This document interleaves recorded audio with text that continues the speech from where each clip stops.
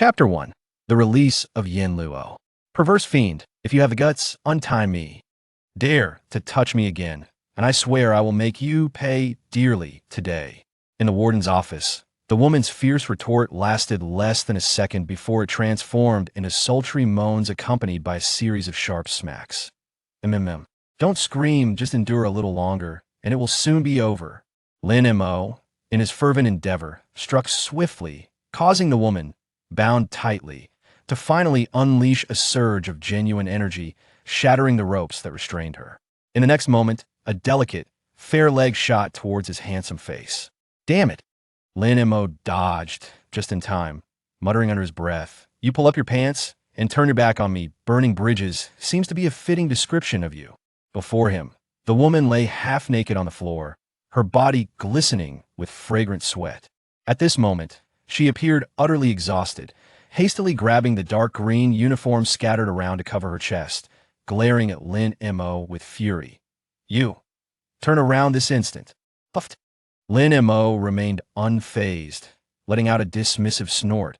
"It's not like I haven't seen before." "You!" The woman bit her silver teeth in anger, her cheeks flushed with shame and indignation as she recalled her recent ordeal. Her name was Yi Wuzhu, a newly promoted one-star war goddess of Huagua, the only female war goddess revered by thousands, brimming with pride and ambition. Unexpectedly, she had been severely wounded by one of the four kings of the underground world, the succubus.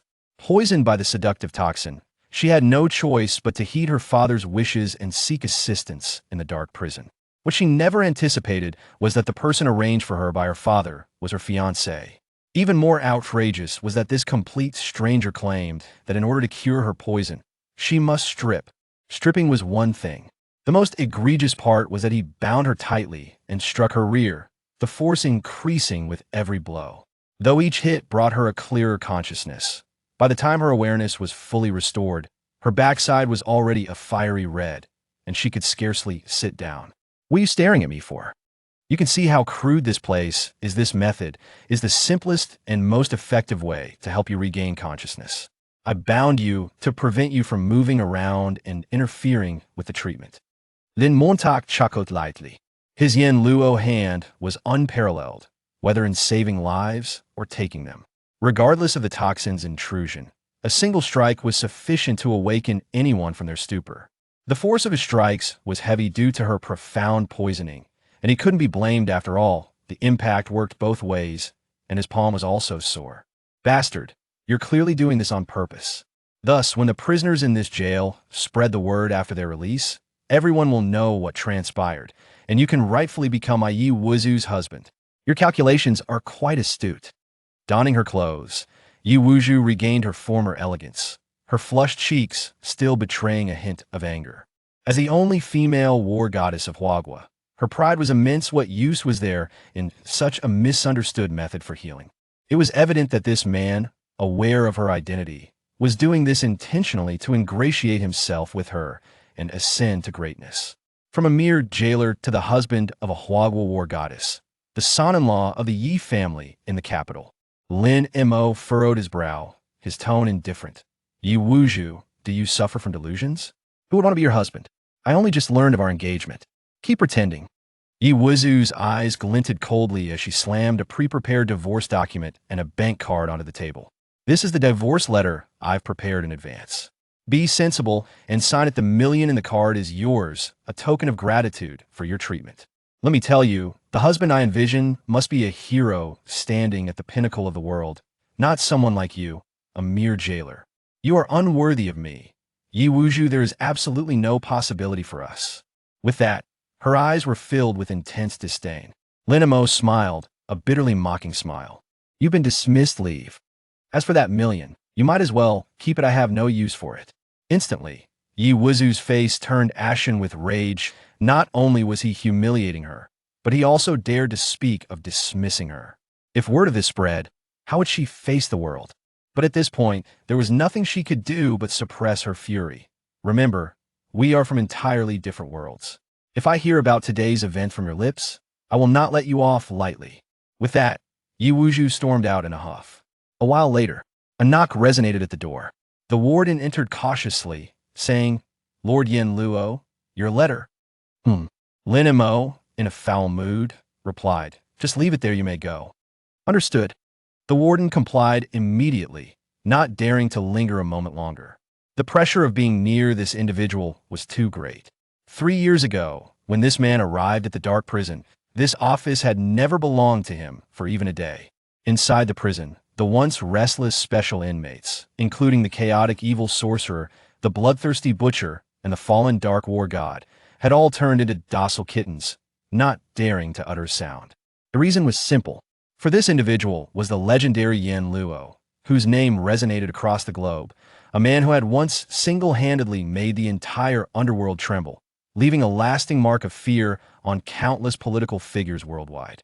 Last time this esteemed gentleman was in a foul mood, without a second thought, he took to the skies in a fighter jet and bombed the Pentagon, showcasing his madness. Lin Mo opened the envelope.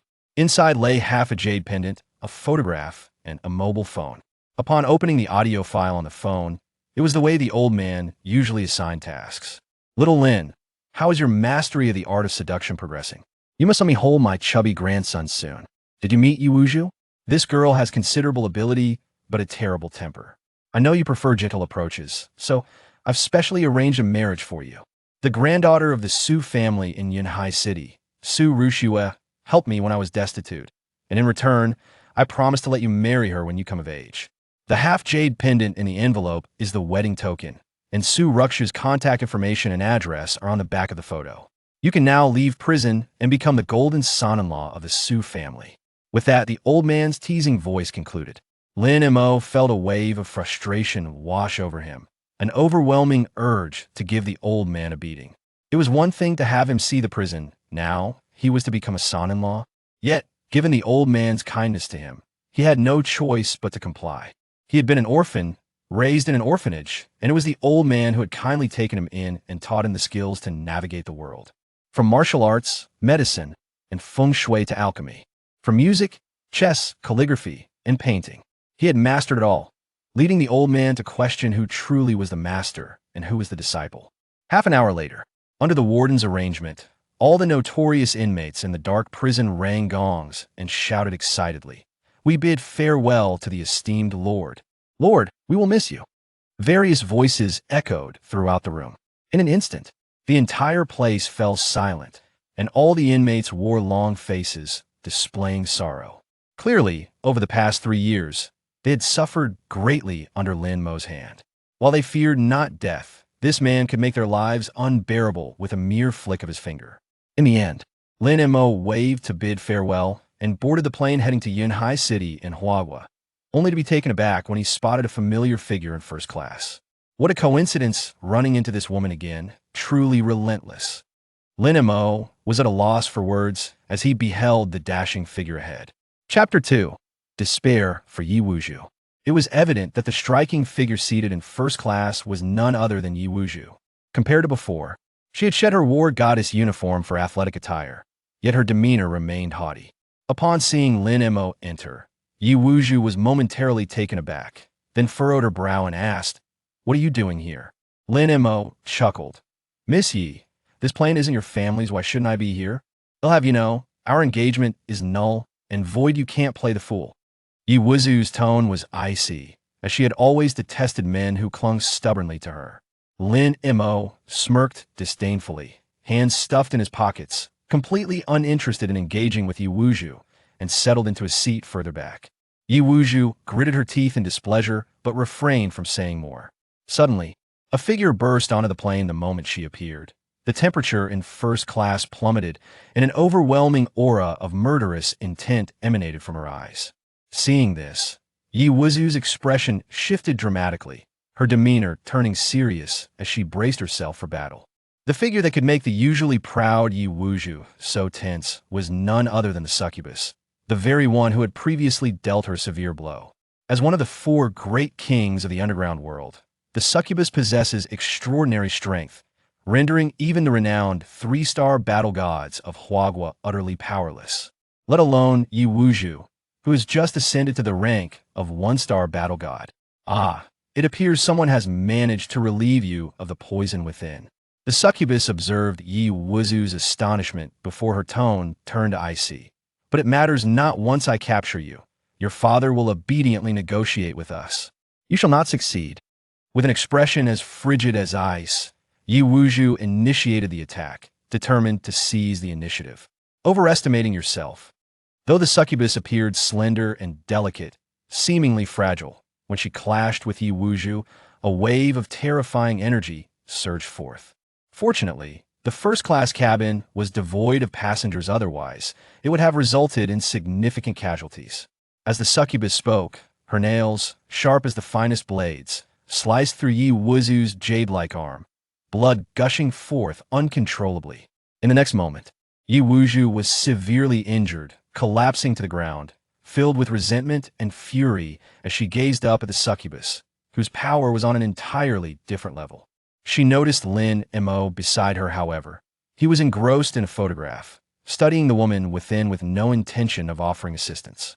This only fueled Yi Wuzu's indignation. Such a spineless man was indeed unworthy of being her husband.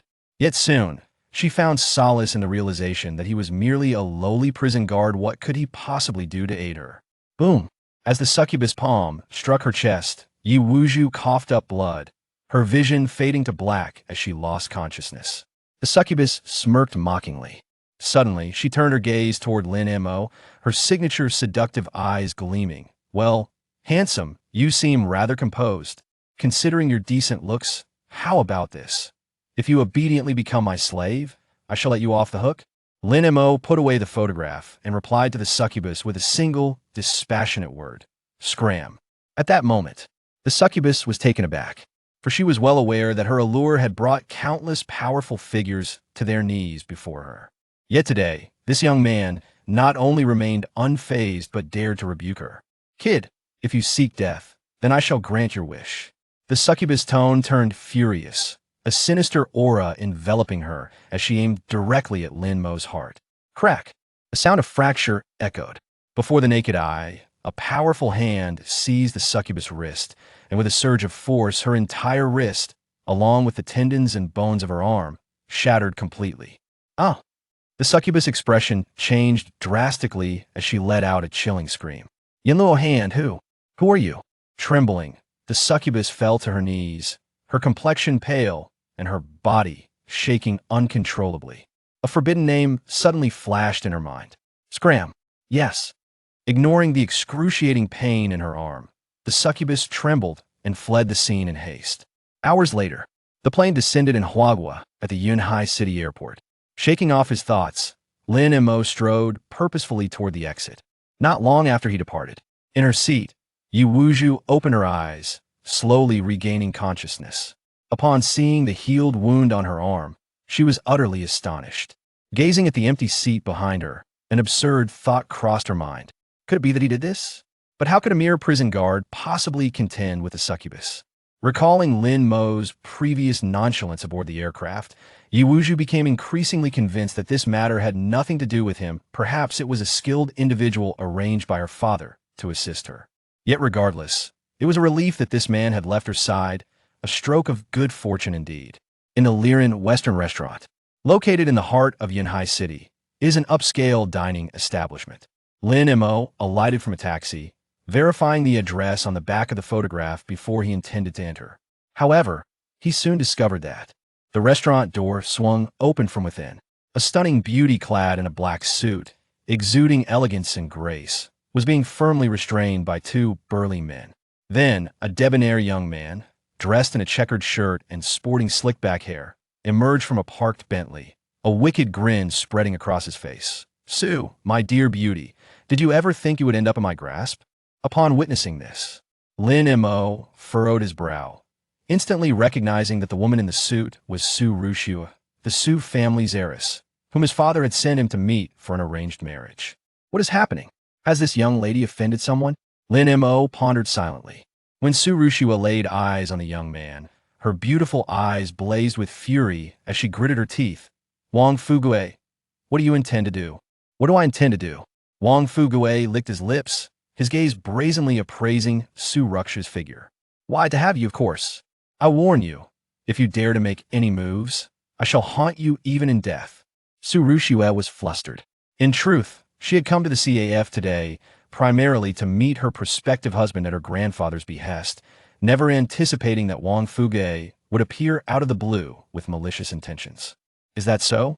Do not forget, the Su Corporation is currently in disarray. If my Wang Corporation were to sever ties with you, I fear the Su family would face ruin within a week.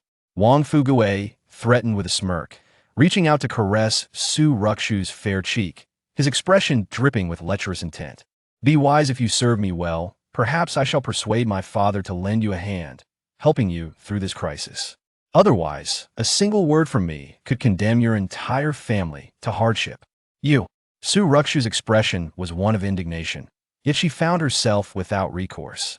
As this man had stated, the Su family was indeed facing significant troubles recently. Seeing her dismay, Wang Fugue's expression grew ever more arrogant, his hand descending as he prepared to reach for Su Rukshu's alluring curves. A cold voice suddenly pierced the air. If you wish to keep your filthy hands intact, I suggest you retract them immediately. Chapter 3. Disdain for the barking of dogs. As soon as the words were spoken, Wang Fugue and the others were taken aback, instinctively turning towards the source of the voice. They beheld Lin Mo approaching step by step. After a cursory examination, when Wang Fugue noted Lin Mo's relatively modest attire, devoid of any designer labels, a look of disdain filled his expression that he arrogantly declared, "Kid, do you know who I am? If you wish to meddle in affairs that do not concern you, perhaps you should take a moment to reflect on your own worthiness." Upon hearing this, Lin Mo's expression turned icy, and with an indifferent tone, he stated, "I offer you a chance. Release the person immediately and kneel to apologize." "I might consider letting this go. This." Su Rushue was momentarily stunned, while Wang Fugue laughed rather than fuming.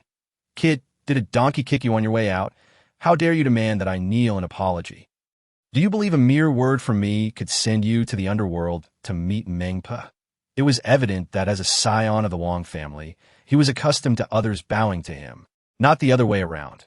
However, in Lin Mo's eyes, the so-called Wang family was merely a troupe of clowns, since you do not cherish this opportunity. Lin Mo said, swiftly appearing before Wang Fugue and striking him sharply across the face.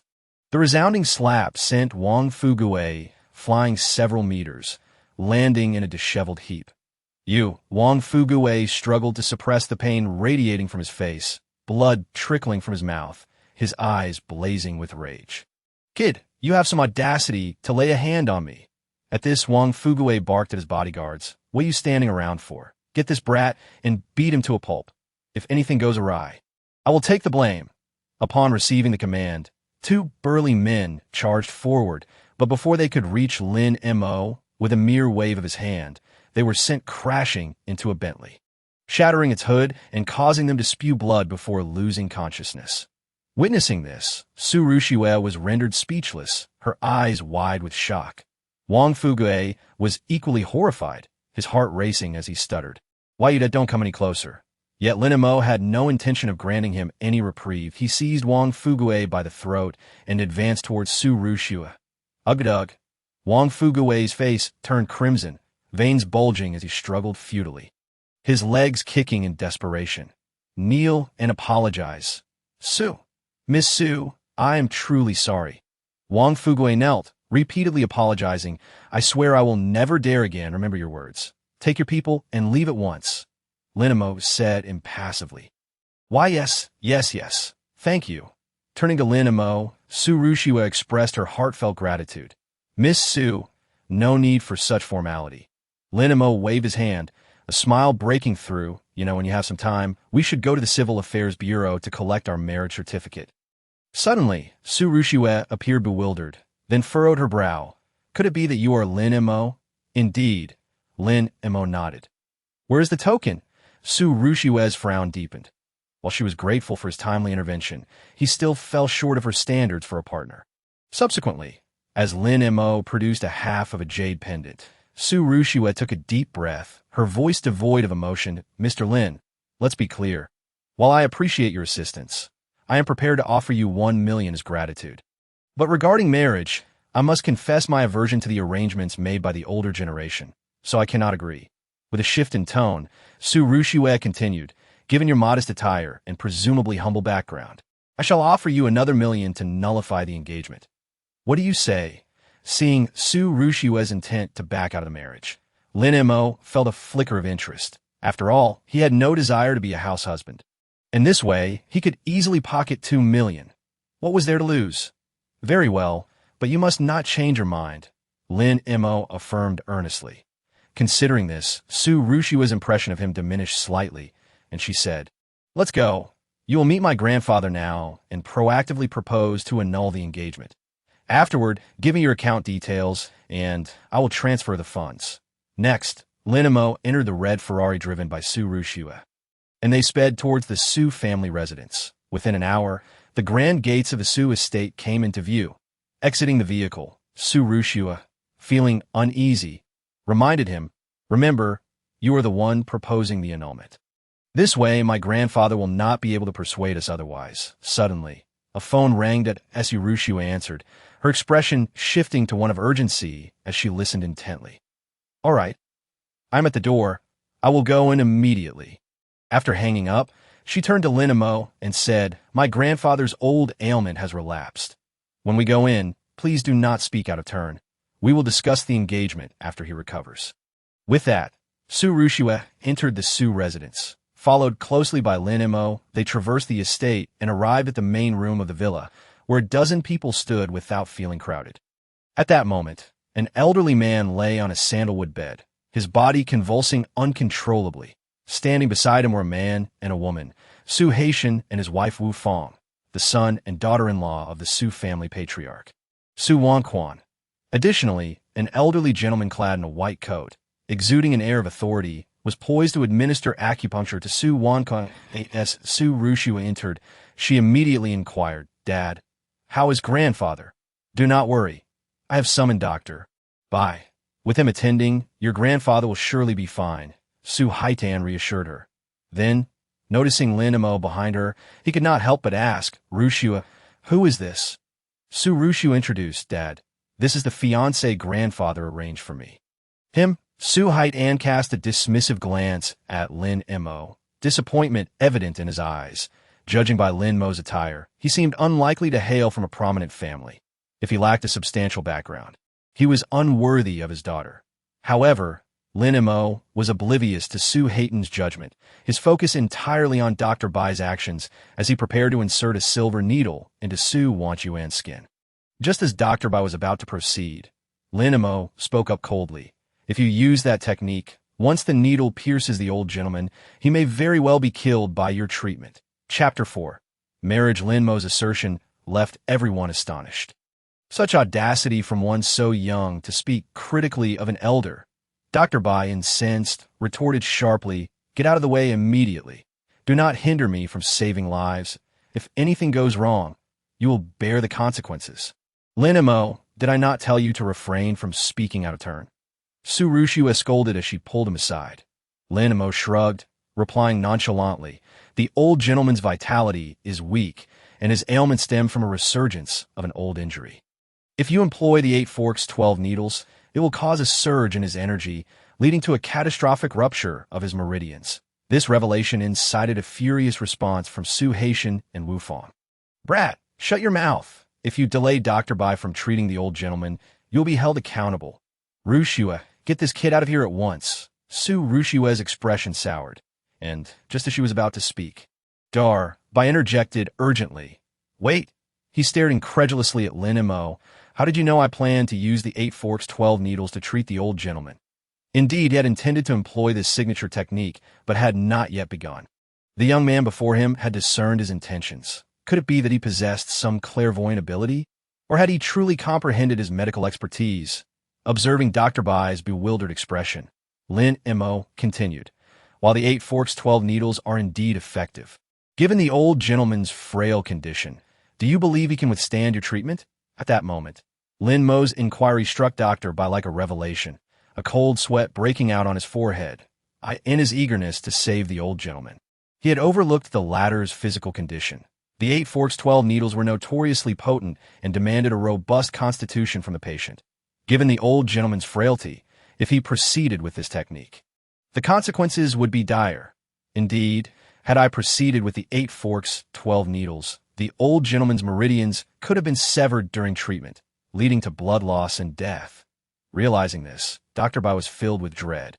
His fingers trembling slightly around the silver needle. Dr. Bai, the old gentleman cannot hold on much longer. Please administer the treatment. Su Haitian and his wife, ignorant of the underlying issues, urged anxiously as they observed the old gentleman's pallor.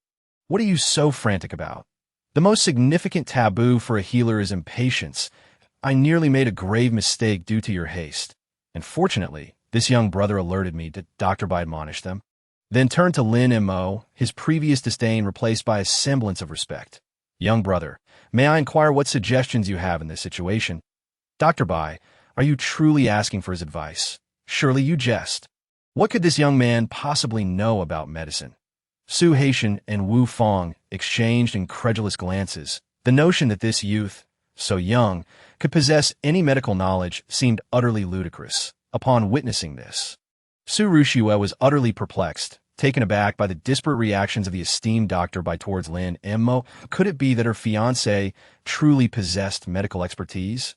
Yet, even if he were knowledgeable, surely his skills could not rival those of the illustrious Dr. Bai.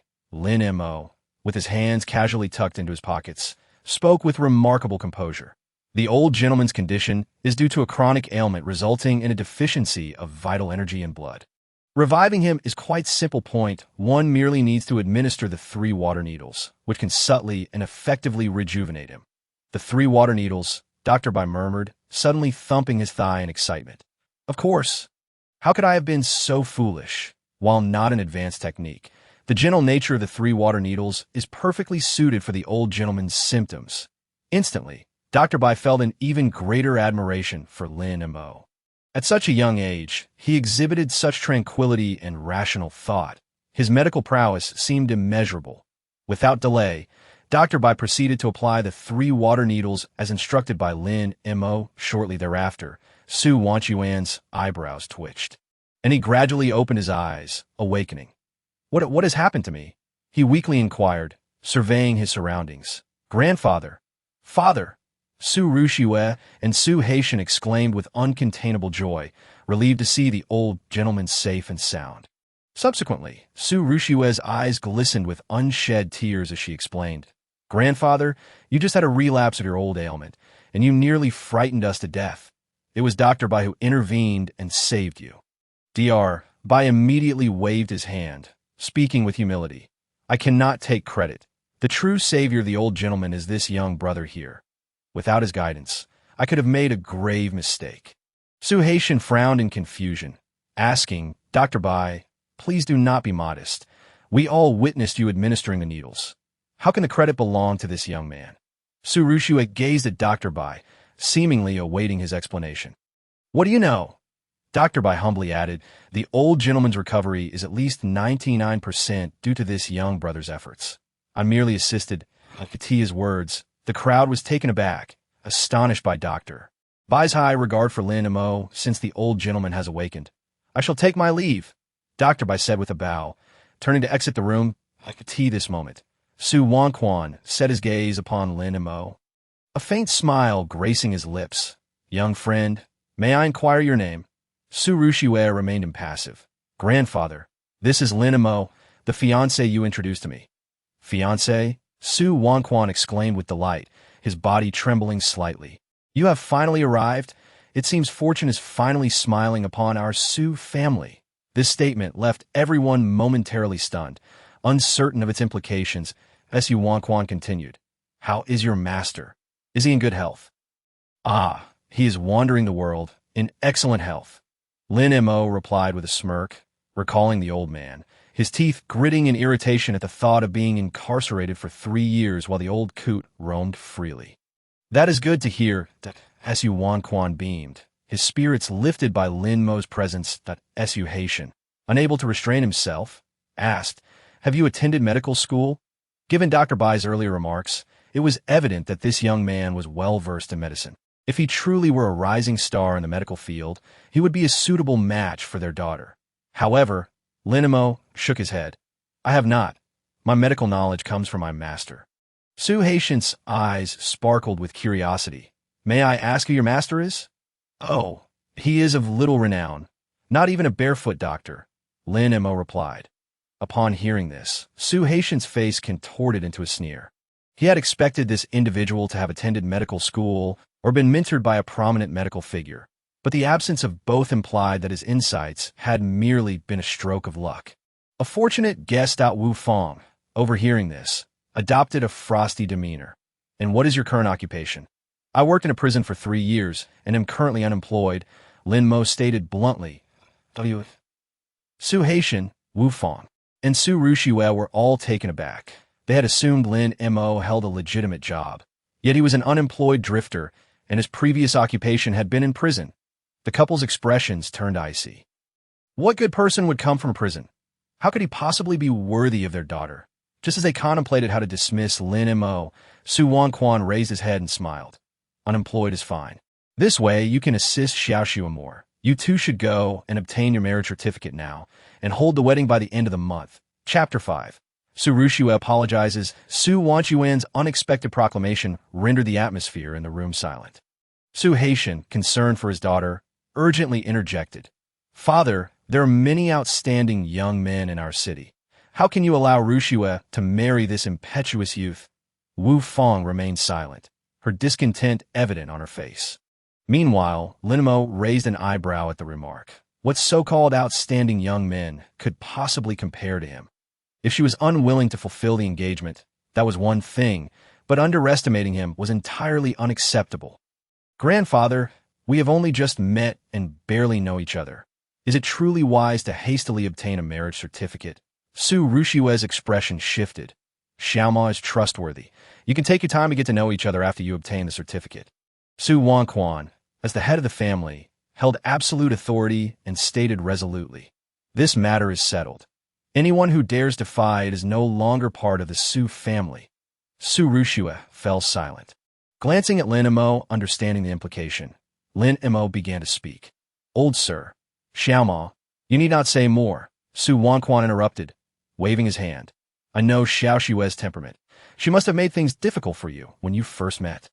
If you have any concerns, feel free to voice them. Making things difficult is not quite accurate. It's just that obtaining a marriage certificate requires certain formalities, and I am unprepared. Lin Mo's words were cut short as Su Wanquan interjected. The Su family does not adhere to such formalities. You merely need to obtain the certificate with Xiaoxue. Father Wu Fong was displeased. Pointing at Lin Mo, I do not know what your relationship with his master is, but just look at how shabby he is. He seems like he's come from the countryside. In what way is he worthy of Xiaoxue? Be quiet. Su Wanquan glared, his voice rising in anger. We're coming from the countryside, just because you have eaten well for a few days. You forget your roots. Who hasn't come from humble beginnings? As he spoke, Su Wanquan's face flushed, and he broke into a coughing fit, even coughing up blood. All right, Mom, please refrain from saying more. I will agree to grandfather's wishes. Su Ruxiue hurriedly said, fearing that continued refusal might provoke her grandfather's health. She then turned to Lin Mo, her expression unreadable. Prepare your documents. We are going to obtain the marriage certificate now. Lin Mo was utterly speechless. Hadn't they agreed to call off the engagement?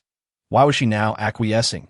Reluctantly, Lin Mo followed Su Ruxiue to an inconspicuous shop at the street corner. Upon exiting the shop, Lin Mo stared at the mock marriage certificate in his hands, feeling frustrated. Beauty, why must it be this way? If the old sir finds out, won't he be even angrier? If you don't say anything, I won't say anything. How would he know? Su Ruxiue shot him a glare, speaking curtly. Let me warn you, if you dare to spill the beans, that 200,000 will vanish. Lin Mo rolled his eyes. Did this girl really think he was desperate for that 200,000? Clutching the fake marriage certificate, Su Ruxiue huffed. Lin Mo, to be frank, my heart has long been pledged elsewhere. My true future partner will never be you. For now, you need only help me put on this act for 3 months, and after that, the 200,000 will still be transferred to your account on time. Lin Mo spread his hands. Fine. Since you consider me unworthy of being your wife, just a reminder, I can play along, but don't let it get too real. Don't develop feelings for me. Develop feelings for you. Su Ruxiue's face darkened. Perplexed by Lin Mo's self-assurance, she coldly retorted, don't dream foolishly. You saved me, and I am indeed grateful, but that alone will not make me fall in love with you. That is utterly impossible. Is that so? Then let's wait and see. Lin Mo chuckled, his playful banter stemming from his irritation at her claim of being pledged to another. After all, what man in the world could possibly possess greater charm than him? The Lord of Hell? Narcissist. At this moment, Su Rushue felt no fondness for Lin Mo, storing the fake marriage certificate away. She revved the engine and sped off, leaving Lin Mo behind. This girl has quite the spirit. Soon enough, you'll be the one apologizing to me. Lin Mo grinned, his lips curling into a smirk. Just as he was about to hail a taxi, a sleek black Rolls-Royce came to a halt before him. The door swung open, and a well-dressed, broad-shouldered, middle-aged man hurriedly approached, bowing respectfully to Lin Mo. I am Chun Kunpung, the 12th Hall Master of the Dragon Temple, here to welcome you to Yanhai. Please grant me your leniency. Should anyone else have witnessed this scene, they would likely have been rendered speechless in shock. Who is Chun Kunpung, the true underground overlord of Yanhai City? Furthermore, he harbored a secret identity as one of the 12 Hall Masters of the Dragon Temple, the foremost power in the nation. The Dragon Temple? Lin Mo recalled the little tadpole from the prison, who had incessantly boasted about being the master of the Dragon God Temple, claiming to possess immense power and authority to command at will upon his release. Presumably, the news of his liberation must have been leaked by the warden. The punishment was thus waived, and all that remained was to find him a place to reside. Lin Mo waved his hand dismissively. Very well, swiftly. Before long, Lin Mo followed Chun Kunpung to Yuhai City, renowned for its affluence and celebrated as a haven for the wealthy, specifically at the summit of Tianzhou Mountain. This mountain housed 18 villas, with each ascending level representing a higher status of its inhabitants than the pinnacle. Villa number 1 stood as an opulent abode coveted by countless dignitaries. Now, this Villa number 1 had found its master, none other than Lin Mo himself. Indeed, here is my contact information. Please keep it safe, my lord, Lin Mo stated. After Chun Kunping handed over the business card, he took his leave. Beep. Upon opening the grand entrance of Villa number 1, Lin Mo was astounded by the extravagant decor within, adorned with an array of antiques and world-class masterpieces lining the walls. Those people truly wish for me to remain here forever. Lin Mo chuckled with abandon. After a brief cleanse, as Lin Mo emerged from the gilded bathroom, his phone rang. It was the venerable old master Su himself. Xiao Mo, dinner is ready. Come and eat, he urged. Rest assured, I have reprimanded Xiao Xua. It was indeed wrong of her to abandon you in the car. I will have her apologize forthwith upon hearing this. Lin Mo's lips curled into a smile that I knew it. This little lady will soon be begging for forgiveness. Chapter 6. The ruthless speak. Little Lin Mo's grin widened at the words. Intentionally feigning indifference, he replied, Miss Su, my signal is poor. Could you please repeat what you just said, but louder and with sincerity? Fuming with rage, Su Rushue, realizing her grandfather was present, had no choice but to relent. Lin Mo, I was in the wrong. I beg for your forgiveness. If you're still upset, how about next time you drive, and then you could just drop me off? Would that suffice? After hanging up the call, Lin Mo hummed a tune as he departed the villa, heading towards the Su residence. Shortly after he left, a black luxury vehicle halted before Villa number 1, its doors opening to reveal 2 striking figures, Yi Wuzhu and her assistant Gu Xiaoyan. Xiaoyan, are you certain the information is accurate? The future master of the Dragon God Temple resides here? Yi Wuzhu inquired. Good. If we can win him over, it would greatly facilitate our acquisition of that treasure. Miss, I have a question. What is the origin of that treasure that even the military cannot be mobilized? Gu Xiaoyan ventured cautiously. Yi Wuzhu shot her a glance, remaining silent, sensing the gravity of the situation. Gu Xiaoyan quickly corrected herself. I spoke out of turn. I apologize. Knock on the door. I am curious to see what the future master of the Dragon God Temple looks like, Yi Wuzhu mused. Gazing expectantly at Villa No. 1-8 the Su residence, old master Su beamed at the 2 marriage certificates in his hands. Xiao Mo, Xiao Xua, from now on you are husband and wife. When do you plan to share a room? I can't wait to hold my chubby grandson. Su Rushue's cheeks flushed crimson as she stammered. Grandpa, Lin Mo and I have only just met. We aren't well acquainted yet. Surely, we need time to adjust. Observing this, Lin Mo chuckled lightly. Old master, Rushua makes a valid point. Once we have grown accustomed to one another, I can move into Rushua's bedroom without delay. Surprised, Su Rushua cast a sidelong glance at him, as if to say, well played. In truth, for Lin Mo, why would he forsake the splendid villa number 1 to reside at the Su household? After a moment's consideration, old master Su smiled. Come, let us eat. Xiao and Mo, today you and I must indulge in a few drinks. Absolutely. Yes, Lin Mo and Su Wanquan clinked glasses, and their conversation grew increasingly animated. Su Rushua buried her head in her meal, channeling her frustration into her appetite. Meanwhile, Su Haitian and Wu Fong wore expressions of discontent, bewildered as to what qualities old master Su saw in Lin Mo. This man was a jobless drifter, his attire akin to that of a rustic peasant. If other families were to learn that the Su family had taken in such a son-in-law, they would surely be the subject of ridicule. After the feast, Lin Mo bid farewell to the Su family and left. The evening sky had deepened. As he strolled along the roadside, he suddenly spotted a white Maserati hurtling towards him recklessly. At that moment, he clearly saw a stunning woman inside, her face alight with panic as she shouted, "Get out of the way! The car is out of control."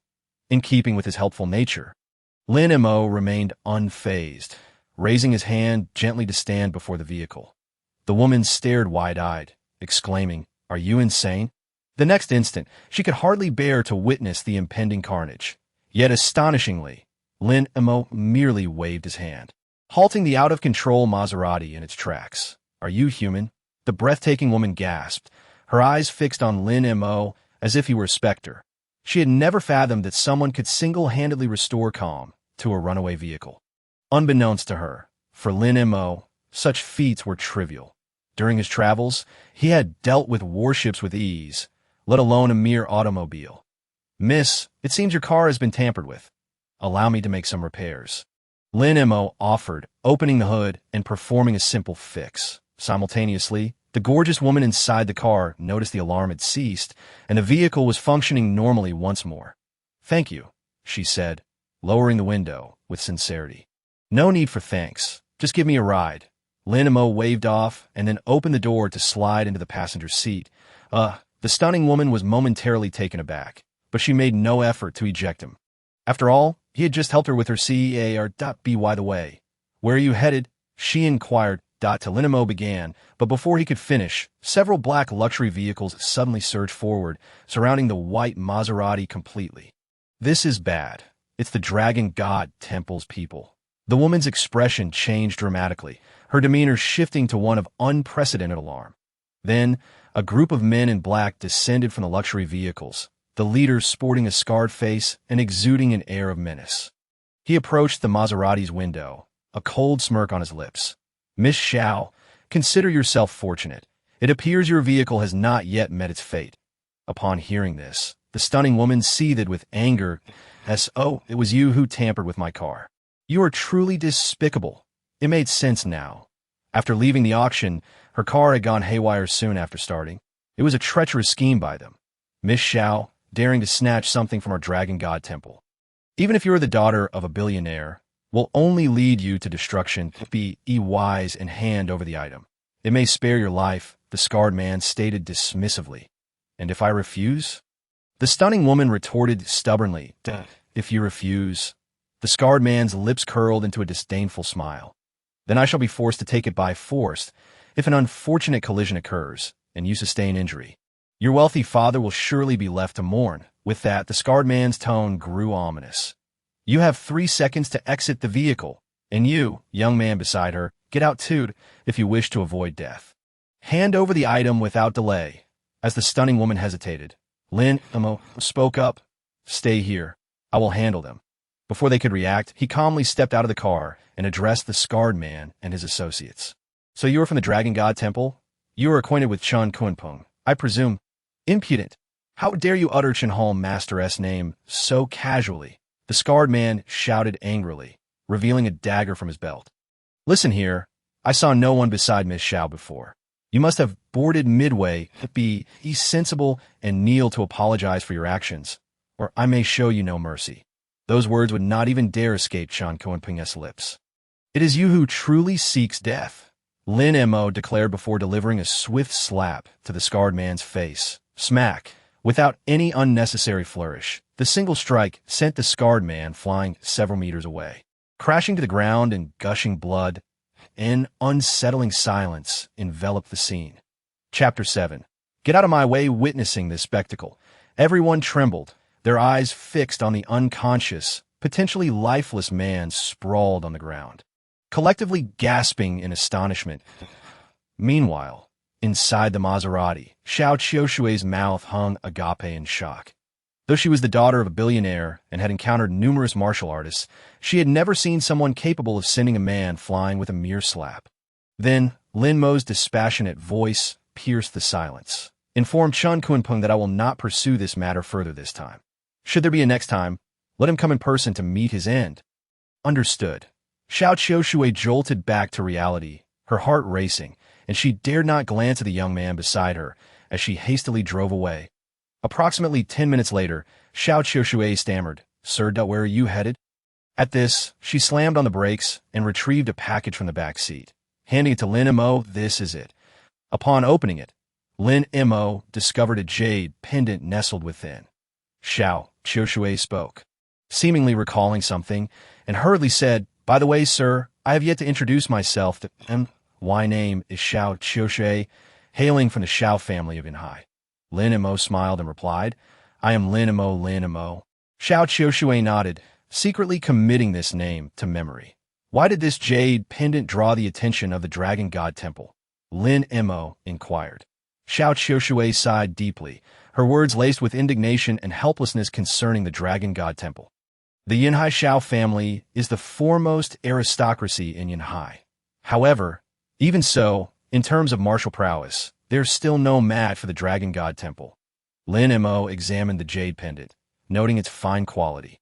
Yet it concealed a hidden malice within an ordinary person would be utterly oblivious to it.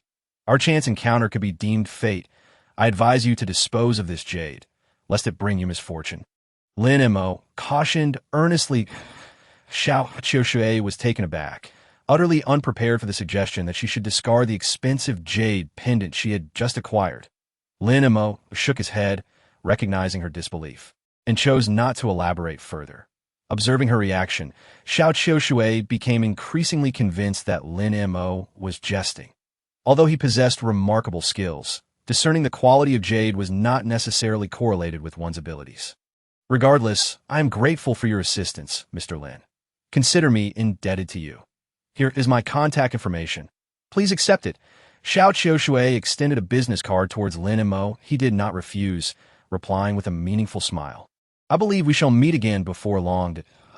Xiao Qiushui's expression turned peculiar, assuming Lin Mo was about to request something of her, and thus pressed the accelerator to take him to the foot of Mount Tianzhong. "I did not anticipate that Mr. Lin resides here. Speaking of Mount Tianzhong, the renowned Tianzhong No. 1 has yet to find an owner," Xiao Qiushui murmured as she gazed at the mountain. "That is no longer the case." Lin Mo chuckled, opening the car door and heading up the mountain. In response, Xiao Qiushui's face was a mask of confusion. "Tianzhong No. 1 has an owner now. How come I have never heard my father mention this?" Meanwhile, when Lin Mo arrived at Tianzhong No. 1, he was met with a scene that caused his brow to furrow. Suddenly, out of the corner of his eye, Yi Wuzhu spotted Lin Mo, and her expression changed instantly. "What are you doing here?" Lin Mo was displeased with her tone and replied coldly, "Why shouldn't I be here? Let me inform you. The marriage has been annulled, so do not harbor any delusions." Yi Wuzhu's face flushed with anger as she retorted, "Shut your mouth. Who is regretting anything?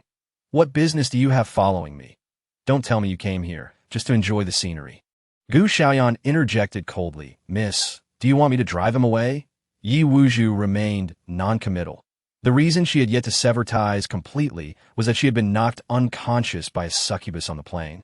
But upon waking, she found all her injuries healed. Logically, it could only be Lin Mo who had saved her, yet the question remained, who had driven away the succubus? She did not believe Lin Mo possessed the ability to do so. After all, he had merely observed from a distance without making a move while she was in peril. There must have been another expert who not only expelled the succubus, but also saved her. For reasons unknown, she felt a flicker of inexplicable affection for this unseen savior. Perhaps Lin Mo was the only one who had encountered that enigmatic figure. I ask you, who was the expert that saved me on the plane? If you tell me, I, the war goddess, will not pursue you for following me. Yi Wuju's tone was frigid as she interrogated him.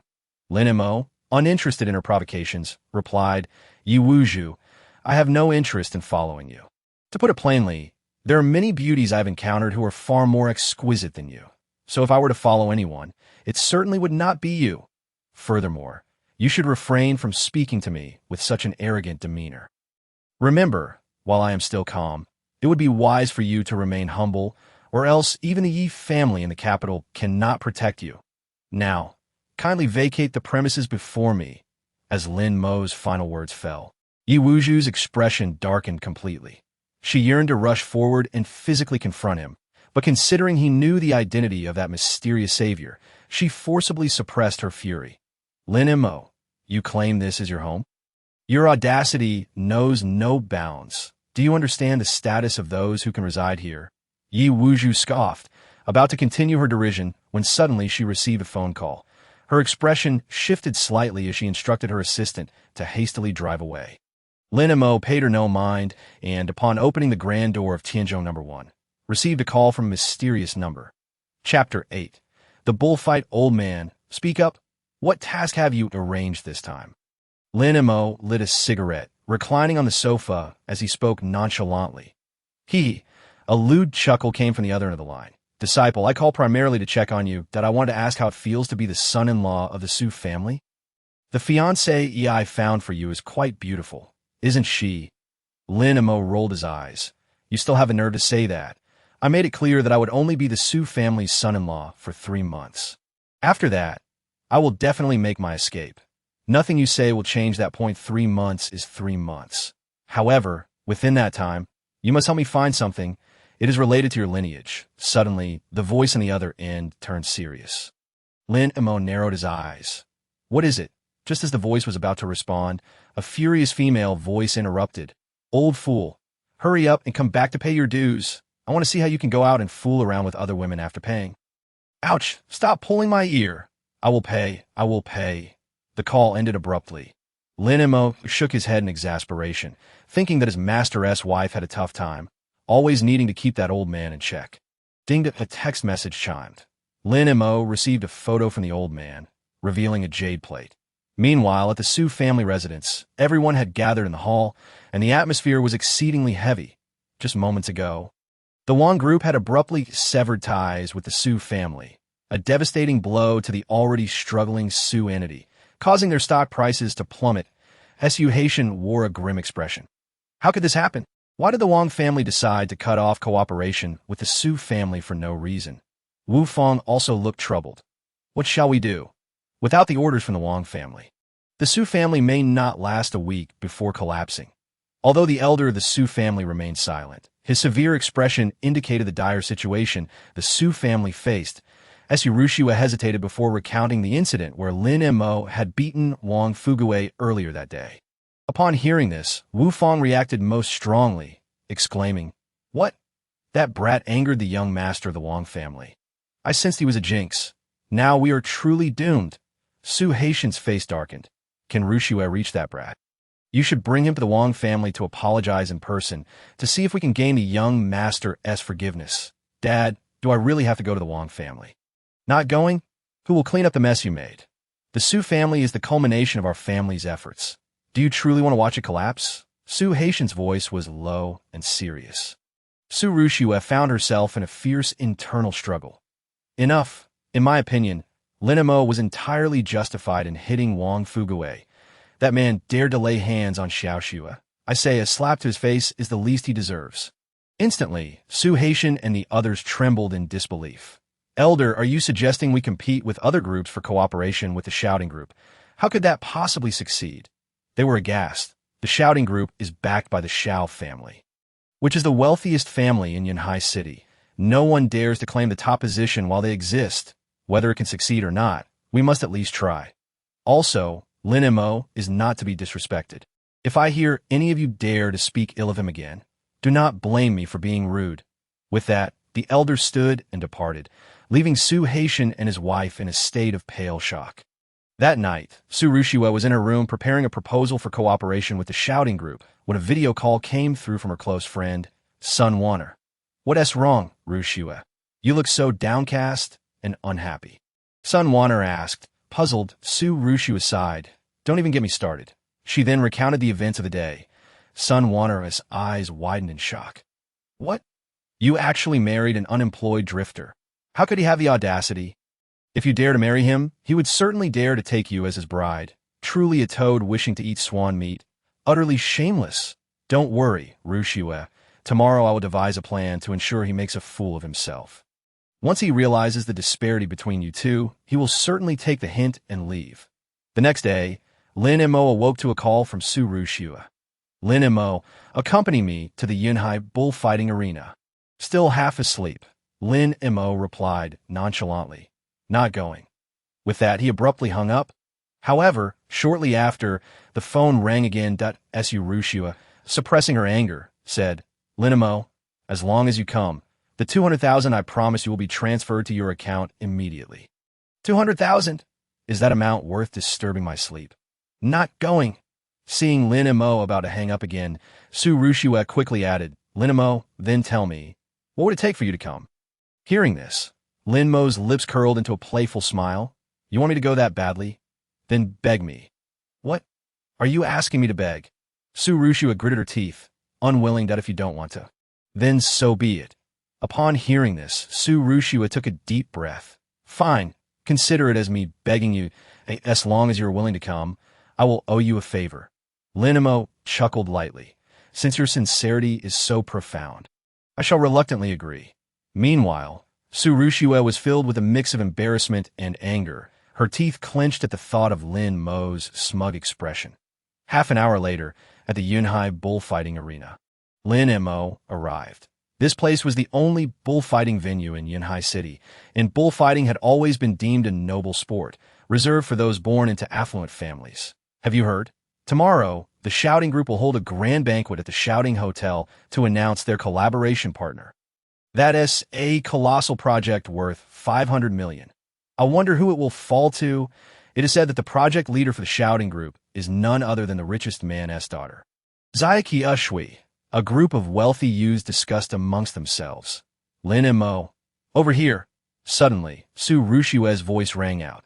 Lin Mo turned towards the sound, only to find that beside Su Rushua stood an exceptionally attractive woman, dressed sharply with an air of arrogance, clearly from an impressive background. The woman was Sun Wanner.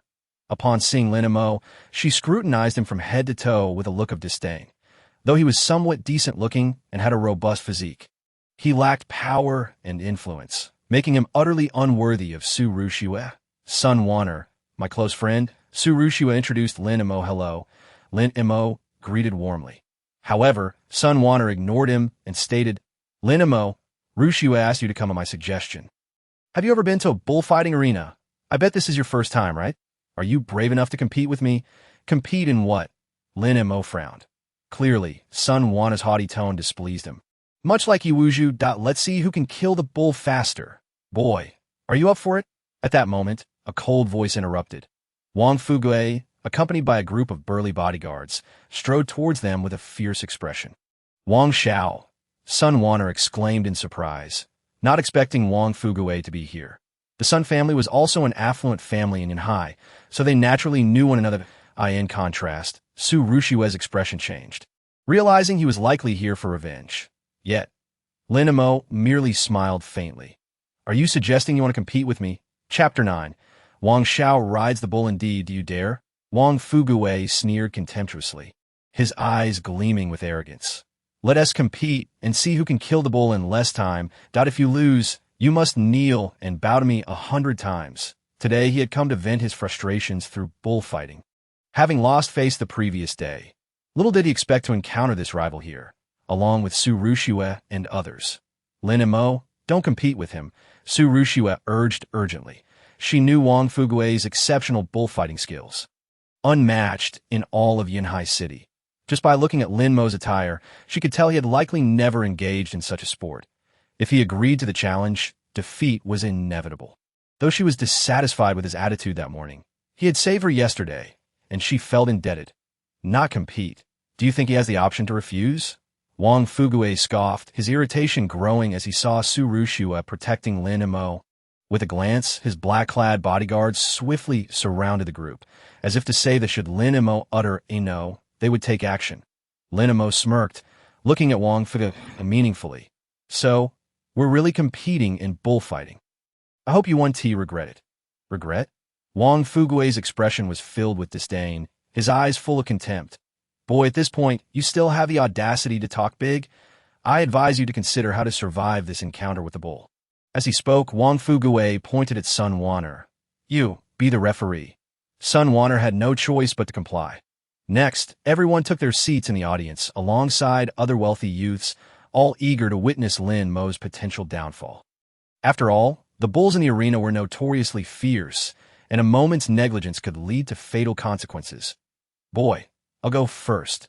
You look like a loser who has never seen a real bullfight. So watch carefully. Wang Fugue's tone was arrogant, as if victory was assured, as he picked up the lance and approached the arena. The wealthy youths whispered among themselves. How long do you think it will take Wang Xiao to achieve a fatal strike this time? Last time he took 8 minutes, breaking the record in Yanhai City. I think he'll aim for 7 minutes this time. Regardless, this is Wang Xiao's personal showcase. Honestly, that kid should just admit defeat and take the 100 bows. It's better than losing his life. If he truly overestimates himself and dares to challenge, he might just get tossed into the air by the bull. Amid their chatter, they mocked Lin Mo. Convinced he had no chance of winning, Su Rushua felt a sense of guilt. If she hadn't listened to Sun Wanner and brought Lin Mo to the bullfighting arena, he would have encountered Wang Fugue. In this situation, would have arisen. The next moment, a whistle pierced the air at a robust black bull, with strong limbs, charged into the arena towards Wang Fugue, who held a red cloth. Wang Fugue easily adjusted his position. Fully in control, bullfighting typically consists of 4 stages: teasing, lance thrusting, flower darts, and the final kill. Once the bull's energy waned, top bullfighters could often achieve a swift kill. Not long after, Wang Fugue noticed the black bull's aggression diminishing and its movement slowing. Gripping his lance tightly, he prepared to deliver a fatal blow. It had barely been 5 minutes. It seemed Wang Xiao was indeed on track to break another record. Do you think that kid will be smart enough to bow down voluntarily? If you ask me, that kid deserves it. Why provoke anyone but Wang Xiao? The wealthy youths had already assumed the black bull would undoubtedly die, some even disinterestedly turning away. Suddenly, the black bull let out a loud bellow. Its eyes turning crimson as if possessed, it swiftly dodged Wang Fugue's lethal strike.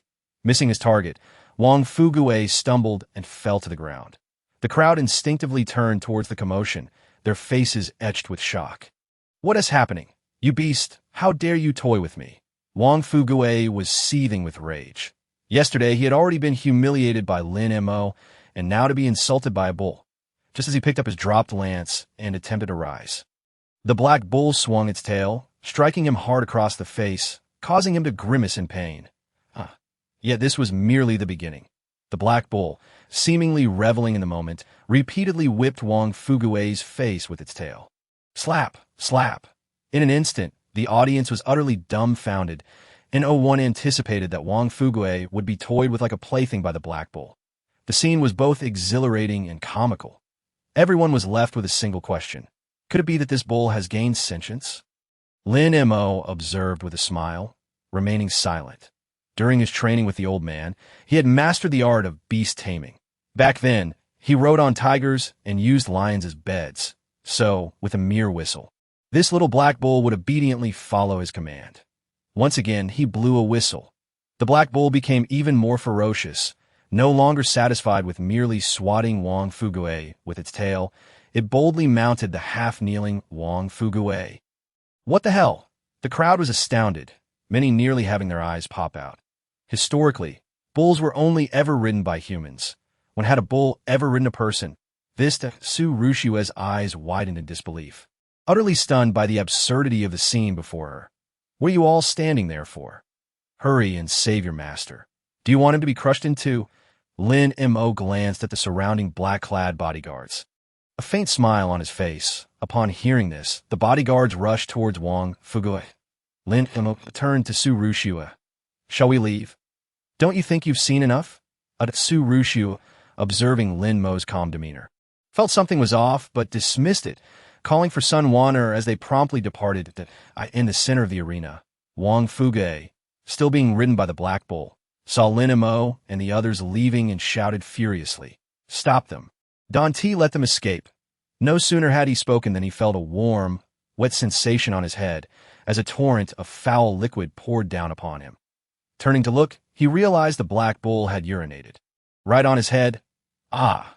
In that instant, Wang Fugui, overwhelmed with rage, spat out a mouthful of blood before collapsing into unconsciousness. Chapter 10. Intentional sabotage. Exiting the bullfighting arena, Su Rushua and Sun Wan'er remained in a daze, struggling to process the earlier spectacle, until a phone rang. Sun Wan'er quickly answered. "Yes, I'm with Rushua. We're on our way." Hearing this, Su Rushua inquired, "What happened? Who's calling?" "It is Gu Haochen. He called to invite the three of us to dinner. Recently, a delightful French restaurant has opened in the city." Sun Wan'er, tugging at Su Rushua's arm and pouting, said, "Rushua, I've already agreed with him. Why don't we go? It would be a shame to miss out on a free meal. Besides, aren't you prepared with the collaboration proposal for the shouting group? The head of the Gu family is an old classmate of Zaiki Ushui's father. If you could enlist Gu Haochen's assistance, the chances of success for your collaboration with the Su family might significantly increase." "All right," Su Rushua nodded, acknowledging that there was some merit in Sun Wan'er's words. "Should Lin Mo join us? You haven't eaten yet, have you?" Su Rushua glanced at Lin Mo. Sun Wan'er quickly interjected, "Rushua, Gu Shao only invited us. He didn't invite him. One more person wouldn't matter." "I can always pay the bill," Su Rushua replied, wanting to alleviate her inner guilt. Had it not been for that mad bull, who knows what the outcome would have been had they continued the competition. "Sure," Lin Mo chuckled, not refusing. Regardless of who was footing the bill, filling his stomach was the priority. That a loser is still a loser. Sun Wan'er huffed, thinking that Lin Mo must have been eager to indulge in a free meal simply because the restaurant was French. As they entered the French restaurant, they spotted a stunning figure seated by the window. Sun Wan'er exclaimed, "Oh my goodness! I can't believe I would see my idol here. Do you think Yiwuju would give me an autograph if I asked for one?" Su Rushua, upon seeing Yiwuju's graceful demeanor, couldn't help but bite her lip, her eyes reflecting a hint of yearning. Why Yiwuju, the youngest female warrior of Huagua, is hailed as the modern-day Mulan, a true heroine whom all women aspire to emulate. If she possessed Yiwuju's status and prowess, the Su family would not be teetering on the brink of bankruptcy. Only Lin Mo furrowed his brows, feeling an urge to curse under his breath. Had he ventured out without consulting the calendar today? Why was he encountering this woman again? He instinctively wanted to leave, but a voice called out, "Rushua Wan'er, over here!" A young man in a suit stood up from a nearby table, greeting everyone. This action caught Yiwuju's attention as well, prompting her to look up. Their eyes met, and Lin Mo and Yiwuju simultaneously perceived a mutual disdain within each other's gaze. "Rushua Wan'er, come sit." "Is this your friend?" The young man in the suit looked at Lin Mo with surprise, clearly having never heard of him before. "Jiu Shao, you might not know, but he is Rushua's husband," Sun Wan'er chimed in as she took her seat. "What?" Gu Haochen's expression stiffened, but he quickly laughed. "Wan'er, please don't joke around. When did Rushua get married?" "I hadn't heard about it," but Wan'er is correct. "I indeed got married yesterday and just registered the marriage," Su Rushua stated calmly. Upon hearing this, Gu Haochen's expression shifted, and as he scrutinized Lin Mo's attire, which appeared to be composed of low-quality items, he tentatively inquired, "Rushua, the ISAT researcher, is he?" Logically, anyone deemed worthy by Su Rushua would surely possess remarkable abilities. Coupled with his humble appearance, the only profession he could deduce was a researcher. Gu Shao, you truly overestimate him. He is merely a jobless wanderer, lacking money, power, or connections, Sun Wan'er retorted without reservation. In an instant, Gu Haochen's expression darkened, He could not comprehend why Su Rushue would marry someone like this. Ever since he met Su Rushue, he had been smitten at first sight, yet he had never confessed his feelings. He never anticipated that an unexpected rival would swoop in, especially one so inferior. Damn it, who wouldn't be furious? Even dining wouldn't silence him. Su Rushue shot a glance at Sun Wanner, then said, Gu Xiao, I will cover this bill, but I have a favor to ask. I hope you can agree. What is it?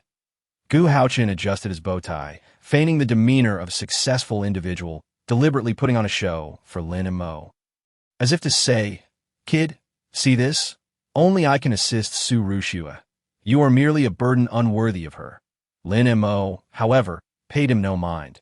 With his stature and perspective, he had no intention of stooping to Gu Haochen's level. Gu Xiao, I would like to request your father's assistance. Could you persuade the shouting group to choose to collaborate with the Su family tomorrow? We truly need this opportunity, Su Rushue stated directly. My father is indeed friends with Uncle Xiao.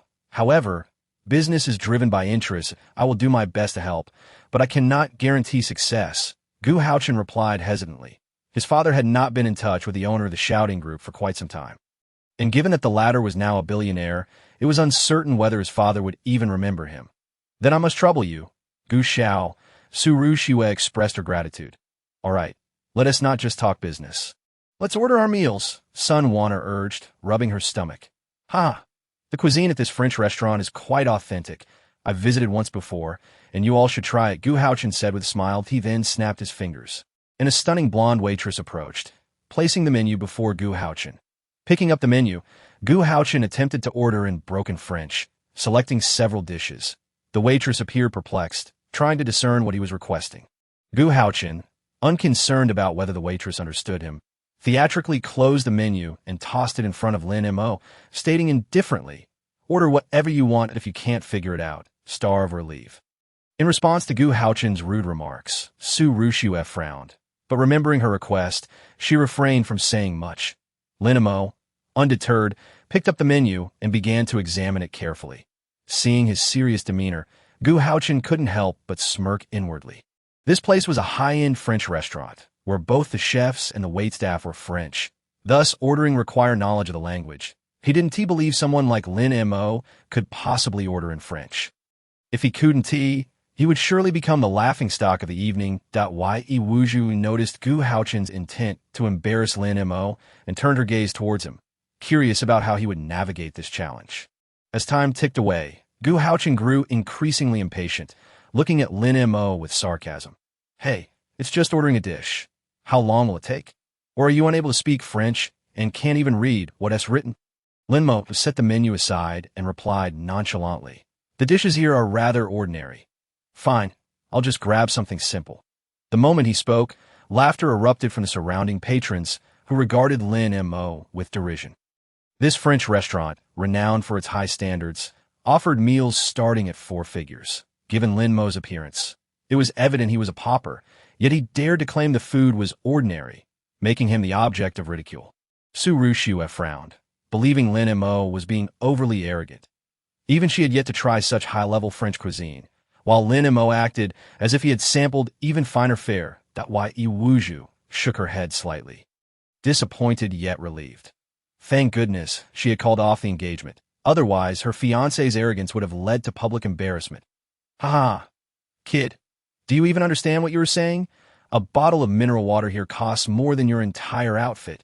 If it were up to me, you should be eating steamed buns and pickles, so just get lost. Gu Haochen mocked, his eyes filled with disdain. Lin Mo ignored the crowd, addressing the waitress. I would like a serving of escargot. A sirloin steak and a glass of brandy with tea. This. Everyone was taken aback, their gazes now filled with astonishment. Clearly, no one had expected Lin Mo to speak fluent French. Even Yi Wuju was somewhat taken aback. Coming from a wealthy family and having studied abroad since childhood, she could tell that Lin Mo's French was impeccable, even more so than her own. Could it be that I underestimated him? He might not be as worthless as I thought. Yi Wuju couldn't help but question herself. Meanwhile, she adopted a condescending tone towards Lin Mo, saying, Kid, what nonsense are you spouting? The waitress is utterly confused by you. If you can't speak French, please don't pretend to understand. Naturally, she didn't believe that someone of Lin Mo's stature could possibly speak the language. However, the next moment, the waitress, visibly excited, exclaimed in Chinese, "Sir, have you been to France or lived there for a long time? Your French is so standard. I have never encountered a customer with such fluent French." Witnessing this scene, the crowd was left utterly dumbfounded, especially Gu Haochen, who had not anticipated that Lin Mo could indeed speak French. How could this even be possible? Su Ruxue and Sun Wan'er also looked at Lin Mo, their faces reflecting shock. Lin Mo, however, remained composed. During his time navigating the underground world of Europe, he had mastered numerous languages. At that time, he had a group of followers, but later, when he took on the role of a gatekeeper in a black prison, they lost contact. He wondered how those fellows were faring now. "Sir, I will prepare that for you immediately. Is there anything else you need?" The female server respectfully inquired. "And oh need, you may ask these two ladies." Lin Mo replied with a polite smile. Observing Lin Mo skillfully conversing with the server in French, Gu Haochen felt a sharp pang of embarrassment. He had just mocked him, only to be swiftly met with a slap in the face. Goodness, that stinging rebuke came quickly and painfully. 10 minutes later, as the dishes were served, Gu Haochen found little appetite, his gaze fixated on Lin Mo, jealousy simmering in his eyes. This simply wouldn't do. However, Lin Mo remained oblivious to Gu Haochen's subtle emotions. Even if he were aware, he would merely scoff at them. Not only did he have no desire to compete with someone who idolized Su Ruxue like a goddess, but in his eyes, she was nothing extraordinary. His choice to engage in a faux marriage was merely to fulfill a task. "Sir, may I take a photo with you?" The server approached Lin Mo, of course. Lin Mo responded with a smile. After posing for a picture with the server, envy rippled among the nearby onlookers. This server was a beauty from France, typically so haughty that even exchanging a few words was a challenge. Yet now, the very person they deemed a loser had prompted her to suggest a photo together. "Sir, here's my contact information to keep in touch." The server slipped a business card into Lin Mo's pocket, casting him a flirtatious glance. Witnessing this, the crowd felt even more discontented. Heavens, what have we done to fall short of this fellow? Why are we not worthy of the affection of a French beauty? Meanwhile, Su Ruxue noticed the server's little gestures, her brow furrowing. Although she harbored no fondness for Lin Mo, and both were in a faux marriage, seeing another woman show interest in him still unsettled her. It was merely a case of a blind cat stumbling upon a mouse. What was there to be proud of? Su Ruxue scoffed, convinced that Lin Mo had merely strung together a few phrases by chance. She would never admit that he surpassed her or was worthy of her. After the meal, Gu Haochen seized the opportunity to engage Su Ruxue in conversation under the pretext of discussing a project from the shouting group. Deliberately sidelining Lin Mo with this action, he aimed to make it clear that no matter how proficient Lin Mo was in a few phrases of French, he was still of no use to Su Ruxue. Ultimately, he was still a worthless individual, just as he reveled in his triumph. Yu Wuzhu approached Lin Mo, saying, "Step outside. I need to ask you something." Lin Mo frowned but followed her outside nonetheless. Gu Haochen and the others were momentarily taken aback. They could hardly believe that this person was acquainted with the legendary Yu Wuzhu, a figure standing at the pinnacle of the Chinese elite. "Ruxue, did I hear you right? My goddess actually has something to say to Lin Mo? Why didn't you tell me that Lin Mo knew her? Had I known, I wouldn't have belittled him, hoping he could help me get an autograph from her." Sun Wan'er expressed a regret. Su Ruxue remained silent, just as surprised to learn of Lin Mo's connection to Yi was as for Gu Haochen. His expression darkened, jealousy practically written across his face, while he could still pursue someone like Su Ruxue. A goddess of Yi Wuzhu's caliber was beyond his reach. Even if he tried, he might not even catch her attention. Damn it! Gu Haochen cursed inwardly, perplexed as to why he fell short of Lin Mo in every aspect. Be it the woman he liked or the one he admired, all had some form of connection with this individual. Chapter 12. My rules outside the French restaurant. Lin Mo looked at Yu Wuzhu and said, "What brings you here?" Yu Wuzhu took a deep breath and asked, "Lin Mo, tell me honestly, who was the extraordinary person that saved me on the plane? You must know. If you tell me, I will owe you a favor." She paused. "You should understand the value of my favor." "What value?" Lin Mo replied with a faint smile, dismissively stating, "Do not speak of your favor. Even if it were your father's, I would still look down upon it." In an instant, Yi Wuju's expression changed. She was aware of her father's status as a 3-star general in China, a figure of significant influence. Yet, it was clear from Lin Mo's tone that he held no respect for her father, which made her demeanor turn frosty. "Lin Mo, you better be aware of what you're saying. My father is not someone you can belittle."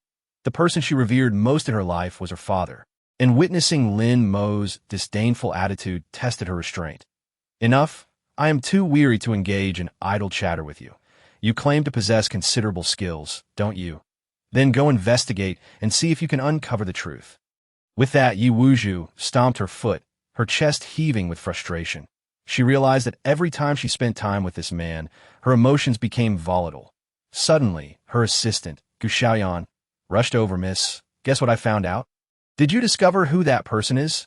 Yi Wuju asked, excitement flickering in her eyes. Without needing Lin Mo's input, she had already instructed Gu Xiaoyan to investigate the identity of her savior. She had even called her father about it, only for him to dismiss her concerns, instead questioning her about her fiancé, which prompted her to feign a poor signal and hang up immediately. "No, but I found out that Lin Mo is married," Gu Xiaoyan said with an inquisitive expression. "Married? To whom?" Yi Wuju asked, slightly taken aback. "To Su Rushua." Gu Xiaoyan pointed towards where Su Rushua was seated in the restaurant, but Yi Wuju instinctively glanced over, unable to suppress a scoff. He certainly knows how to pick women, and no wonder he was so resolute when he rejected her. It seemed he had already planned for another partner, fully aware that she would never be bound by a marriage certificate. Connecting this with his earlier fluent French, it was likely that he had been preparing for this moment all along, merely showcasing it in front of Su Rushua. "Let us go. We'll head to Tianjung. No. One and wait. I'm curious to see what this mysterious master of the Dragon Temple looks like," Yi Wuju declared as she stepped away. Inside the restaurant, Gu Haochen proposed a karaoke outing. Lin Mo, lacking any interest, promptly declined. "Rushua, shall we go?" Gu Haochen shot Lin Mo a glance, as if to say the boy had better recognize his place. Su Rushua pondered for a moment before agreeing. Setting aside the fact that it was an invitation, given the current situation where she needed something from him, she felt it would be impolite to refuse outright. Sun Wanner, brimming with excitement, exclaimed, "Singing sounds great." "I haven't been in ages, Rushu. Let us hurry up and go." Before leaving, she made a playful face at Lin Mo, causing him to shake his head and chuckle before heading home. Upon arriving at the entrance of the Tianjin Mountain Villa area, Lin Mo spotted a striking figure anxiously scanning the surroundings. "That IT was Xiao Qiushou." "Mr. Lin, I finally found you." Seeing Lin Mo approach, Xiao Qiushui hurried over. "What is the matter?" Lin Mo chuckled, sensing something amiss. Xiao Qiushui lowered her head, her tone earnest. "Mr. Lin, I've come to apologize that I shouldn't have doubted you yesterday. This morning my grandfather, he suddenly fell gravely ill. He might not have much time left. Last night, she had been puzzled by Lin Mo's words before he left. But today, she finally understood what he meant. Ever since her grandfather donned that jade pendant, his life signs had rapidly deteriorated overnight. Thus, she rushed here to seek Lin Mo's assistance. "Oh, you've come to believe that the pendant is problematic?" Lin Mo smiled. "Mr. Lin." Xiao Qiushui's eyes brimmed with tears. She could hardly believe she had inadvertently harmed her grandfather. Yet it was too late for disbelief. In truth, you need not blame yourself excessively. Your intentions were good from the start," Lin Mo remarked. "That pendant was inherently malevolent, and coupled with your grandfather's old age and frailty, it was only natural that he could not withstand the influx of malevolence, leading to his sudden illness." "Mr. Lin, do you have a remedy?" Xiao Qiushui asked, hope lighting up her expression. "Certainly," Lin Mo nodded. With his abilities, even if the old man had one foot in the grave, he could pull him back. "Really?" Xiao Qiushui exclaimed, her excitement palpable as she grasped Lin Mo's hand tightly. "Mr. Lin, please, just say the word, and I will do anything you ask to save my grandfather." She was fully committed. Her grandfather had always cared for her, and among the Xiao family, their bond was the strongest. Therefore, no matter the cost, she could not bear to watch her grandfather pass away. In the past, he had made a name for himself through bloodshed, revered as the king of hell. Yet, due to his countless acts of salvation, he was also known as the divine healer. Whether it was for killing or healing, the most precious offerings were always required in exchange. For there was never such a thing as a free lunch that he was not a bodhisattva, unless willingly given. Everything required a trade-off. Xiao Qiushui's delicate face shifted, caught in a struggle, before she finally resolved. Mr. Lin, if you can save my grandfather, I am willing to serve you for life, even without any title. What do you think? Coughed out in that moment. Lin Mo almost choked on his own saliva, surprised by our misunderstanding. He was seeking the most precious offering, but not in a physical sense. Mr. Lin, do you not find this sufficient? Xiao Qiushui bit her lip, her expression pitiful. Then please tell me, what exactly do you want in exchange for your help? Forget it, consider an exception for you this time. Lin Mo sighed helplessly. Although the Xiao family was the foremost prestigious family in Yunhai City, in his eyes, they still appeared rather shabby. It is worth noting that when he called upon the head of the Rothschild family, he received half of their family assets as a gesture of goodwill. When he sought assistance from the Pope of Jerusalem, he was granted command over 100,000 elite troops. When he approached the imperial teacher of Huagua, he was promised the position of imperial teacher in the future, and so on. In comparison, the Xiao family offered no tangible benefit. Their only utility might be their ability to rescue the company where Su Rushua worked.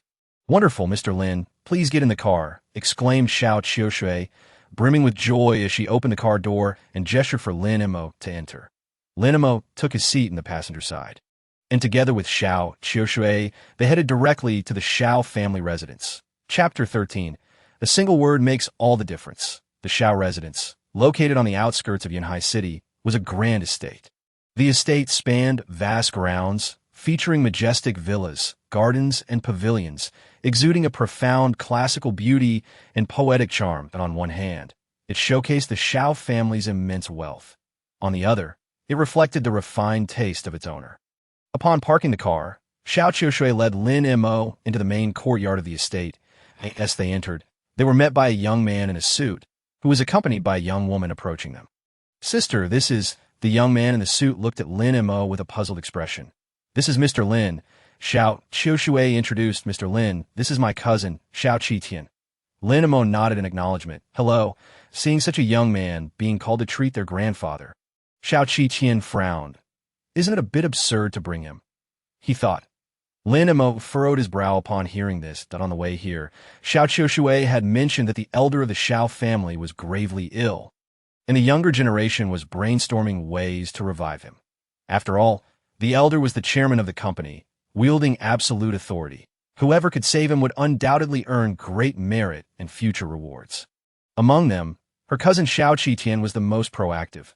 Noticing the hostility in Xiao Qitian's gaze, Xiao Qiushui spoke up. Brother, Mr. Lin is quite skilled. He saved me last night from the Dragon Temple and its followers. Xiao Qitian scoffed. Sister, for treating grandfather, we need a divine doctor, not a fighter. Are you bringing him here to amuse us? Lin Mo felt a twinge of annoyance. He had already extended himself by agreeing to help Xiao Qiushui. Otherwise, given his status, even if the Xiao family were to deplete their assets, they would not be worthy of his assistance. Xiao Qiushui, feeling uncomfortable as well, replied coldly, Brother, I understand your skepticism regarding Mr. Lin, but he surely has a way to save grandfather. Please show him some respect. She was confident that Lin Mo could discern the issue with the jade pendant and would naturally have a solution. What a joke. Xiao Qitian dismissed her, pointing to the young woman beside him. Do you know who she is? She is the direct disciple of the renowned divine Dr. Bai Changsho from Yunhai City. Moreover, Dr. Bai is on her way here as we speak. Do you think this kid's medical skills can rival those of Bai's disciple? Lin Mo instinctively glanced over. The young woman, clad in a white coat and sporting a bob haircut, had bright eyes and white teeth, though her expression bore a hint of aloofness, giving off an air of keep your distance. Xiao Qiushui, witnessing this, felt somewhat indignant, but refrained from saying much. Bai Changsho and her disciple indeed had a stellar reputation, having treated countless patients over the years. Even her father held them in high regard. Compared to them, Lin Mo was undeniably too young and lacked the reputation to inspire confidence. Had she not been aware of Lin Mo's extraordinary abilities, she likely would not have believed that he could save her grandfather. Well, Since you have such formidable individuals at your disposal, I shall observe from the sidelines and shall not interrupt their healing efforts. Lin Mo remarked with a smile. At least you have some sense. Xiao Qi snorted, just as a middle-aged man emerged from the mansion, calling out, Qi Qian, Qiu Shui, come inside quickly. Your grandfather's condition is deteriorating. Thank you, Dr. Tao. Xiao Qi replied, his expression changing as he turned to the young woman and bowed respectfully. Please take me to see the patient. The young woman nodded. Very well. Please follow me. Xiao Qi, with great respect, led the young woman into a spacious bedroom within the mansion. Inside, an elderly man lay on a pearwood bed. His complexion pale, lips devoid of color, trembling slightly as if enduring immense pain. Everyone else, please step outside. I must begin my treatment, the young woman declared, swiftly picking up a set of silver needles from the bedside table for sterilization. Did you not hear my words? Do not crowd around. It may disrupt my treatment, she added coldly as she surveyed the onlookers. The members of the Xiao family exchanged glances, none willing to leave. Finally, Xiao Qi turned to Lin Mo and barked, You are not a member of the Xiao family, nor are you here to treat anyone. Why are you still here? Get out. Lin Mo shrugged, unfazed, however, before he departed. He observed the young woman's needle technique. It was evident that her skills were quite proficient, surpassing many seasoned traditional Chinese doctors. Unfortunately, her approach was misguided. If she continued in this manner, the patient might never awaken. I believe that soon. You will be begging for my assistance, Lin Mo said lightly as he exited the bedroom. This statement incensed Xiao Qi, who shouted in fury, You brat! What nonsense are you spouting? You think you are the modern-day Hua Ta? Xiao Qi could only seethe in silence. Xiao Qiushui hesitated but eventually joined Lin Mo outside, feeling the need to express her apologies for the disrespect he faced. Mr. Lin, I didn't anticipate my cousin would bring the disciple of Dr. Bai. Her implication was clear. Had she known this would occur, she would not have invited Lin Mo, especially to face such derision. Rest assured, they will not succeed in saving your grandfather. Lin Mo replied with a calm smile. Mr. Lin, do you mean? Xiao Qiushui inquired, surprised. Your grandfather is afflicted by malevolent energy, a curse rather than an internal ailment. Thus, no matter how skilled she may be, she cannot save him. Even if her master were to come, the outcome would remain unchanged, Lin Mo stated matter-of-factly. Suddenly, urgent voices erupted from within the bedroom. Dad. Grandfather, what is happening? Xiao Qiushui rushed inside, only to find the elder Xiao spewing blood, the crimson liquid darkening, his face ashen to the extreme. Why has grandfather's condition worsened? Xiao Qi exclaimed in panic. If the person he called upon not only failed to heal the elder, but caused his demise, it would spell the end of his prospects. The young woman, too, appeared flustered, murmuring, This shouldn't be happening. Based on my diagnosis, he should have awakened after a few needles. Lin Mo shook his head gently. Wind and cold. Though they differ by a mere word, are worlds apart. What should we do? Dr. Tao, you must think of something. Xiao Qi pleaded, sweat pouring down his face. Taking a deep breath, the young woman replied, At this point, only my master can help. Just then, a voice rang out from outside. Dr. Bai has arrived. Chapter 14. The Three Elements Needle Technique. The words fell. An elderly man clad in a green bamboo robe, donning old-fashioned spectacles and sporting a white beard, entered the bedroom, followed by a servant. However, upon reaching the doorway, he caught sight of Lin Mo and was visibly startled, his eyes filled with Lin Mo. Taken aback, recognized him as the esteemed Dr. Bai from the Su family. Dr. Bai, you have finally arrived. Please, you must save my grandfather, Xiao Qi exclaimed, as if he had found a lifeline, immediately ushering Dr. Bai into the bedroom. Master, the young woman called out, lowering her head as she recounted the previous treatment attempts. After listening, Dr. Bai furrowed his brow, examining the elder's symptoms before letting out a deep sigh. This illness, I end my decades of practice. I have never encountered anything like it. I am truly sorry, but I am powerless to help. Instantly, Xiao Qi face turned ashen, collapsing onto the floor in despair. If even the illustrious Dr. Bai could not help, did that mean the elder was truly on the brink of death? The young woman's complexion also paled noticeably, clearly distressed, Her treatment had not only failed but had exacerbated the patient's condition. Dr. Bai, I implore you to think of a solution. If you can save my father, I promise the Xiao family will reward you handsomely. A middle-aged man exclaimed, his name being Xiao Wu, the current head of the Xiao family and Xiao Qiushui's father. I do have a solution, Dr. Bai replied slowly. Who? Xiao Qitian perked up, his spirits revived, as if he saw a glimmer of hope. Dr. Bai, just tell me who it is, and I will fetch them immediately. He is already here. Dr. Bai pointed toward the door, indicating Lin Mo. It is this esteemed Dr. Lin. The atmosphere descended into silence. After a considerable pause, Xiao Qitian finally reacted, gazing at Lin Mo in disbelief. Dr. Bai, you must be mistaken. This young lad can truly save my grandfather. Xiao Wu also furrowed his brow. However, after hearing Bai Changshuo's words, could it be that this individual is indeed concealing remarkable talent? Master, you cannot be serious. How could his medical skills possibly surpass yours? Moreover, look at his demeanor. He likely cannot even recite the principles of yin and yang, the 5 elements, or the concepts of warmth and cold. The young woman cast a skeptical glance, having harbored an unfavorable impression of Lin Mo since his arrival.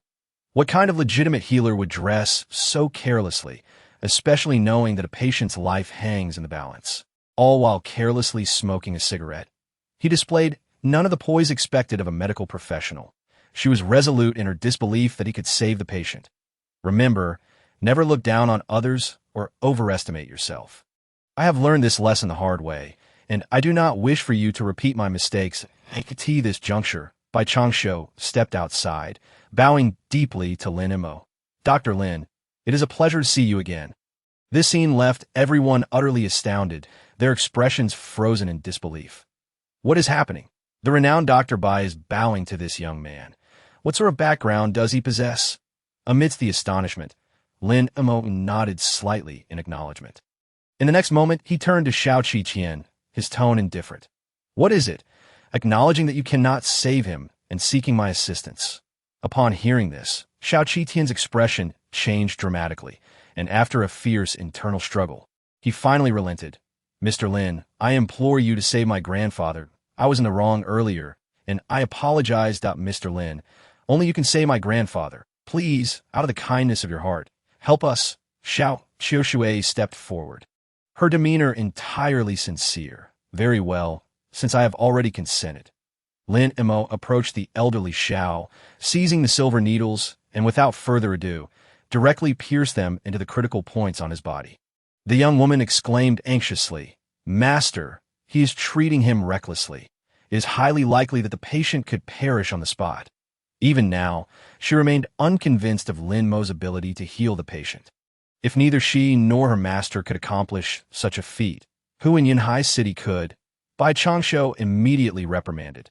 Xiao Tao, it appears that my earlier words have not resonated with you. Observe his needling technique closely. In response, the young woman pursed her lips, reluctantly directing her gaze at Lin Mo's hands at a glance. Her expression stiffened, for she realized that the technique he employed was remarkably similar to the one she had just executed. In her fury, she shouted, How shameless! You dare to steal my master's secret technique, the 3-yuan needle technique. In contrast, Bai Changshuo's expression grew serious. Xiao Tao, pay attention to his needling method.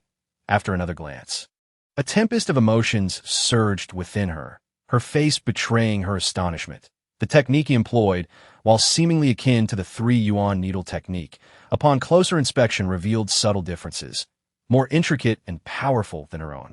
Could it be that he has modified the 3-yuan needle technique? The young woman questioned in confusion. Bai Changshuo, his face alight with admiration, sighed, I never imagined that Dr. Lin is a master of both medicine and martial arts. Observe how steady his needling is, with true energy flowing steadily, indicating that his cultivation is indeed remarkable. Otherwise, he could not achieve such mastery. The waves of the Yangtze River push the previous waves aside, and the former waves perish on the shore. This saying holds true. Today, I have truly broadened my horizons. The young woman pouted, defiant. Master, I will definitely surpass him. Surpass him? Bai Changshuo shook his head, sighing softly. Do not speak of you. Even if I were 50 years younger, I would merely be left in admiration, with no hope of catching up. The 3-yuan needle technique I passed on to you is but a fragment, while Dr. Lin's version, if I am not mistaken, must be the long-lost complete edition. The young woman was taken aback, looking at Lin Mo with newfound respect. She had not anticipated that he would conceal such depth. Capable of making her master bow in reverence. 3 yuan. Commence. Lin Mo gently tapped the 3 silver needles he had inserted into the elderly Zhao's critical points, with a surge of true energy. In the blink of an eye, all malevolent forces within the old man were expelled. Upon further inspection, the elderly Zhao's complexion visibly improved, and his pulse grew steady and robust. The old man was indeed recovering. The Xiao family gasped in unison, their hearts swelling with excitement. Subsequently, Lin Mo withdrew the silver needles and pressed a finger against the elderly Zhao's chest. As true energy coursed through him, it was as if a valve had been opened, restoring all of the old man's vital signs. Suddenly, the elderly Xiao opened his eyes, awakening fully from his stupor. What has happened to me? The elderly Xiao awoke, a bewildered expression on his face. Father, Xiao Wu exclaimed, his voice filled with relief. You have finally awakened. Grandfather, you nearly scare me to death. Xiao Qiushui approached the bedside, her eyes glistening with tears. The elderly Xiao looked around at the gathered family, clutching his head. I only recall fainting suddenly last night. What on earth transpired? Xiao Wu recounted the events, gesturing toward Lin Mo. Father, if it were not for this young miracle worker, you would have truly departed from us. The elderly Xiao expressed his heartfelt gratitude. Young brother, I cannot thank you enough for your timely assistance. Our Xiao family owes you a great debt of gratitude. Miracle worker, we were remiss earlier. Please forgive us. Xiao Wu bowed deeply to Lin Mo. The young woman beside him also displayed remorse. Mr. Lin, my overconfidence nearly caused a grave mistake. I apologize. Observing this, Bai Changshu nodded, turning to Lin Mo sincerely. Since our last parting at the Su family, I have held Dr. Lin in my memory. I never expected to encounter you again today. A true twist of fate. The needle technique you demonstrated has once again taught me invaluable lessons. Doctor Bai displayed humility. Lin Mo waved his hand dismissively, not at all arrogant. At such a young age, to possess such medical prowess without arrogance truly commands our respect. Bai Changshu remarked, turning to the young woman. Xiao Tao, did you learn anything? Compared to Dr. Lin, you still have a long way to go. Master, I acknowledge my shortcomings. The young woman lowered her head. Witnessing this exchange, the others could not help but chuckle, the atmosphere brightening considerably. In stark contrast, Xiao Qi Tian's expression darkened, his mood plummeting. Lin Mo had been brought in by Xiao Qiushui, and now that he had successfully treated the old man, the credit would undoubtedly go to her, leaving Xiao Qitian feeling resentful about his own position in the Xiao family succession. Reflecting on this, Xiao Qitian was consumed by a strong sense of dissatisfaction. Xiao Qiushui approached Lin Mo earnestly. Mr. Lin, I truly appreciate your help. Without you, we would have been at a loss. Your family's immense kindness shall not be forgotten. Upon hearing this, Lin Mo replied, You need not feel overly grateful. While I did assist in saving your grandfather, it does not mean he is entirely out of danger. This declaration, the atmosphere shifted as the gathered individuals exchanged concerned glances, unable to contain their anxiety. Dr. Lin, what do you mean? Lin Mo explained calmly. I did indeed awaken your grandfather. Yet this is merely a temporary measure. He is afflicted with malevolent energy and will require specific medicinal materials to concoct a pill for full recovery. Rather than express your gratitude toward me, it would be more prudent to focus on procuring those materials, as there remains only a month until your grandfather's next episode. In an instant, the Xiao family's expressions shifted dramatically, their earlier joy now replaced with despair. Mr. Lin, is it because of this jade pendant? If I were to destroy it, would it still be too late? Xiao Qiushui exclaimed, hastily grabbing the jade pendant from the bedside. Lin Mo shook his head. It is too late. The malevolent energy has already transferred to your grandfather. Even destroying it would be futile. Xiao Qiushui staggered back, her face paling. Indeed, it was her fault that her grandfather was in this predicament. Yet you are also innocent. It is the vile person who infused the pendant with malevolent energy who is to blame. Lin Mo stated coolly. What do you mean? The elderly Xiao inquired, puzzled. Dr. Lin, are you implying that someone intended to harm me? Precisely. You should be aware that your granddaughter purchased this jade pendant at a high price, believing it to possess protective qualities for your health. However, the truth is that it bears no such power. Instead, it is filled with malevolence. Your granddaughter's kind intentions were exploited by the mastermind, likely a practitioner of the occult. Lin Mo continued. If my assumptions are correct, this individual specializes in infusing malevolence into treasures, waiting for wealthy individuals to acquire them. Once they are in possession, they will inevitably suffer, at which point this individual will appear, portraying themselves as a savior, ridding them of the malevolence for a handsome profit. Such schemes are all too familiar to him. They are hardly worthy of consideration. Since I have encountered it this time, I do not mind offering this word of caution. Dr. Lin, we understand. The elderly Xiao clasped his fists in gratitude. Thank you for your warning. Without you, we might have had less than a month left. In the future, should you require assistance, please do not hesitate to ask. The Xiao family will go through fire and water for you. Hearing this, Lin Mo chuckled softly. Speaking of which, I do have a small favor to ask of your Xiao family. I have heard that the Xiao family is currently in search of a partner to sign a 500 million project. A flicker of understanding crossed the elder Zhao's eyes as he grasped Lin Mo's meaning, and he immediately inquired, might I ask what insights Lin Shini possesses? Insights may be too grand term. Lin Mo replied, but I can recommend a potential partner for your consideration. Thank you, Lin Shini. We shall seriously contemplate your suggestion. Mr. Lin, thank you once more for your assistance. On the way, Xiao Qiushui expressed her gratitude. And just before parting, she noticed Xiao Qitian's face, which was a portrait of fury. More importantly, Lin Mo displayed no reaction to his provocation, a composure that evoked immense admiration. It's a trivial matter. I shall be in Yanhai City for the next 3 months, and I may have to trouble Miss Xiao for assistance. Lin Mo remarked with a subtle smile. According to a message from the elder, he was in search of a jade plate, which had been divided into 10 pieces, with one fragment hidden in Yanhai City. Relying solely on his efforts to locate, it would take an eternity, but with the aid of the Dragon Temple and the Xiao family, it would be significantly easier. Suddenly, Lin Mo's phone rang. It was a call from Su Rushua. Hello, what is it? Lin Mo asked nonchalantly. Lin Mo, I need to go to the abandoned car factory in the northern suburb. I'm considering purchasing a piece of land. Could you accompany me to take a look? Su Rushua's voice came through in fits and starts. Looking at land? Didn't you go to the KTV? Lin Mo furrowed his brow. He could tell that Su Rushua's tone was off. And as far as he knew, the Su family was on the brink of collapse, with their stock prices plummeting in recent days. Where would she find the funds to buy land? Very well then. Lin Mo hung up the phone, feeling somewhat exasperated. What happened, Mr. Lin? Xiao Qiushui asked, noticing Lin Mo's disgruntled expression. That I'm heading to the abandoned car factory in the northern suburbs to meet someone. Lin Mo replied, leaning back in his seat and closing his eyes to rest. Chapter 16. Yu Wuzhu arrives meanwhile at the abandoned car factory. A group of bodyguards clad in black surrounded the area, rendering it impenetrable. In the center, Sun Wanner and Gu Haochen were tightly bound, their mouths gagged with burlap, their expressions filled with terror, their bodies trembling incessantly.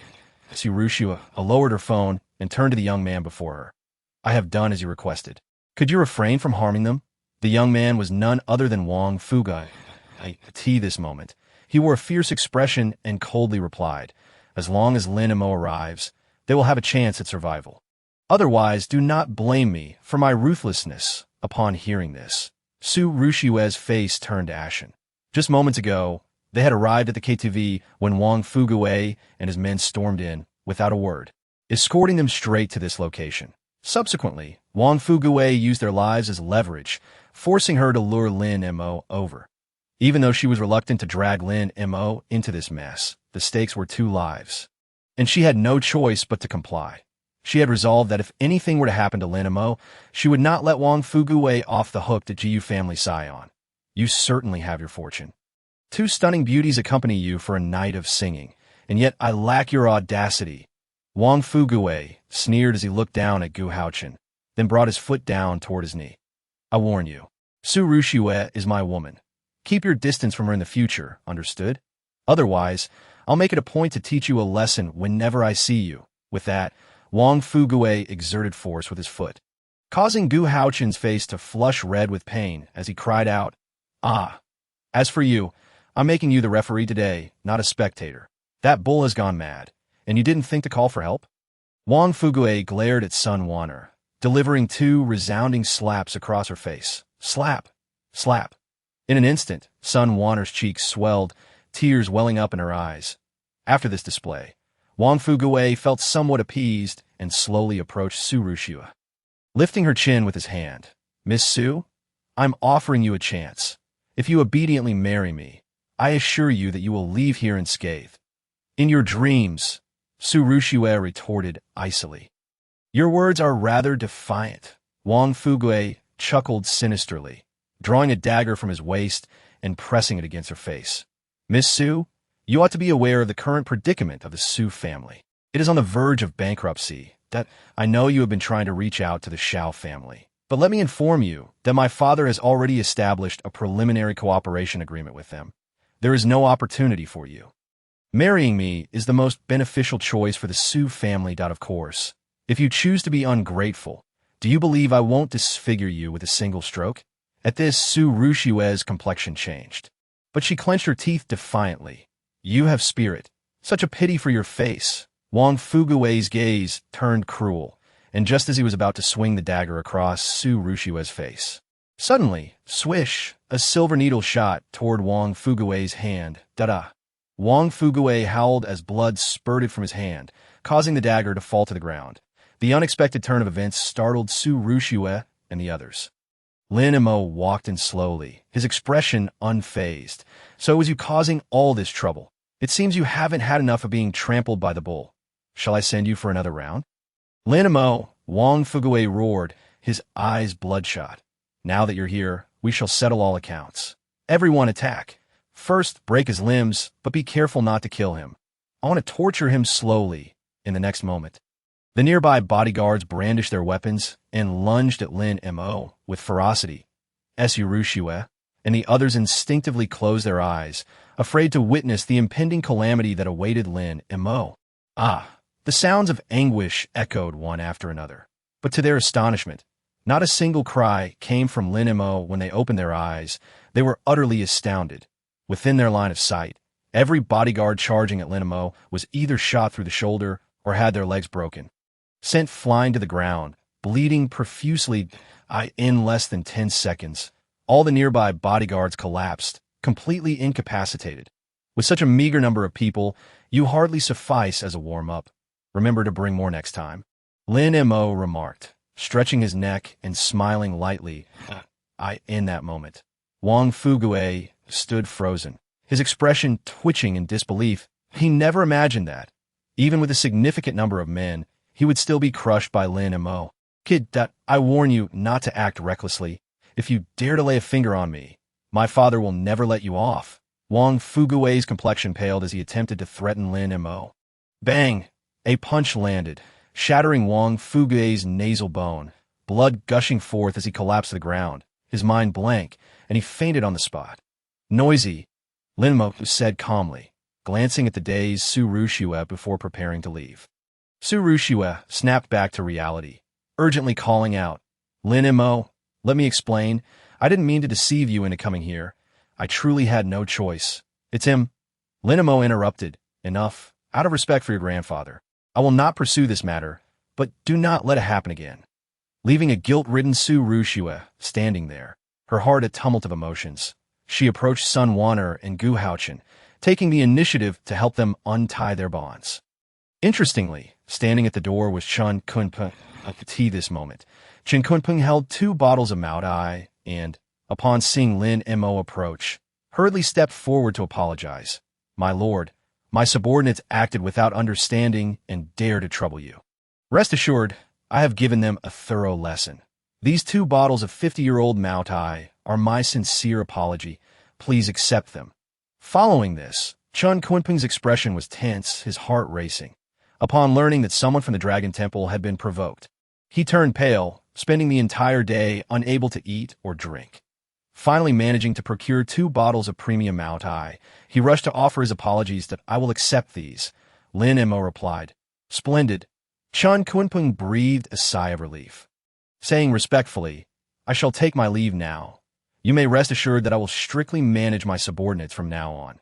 With that, Chun Kunpeng hurriedly departed, not daring to linger, for he had learned from the warden of Black Prison that this individual was a figure of formidable reputation. A ruthless man, his subordinates had caused a grave incident, yet he remained unscathed. This was truly a stroke of luck. As Lin Mo peered through the peephole, he discovered that the visitor was none other than Yi Wuzhu. Yi Wuzhu continued to ring the doorbell, displaying an unwavering determination to not leave until she saw him. "Dragon Temple Master, I just saw Chun Kunpeng come down from the mountaintop. I know you must be inside. I am Yi Wuzhu, the war god of Huagua, and I have urgent matters to discuss with you. Would you be so kind as to open the door so we can converse in person?" Yi Wuzhu stated earnestly. Chapter 17. Arrival at the venue. Upon hearing this, Lin Mo felt overwhelmed. Utterly speechless, he seriously suspected that this woman was haunting him, likely with intentions of her own. However, he could not be bothered to engage. Instead, he donned his headphones and retreated to his bedroom for a much-needed slumber. As for Yi Wuzhu, she displayed remarkable perseverance, standing firm until nightfall. Watching the night envelop the sky, she noted that the other party showed no signs of emerging. Prompting a faint sigh from her heart, I could see that moment. Gu Xiaoyan sped over in a car, panic evident on her face. "Miss, trouble is brewing." "What is it?" Yi Wuzhu inquired. Gu Xiaoyan replied. "What?" "She has come to Yanhai City." A chill ran down Yi Wuzhu's spine as her mind raced with thoughts. Could it be that she had also come in search of that item? "Let us go." Yi Wuzhu cast one last glance at the tightly shut door before placing a business card on the ground and departing alongside Gu Xiaoyan. The matter concerning the succubus was of immense significance. If she could not be apprehended promptly, it was not merely the potential disruption to military plans that was at stake. Her very existence could plunge Yanhai City into utter devastation. Meanwhile, within the Wang family, a furious voice erupted. "You scoundrel! How dare you harm my son? Such audacity is truly remarkable." In the hall, a middle-aged man slammed his palm onto the table, splintering it into pieces. His eyes ablaze with rage. The man, named Wang Defa, was the father of Wang Fuguwei and the head of the Wang family. "Father, you must stand up for me," Wang Fuguwei lamented, his face entirely bandaged. "Presenting a woeful sight. Fear not. Once our family finalizes the cooperation with the Shao Ding group tomorrow, I shall exact vengeance for you. Whether it be that brat or the Su family, they shall all face a bloody reckoning." Wang Defa declared vehemently. "Father, will the Shao Ding group truly choose to collaborate with us?" Wang Fuguwei inquired, his eyes lighting up. "Of course." Wang Defa replied with a smug smile, "that I in all of Yanhai City. There are only a handful of contenders for partnership, and my proposal is the most sincere. This cooperation will be entrusted entirely to you. You must strive to cultivate a good rapport with Miss Shao. Do you understand?" "Understood. Father wishes for me to wed Miss Shao," Wang Fuguwei exclaimed excitedly. "That is correct. Compared to Miss Shao, Su Rushue is nothing. It will be a favor to take her as a concubine." Wang Defa scoffed, not forgetting to add, "By the way, make sure to dress well tomorrow to leave a favorable impression on Miss Shao. As for that Lin Mo, should he dare to show up, I will ensure he meets a grim fate." "Yes." Wang Fuguwei licked his lips, his eyes gleaming with greed. He was already daydreaming of a life shared with 2 women, a scenario he found utterly delightful. "Lin Mo, be wise, and do not let me catch sight of you tomorrow. Otherwise, I shall personally send you on your way to the Su family residence." Su Haitan and others were gathered. "Tomorrow, the Shao family's young lady will host a grand banquet to announce their partner. Do you have confidence?" Elder Su inquired. Su Haitan and his wife fell silent.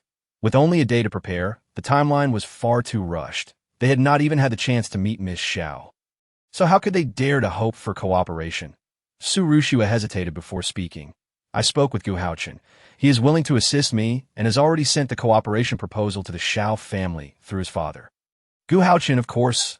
How did we not think of him?" Wu Fong exclaimed. Her spirits lifted. His father is an old classmate of the head of the Shao family. With his help, We may indeed have a chance. Su Haitan, unable to contain his excitement, asked Shui, "Are you certain? Is he truly willing to help us?" Su Rushua nodded. "Very well. We shall attend the banquet together tomorrow. No matter what, we must take a chance," Elder Su added. "Shui, make sure to invite Lin Mo as well. He is part of our Su family, and he must participate in such matters. Dad, why would you want that good-for-nothing to come to Wu Fong?" Noticing the disapproving look from the elder, quickly corrected herself. "Why would you want that boy here? He would only eat and drink without contributing. How could we rely on him to secure a partnership with the Xiao Ding group for the Su family?" "Indeed, father, that fellow is an idler. Bringing him along would only invite ridicule from other families," Su Haitan concurred. The rumor about the Su family seeking an ineffectual son-in-law had already spread throughout Yanhai City, and all the families were waiting to see them humiliated at this moment. Inviting Lin Mo would only serve to further disgrace them. "You know nothing? He is not as simple as you think," Elder Su rebuked sharply, understanding full well the significance of Lin Mo's master, and recognizing that as his disciple, Lin Mo would undoubtedly possess extraordinary capabilities. This left Su Haitan and his wife begrudgingly silent. They could not fathom why the elder was so protective of Lin Mo. What made him so exceptional? Su Rushua, however, appeared contemplative. Unlike others, she knew of Lin Mo's remarkable skills, yet she understood that business matters could not merely be resolved through physical prowess. The next day, as Lin Mo exited the villa and caught sight of the card on the ground, an odd expression crossed his face. Could it be that this woman was truly fixating on him? Lin Mo recognized the card had been left by Yu Wuzhu and pondered how to persuade her to keep her distance. Perhaps he could tie her to a tree and give her a good thrashing with his belt? Or perhaps strip her of her clothes and tickle her mercilessly? Lost in thought, he reached the entrance of the villa complex just as a black Rolls-Royce approached. The door swung open, and Xiao Qiushui emerged, respectfully addressing him. "Mr. Lin, do you have time today?" "Indeed," Lin Mo replied casually. "You left in such haste yesterday. My father and I did not have the opportunity to properly thank you. Today, would you accompany us to the banquet so we may express our gratitude?" Xiao Qiushui said earnestly, hoping Lin Mo would agree. Well, mingling and enjoying a feast does sound appealing, Lin Mo thought, readily accepting her invitation as he joined her in the Rolls-Royce. Xiaoting Hotel, a brand under the Xiao Ding Group, was situated on the bustling commercial street of Yanhai City. Today it buzzed with excitement, for Xiao Qiushui was set to announce the identity of the Xiao Ding Group's future partner, a once-in-a-lifetime opportunity that no faction in Yanhai would dare miss. "Mr. Lin, I must go inside to prepare. Feel free to wander about for now," Xiao Qiushui said as they arrived at the hotel's exclusive entrance. "Very well. See you shortly," Lin Mo replied, making his way into the banquet hall and surveying the scene. Inside, there were successful individuals, high society ladies, and wealthy young men. All manner of influential figures were present. Suddenly, a voice of surprise rang out. "Lin Mo, what are you doing here?" Lin turned to see Su Rushua approaching. "Why shouldn't I be here?" He chuckled as Su Rushua looked at him and asked, "I called you. Why didn't you answer?" "What call?" Lin Mo checked his phone, discovering it had been dead, and awkwardly remarked, "I forgot to charge it yesterday." "Did you need something?" "Nothing much," Su Rushua replied. "Now that you're here, I fulfill my grandfather's request that be by the way about yesterday." Before she could finish, a mocking voice interjected, "Rushua, you were quite elusive. I was wondering where you had gone." Gu Haochen, clad in a black suit, approached Su Rushua, handing her a glass of champagne while casting a disdainful glance at Lin Mo. "I didn't expect to see you here. Come to mooch off the food." "Have you?" Yesterday, Lin Mo's actions at the abandoned car factory had left a deep impression on Gu Haochen. Without a background, relying solely on martial skills would not lead to lasting success. Only someone like him, excelling in all aspects, was truly suited for Su Rushua. Indeed, if someone is treating, one ought to enjoy the meal, Lin Mo retorted with a smirk. "By the way, did you pass the cooperation proposal I sent you yesterday to your father for the Xiao family?" Su Rushua turned to inquire of course, Gu Haochen hesitated, knowing full well that his father had not been in contact with the head of the Xiao family for some time and could not be of assistance. However, he spoke as if to elevate his standing in Su Rushua's eyes. "Ding, Su Rushue received a text message and said to Lin Mo, "Let us go. My grandfather wishes to see you that I haven't seen Elder Su in a long time. I should greet him as well." Gu Haochen interjected hastily. "Excellent." Su Rushue nodded. "I could tea once." Gu Haochen smirked, offering Lin Mo a provocative smile. Yet Lin Mo completely ignored him and followed Su Rushue to where Elder Su was situated. This scene ignited Gu Haochen's frustration, grinding his teeth in anger. "You won't be so smug for long, kid. Soon, I shall take Rushue away from you." "Elder," Lin Mo greeted as he approached Elder Su. Among the Su family, the elder was the only one he found somewhat agreeable. "Lin Mo, you've come. I thought Rushue couldn't reach you and that you were still upset with her." Elder Su beamed. Gu Haochen interjected. "Elder Su, I am Gu Haochen. I trust you still remember me." Elder Su regarded him and replied, "I have a vague recollection. The last time I saw you, you were still in diapers." Gu Haochen's face flushed, feeling quite embarrassed. "Where is your father? Did he not come?" Gu Haochen quickly fabricated. "My father has not been well lately, so he could not attend, of course." This was a lie, as his father had no idea of his promise to assist the Su family. "If he showed up, it would only expose him that I see," Elder Su remarked, just as a cold laugh echoed through the air. "Well, Lin Mo, I didn't expect you to have the guts to show up. Seize this brat," he commanded. In an instant, 10 burly men armed with weapons surrounded Lin Mo. Following closely behind were Wang Defa and his son, their faces icy as they approached. The bystanders felt an intense chill and quickly distanced themselves. Pondering the situation, who was this person, and how had he crossed paths with the Wang family? He appears to be the newly recruited son-in-law of the Su family, named Lin Mo, regardless of his identity. Anyone who dares to provoke the Wang family, this young man seems to be facing imminent doom. Indeed, Brother Wang Defa is a man of the underworld, and he himself is a martial artist. It is said that the last person who angered the Wang family ended up being dismembered and thrown into the river to feed the fish. What a pity that Miss Su is destined to become a widow right after her marriage. The crowd murmured among themselves, gazing at Lin Mo as if he were a corpse. Wang family patriarch. Wang family patriarch. Wherever Wang Defa went, people greeted him eagerly. Gu Haochen's expression also shifted. Even though he had been brutally beaten by Wang Fugue the previous day, he still did not dare to retaliate, precisely because the Wang family was not only powerful, but also had connections in the underworld. Both the black and white forces wield considerable strength. And in the entire Yanhai city, it seems that only the Wang family stands alone. Su Haitian and others trembled as they faced the imposing presence of Wang Defa and his son, their faces turning ashen. "Wang Patriarch, what do you intend to do?" Su Haitian stepped forward, cautiously inquiring. "Get lost." Wang Defa slapped Su Haitian aside and fixed his gaze on Lin Mo, saying, "You have broken my son's nose. How do you wish to die?" "Dad, why waste breath on him? Just have someone break his limbs and send him on his way." Wang Fugue snarled viciously, his eyes glinting with murderous intent. "Let me make this clear, under the broad daylight. If you dare to cause any trouble, do not blame me for calling the police." Old Master Su, realizing the trouble Lin Mo had gotten into, spoke up. "Call the police?" Wang Fugue shot him a glance, raising his hand as if to strike Old Master Su. "I'll kill you, old fool, and you dare to call the police." Just then, a sharp crack echoed through the air. Wang Fugue's hand had twisted grotesquely. Clearly broken. The excruciating pain elicited a scream from Wang Fugue.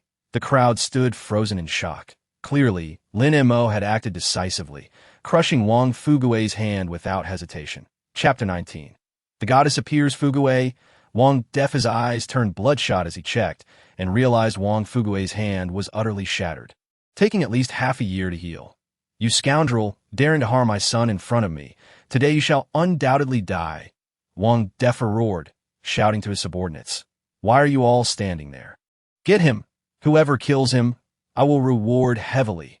The men he brought along were all powerfully skilled martial artists, hired at great expense. Upon hearing this, 10 burly men turned eager, cracking their knuckles as if they were ferocious tigers unleashed. "It's over. This young man is as good as finished," the onlookers gasped, seemingly foreseeing Lin Mo's grim fate. Old Master Su's expression changed drastically. He intended to help, but was halted by Lin Mo, who said, "Leave it to me. Kid, this time you're definitely dead." Gu Haochen wore a smug expression, recognizing that this individual had completely infuriated Wang Defa. Given the latter's ruthless temperament, this man would likely not survive until dawn. Just as the 10 burly men charged forward, Lin Mo calmly extended his hand, waving it slowly, and a series of silver flashes erupted. "Ah, my arm, it hurts so much. My leg, I can't feel it."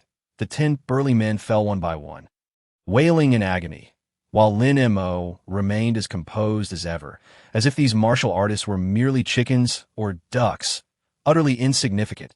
"Look, they have all been struck by silver needles," the crowd gasped, realizing that this young man was also a martial artist. Wang Defa glared coldly at Lin Mo, saying, It turns out you're also a martial artist. And no wonder you dare to be so arrogant. But do you think a bit of skill allows you to act with impunity? Against trash like you, it is indeed possible to act with impunity." Lin Mo replied nonchalantly. "Dad, help me get revenge. Kill him. Make sure he dies." Wang Fugui, enduring the agony, screamed he wished he could charge at Lin Mo and flay him alive. "Kid, you have guts. If it were anyone else, perhaps they could not do anything to you today. But since you crossed paths with me, there's only one path left for you. Death." Wang Defa's expression darkened, his aura emanating a pressure that made everyone present's faces change. At this critical moment, Old Master Su stepped forward, declaring, "Wang Defa, I know you are skilled, but I warn you, if you dare to harm my son-in-law Lin Mo, I will ensure you pay dearly. Old fool. Just you?" Wang Defa cast him a sidelong glance, sneering, "Do you know that after today, my Wang family will finalize a project partnership with the Xiao Ding Group? With the Xiao family backing us, don't say a nearly bankrupt Su family. Even at its peak, the Su family will be left kneeling." As soon as he finished speaking, the expressions of everyone present changed dramatically. "What? The project partner has already been determined? Then we've all come here for nothing." No one doubted the truth of Wang Defa's words. After all, he was a formidable figure and would not boast frivolously. Old Master Su's heart sank, recognizing that Wang Defa's words were not empty threats. If the Xiao Ding Group truly chose to partner with the Wang family, then not only the Su family, but the entire Su clan would be doomed. The Wang family would not spare them. Su Haitian and his wife were utterly panicked, pointing at Lin Mo, hurling accusations. "You jinx! If it weren't for your attack on young Master Wang, how would our Su family have fallen to this state? You should hurry and apologize to the Wang patriarch and make amends." "Enough." Old Master Su could no longer bear it, shouting angrily, "Dad, what time is it? And you're still protecting him?" Wu Fong tore off her facade, glaring at Lin Mo with disdain. "If it weren't for him, perhaps our Su family would still have a chance to rise again. Now look, it's all over. All of it is over." She even contemplated how the Wang family would deal with them after today. The once glorious wealth would inevitably be lost forever. As she observed the Su family's faces pale, Wang Defa sneered, "Kid, take a look at your miserable state. Even your mother-in-law looks down on you. You truly live a life of failure.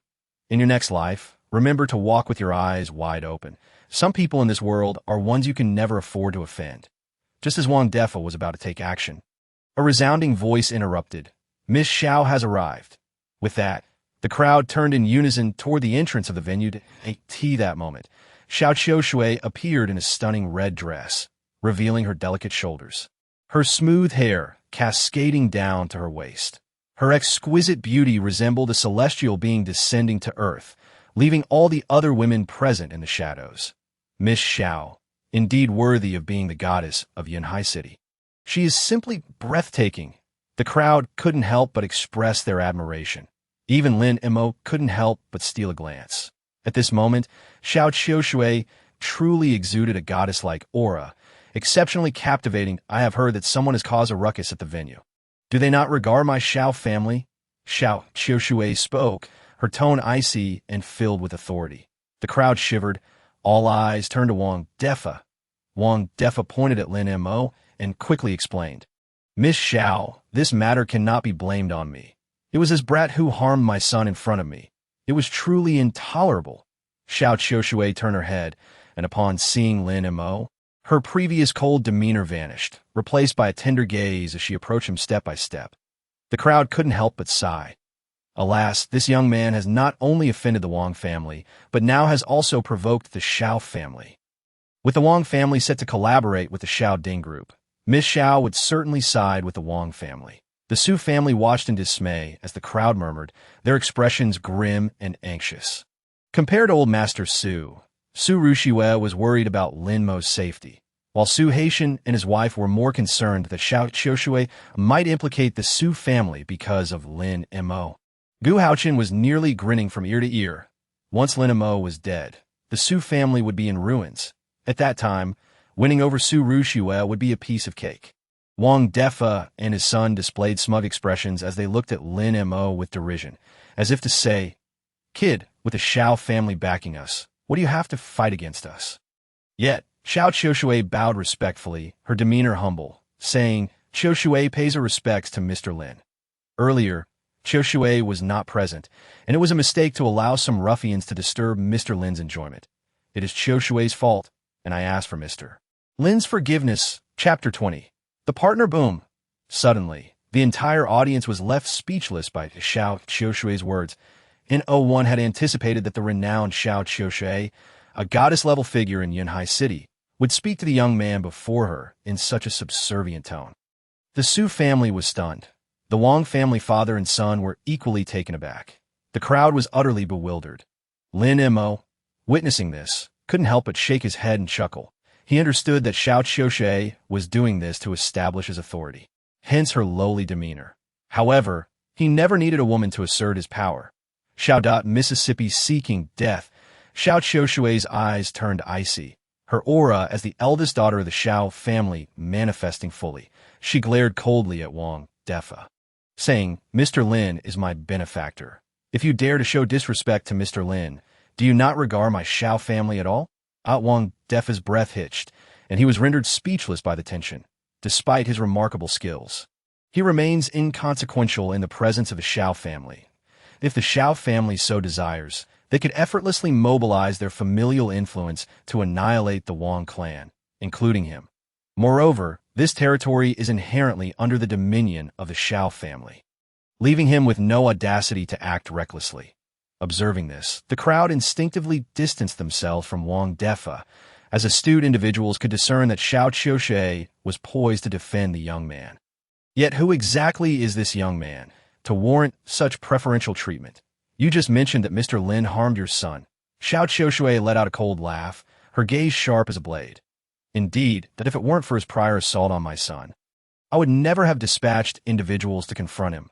Wang Defa hurriedly clarified. What a farce! Do you genuinely believe I am unaware? The hotel surveillance has already documented everything clearly. It was your son who instigated the provocation and attempted to assault Elder Su, prompting Mr. Lin's retaliation. Let me be clear. Even if Mr. Lin were to incapacitate your son's hand, or even all his limbs, should you dare to lay a finger on Mr. Lin within the confines of the Xiaoting Hotel, I would not hesitate to take your lives. Xiao Qiushui's voice resonated powerfully, exuding an undeniable pressure. This caused Wang Defa's complexion to shift dramatically, growing exceedingly grim, while Wang Fuge was left utterly flustered. He couldn't comprehend why, given his father's assertion that the Wang family was on the verge of a collaboration with the Xiao Ding group. Xiao Qiushui would not be assisting them, but instead siding with a despicable lowlife. At that moment, the crowd felt a chill run through them, fully aware of Xiao Qiushui's stance. Without a doubt, she was shielding Lin Mo today. I shall grant you but a single opportunity. Sincerely apologize to Mr. Lin, or vacate the Xiao Ting Hotel. Furthermore, the Xiao Ting Hotel will blacklist you henceforth, barring any future entry. Witnessing Xiao Qiushui's steadfast demeanor, despite their immense displeasure, Wang Defa and his son had no choice but to acquiesce, complying with her demands. After all, they were counting on the partnership with the Xiao Ding group.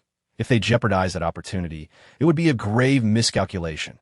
Once the collaboration was secured, they would repay Lin Mo 100-fold for the humiliation endured. Mr. Lin, I sincerely apologize for my prior offenses. Please forgive me. Wang Defa, ever adaptable, addressed Lin Mo. Lin Mo cast a sidelong glance at him and replied nonchalantly, "If you're going to apologize, put some effort into it. Am I asking you to stand while doing so?" "You." Wang Defa's expression darkened. Yet upon meeting Xiao Qiushui's icy gaze, he could only grit his teeth and kneel, uttering, "Mr. Lin, it was my fault. Please forgive me." Wang Fuge, observing his father's submission, also clenched his teeth and knelt before Lin Mo, saying, "Mr. Lin," up before he could finish. Lin Mo interrupted. "Your voice is too soft. I cannot hear you." The expressions of both father and son shifted in unison, and they had no choice but to shout in unison, "Mr. Lin, we were wrong. Please forgive us." Continue shouting. "I did not say to stop." Lin Mo stated indifferently, "Mr. Lin, we were wrong. Please forgive us." "Mr. Lin, we were wrong. Please forgive us." Wang Defa and his son shouted over 100 times, their voices hoarse, until Lin Mo finally said leisurely, "Enough. Today is Miss Zhao's banquet. I shall not hold this against you. Should there be a next time, it will not merely be a matter of shouting a few times." Indeed, Wang Defa rose, his complexion a mix of green and white, wishing he could vanish in a thin air. They understood that this scene would likely invite ridicule from everyone in Yanhai City. They had thoroughly lost face. The onlookers, witnessing the once arrogant Wang Defa and his son brought low, could hardly contain their amusement. Gu Haochen, however, felt as though he were in a dream, utterly disbelieving the spectacle before him. What is happening? The Wang father and son truly knelt to apologize to Lin Mo? Is this for real? Meanwhile, Su Haitao and his wife turned to Su Rushua, expressing their dismay. "Xiao Shua, you have kept us in the dark about this. How could you not inform us of Lin Mo's connection with Xiao Qiushui? Had we known, we might have leveraged that connection to secure the Xiao Ding Group's project. Alas, we have truly missed a golden opportunity." Su Haitao and his wife lamented, while elder Su shook his head. Gazing at Lin Mo with profound sentiments, he had known all along that this young man was extraordinary, and reality had validated his judgment. Su Rushu bit her lip, her heart a tumult of emotions. She had never heard of Lin Mo's relationship with Xiao Qiushui. When had Lin Mo become a benefactor of the Xiao family? She had countless questions to clarify once the banquet concluded. Subsequently, the lights in the venue dimmed, a single spotlight illuminating Xiao Qiushui as she gracefully approached the stage amidst the audience's anticipation. Instantly, the crowd was invigorated, cognizant that the highlight of the evening was about to unfold. As Miss Xiao would reveal the collaborative partner of the Xiao Ding Group, Wang Defa and his son displayed excitement. They had just swallowed their pride for this very moment. Likewise, the Su family was rife with tension. Su Rushua glanced at Gu Haochen, seemingly conveying, "The success of this collaboration rests on your shoulders." Gu Haochen, feeling guilty, averted his gaze from Su Rushua. Clearly, the Su family had no genuine chance of success, as he had not even submitted the proposal to Xiao Qiushui. Xiao Qiushui reached the microphone on stage. "Welcome to the Xiao Ting Hotel, and thank you for taking the time out of your busy schedules." Following a brief opening statement, the audience erupted in thunderous applause. Xiao Qiushui continued, "Initially, as the new project head of the Xiao Ding Group, I had not decided on a collaborative partner. However, in recent days, I encountered an individual who provided me with clarity. He is wise, composed, and outstanding. More importantly, his charismatic personality has profoundly impressed me, and I trust his judgment will not lead me astray. Therefore, I have decided that the partner of the Xiao Ding Group will be." Chapter 21. Who witnessed Mr. Lin's injury? At this moment, Xiao Qiushui deliberately paused, heightening the tension in the room as the audience held their breath, particularly Wang Defa and his son. They had felt assured of securing the Xiao Ding Group's collaboration. Yet Xiao Qiushui's previous respect towards Lin Mo left them perplexed. However, given the circumstances, they could not afford to dwell on such matters. Securing the partnership was paramount, and they had ample time to investigate Lin Mo's relationship with Xiao Qiushui afterward. Just as Wang Defa and his son brimmed with anticipation, Xiao Qiushui's voice fell. The chosen partner is none other than Miss Su Rushua from the Su Group. The revelation left the entire room dumbfounded. The crowd stared at Su Rushua as if they had seen a ghost, their minds blank. They could not fathom why the Xiao Ding Group would choose to collaborate with Su Rushua, especially given the Su family's near bankruptcy. Partnering with them seemed entirely precarious. Meanwhile, Wang Defa and his son stood in utter shock. How could this be happening? How could this be happening? They murmured, appearing as though they had lost their souls. Simultaneously, the Su family wore expressions of disbelief. Rushua, in particular, looked bewildered, pointing at herself and tentatively asking, "Is it really me?" "Of course." Xiaoshui nodded and smiled slightly. "That gentleman entrusted the partnership to you, and I would never defy his wishes." That gentleman? Upon hearing this, the crowd felt a tremor of curiosity. Who could possess such influence that Xiaoshui would comply with his directives? Su Rushue and the others instinctively glanced at Lin Mo, recalling Xiaoshui's previously humble demeanor towards him. Yet upon further reflection, they realized that he had just emerged from prison and was currently unemployed. What qualifications did he possess to dictate terms to Miss Xiao?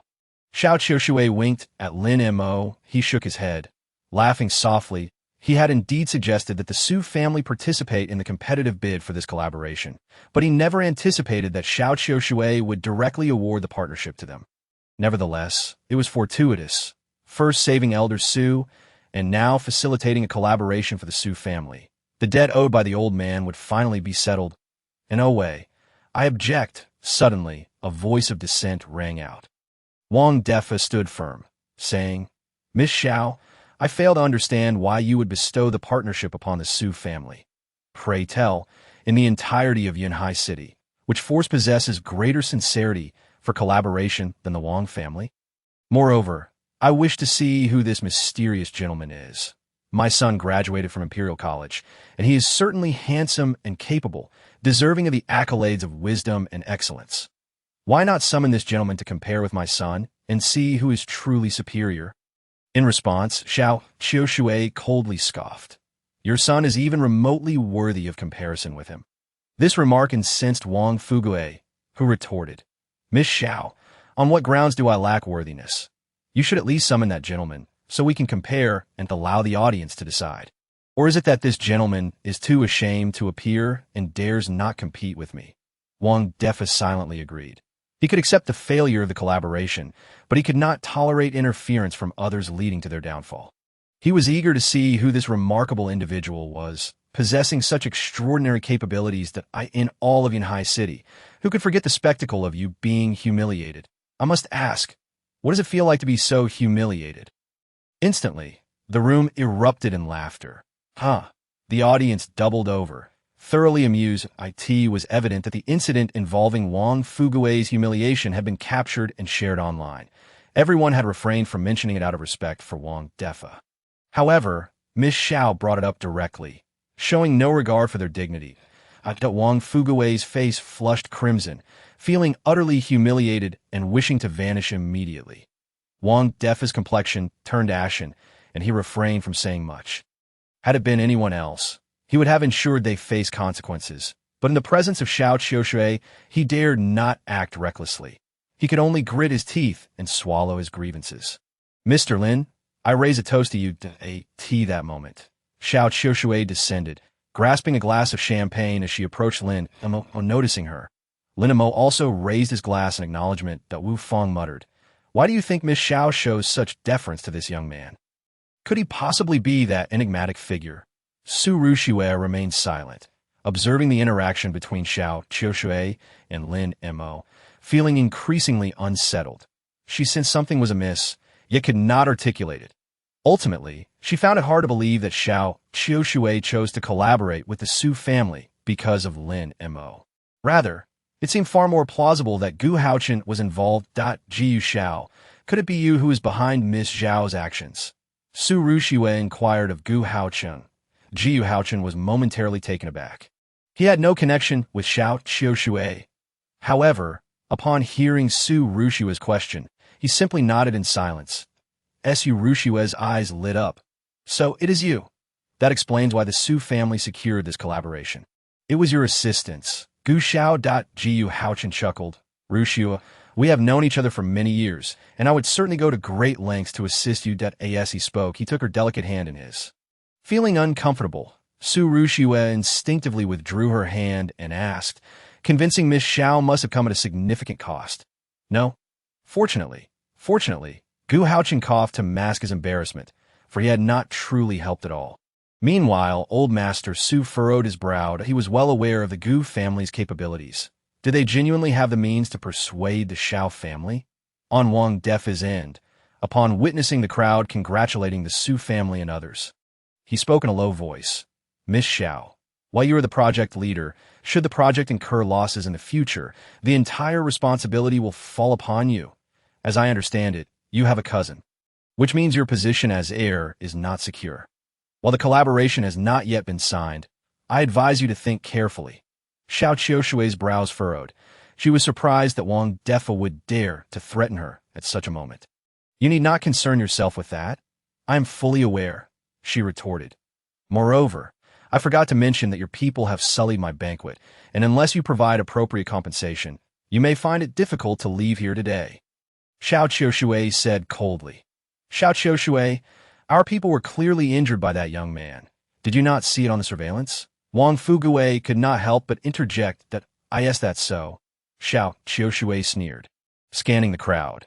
May I ask, who among you witnessed Mr. Lin making a move, rather than them injuring themselves? Chapter 22. The hidden hand approaches at her words. The crowd exchanged glances, silently acknowledging. Indeed, Master Wang, your subordinates were rather careless.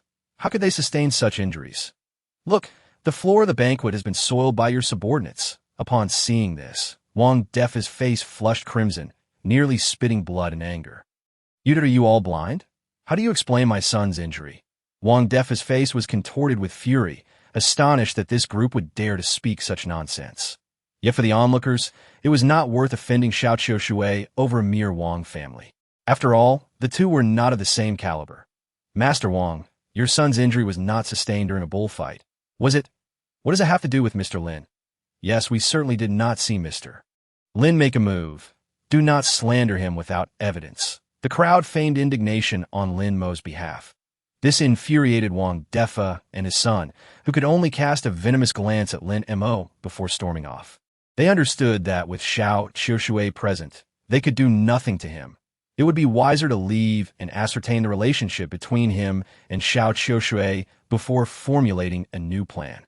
Turning back, Xiao Qiushui approached Su Rushue and said, My secretary will contact you shortly to discuss the collaboration in detail, that I hope you will not let me down. With that, she took Lin Mo's hand and left for the backstage area. Witnessing this scene, Su Rushue's emotions surged. Although she felt as though everything was surreal, the collaboration with the Xiao Ding group was secured. Next, her task was to advance the project and help the Su family turn their fortunes around. Su Haitian and his wife turned to Gu Haochen and said, Haochen, we truly do not know how to repay such a great favor. You managed to persuade Xiao Qiushui. It must have come at a considerable cost. Gu Haochen coughed and smiled. Uncle and aunt, please do not stand on ceremony. For me, being able to assist Rushue is worth any sacrifice at that moment. A woman clad in a black OL suit, her high heels clicking on the floor, approached the Su family with collaboration documents in hand. I am Secretary Chun, one of President Xiao. Who is Su Rushue?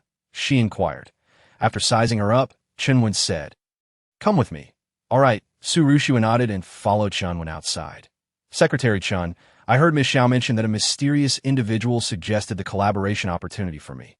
Could you possibly reveal who that individual is? Su Rushue probed. Even though she had confirmed from Gu Haochen that the mysterious person was indeed him, she could not help but seek clarification. Chanwen's expression remained impassive. Miss Xiao only informed me that the project was designated for you. She did not elaborate further, and I am unaware of the details. Very well. Su Rushue decided not to press further. Meanwhile, in a private room backstage at the banquet, Xiao Qiushui smiled gently. Mr. Lin, may I inquire if you were satisfied with my actions today? Lin Mo sat on the sofa, chuckling.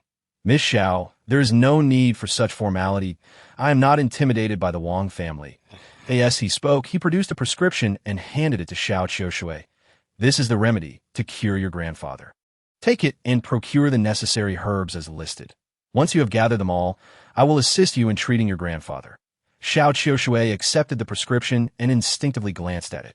Her spirits plummeting 100-year-old ginseng, 200-year-old sistanch, 300-year-old Hisho Wu, For 100-year-old cordyceps, 500-year-old rasher. Xiao Qiushui smiled bitterly. Mr. Lin, must these specific herbs be acquired? Even though the Xiao family is influential, sourcing these 5 rare herbs feels overwhelming. Indeed, Lin Mo replied, and the timing is crucial. Even a year more or less would not suffice. Xiao Qiushui staggered slightly, her face paling. I will hasten to gather these herbs. Mr.Lin.D. Oh, you have any additional instructions? She inquired, tucking the prescription away. Lin Mo pondered for a moment. Not at the moment, but remember, you must collect them within a month. Understood. Xiao Qiushui sighed internally. Finding 5 such rare herbs was no easy task. Even a year might not be sufficient to gather them all. Nevertheless, having a plan was better than having none. For her grandfather's sake, she must make every effort. Just then, her phone rang. Pressing answer, she asked, "What is it, Dad?" Moments later, her expression shifted. "You say a young man has arrived who can cure grandfather's illness." With that, she could not help but glance at Lin Mo. According to Lin Mo, the jade pendant had been deliberately tainted with malevolent energy, aiming to lure him under the pretext of healing to swindle money. She never expected Lin Mo's words to materialize so quickly. The unseen hand had indeed come knocking. Lin Mo nodded. "No problem, but I haven't had lunch yet." Xiao Qiushui smiled. "Once we deal with that scoundrel, I will treat you to whatever you desire." "It's a deal."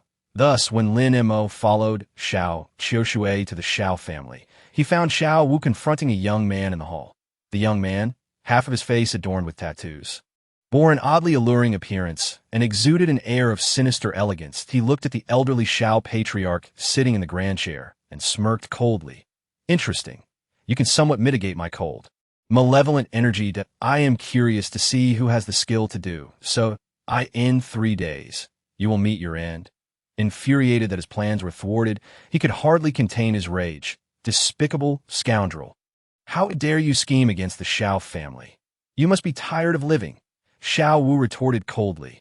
"Speak, which faction do you belong to, and who sent you?" As he finished speaking, the young man produced a device resembling a compass. Muttering incantations as he unleashed a wave of black malevolent energy, hurtling it toward Xiao Wu. Xiao Wu's expression changed drastically, and he attempted to evade, but it was too late. That critical moment.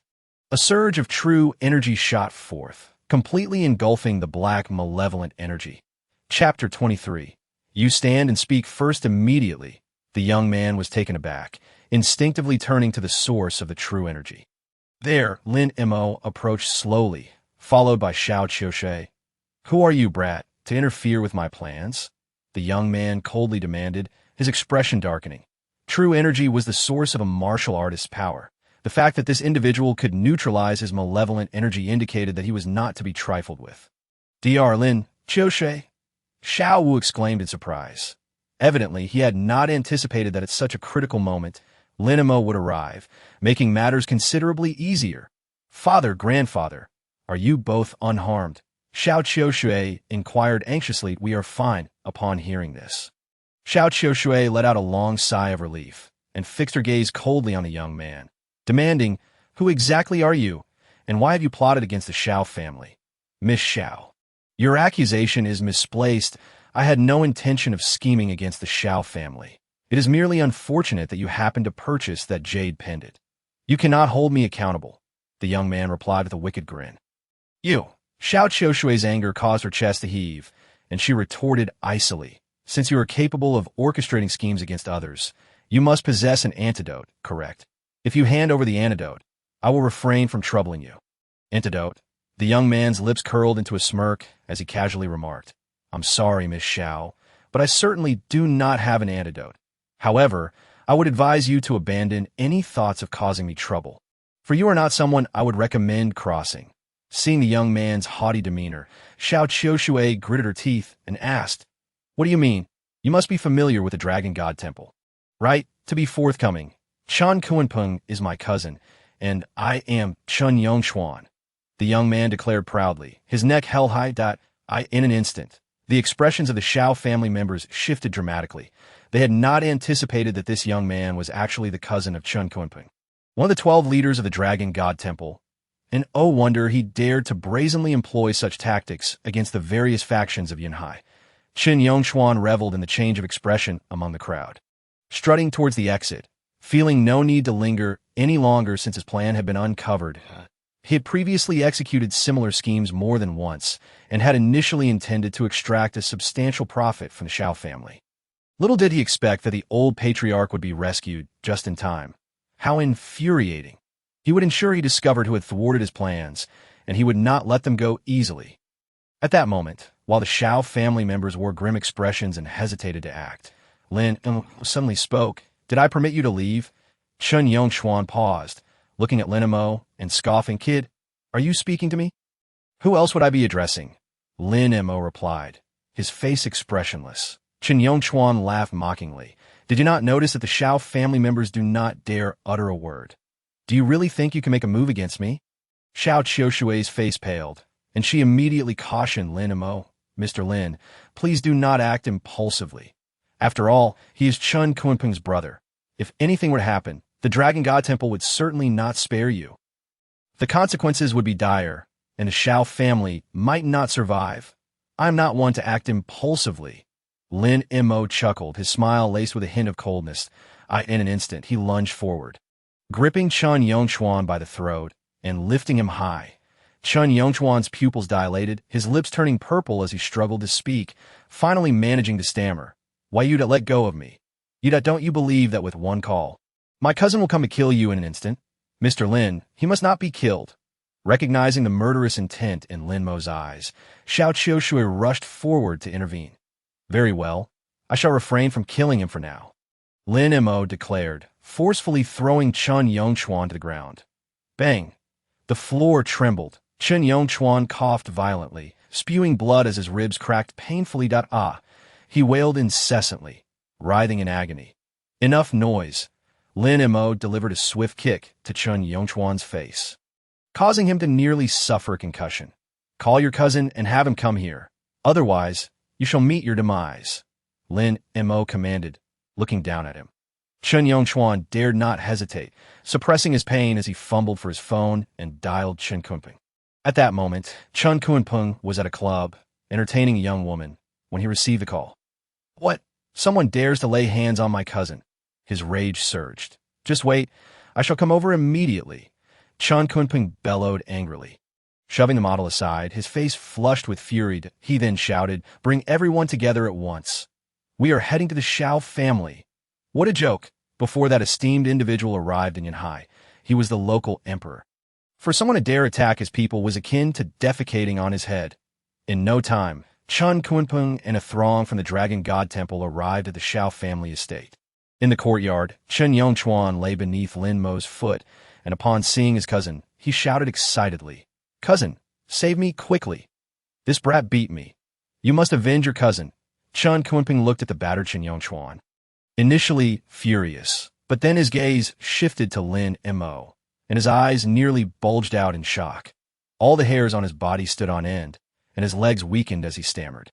"Master, what are you doing here?" At this point, he glanced back at Chen Yongchuan in a daze, realizing, could it be that this brat has offended you? As his words fell, overwhelmed by fear, Chen Kunpeng knelt before Lin Mo, a pained expression on his face. "My lord, please allow me to explain.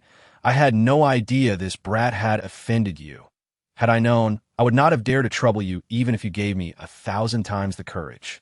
Witnessing this scene, everyone present, except Lin Mo, was rendered speechless. What was happening?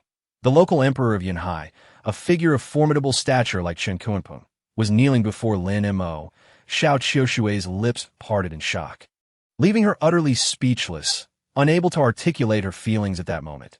Meanwhile, Chen Yongchuan, after recovering from his stupor, exclaimed urgently, "Cousin, are you out of your mind? Why are you kneeling to this brat? Although he possesses some ability, he cannot possibly compare to you. Why do you show him such respect?" He wondered if his cousin had lost his senses, as there was no reason for him to kneel and speak to someone like that. "Presumptuous!" Chen Kunpeng erupted in fury, rebuking, "How dare you insult this esteemed individual? Silence yourself." With that, Chen Kunpeng stood, delivering several resounding slaps to Chen Yongchuan. Then he resumed his kneeling position, trembling as he faced Lin Mo. Mr. Lin, it is my cousin's ignorance that has provoked you. That I implore you to show mercy and spare him. Lin Mo smiled faintly. Please stand and speak. Chapter 24. Greatness is not measured by size. Yes. Chen Kunpeng rose unsteadily, glaring at Chun Yongchuan as he commanded. What are you waiting for? Hurry and kneel before the esteemed one to express your apologies. Without hesitation, Chun Yongchuan dropped to his knees. His mind in turmoil as he realized that the young man before him was the esteemed individual his cousin had long revered. Master, I was wrong. I apologize. I was momentarily foolish. Please forgive me. Had I known you were protecting the Xiao family, I wouldn't have dared to trouble them, even if you gave me 1,000 times the courage. Terrified, Qin Yongchuan repeatedly bowed his head, blood pooling from his forehead. The members of the Xiao family were all in a state of disbelief. Had they not witnessed it with their own eyes, no one would have believed that the previously arrogant Qin Yongchuan could now be so humbly submissive. My lord, may I dare to ask what crime my cousin has committed? Chun Kunpeng ventured cautiously. You tell him. Lin Mo gestured toward Qin Yongchuan. Qin Yongchuan hesitated, lowering his head as he recounted the entire series of events. You scoundrel! Ought to beat you to death. Upon hearing this, Chun Kunpeng was filled with rage, delivering a few more slaps to Qin Yongchuan, nearly knocking him unconscious. From what had been described, the jade pendant he had schemed to acquire was not only sought after by the Xiao family, but also contested by the scarred man. Fortunately, Lin Mo had intervened, where he would have been the one caught in the trap. As Chun Yongchuan's brother, he understood that once one was afflicted by such dark forces, there was no remedy. Only a path leading to certain death. Cousin, stop. If you keep this up, I will truly be knocked out. Chun Yongchuan cried, his face swollen beyond recognition. Were it not for our familial ties, I would truly wish to end your life. Chen Kunpeng declared, turning to the Xiao family members. Ladies and gentlemen, it is my cousin's fault for the trouble caused. Therefore, as an act of atonement, I shall render him incapacitated. With that, under the horrified gaze of Chun Yongchuan, Chun Kunpeng decisively broke all 4 of his limbs. The echoes of his anguished cries were heart-wrenching. Chun Yongchuan writhed in agony, teetering on the brink of unconsciousness. Mr. Lin, what are your thoughts? Chun Kunpeng asked nervously. You are quite astute. Lin Mo chuckled.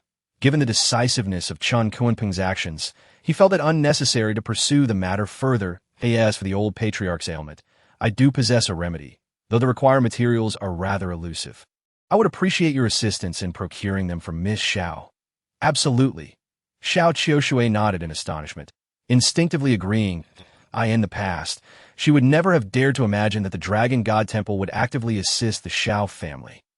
Yet, she understood that all of this was due to that M.S. She gazed at Lin Mo, a ripple of emotions coursed through her heart.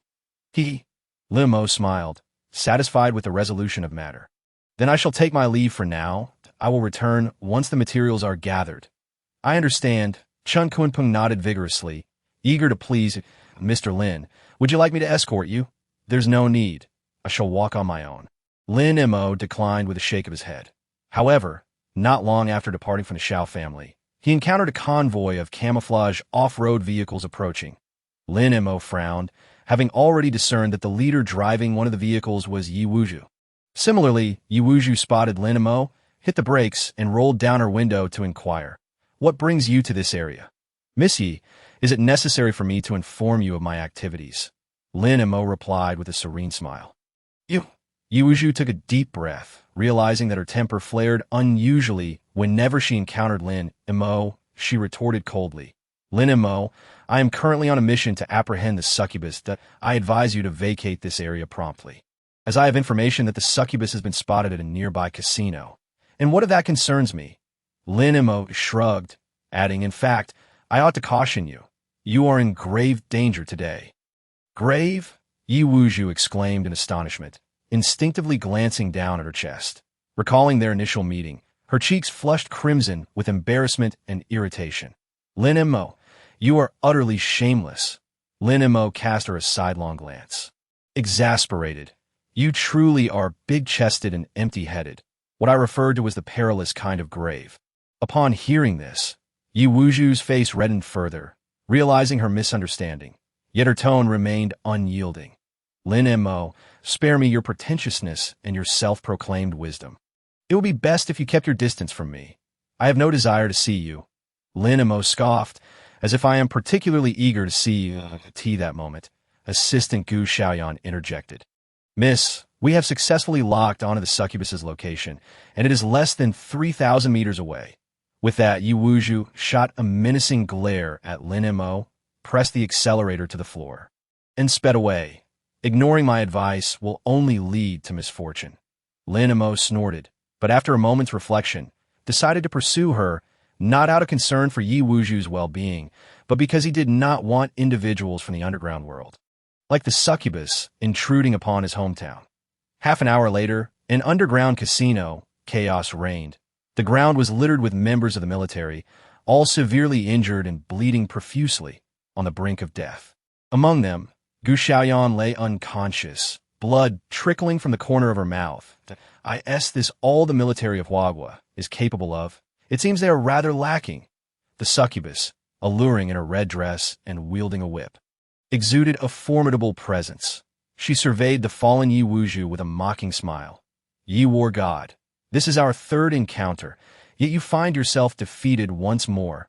With a flick of her whip, she inflicted a grievous wound upon Yi Wuju's shoulder. Why Yi Wuju gritted her teeth, suppressing any sound of pain. Why Yi war god, why provoke me of all people?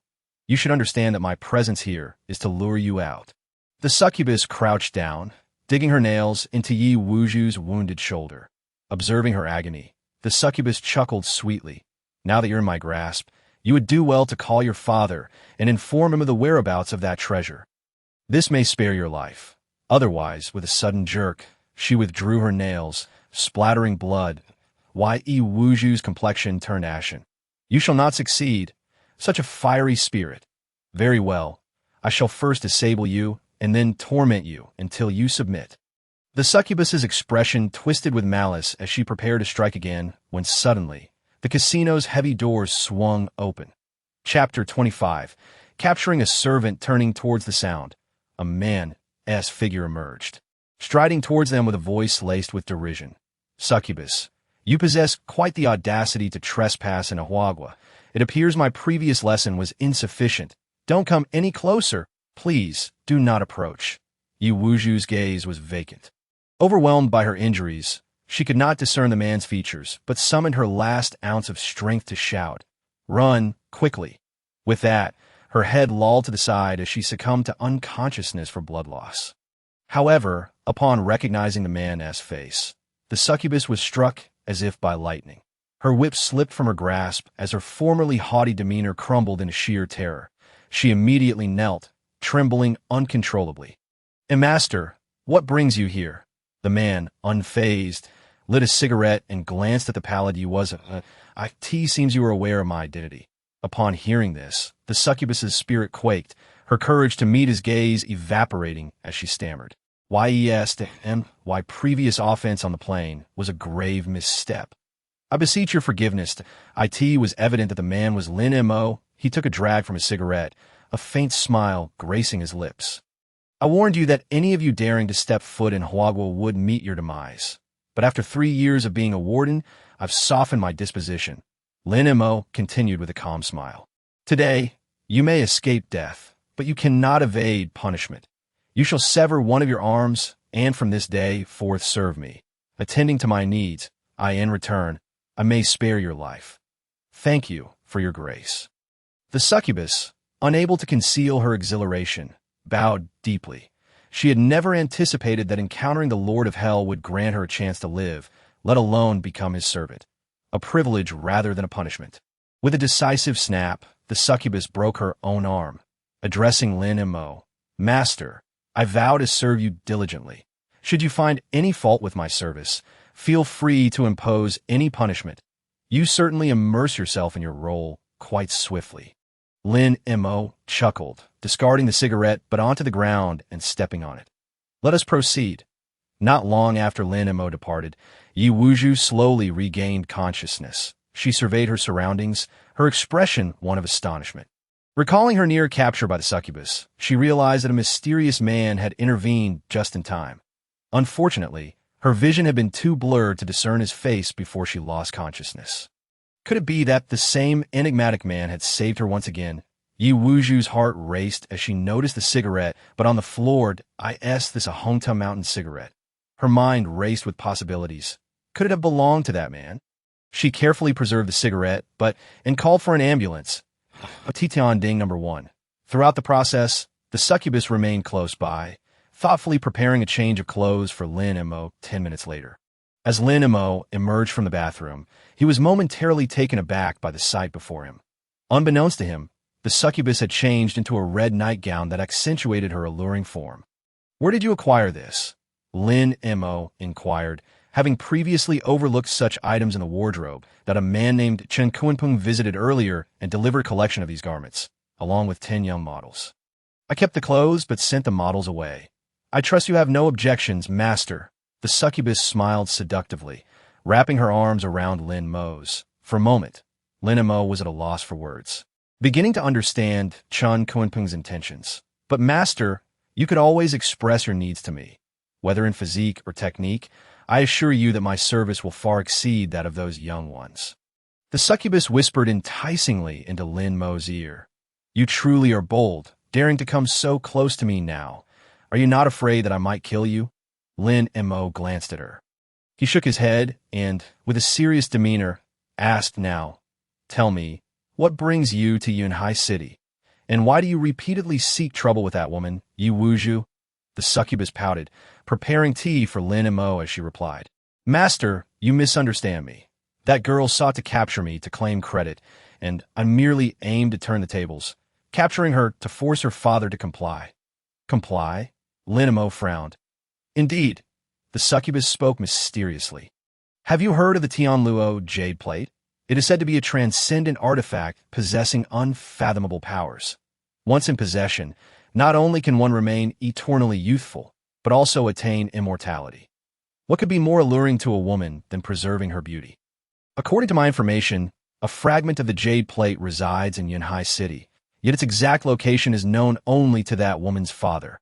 Upon hearing this, Lin Mo nodded, his brow furrowed in confusion.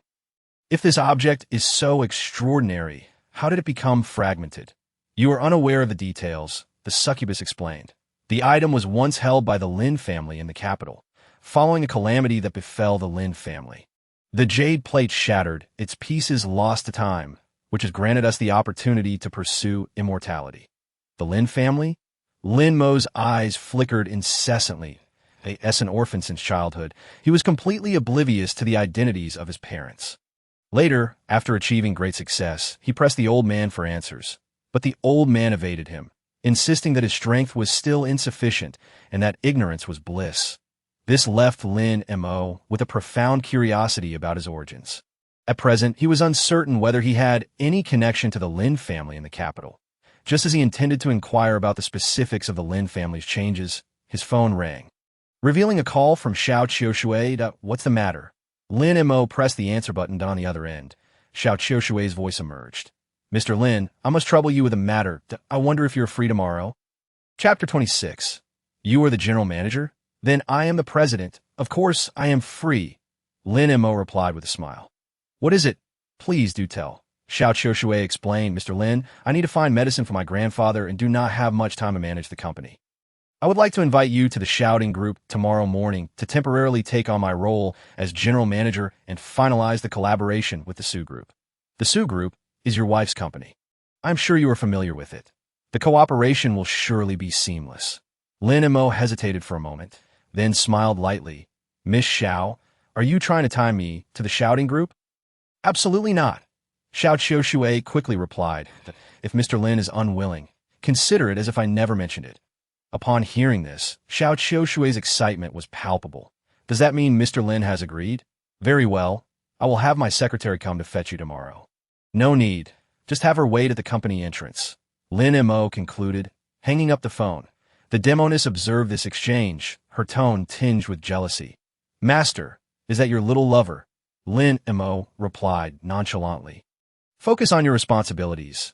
Do not pry into matters that do not concern you." Understood, the demoness said, pouting before extending her remaining delicate arm to massage Lin Mo's entire body. Meanwhile, within the Wang family estate, Wang Defo was in a furious uproar, forcefully slamming his hand against the table. Damn it! That wretched Xiao Qiushui actually chose to collaborate with the Su group and refused to work with me. She must have had her head caught in the door this morning. Wang Fugue, standing nearby, also bore a troubled expression. Father, what shall we do next? Are we really going to stand by and watch as the Su group aligns with the shouting group for a resurgence? Wang Defa scoffed. I've already devised a plan. Are you aware of the land auction tomorrow afternoon? As long as we secure the land, even if the Su group collaborates with the shouting group, they will be unable to commence construction immediately. What do you mean? Wang Fugue inquired, puzzled. Wang Defa elaborated. It is quite simple. The collaboration project between the Su group and the shouting group is to establish a pharmaceutical factory to produce a new batch of medicines developed by the shouting group. However, as long as the land is in our hands, they cannot build the factory, and we will then possess the leverage to negotiate with them. Once negotiations commence, whether the Su group withdraws will not be for them to decide. At this, Wang Defo wore a cold smile. His ambition to absorb the Su group and strengthen himself was not a recent development. Now that the Su group sought to rise through the shouting group, he could never allow it. Wang Fugue flattered. Father, your brilliance knows no bounds. I will prepare the funds at once. Go ahead, and also find someone to investigate Lin Mo's relationship with Xiao Qiushui, Wang Defa reminded him. Understood. The next day arrived, and Lin Mo awoke to find the demoness adorning herself in a maid's outfit, half kneeling before him. Master, breakfast is ready.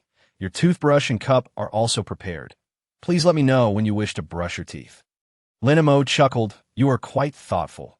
Help me up? Yes. After the demoness provided attentive service, Lin Mo, content after washing up, discovered the dining table already laden with over 20 breakfast dishes, an astonishing array of options. Lin Mo couldn't help but smile. Just imagine the expressions on the faces of the other 3 kings of the underground world if they were to witness this scene. The demoness, feeding Lin Mo, remarked, what expressions could they possibly have? Those 3 fools aren't even worthy of serving you. After enjoying a delightful breakfast, Lin Mo instructed her to guard the house while he made his way to the shouting group. Upon arriving at the shouting group, it was already 9 in the morning to the entrance. A sharply dressed woman in a suit approached him.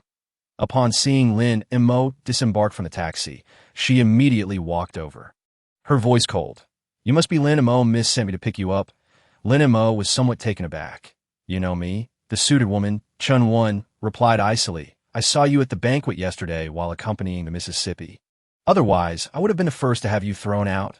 Lin Mo glanced at her, uninterested in further conversation, and proceeded toward the company. Chun Won observed this interaction with discontent. She couldn't fathom why the miss would entrust the company to a mere prison guard. After learning of this development from Xiao Qiushui, she immediately investigated Lin Mo's background. The result was disappointing. He was an orphan with no family, raised in the Sunshine Welfare Institute in Yanhai City, and upon reaching adulthood, he had worked as a guard in an unknown prison. Such a background significantly diminished Chun Wen's impression of Lin Mo, just as Chun Wen mulled over these thoughts. A stern voice interrupted. What are you doing? This is the shouting group. Unauthorized personnel are not allowed to enter. Don't blame me for being rude. The security guard, exuding arrogance, scrutinized Lin Mo from head to toe. Noticing his plain attire, which couldn't possibly be valued at more than 100 yuan, the guard's disdain only deepened. Chun Won, witnessing this, couldn't help but chuckle coldly, thinking to herself, I want to see how you plan to pass the security check. Although the miss had instructed her to assist Lin Mo, if he couldn't even enter the door, it wouldn't be her fault. Unauthorized personnel? Lin Mo frowned. I am your company's general manager. You dare to deny me entry? You? The security guard erupted into laughter. If you are the general manager, then I am the president. Scram, kid. I don't have time to waste on you. Chun Wen stifled a laugh, struggling to contain her amusement. In response, Lin Mo merely shrugged, uninterested in further discussion, and directly dialed a number. Miss Xiao, your security guard are quite arrogant, insisting that I leave. I ask this how you manage your staff? The security guard erupted in laughter at this, quickly mocking. Kid, don't think that just because you're on the phone, pretending to be important, I will believe you. Miss is busy. You're not someone of your humble background who can interact with her. Lin Mo, unfazed, replied, You heard that, didn't you? As he spoke, he switched to speakerphone. I'll give you a chance. You can speak to him yourself. The security guard scoffed, ready to continue his mockery, but the voice on the phone sent a shiver through him. Abruptly halting his laughter, Mr. Lin is my appointee, currently serving as the acting general manager of the shouting group. Is there a problem? You should apologize to him immediately. Upon hearing Xiao Qiushui's icy tone, the security guard felt as if he had been struck by lightning, panic washing over him as he looked at Lin Mo, completely at a loss. Manager Lin, I was wrong to judge you based on appearances. I beg for your forgiveness. Please spare me this once to Mr. Lin. If you're still upset, I can have him pack his things and leave immediately. Xiao Qiushui's voice continued. This terrified the security guard. He had a family to support and could not afford to lose his job. However, to his surprise, Lin Mo chuckled. I am not so petty as to hold a grudge against a mere gatekeeper. I will hang up now. With that, amidst the security guard's incessant gratitude, Lin Mo stepped into the company. In contrast, Chenwen felt somewhat unwilling, coldly huffing. For such a trivial matter, you need the mist to intervene. I truly do not understand what she sees in you. Chapter 27. You may pack your things and leave. In the general manager's office, as Lin Mo entered, he was greeted by a fragrant aroma, likely lingering from Xiao Qiushui's long hours of work in this space. Chenwen followed closely behind, stating, Lin Mo, although the miss has agreed to let you work here, it does not mean you can touch her belongings at will. Did you hear me? Upon hearing this, Lin Mo's brow furrowed, his eyes filled with annoyance. Since his arrival at the shouting group, this woman had been incessantly at odds with him. It was important to remember that Xiao Qiushui had hired him. So, as her secretary, wouldn't she have a bit of awareness? I am now the general manager. What I do is my prerogative. It is not up to you, a mere secretary, to interject. Please leave. I do not wish to see you, Lin Mo said directly to Chenwen. You. Chenwen was furious, ready to retort, when a knock at the door interrupted. A young man in a sharp suit entered. Sister Chun, the cooperation plan with the Sioux group has been drafted. Please take a look. If there are no issues, we can invite the Sioux group representatives to sign. Just as Chenwen was about to take the plan, Lin Mo interjected. Which department are you from? Can't you see the general manager is here? You bypass the general manager to show it to his secretary. What do you mean by that? The young man gazed at Lin Mo, his attitude revealing no trace of surprise, and feigned politeness. Excuse me, sir, our company's general manager is Miss Xiao. May I inquire as to your identity? Chun-Won, addressing Lin Mo with a hint of indifference, explained, I apologize. This morning I was preoccupied with your arrival and neglected to inform the lady about the personnel arrangements. Upon finishing, she turned to the young man and said, This is Mr. Lin Mo, who will temporarily assume the role of general manager. From now on, he will handle all matters concerning the company. Understood, the young man nodded. His name was Ming Tao, a distant relative of Chunwen. His entry in a Xiao Ding group was facilitated by her efforts. Early that morning, he had received a message from Chun when stating that a temporary general manager would be arriving, and he was to give the newcomer a stern welcome.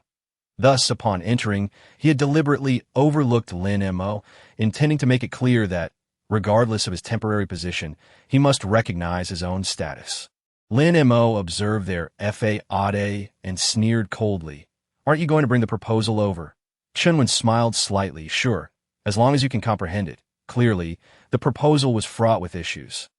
As Lin Mo swiftly perused the document, Chunwen teasingly inquired, Manager Lin, your speed in reviewing the proposal surpasses that of the lady by several folds. Have you read it attentively? Do you question my qualifications? Lin Mo shot her a glance. Chunwen's expression shifted, her heart seething with resentment. Lin Mo, take pride while you can. I wonder how long it will last. Once you approve this proposal, I will promptly report you to the shareholders. At that point, you will find yourself out on your ear. However, Lin Mo's next words left Chunwen's face rigid with shock. That it is astonishing that the people of Xiao Ding Group are a bunch of incompetents. No wonder Xiao Qiushui appointed me as general manager. Are you all blind? This proposal is riddled with flaws. Not to mention the absence of a clear long-term cooperation line. Just consider the land auction scheduled for this afternoon. You must be aware of the significant sum required for land bidding, yet you have failed to account for the land's cost. If a plot of land bids for 500 million, will this project still be profitable? Are you from the operations department? As someone from operations, how can you present such a proposal and still have the audacity to remain at Xiao Group? Furthermore, I've reviewed your background.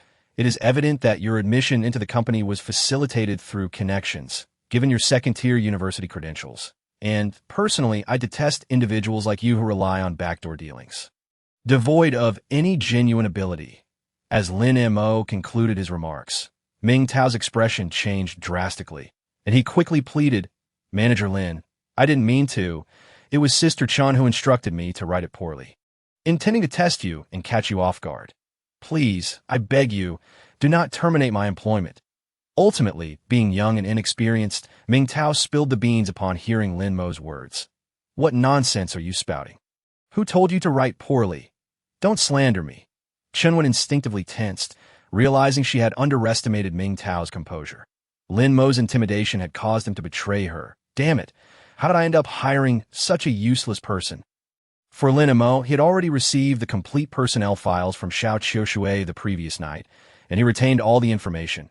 "Secretary Chun, if you deliberately set up the general manager, what do you think will happen if this matter gets out?" Lin Mo said leisurely. Chun inhaled sharply, her demeanor turning cold. "I didn't expect you to possess some business acumen that I concede this round. Do as you wish. You seem quite dissatisfied." Lin Mo chuckled. "Why should I be?" Chun retorted stubbornly. "Had the proposal not been so glaringly flawed, do you think you would have spotted it?" Lin Mo's lips curled into a slight smile. During his apprenticeship under the old master, he had mastered the intricacies of business in just 3 months. It posed no challenge whatsoever. Thus, regardless of their schemes, none could escape his discerning eye. Naturally, given his position, he had no intention of engaging in trivial discussions with his secretary. And so he stated, "Since you are so unconvinced, stay by my side and observe how I manage the company." Chun scoffed dismissively, yet due to her disrespect towards the boss, she added, "Your salary will be suspended for 3 months. If you are late to work even once, you will be dismissed immediately." As for this individual, Lin Mo looked at Ming Tao and declared, "You may pack your things and leave. However, your salary for this month will be paid in full." Upon hearing this, Ming Tao collapsed to the floor, crying out to Chun, "Sister, please think of a way. I don't want to be fired. And my family invested 200,000 for me to join this company. I cannot lose this job." Chun expression darkened, yet she had no means to assist him. Deceiving a superior was a serious offense, and Lin Mo's decision not to terminate her was already a display of leniency. How could she possibly protect Ming Tao? "Ming Tao, get up. Let's discuss this outside." Understanding the embarrassment she had brought upon herself, Chen could only lead Ming Tao away to console him. After a brief moment, she remarked, "As for your plea, forget it, that I will consider your departure a normal resignation and will not record this incident in your file. Having experience at Xiao Group should make it easier for you to find work elsewhere." Lin Mo lit a cigarette and replied, "The proposal needs to be rewritten. I want it by tonight. Also, it's about time. Accompany me to the land auction this afternoon." With that, Lin Mo rose and walked towards the exit. Chapter 28. Drinking something else. I cough at 1 o'clock in the afternoon at the Yunhai Exhibition Center. This venue was a significant site for real estate projects, hosting various auctions and exhibitions. Today's land auction was being held here. Lin Mo and Chun entered in succession, surveying the bustling crowd. Filled with renowned business tycoons from the city, it appeared that the competition today would be fierce. Lin Mo remarked nonchalantly, "Have you brought enough funds?" Chun rolled her eyes. "Of course. This auction cannot afford any mistakes. I have mobilized all the funds the group can access." "That's good to hear." In the front row of the venue, Wang Defa sat alongside Su Rushue's father. "Su Haitan, Brother Haitan, what a coincidence to find us sitting together," Wang Defa said with a forced smile. Su Haitan glanced at him coldly, replying, "Brother Wang, as far as I know, you currently have no urgent projects requiring land." "What brings you here, Brother Haitan?" "You misspeak," Wang Defa replied with a casual smile. "As businessmen, we must always prepare for the future. A moment of glory is nothing to rely on. Wouldn't you agree? Su Haitan recognized the underlying tone in Wang Defa's words and chose to ignore him. His purpose for attending today was to assist Xiao Ding Group in securing the development rights for the Western City land on behalf of his daughter, Su Ruxua. Originally, she was supposed to attend personally. But due to an unexpected lunch invitation from Gu Haochen, she had to decline, leaving him to take her place. Meanwhile, upon noticing that Su Haitan was uninterested in continuing the topic, Wang Defa shifted gears. Speaking of which, we have known each other for many years. Why did Ruxua quietly obtain a marriage certificate without informing me? When do you plan to hold the wedding? I certainly wish to attend. At these words, Su Haitan's expression darkened. Brother, your enthusiasm is quite remarkable, he retorted coldly. Naturally, Wang Defa continued, deliberately raising his voice, who in Yinhai City doesn't know that the Su family has acquired a son-in-law. I've heard that this fine son-in-law was previously a prison guard. Spending 3 years in jail, that if it were me, I would never allow someone who has been in prison to step foot in my home. It brings bad luck. His words elicited laughter from the crowd. Their gazes filled with mockery and ridicule directed at Su Haitan. Despite Xiao Ding Group's collaboration with the Su family, many found it hard to believe that the Su family could maintain a long-term partnership with Xiao Ding Group. Consequently, respect for Su Haitan was scarce. Sensing this, Su Haitan's face darkened, his fists clenching tightly, yet he felt powerless. Strength must be born from within. Even with Xiao Ding Group's backing, the Su family could not escape the scorn of others. Suddenly, a calm voice interrupted. Aren't you a bit too old to be engaging in verbal sparring? The crowd fell silent, instinctively turning to the source of the voice. Lin Mo approached, his tone indifferent, considering I spared you yesterday due to Miss Zhao's banquet. Your lack of gratitude is one thing, but to speak ill of me is another. You wish to experience being trampled by a bull. Wang Defa's face flushed with anger. Even now, the images of his son being trampled by a bull still dominated the headlines in the city. He retorted coldly, Lin Mo, what are you doing here? With all due respect, have you looked at your pathetic self? What gives you the right to be here? Look around. Who here isn't wealthy and well-connected? What do you have? Clearly, he did not wish to see Lin Mo present, as it would only add to the ridicule. Lin Mo glanced at Su Haitan and then turned to Wang Defa with a smile. Do you believe I am unworthy of being here? Absolutely. Wang Defa scoffed dismissively. Lin Mo pointed at the front row of seats and calmly stated, Dare you make a wager with me? If I manage to sit there, you shall kneel and call me grandfather. A jest indeed. Wang Defa laughed in anger. Do you know that the front row is reserved exclusively for high-ranking officials of the Xiao Ding Group? You, a mere unemployed wanderer, aspire to occupy such a seat. Truly, that is the stuff of dreams. If you somehow manage to sit there, I would not only call you grandfather, but I would do so 10 times over, with a sudden shift. Wang Defa's tone turned malicious, but should you fail to take that seat, you must willingly disable your own hands you dare. Before Su Haitan could urge Lin Mo to remain calm, Lin Mo replied directly. No problem. In that instant, Su Haitan's mind went blank. He simply could not fathom the audacity of Lin Mo's acceptance. Should he lose the wager and disable his hands, how would the people of Yinhai City perceive the Su family when it came time for marriage? Where would that leave the Su family's reputation? Everyone present heard the terms of the wager, binding them to honor the outcome, regardless of who emerged victorious. Wang Defa wore a smile of triumph. Please go ahead, he said, watching Lin Mo with a cold sneer. The front row was indeed reserved for distinguished guests, requiring a special invitation. Having just scanned the area, he noted that Xiao Qiushui was absent and could not leverage her influence. Should Lin Mo, a lowly individual, dare to sit there, he would undoubtedly be swiftly removed by the event staff. He could hardly wait for the spectacle to unfold. Thus, under the watchful eyes of all, Lin Mo strolled leisurely towards the front row, selecting a seat in the center and sitting down with an air of calm. As expected, the moment he settled in, the event staff hurried over. For the guests in the front row were of such esteemed status that the organizers had assigned personnel to monitor the area. One purpose was to verify identities, preventing unauthorized seating, while the other was to ensure proper service. Good day, sir. May I kindly request to see your invitation? The staff member inquired politely. The invitation is not with me. Lin Mo replied, shaking his head. I could see this. The onlookers exchanged knowing smiles as Su Haitian's expression turned completely grim, while Wang Defa's face was filled with vindictive glee. Yet, in the next moment, Chun Wen's words froze everyone in place. Manager Lin, the invitation is with me. Then, adopting a more respectful demeanor, she addressed Lin Mo. Manager Lin, may I inquire what you would like to drink? We have a wide variety of beverages, including I'll have a cup of freshly brewed Blue Mountain coffee, airlifted directly from Jamaica that I cannot abide anything else. Lin Mo instructed nonchalantly. This statement nearly left the entire audience breathless. It was evident that no one had anticipated Lin Mo would possess the qualification to sit there, given the staff's demeanor. The invitation he held could not possibly be a forgery. Wait a moment. What did Secretary Chun just call him?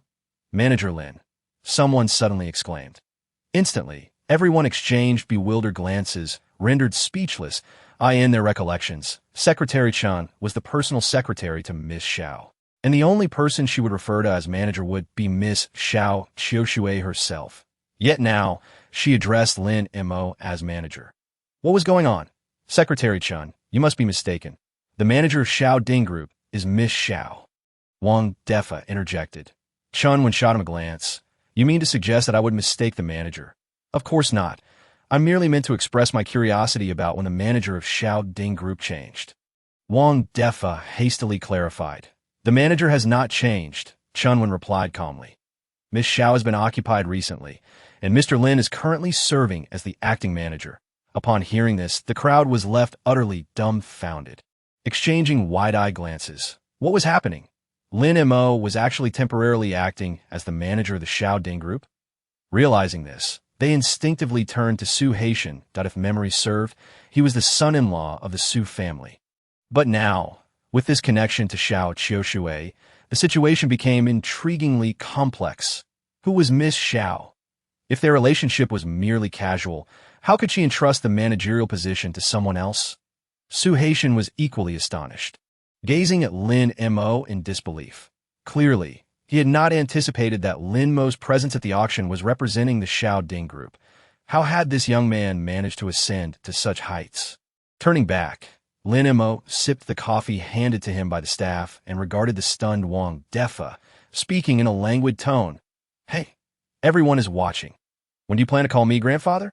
Upon hearing this, Wang Defa snapped back to reality, his face flushed with rage. You brat, do not go too far. One should leave a line for others, so that we may meet again in the future. Your current status is merely a gift from Miss Xiao, should you ever lose her favor. Wang Defa's words trailed off, but Lin Mo impatiently interrupted. Enough? You need not concern yourself with that. Now, fulfill the wager. And remember to shout it loud. I've been having trouble hearing lately. Wang Defa's expression soured, his face contorted with the kind of discomfort one might have when faced with an unsavory task. As the patriarch of the Wang family, how could he possibly kneel and call a mere youth grandfather? No, he could not do it. What's wrong? Is the patriarch of the Wang family unable to play along and fulfill the wager? Lin Mo's eyes glimmered with mischief. Wang Defa, in desperation, looked to the crowd, hoping for support. Yet most averted their gazes, unwilling to offend Lin Mo. A few associates of the Wang family, however, mustered the courage to say, Manager Lin, the patriarch was merely joking. Why take it so seriously? Indeed, we all belong to the same circle. It would be best to let this go. Lin Mo, hearing this, let out a cold snort. You enjoy jesting. Do you? Then allow me to share a little joke of my own. With that, he extended a finger toward Wang Defa. Crack, suddenly. The chair Wang Defa was sitting on exploded, catching him completely off guard as he fell to the ground. The splinters piercing him. Gasping in shock, Wang Defa leapt up like a spring, yanking the shards from his rear, blood seeping from the wounds. Lin Mo smiled faintly. Patriarch Wang, you may choose not to fulfill the wager. But next time, it might be your head that goes boom.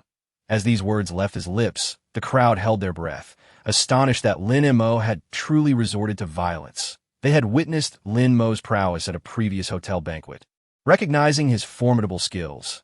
Yet Wang Defa was no pushover either. At this moment, Wang Defa was seething with rage, his body trembling in fury. He had never endured such humiliation in his life, threatened by a mere junior.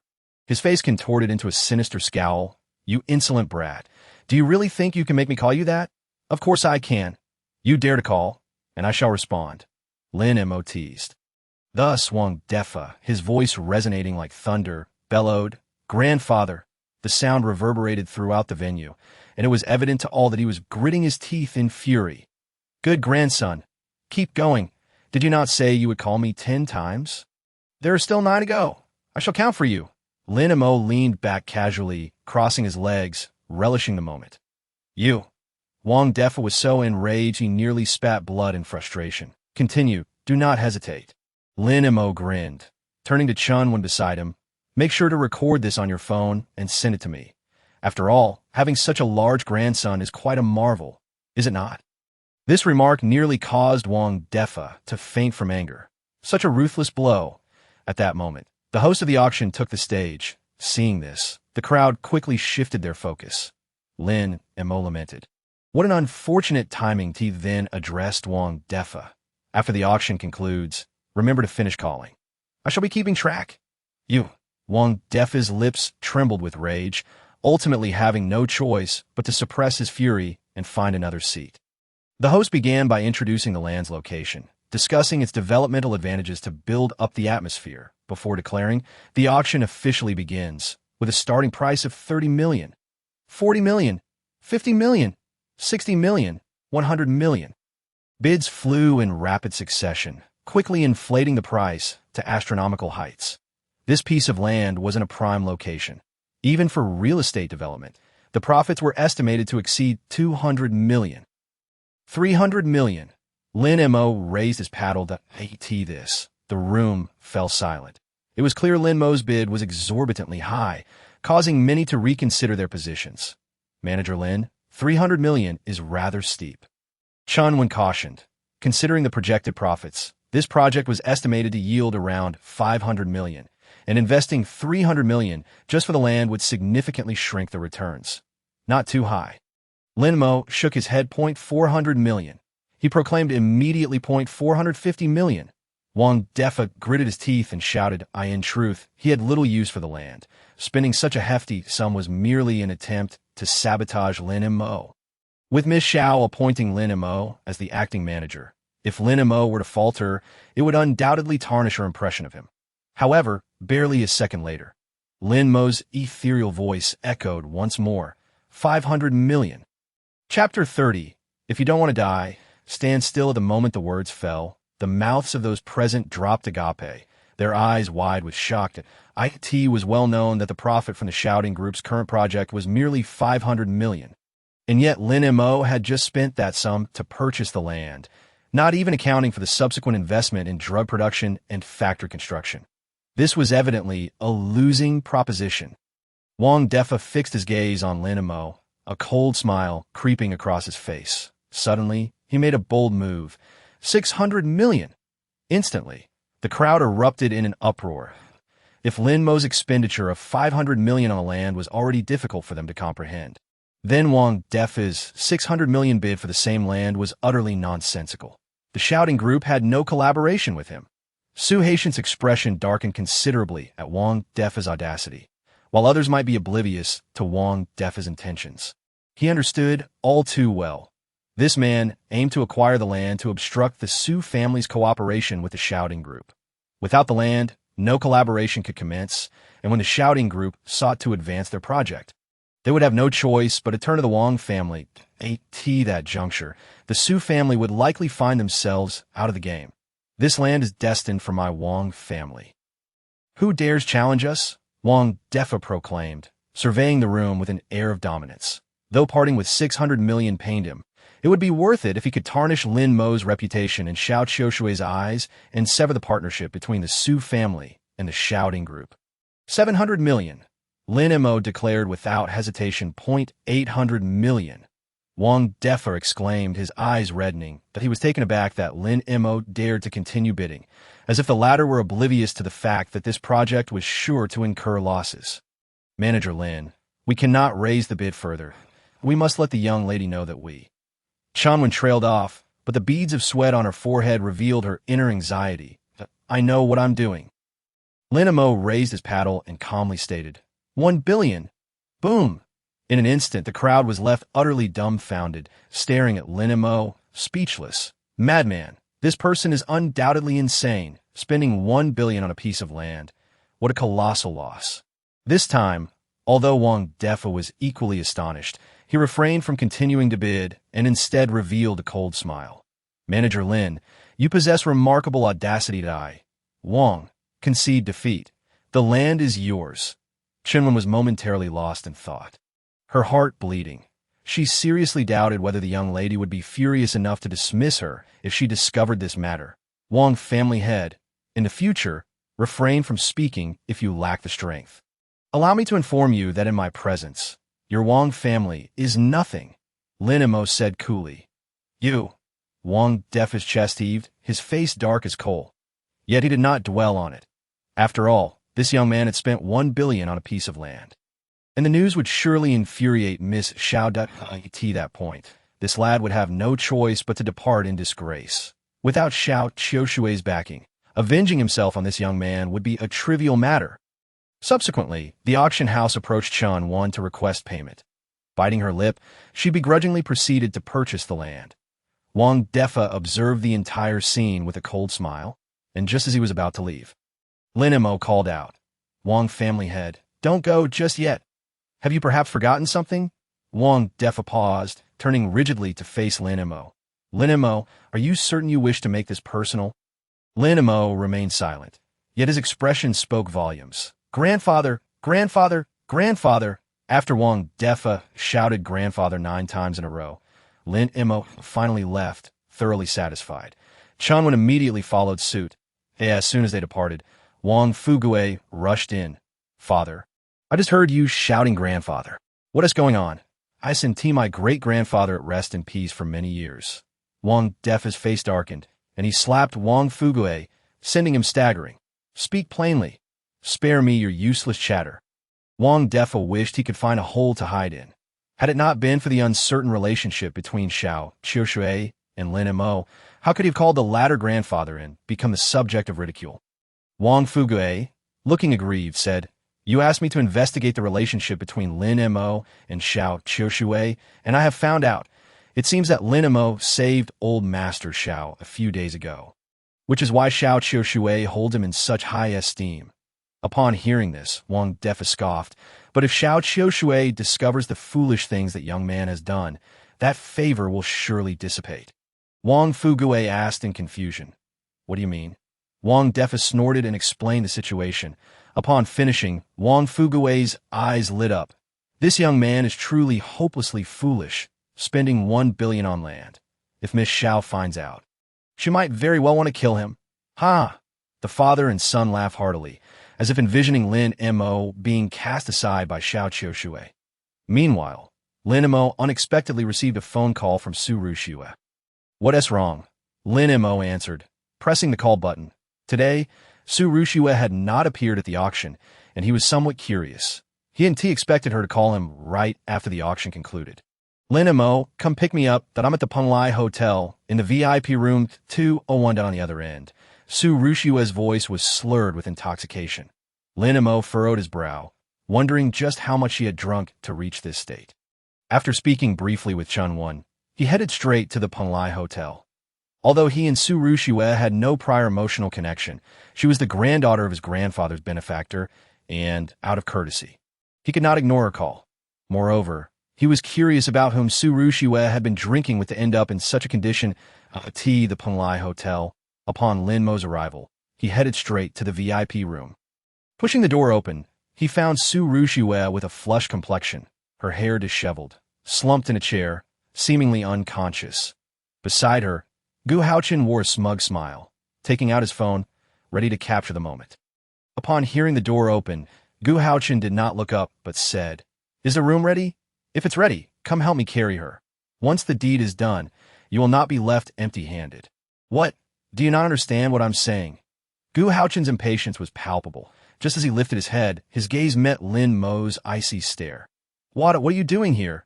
Gu Haochen stammered, clearly flustered. delete that photo. Lin Mo pointed at the intimate picture in Gu Haochen's hand, his tone frigid. I'll delete it. With that, Gu Haochen hurried towards the door. However, in that instant, a voice as cold as ice echoed. If you don't want to die, just stand still and don't move. Chapter 31. Acquiring the hotel, Gu Haochen turned around with a sheepish smile. Mr. Lin, please don't misunderstand. I merely wanted a photo with Miss Su. It's not what you think. Lin Mo's expression remained impassive. You can either cripple yourself today, or I will ensure you leave here alive. Hearing this, Gu Haochen's complexion changed, and he retorted darkly. Lin Mo, I advise you not to overstep your bounds. Do you think you have a right to make me cripple myself? Let me tell you, the owner of the Penglai Hotel is my friend's father. If you lay a finger on me, you will find yourself without a burial place. Lin Mo chuckled. So, you are threatening me. I'm merely giving you a warning, Gu Haochen replied coldly. Ru Shihua is currently intoxicated and unaware of what is happening. If you pretend that nothing occurred, I'll one-t trouble you in the future. Enough with the nonsense. Lin Mo snapped impatiently. You have 3 seconds that if you do not cripple yourself, don't blame me for taking action myself. As he spoke, Lin Mo began counting down 3, 2, 1. As the last word fell, Lin Mo's eyes glinted, and just as he was about to strike, a cold voice rang out. What audacity! How dare you cause a ruckus in my Penglai Hotel? Who do you think you are? A young man clad in a suit approached. His name was Bai Feng, the son of the owner of the Penglai Hotel and also Gu Haochen's friend. Gu Xiao, I apologize for my tardiness. Bai Feng did not even glance at Lin Mo, but greeted Gu Haochen with a smile. As per your instructions, the room is ready, just waiting for you and Miss Su to arrive. Since the Penglai Hotel was backed by the Gu family, Bai Feng treated Gu Haochen with utmost respect. So you are all in cahoots. Bai Feng scoffed, then continued. Moreover, Gu Xiao has informed me that Miss Su's husband is merely a good-for-nothing. Do you really think we should care about the feelings of a useless person? Toying with his wife is already showing him respect. Unaware of your own mortality. Lin Mo's face turned cold as he swiftly retaliated with a slap. Smack! The sound of the slap echoed, sending Bai Feng hurtling against the wall like a cannonball. Cough! Accompanied by a spurt of blood, Bai Feng glared at Lin Mo, fury igniting his eyes. You dare slap me? Do you know this is my territory? Seeing this, Gu Haochen seized the opportunity to yell for security. Quick, come here! Bai Xiao has been assaulted. In no time, security rushed in, and upon seeing Bai Feng lying on the ground, spitting blood, their expressions shifted dramatically. Bai Xiao, how are you? The security guards immediately helped Bai Feng to his feet. And no need to bother, just take this brat down and beat him mercilessly. If anything happens, it will be on me. Bai Feng's eyes were filled with rage, wishing he could dismember Lin Mo just as the security guards were about to charge in. Lin Mo smiled lightly. Are you sure you want to heed his words? Whatever he pays you, I will double it. Instantly, the security guard were momentarily stunned, unable to comprehend the situation. What? You are working for him because he pays your salary. In the future, if I am the one paying you, are you certain you will still listen to him? Lin Mo said languidly. You little brat, what nonsense are you spouting? My father is the owner of the Penglai Hotel. How could it possibly be that you would pay them? Bai Feng retorted disdainfully. Moreover, just look at yourself. You probably don't even have $200 worth of clothes, and yet you dare to speak so arrogantly. It's utterly laughable. Gu Haochen also wore a mocking expression, believing that Lin Mo had lost his mind to utter such words. You think you can pay me? First, you have to be a boss to do that, right? Do you really think I can't afford to buy your hotel? Lin Mo looked at Bai Feng with a playful smile. You little brat, stop boasting. If you can buy my father's hotel, I will gladly kneel before you, Bai Feng declared arrogantly, given his father's years of management. The hotel had long since entered the first-tier hotel echelon in Yanhai City, and purchasing it would require at least 100 million. How could this kid, dressed like a pauper, possibly come up with such an amount? He was likely just spouting nonsense out of fear. Lin Mo took out his phone and called Chun Kuanpeng. I give you 5 minutes to buy the Penglai Hotel. Just then, Su Rushihua regained a bit of her senses and overheard Lin Mo's words. Lin Mo, what are you babbling about? Who could possibly help you buy the Penglai Hotel? Su Rushihua rubbed her temples. She had drunk far too much earlier to the point of blacking out. Bai Xiao. What happened to you? Turning around, Su Ruxiue was taken aback to see the blood at the corner of Bai Feng's mouth. It's all your husband's doing, Gu Haochen interjected, seizing the opportunity. This way, no matter how Lin Mo explained, he could handle it. Husband? Upon hearing this, Bai Feng's expression turned even colder. Miss Su, so this gentleman is your man? Indeed, Gu Haochen echoed. Ruxiue, if you can't make this brat give us a reasonable explanation today, this matter won't be so easily resolved. Su Ruxiue's expression changed. She had not anticipated that Lin Mo would cause such a ruckus while she was drunk. Who allowed you to come? Su Ruxiue glared at Lin Mo coldly.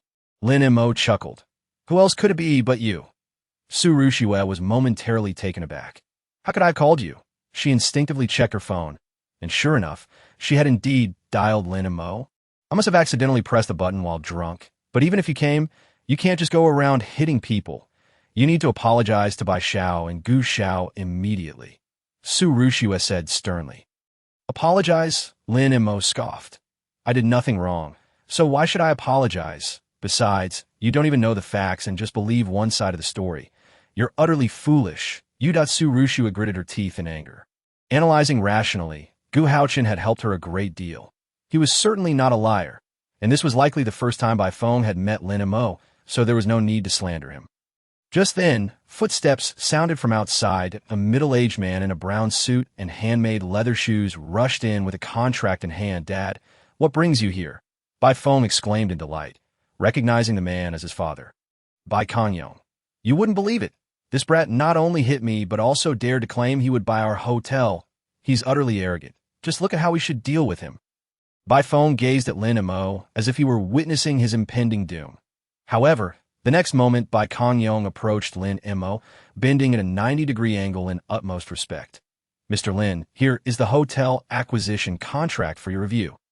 Chapter 32. Get out. I didn't tell you to leave in an instant. Everyone present was frozen in shock, their mouths agape in disbelief, particularly Bai Feng, the heir to the Penglai Hotel, whose eyes nearly popped out in astonishment. He could hardly dream that his father would show such deference to Lin Mo and even present him with a hotel acquisition contract. Dad, what are you doing? Did this brat really buy our hotel? Bai Feng asked tentatively. Just as he finished speaking, Bai Kangyong slapped Bai Feng across the face, his voice filled with cold fury. Shut your mouth. Who are you calling a brat? Just moments ago, Chun Kunpeng, the master of Longshan Hall, had called him, pressuring him to sell the hotel that, if he refused, his head would be separated from his body by tomorrow. Therefore, he hurriedly brought the contract to this esteemed buyer. Mr. Lin, please do not take offense. My son lacks proper upbringing and has shown you a lack of respect, which is my fault. Rest assured, I will educate him thoroughly afterward. Bai Kangyong lowered his posture significantly. Appearing extremely humble, the onlookers were utterly dumbfounded, as if they had seen a ghost. Now do you believe I have the capability to buy your hotel? Lin Mo looked at Bai Feng with a faint smile. At this moment, Bai Feng was drenched in cold sweat, hastily saying, Mr. Lin, I was in the wrong earlier. Before he could finish, Lin Mo interrupted. Enough with the nonsense. I don't want to hear it. From today onward, neither you nor he is allowed to set foot in the hotel. Get out now. Lin Mo was referring, of course, to Bai Feng and Gu Haochen. Let's go. Bai Feng and Gu Haochen exchanged glances and snorted coldly. However, before they could take more than a few steps, Lin Mo's voice rang out again. Do you not understand my words? I told you to roll out, not just walk out, like a ball. Will you? You little brat. Don't push your luck. Bai Feng's pin-up anger finally erupted. Mr. Lin told you to roll out. You better do it quickly, or I'll tear your mouth apart if you dare to speak disrespectfully to him. Bai Kangyong, witnessing the situation, kicked Bai Feng to the ground. When Bai Feng confronted Lin Mo, his heart raced into his throat. This was someone even Chun Kunpeng respected. If they angered him, would there be any way for them to survive? Yet his foolish son remained oblivious. If he weren't his own flesh and blood, he would have wanted to slap him senseless. Bai Feng, bewildered by the kick from Bai Kangyong, could not comprehend what had transpired that would cause his normally fearless father to speak on behalf of a pauper. Get out, Lin Mo said, his expression as calm as a still pond, gazing down at Bai Feng as he uttered another word. Bai Feng dared not voice his anger and could only obediently roll out.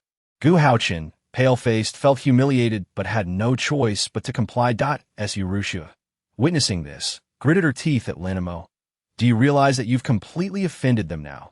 She could not understand why Lin Mo suddenly possessed the capability to buy the Panlai Hotel. Yet, both Gu Haochen and Bai Feng were not to be trifled with. They would inevitably seek revenge in the future. I have offended many people. They're not even on the list. You are truly incorrigible. Su Rushua stomped her foot in frustration, gritting her teeth. Were it not for the fact that he was her nominal husband, she would not have bothered to intervene.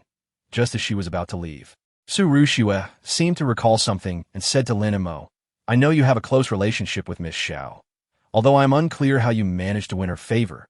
Remember this, ultimately, a man must rely on himself.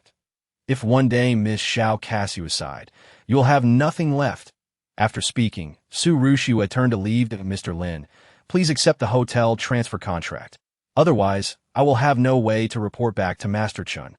Bai Kongyong said sheepishly. Lin Mo accepted the contract. The hotel payment should have been transferred to you by Chun Kunpeng, right? If it hasn't, be sure to let me know. Master Chun has already transferred it. Is there anything else I can do for you, Mr. Lin? Bai Kongyong asked cautiously. Lin Mo waved his hand. Go find me a car. I need to head out.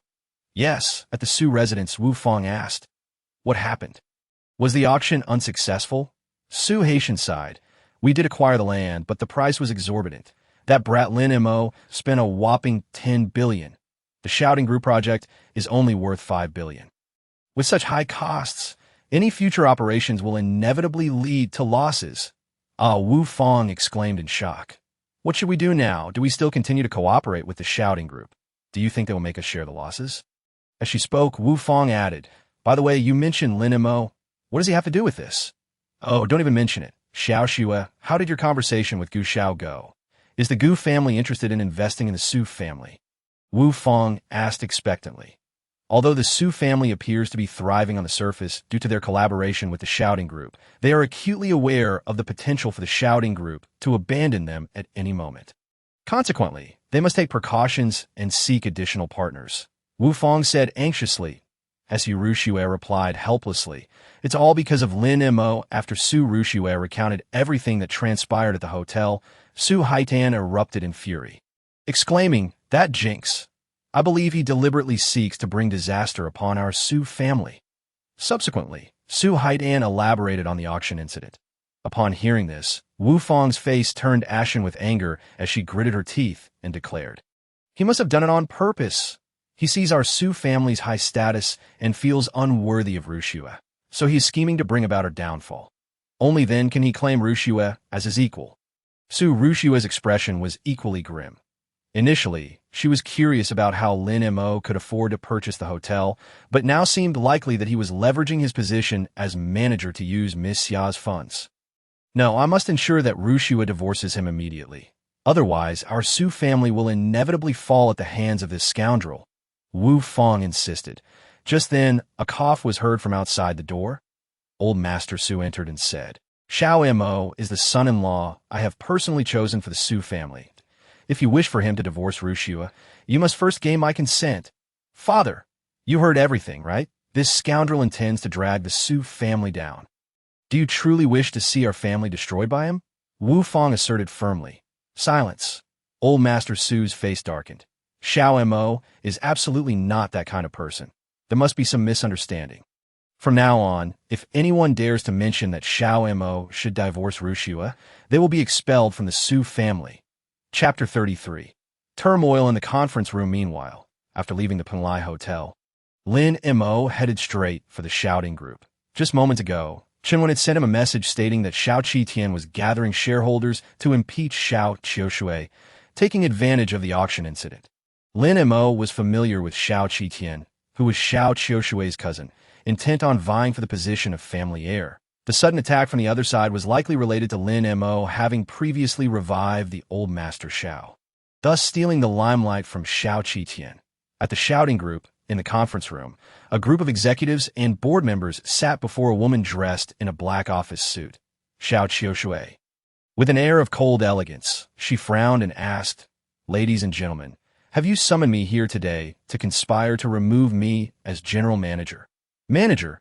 You misunderstand. It is not our intention to remove you. Rather, your negligence has caused significant losses for the group, which will inevitably diminish the shareholders' interests. Shouldn't you bear this responsibility? A flamboyantly dressed woman remarked with a smirk. This woman, named Mary, was Xiao Qitian's assistant. At that moment, Xiao Qitian, serving as the deputy manager, sat across from Xiao Qiushui with a faint, cold smile. Previously, when the old Master Xiao had been revived by Xiao Qiushui's people, it had allowed her to gain an advantage in the line of succession, which had greatly displeased him. Fortunately, the other side had been foolish enough to assign a novice in business to manage the company. Just this one blunder was enough to tarnish her reputation in the eyes of the old master. Mary is correct. You must take responsibility for this. Therefore, we, the board members, have decided to remove you from your managerial position, an older shareholder declared. Indeed, removal is a necessity. The shareholders echoed, forming a palpable atmosphere of insurrection. Xiao Qiushui's expression shifted, as she could easily discern that these individuals had been bought off by Xiao Qitian. While she pondered her countermeasures, the door to the conference room swung open. Lin Mo entered with a smile, saying, "I must say, you gentlemen, is it truly honorable to gang up on a woman? The land in question was purchased by me. If there are issues, you ought to address them with me, not involve an unrelated party." Upon hearing this, a senior executive stood up and coldly retorted, "Who is this brat? How dare he storm into the group's conference room? Get out." "Why? As the acting general manager, am I not entitled to enter the conference room?" Lin Mo replied, casting a disinterested glance at the man. "Furthermore, mind your tone when speaking to the acting manager. Do you believe I could have you dismissed with a single word? You." The senior executive's face flushed with anger as he shouted, "Where are the security guards? Hurry and expel this arrogant brat." In the next moment, security rushed in, just as they were about to act. The revelation struck everyone dumb. They had heard of the new acting manager appointed by Xiao Qiushui, but had not yet encountered him. They had only heard that he had spent 10 billion on purchasing the land, causing the company significant losses. They had not anticipated that the acting manager was this very young man. "Mr. Lin, please take a seat." Xiao Qiushui quickly rose to offer her chair. Lin Mo shook his head. "There is no need for that. I am here to assist you with your troubles." Xiao Qiushui felt a bit embarrassed. "Mr. Lin, I can handle this matter myself. You need not have gone to such lengths." Lin Mo then turned to Mary and asked, "When I entered, I believe I heard you suggesting the removal of Miss Xiao?" Mary, feeling the weight of Lin Mo's gaze, grew uneasy but feigned calmness. Xiao Qiushui has made mistakes and should face consequences.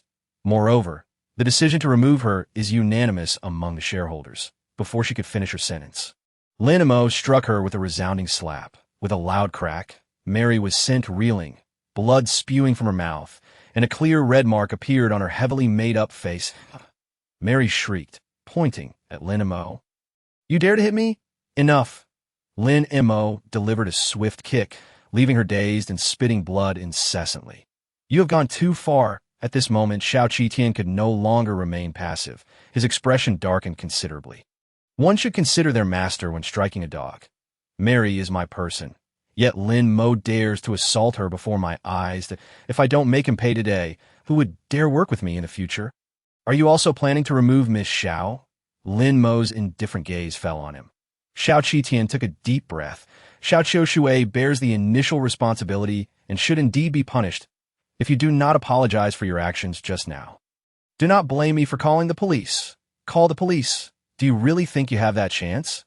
Lin Mo chuckled mockingly, uninterested in further dialogue, and stepped forward, delivering a heavy slap to Xiao Qitian's face.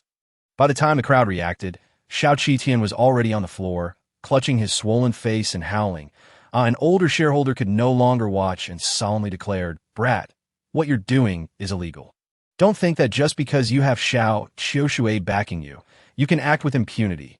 Lin Mo strode toward the older shareholder, causing the man's face to go pale as he retreated repeatedly. Xiao Qiushui hurriedly called out, "Mr. Lin, let it go. This is indeed my fault. I should have informed you of the costs in advance." She did not blame Lin Mo, but instead took the blame upon herself. Lin Mo looked at her. "Trust me, purchasing this land for 10 billion will not result in a loss." "Ah!" Xiao Qiushui was momentarily taken aback, unable to comprehend how Lin Mo could make such a statement. Lin Mo then addressed the crowd. Ladies and gentlemen, whether you convened this meeting for the benefit of the company or under someone else's directive, I neither care nor wish to concern myself. However, since Ms. Xiao has appointed me as acting manager, I assure you I will not engage in actions that harm the company. In 3 days, I will demonstrate to you how wise it was to invest 10 billion in this land. As Lin Mo's words echoed in the room, murmurs of disbelief rippled through the assembly. Clearly, they were highly skeptical of the veracity of Lin Mo's claims. They believed the 10 billion had been irrevocably squandered. What gave him such confidence to assert that spending 10 billion on this land was a wise decision?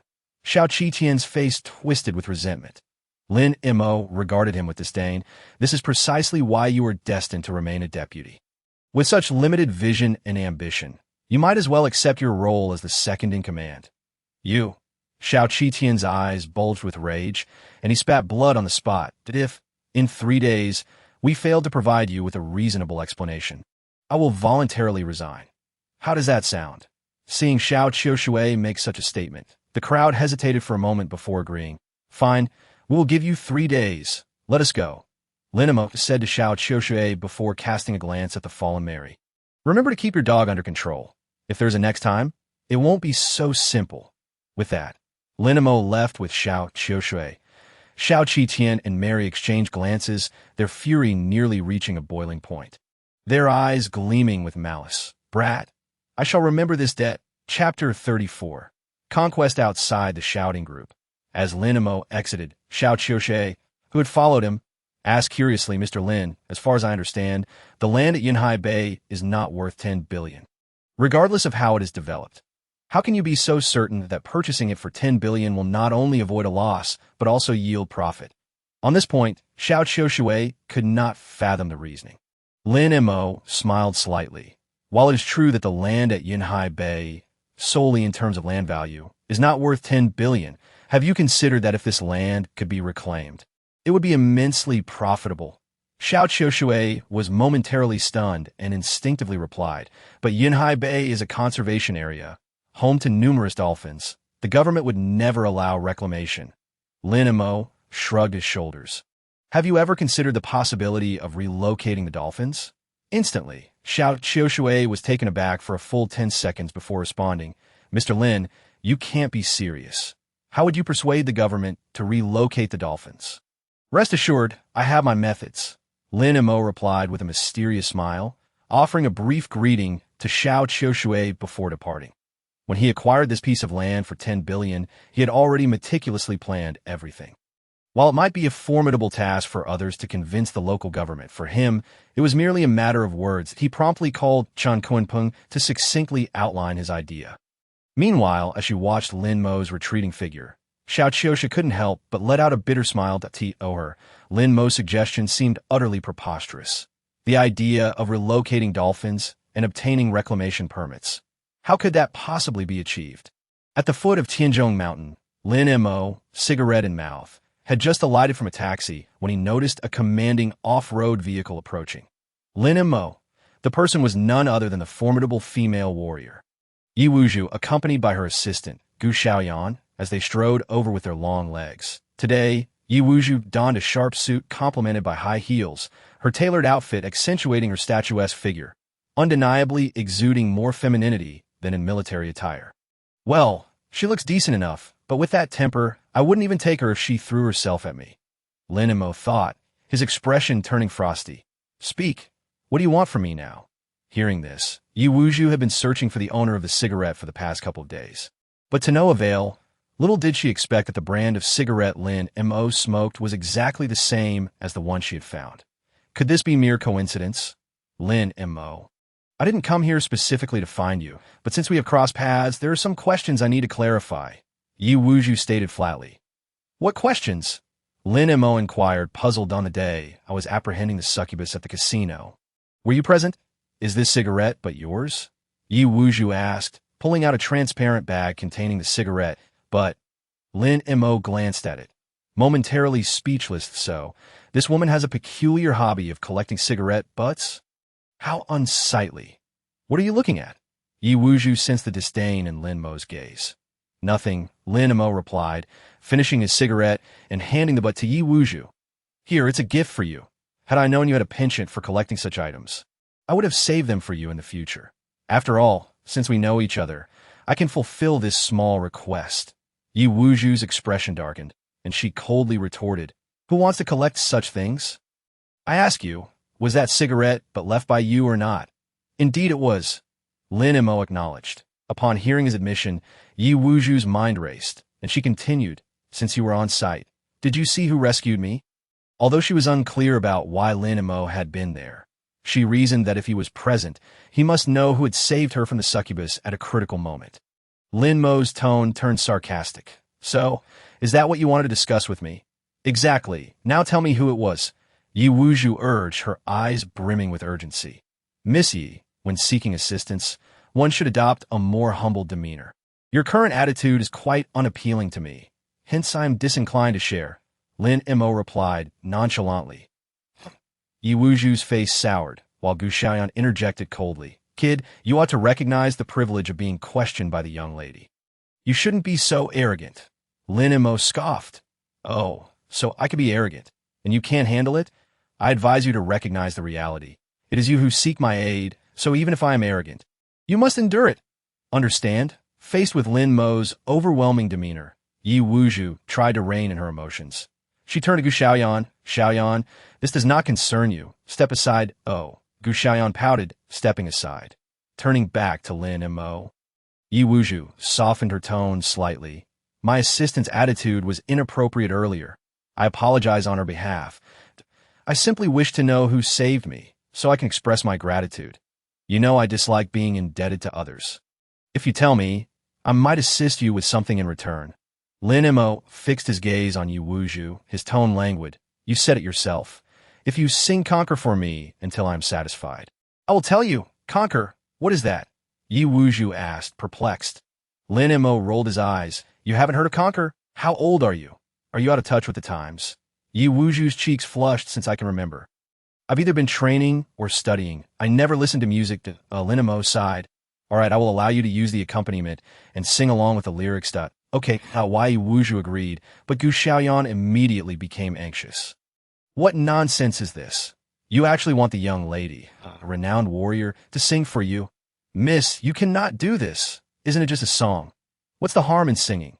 Yi Wuzhu dismissed. She then activated the accompaniment and began to sing along with the lyrics. Finally, you found a way to determine victory and defeat. The price of winning or losing is our mutual destruction. Initially, Yi Wuzhu felt no oddity, but as she reached the climax, her expression changed drastically. Just like that, I was conquered. All retreat routes severed at my mood is steadfast, the my decision is muddled. Just like that, I was conquered. Eventually, Yi Wuzhu could not continue singing to AT that moment, seeing the grin on Lin Mo's face.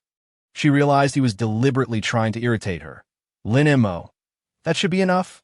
Yi Wuzhu suppressed her rage, knowing it was unwise to lose her temper, and coldly demanded, Now tell me, who saved me?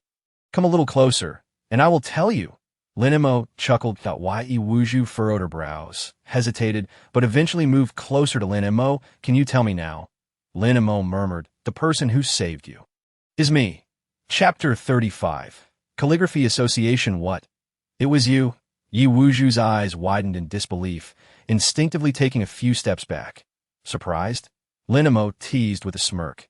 Seeing this, Yi Wuzhu composed herself and stated seriously, Lin Mo, are you deliberately playing with me? How could someone like you possibly be a match for the succubus? Believe it or not, Lin Mo shrugged. I've said all that needs to be said. With that, Lin Mo casually placed his hands in his pockets and intended to walk towards Qianzhong Mountain. Yi Wuzhu gritted her teeth in anger, and in her fury, she made a move to draw her gun and aim at Lin Mo. Gu Xiaoyan's expression changed drastically, quickly intervening. Miss, you absolutely cannot do that. If you shoot him, you would be ruining your own future. It is not worth it. Yi Wuzhu took a deep breath, ultimately stomping her foot in frustration and shouting, From now on, do not let me see you again, otherwise I will not let this go. Lin Mo's voice floated back lightly. You might as well tell that to yourself. I have no interest in seeing you. It is you who keeps haunting me. Besides, you have been experiencing ominous signs lately. I advise you to stay indoors. Large chest? Yi Wuzhu misinterpreted Lin Mo's comment as a deliberate tease, her face turning crimson. Lin Mo, I despise you. I swear I will shut that mouth of yours one day. Miss, he is heading towards Qianzhong Mountain. Shall we proceed to Qianzhong number 1? Gu Xiaoyan tentatively asked. Not today. I feel agitated just seeing him. Yi Wuzhu replied, then added, also, investigate why he frequently goes to Qianzhong Mountain. I want results within 3 days. Understood. Upon returning to Qianzhong number 1, as Lin Mo pushed open the villa door, the succubus in a white bathrobe immediately presented him with a cup of tea. Master, your tea. Lin Mo glanced around. From this angle, he could see the deep, pristine white reveal beneath the v-neck of the bathrobe. Tea must be said, the succubus certainly had substance, at least a C cup. As Lin Mo accepted the tea and drank it down, the succubus sniffed and inquired, Master, you just met with Yi Wuzhu, didn't you? How did you know? Lin Mo asked, somewhat surprised. The succubus pouted. I've faced Yi Wuzhu twice and am quite familiar with her scent. Master, does she have a crush on you? Lin Mo chuckled bitterly. Why would you think that? With someone as exceptional as you, it is only natural for her to be attracted to you. However, she is still too inexperienced and does not match your caliber. After all, even I can only be your servant. She doesn't even measure up to my little toe. How could she be a mistress? As the succubus spoke, she took a jab at Yi Wuzhu. Lin Mo chuckled. Well said, I quite like that. All right, give me a foot massage. I've walked quite a bit today, and am feeling a little tired.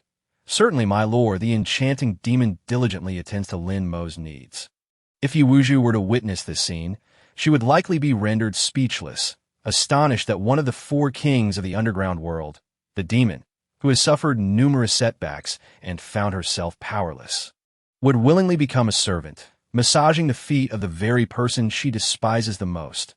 Meanwhile, within the Wang family mansion, in the Grand Hall, Wang Defa occupies the main seat, a cold smirk adorning his face. Seated beside him, Wang Fugui chuckles. Father, I trust you have heard the news. Due to Lin Mo's investment of 10 billion in land acquisition, Xiao Qiushui has already faced impeachment from the board. It is said that Lin Mo has issued a military order.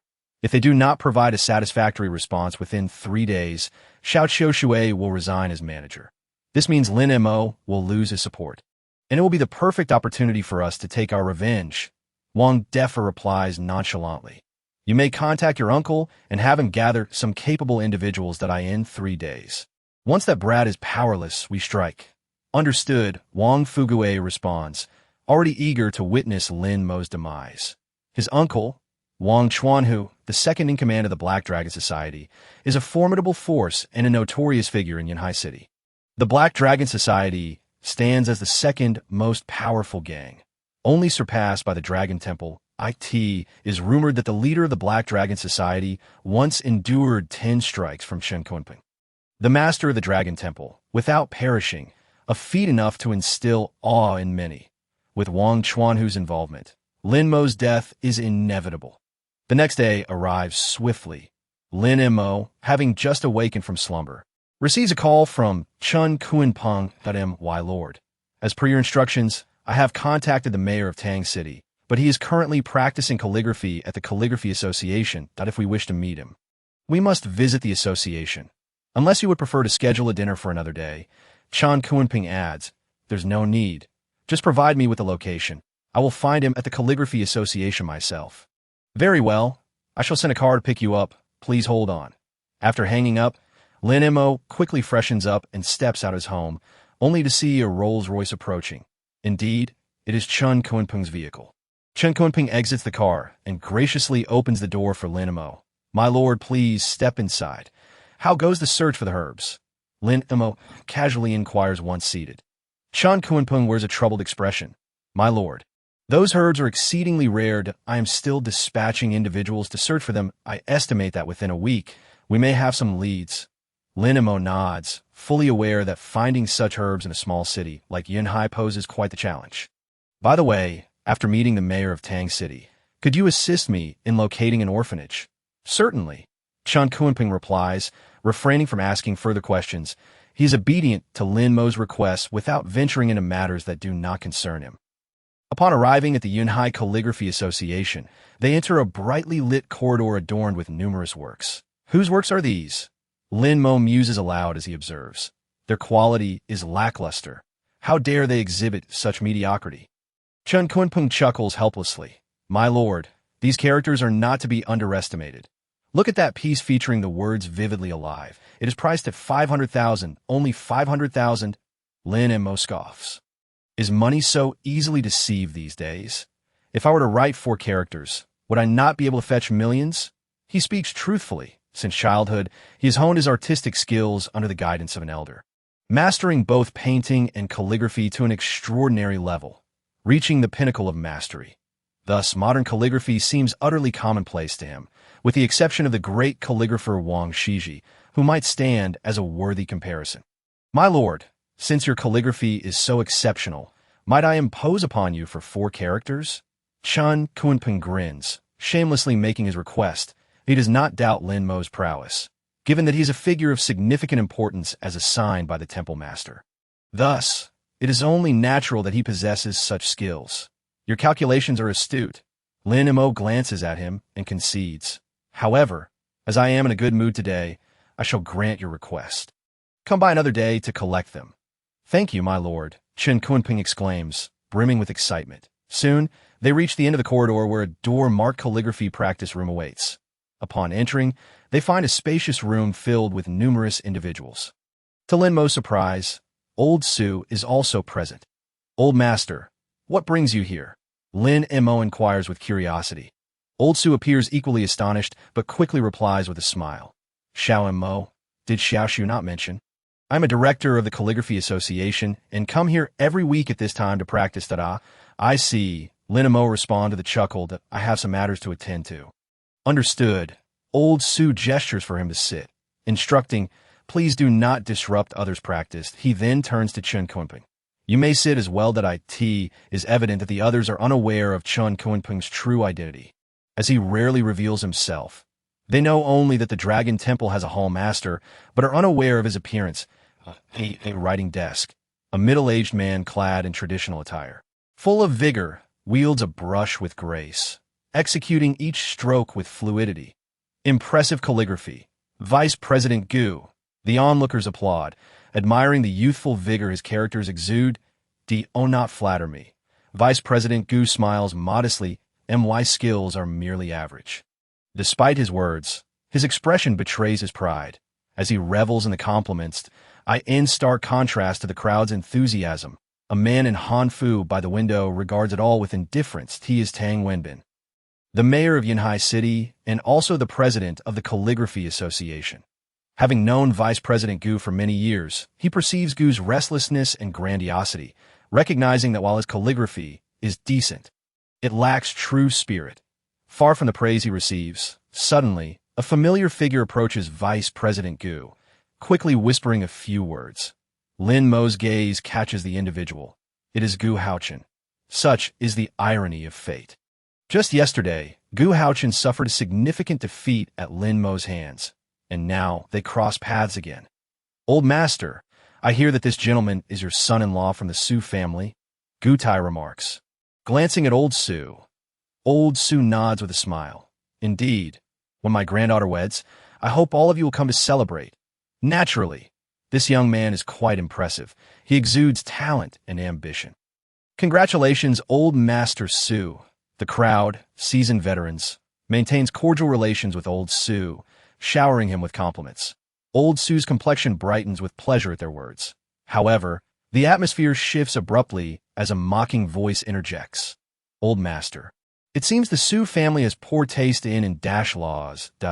In families of our stature, we emphasize compatibility. Yet I hear from Gu Haochen that this young man is rather idle in this day and age.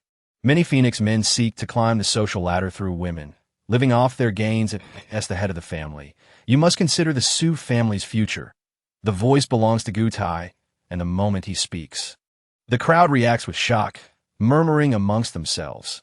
Lin Mo glances at Gu Tai, discerning that Gu Haochen has slandered him in front of this assembly, thus the disdainful regard. Old Su frowns. Gu Tai, you are overstepping your bounds. The standards by which I seek a son-in-law do not require your unsolicited advice. Gu Tai's expression shifts, adopting a neutral demeanor. Old master, please do not misunderstand that I meant no offense. I merely wish to remind you that it would be a pity for your granddaughter to marry a good nothing. As the crowd listens, their respect for Lin Mo diminishes, replaced by a hint of scorn.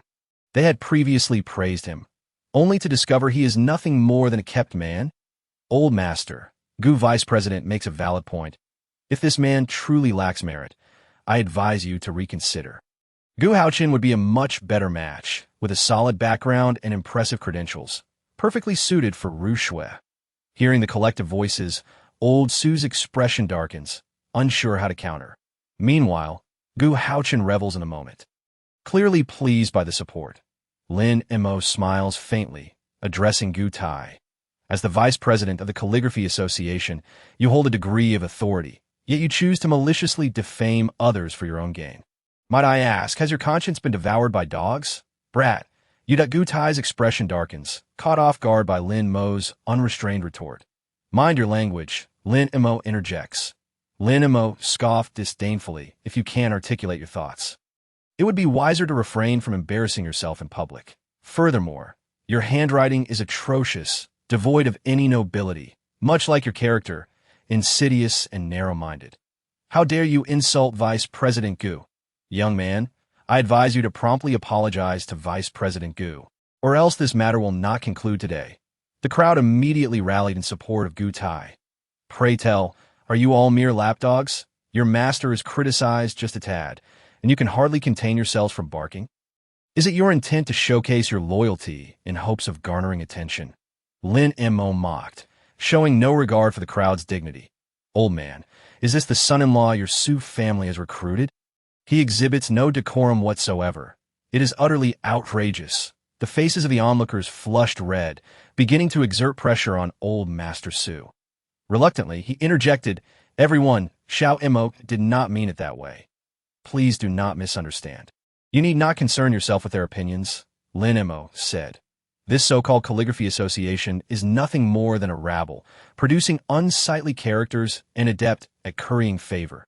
Truly contemptible. Upon finishing his remarks, Lin Mo turned to Chan Kuanpeng. Let's take our leave. I fear I might be sickened by the countenance of these people if we linger any longer. Just as Lin Mo was about to exit, a resounding voice called out, "Young man, please wait a moment." The speaker was none other than Tang Wenbin, the mayor of Yunhai City. Known for his passion for calligraphy, it was common knowledge among the citizens of Yunhai that he held the presidency of the Calligraphy Association. With a gentle smile, Tang Wenbin looked at Lin Mo. "Young man, you must be the esteemed guest master Chen mentioned that I noticed your boldness earlier, dismissing Gu Tai's calligraphy. I presume you are quite the expert yourself. Why not showcase your skills and enlighten us? Do you believe you're worthy of witnessing my calligraphy?" Lin Mo chuckled lightly, then continued, "Or do they even qualify to see my work?" Observing this exchange, old Master Su feared Tang Wenbin might take offense, and hastily said, "Xiao Mo, mind your manners. This is Mayor Tang." "And what of the mayor?" Lin Mo replied nonchalantly, "If he wishes to see me right." "Does that mean I must comply?" In the past, even the Queen of Great Britain, the Saudi royalty, and the President of France have pledged favors in hopes of obtaining my works, yet I have declined them all. What makes a mere city mayor think he is worthy of my pen? The crowd erupted with laughter. "You truly are audacious to show such disrespect to our esteemed mayor, and he offers you the chance to write out of goodwill. Do not be ungrateful." Gu Haochen immediately confronted him. Lin Mo cast a sidelong glance at him. "What are you? Do you even have a place to speak here?" Gu Haochen's lips quivered in anger. "You did I wager you can only run your mouth? I doubt you can write anything at all." The crowd chimed in. "Look at this country bumpkin. What could he possibly know about calligraphy? He is probably too ashamed to pick up a brush." Old Master Su's expression turned pale at their words. He wished to defend Lin Mo, but was at a loss for words, uncertain of Lin Mo's actual skills. Everyone, Xiao Mo, may have spoken out of turn. I apologize on his behalf that he simply has a fondness for calligraphy, but hasn't practiced much, so let us not press him. Old Master Su forced the words out, then turned to Tang Wenbin with cupped hands. Mayor Tang, Xiao Mo is young and may have spoken too fervently. I hope you can forgive him.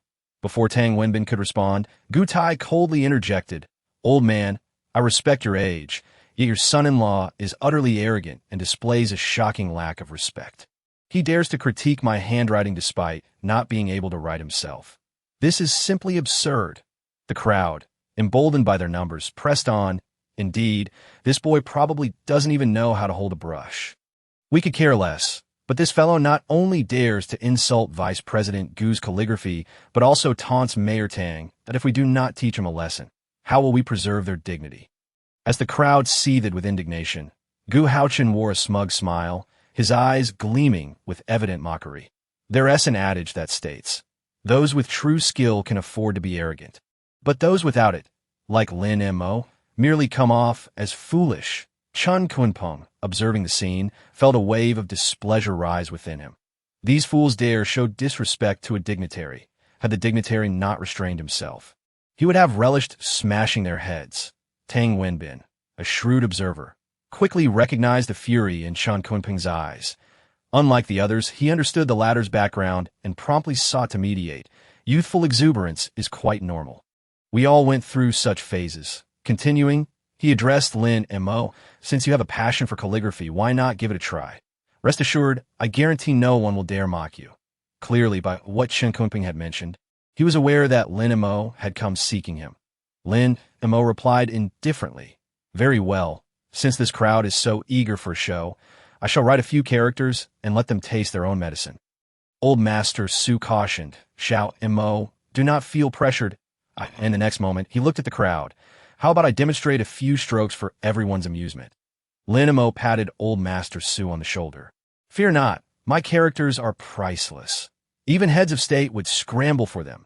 At this declaration, the room erupted in laughter. Jiu Haochen was nearly doubled over with laughter. You really do resemble a fool with your grandiose claims. Priceless characters, heads of state scrambling for them. Could you not draft a more believable tale? Though the crowd remained silent, the disdain on their faces was unmistakable. Old Master Su was left dumbfounded, not anticipating Lin Mo would utter such words. While only Chen Kunpeng maintained his composure, the dignitary's words were far too conservative. The characters he would write would not only attract heads of state, but could also provoke a brawl. They would undoubtedly be of a caliber surpassing national treasures. Subsequently, Chen Kunpeng personally retrieved the ink, brush, paper, and inkstone, bowing respectfully as he presented them to Lin Mo. This act of reverence drew a frown from Tang Wenbin. To earn such respect from a lord of the Dragon God Temple, this individual must possess a unique background. Meanwhile, Gu Tai and his nephew looked on with increasing disdain. He had yet to write a single stroke. Yet his airs were already lofty. Once he finishes, let us see if he wish to crawl into a hole. That handwriting will surely end up in the trash. Just the sight of it makes me feel ill. Lin Mo glanced at the writing desk where Gu Tai had previously written. Indeed, Chen Kunpeng immediately crumpled Gu Tai's characters into a ball and tossed them into the trash. Gu Tai's complexion turned ashen, his body staggering, nearly succumbing to apoplexy. Open your eyes and behold, Lin Mo declared, holding the brush, lightly dipping it into the ink, and with a casual flick of his wrist, the first stroke appeared on the paper. It seemed haphazard at first, yet as the initial stroke materialized, an ethereal elegance and a sweeping momentum radiated from it, instantly captivating the audience's attention. Holy cow! The crowd's eyes widened like saucers, their mouths agape in disbelief. They were seasoned calligraphy enthusiasts, having encountered numerous masters, yet none had ever evoked such a profound sense of astonishment with their first stroke.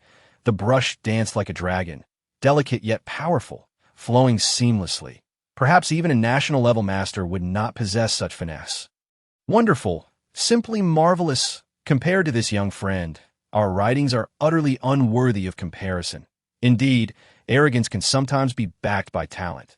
The crowd erupted in admiration, their gazes now filled with reverence, a stark contrast to their previous demeanor. Gu Tai and his nephew, skeptical at first, resolved to scrutinize closely. Initially dismissive of Lin Mo's calligraphy, they now found themselves intrigued by the crowd's exaggerated reactions. Could this young man truly possess such skill? However, upon witnessing it firsthand, Gu Tai and his nephew felt their chests tighten, blood spewing from their mouths in fury. The reason was simple. Lin Mo's writing contained a humorous couplet directed at Gu Tai and his nephew. It stated, "They say Gu Tai and his nephew have a sweet tooth. I present them with 2 candies. Yet they insist on digging in the latrine. With no light to guide, they fell into a pit of excrement." Engaging in a battle with dung, they nearly met their demise. Upon reading this, Gu Tai and his nephew turned crimson with rage, their fury boiling over as they pointed at Lin Mo, shouting, "You dare insult us!" The onlookers, unable to contain themselves, stifled their laughter. Mayor Tang, "You see, this young man is morally corrupt. While his calligraphy may be exquisite, what good is it if his character is lacking?" Gu Tai exclaimed, gasping for air, his brain deprived of oxygen. Lin Mo simply smiled calmly. "You, a fool, have the audacity to speak of others' character? Truly, a dung beetle in a mask. Utterly shameless." With that, he turned to Tang Wenbin. "Do not forget your words." After exchanging a brief farewell with Old Master Su, he strode away. Chan Kunpeng cast a glance at the crowd before following suit. Gu Tai coldly snorted. To possess a modicum of calligraphy skill and yet be so arrogant. Truly unaware of one's own limitations. Gu Haochen remarked, "Uncle, why must you stoop to his level? A person of such lack of upbringing is clearly bereft of parental guidance." Hearing this, Old Master Su furrowed his brow and replied, "Isn't your remark a bit excessive?"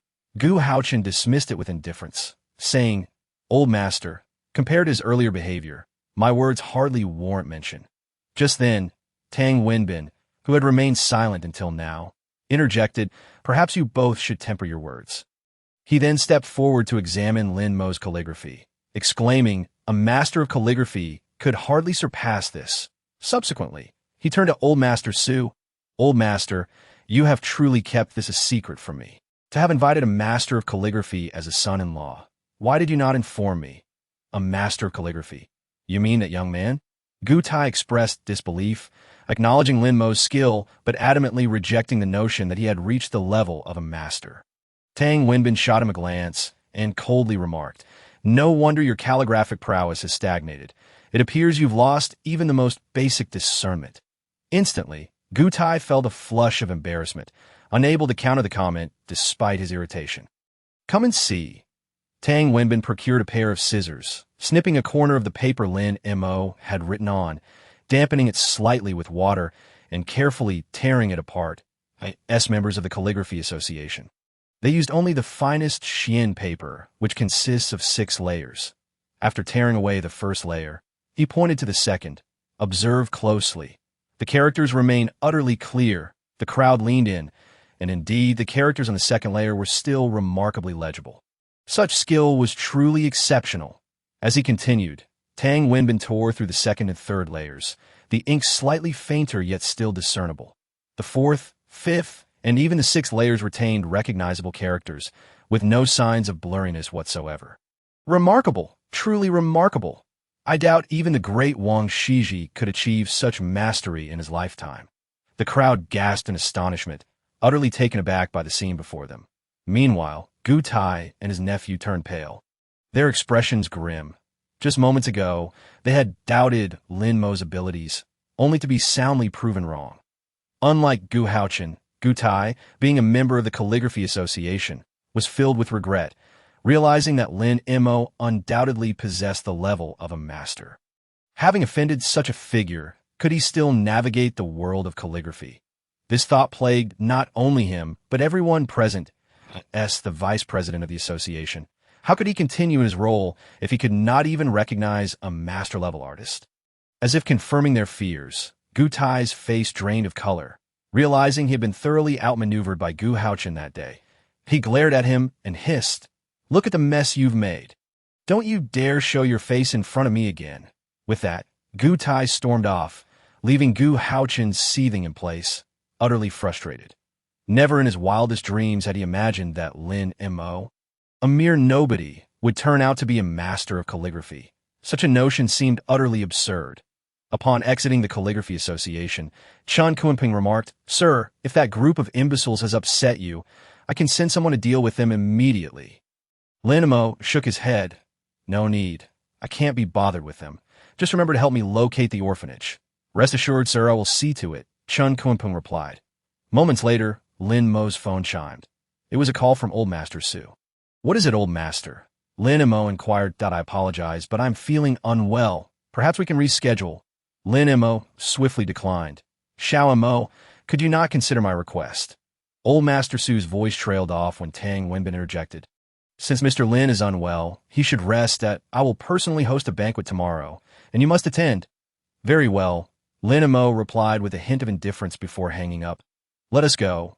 We shall dine at the Penglai Hotel. Certainly, Chan Kunping said as he drove Lin Mo to their destination. Shortly thereafter, upon parking in front of the Penglai Hotel, Chan Kunping received a phone call. Mr. Lin, it seems I need to personally check on a certain herb. Would you mind dining alone for a while? Go ahead. Lin Mo nodded, stepping out of the car and entering the hotel's rooftop Western restaurant. The Penglai Hotel boasted 6 floors. The first floor served as a reception area. The second to fourth floors housed private dining rooms. The 5th floor was for entertainment, and the top floor was a luxurious Western restaurant, designed primarily for foreign guests, with opulent decor and exquisite cuisine. Truly a place for the affluent. As Lin Mo arrived, intending to find a seat and order something simple, he was interrupted by a surprised voice. Lin Mo, what brings you here? The speaker was Sun Wanner, a close friend of Su Rushua. Accompanied by a well-dressed young man, appearing quite intimate, presumably her boyfriend, Lin Mo paid them little mind, casually selecting a table, ready to summon a waiter. However, Sun Wanner approached him with a frosty demeanor, stating, as a friend of Rushua, I must caution you. Do not presume that being a son-in-law to the Su family gives you the right to frivolously spend Rushua's money. Do you have any idea how much a meal here costs? Lin Mo frowned, about to respond, when a young man in the suit stepped forward, inquiring, Wanner, is this the husband of Rushua? Indeed. Rushua is truly a flower amidst dung. Sun Wanner scoffed, harboring a long-standing disdain for Lin Mo, especially after his indifference when she was imperiled during the abandoned car factory incident. He had shown none of the gallantry expected of a man. Greetings, I am Liang Dong, Wanner's fiancé and a friend of Rushua. May I inquire where you are currently employed? He asked, exuding an air of arrogance that MY family is in the jewelry business, earning millions annually. Should our work align, we might consider a collaboration. Though his tone was cordial, his manner was laced with condescension. Lin Mo remained unfazed, replying, I'm afraid our professional paths do not align at this moment. Not align, you say? Sun Wanner sneered. How conveniently you speak. Lin Mo, you even have a job. If I recall correctly, you just emerged from prison and are now an unemployed drifter. I advise you to leave Rushua as soon as possible. You are unworthy of her. The moment her words fell, several diners turned their attention toward them. Liang Dong's eyes brimmed with envy. In Yunhai, there were 2 beauties, the exquisite Xiao Qiushui and the stunning Su Rushua. Although Xiao Qiushui's background was superior, Rushua was no less beautiful. Before he became engaged to Sun Wanner, Liang Dong had pursued Rushua, but the outcome was obvious, prompting him to settle for Sun Wanner. Now, he had expected Lin Mo to at least hold a respectable position. Yet discovering he was merely an unemployed drifter incited a fierce jealousy within him. Thus, Liang Dong provocatively challenged, Young man, forgive my candor, but relying on a woman to make your way in life. Aren't you afraid of being ridiculed? Moreover, spending a woman's money in such an upscale restaurant, don't you think you ought to take a good hard look at yourself? Warner is right. Self-awareness is key. It would be far better for you to leave voluntarily than to be cast out by the Su family one day. Unperturbed, Lin Mo calmly asked, Are you quite finished? If so, kindly vacate the space and allow me to enjoy my meal in peace. Both Sun Wanner and Liang Dong's faces darkened, realizing they had been dismissed. Waiter, I would like to order, Lin Mo called out as a server approached. Liang Dong, sensing an opportunity, barked, You heard him. He is just out of prison, and what kind of person emerges from prison can be deemed respectable? This restaurant has a certain standard. If word gets out that you permit such individuals to dine here, who would dare return? Upon hearing this, the waitress's expression shifted, caught in a moment of hesitation. Although there was no explicit rule against former inmates dining at the restaurant, Clientele typically consisted of distinguished individuals. If it were to become known that such a person was allowed in, it would undoubtedly affect the patron's dining experience. Seeing this, Liang Dong smirked, recognizing that as long as he didn't allow Lin Mo to discern their disparity in status, he would not easily leave Rushue's side. Why shouldn't he dine here after coming out of prison? It seems I should consider whether management needs a change if outsiders are dictating who may dine. Lin Mo's demeanor remained calm, unfazed by the confrontation. Change management. Do you think you're the owner? How utterly ridiculous. Liang Dong scoffed before adding, as for whether I have the right to voice my opinion, just watch closely upon this remark. Liang Dong withdrew a black card and dramatically slapped it onto the table before his companion. The card, entirely adorned with golden edges, exuded an air of opulence and prestige, with the VIP insignia in the center, standing out prominently. This was an exclusive membership card from the Penglai Hotel. It was rumored that fewer than 20 such cards had been issued throughout Yunhai City, and to encounter one here was truly astonishing. Possessing this card signified one as a distinguished guest of the hotel, entitled to a mere 10% charge on all dining and lodging experiences. No wonder the youth appeared familiar. Could he possibly be the young master of the Liang family? The Liang family's jewelry business had flourished rapidly in recent years, making the acquisition of a VIP card not particularly extraordinary, as the crowd buzzed with admiration. Liang Dong relished the attention he garnered. Basking in the spotlight, he was indeed the young master of the Liang family, the future heir. In stark contrast, Lin Mo was but a grain of dust, unworthy even to carry his shoes, with an air of arrogance. Liang Dong taunted, "Kid, do you now perceive my worthiness? This card represented absolute status. If I'm deemed unworthy, then who could possibly be worthy? Is possessing a mere card so impressive?" Unexpectedly, Lin Mo scoffed disdainfully.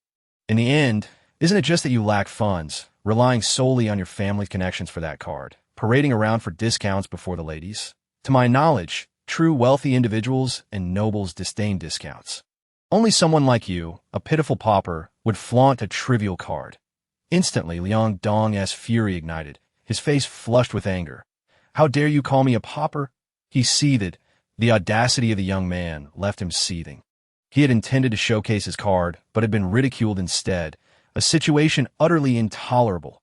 Today, I shall demonstrate just how affluent the young master of the Liang family truly is. With a grand gesture, Liang Dong commanded the waiter, "Bring a bottle of 1998 Mouton Rothschild for everyone present, and I shall cover the bill."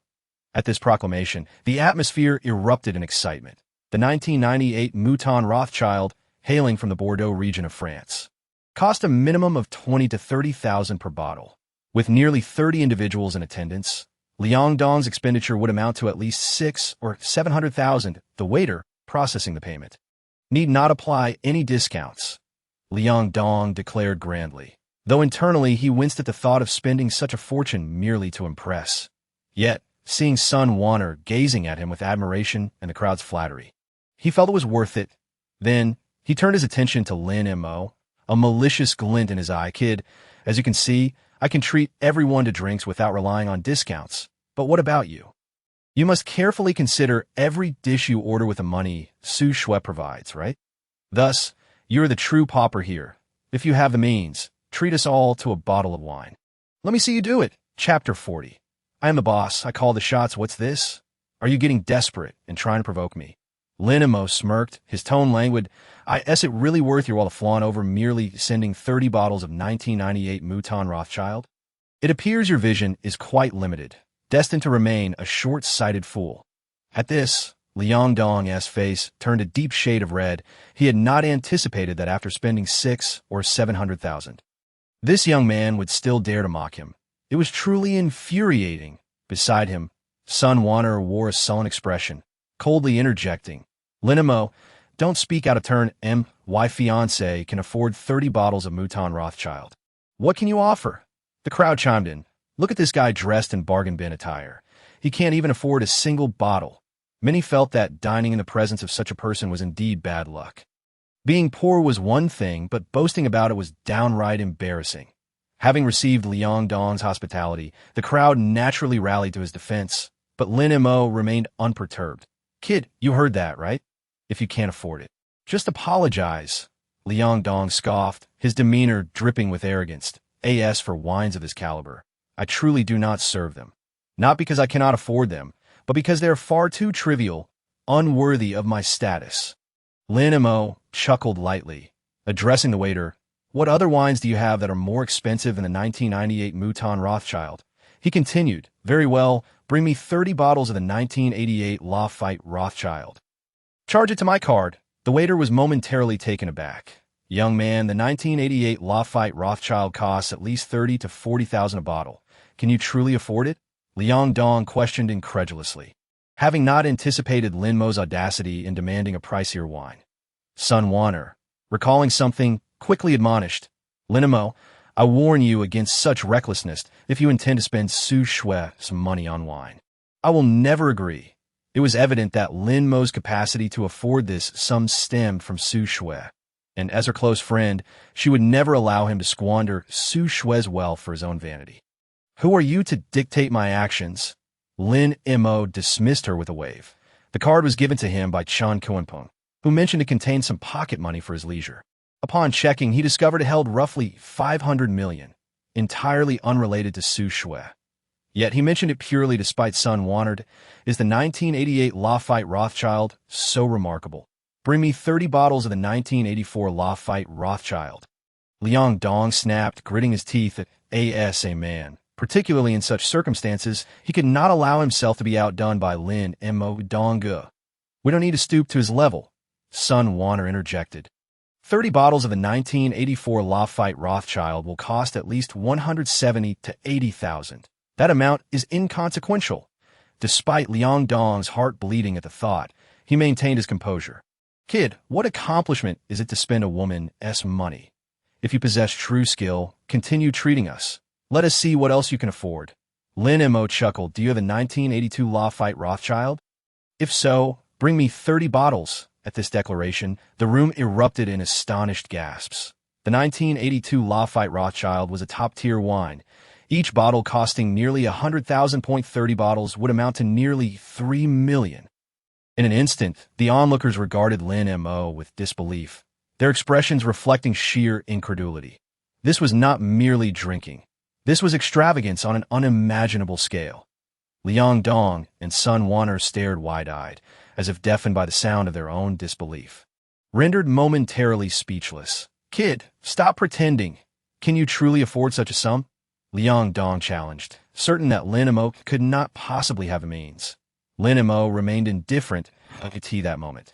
The waiter had just processed Liang Dong's payment for 30 bottles of 1984 Lafite Rothschild, only to inform him of insufficient funds for more than 20 bottles. Liang Dong's expression darkened further. In his eagerness to boast, he had forgotten that his card did not possess sufficient funds. What made matters worse was that the waiter respectfully returned Liang Dong's card to Lin Mo, indicating that Lin Mo had successfully paid for 30 bottles of the 1982 Lafite Rothschild. For the waiter, whether Lin Mo had recently been released from prison was irrelevant. What mattered was that with this expenditure, he had more than enough stature to qualify as a distinguished guest here. I told you, without the means, do not pretend. From now on, you shall see me lying low, understand? Pauper.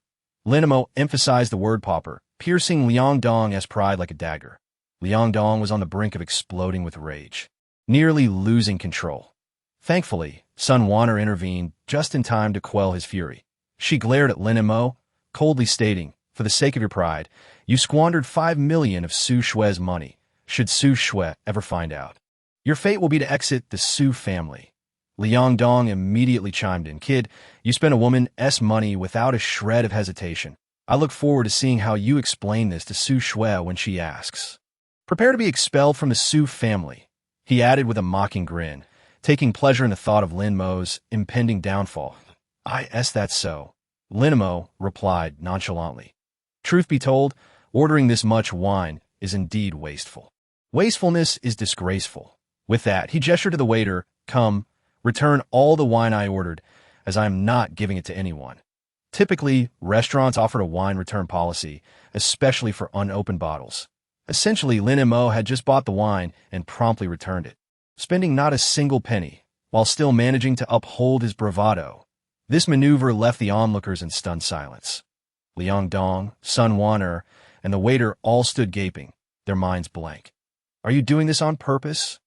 Liang Dong finally lost his composure, shouting furiously, You can't return the wine. Who gives you the right to do so? If Lin Mo successfully returned the wine without spending a cent, he would undoubtedly emerge as the true loser.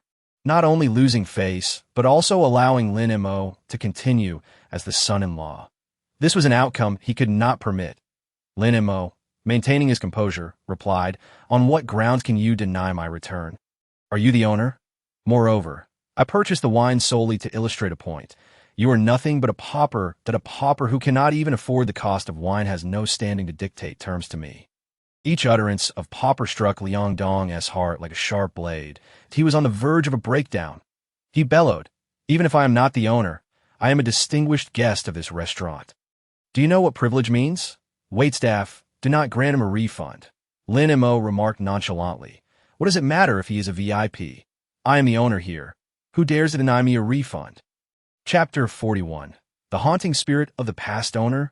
Liang Dong was momentarily taken aback, then burst into hearty laughter. Ha! Kid, I reckon your brain was kicked by a donkey when you stepped out. Just take a look at yourself. How could you possibly be an owner? Moreover, do you truly believe I am unaware of who the owner of the Penglai Hotel is? My father is a close friend of Boss Bai Kanyong. If he finds out you are impersonating him, do you think you would still be able to leave here alive? At the same time, Sun Wan'er wore a mocking expression. Lin Mo, don't think I don't know your little schemes. Aren't you just afraid of running out of money and having her hold you accountable? Your reason for a refund is rather foolish. Upon hearing this, the crowd began to murmur amongst themselves. I told you, how could this loser possibly afford 30 bottles of 82 La Fight? Turns out, he was spending someone else's money I heard the Su family found a son-in-law. Could it be him? Since you doubt me, why not call Bai Kanyong over and ask him who the real owner is? Lin Mo replied indifferently. You truly think I wouldn't dare to call? Liang Dong retorted, pulling out his phone to dial Bai Kanyong. Uncle Bai, it's Xiao Dong that I just encountered a young punk at your hotel restaurant who dares to impersonate your identity, that I believe his surname is Lin. Should you come and handle this? Liang Dong said triumphantly, envisioning Lin Mo's impending downfall. However, on the other end of the line, Bai Kanyong did not erupt in anger. Instead, he sounded perplexed. Surname Lin, is that gentleman named Lin Mo? Since Liang Dong had the phone on speaker, everyone present could hear. Sun Wan'er interjected. Yes, uncle, he is indeed named Lin Mo. How do you know his surname is Lin? Has he done this before? Liang Dong smirked, believing that Bai Kanyong's knowledge indicated that Lin Mo must have been caught before. It seemed this kid was truly in over his head today. But the next moment, to everyone's astonishment, Bai Kanyong's voice boomed with fury. Kid, if you don't want to die, shut your mouth immediately. Liang Dong's expression froze. Uncle Bai, are you speaking to me? Of course. Who told you that Mr. Lin is impersonating me? Bai Kanyong was nearly fuming with rage at home. I am giving you 10 seconds to apologize to Mr. Lin. Otherwise, even if your father comes, I won't spare you. Let me make it clear. Mr. Lin is the current owner of the Penglai Hotel. As Bai Kanyong's words fell, the crowd was rendered speechless, their breaths caught in their throats. They gazed at Lin Mo as if witnessing an incredible event. This young man, dressed like a loser, was actually the owner of the Penglai Hotel? Nonsense. They instinctively thought so, but with Bai Kanyong's affirmation, it became evident that it was all true.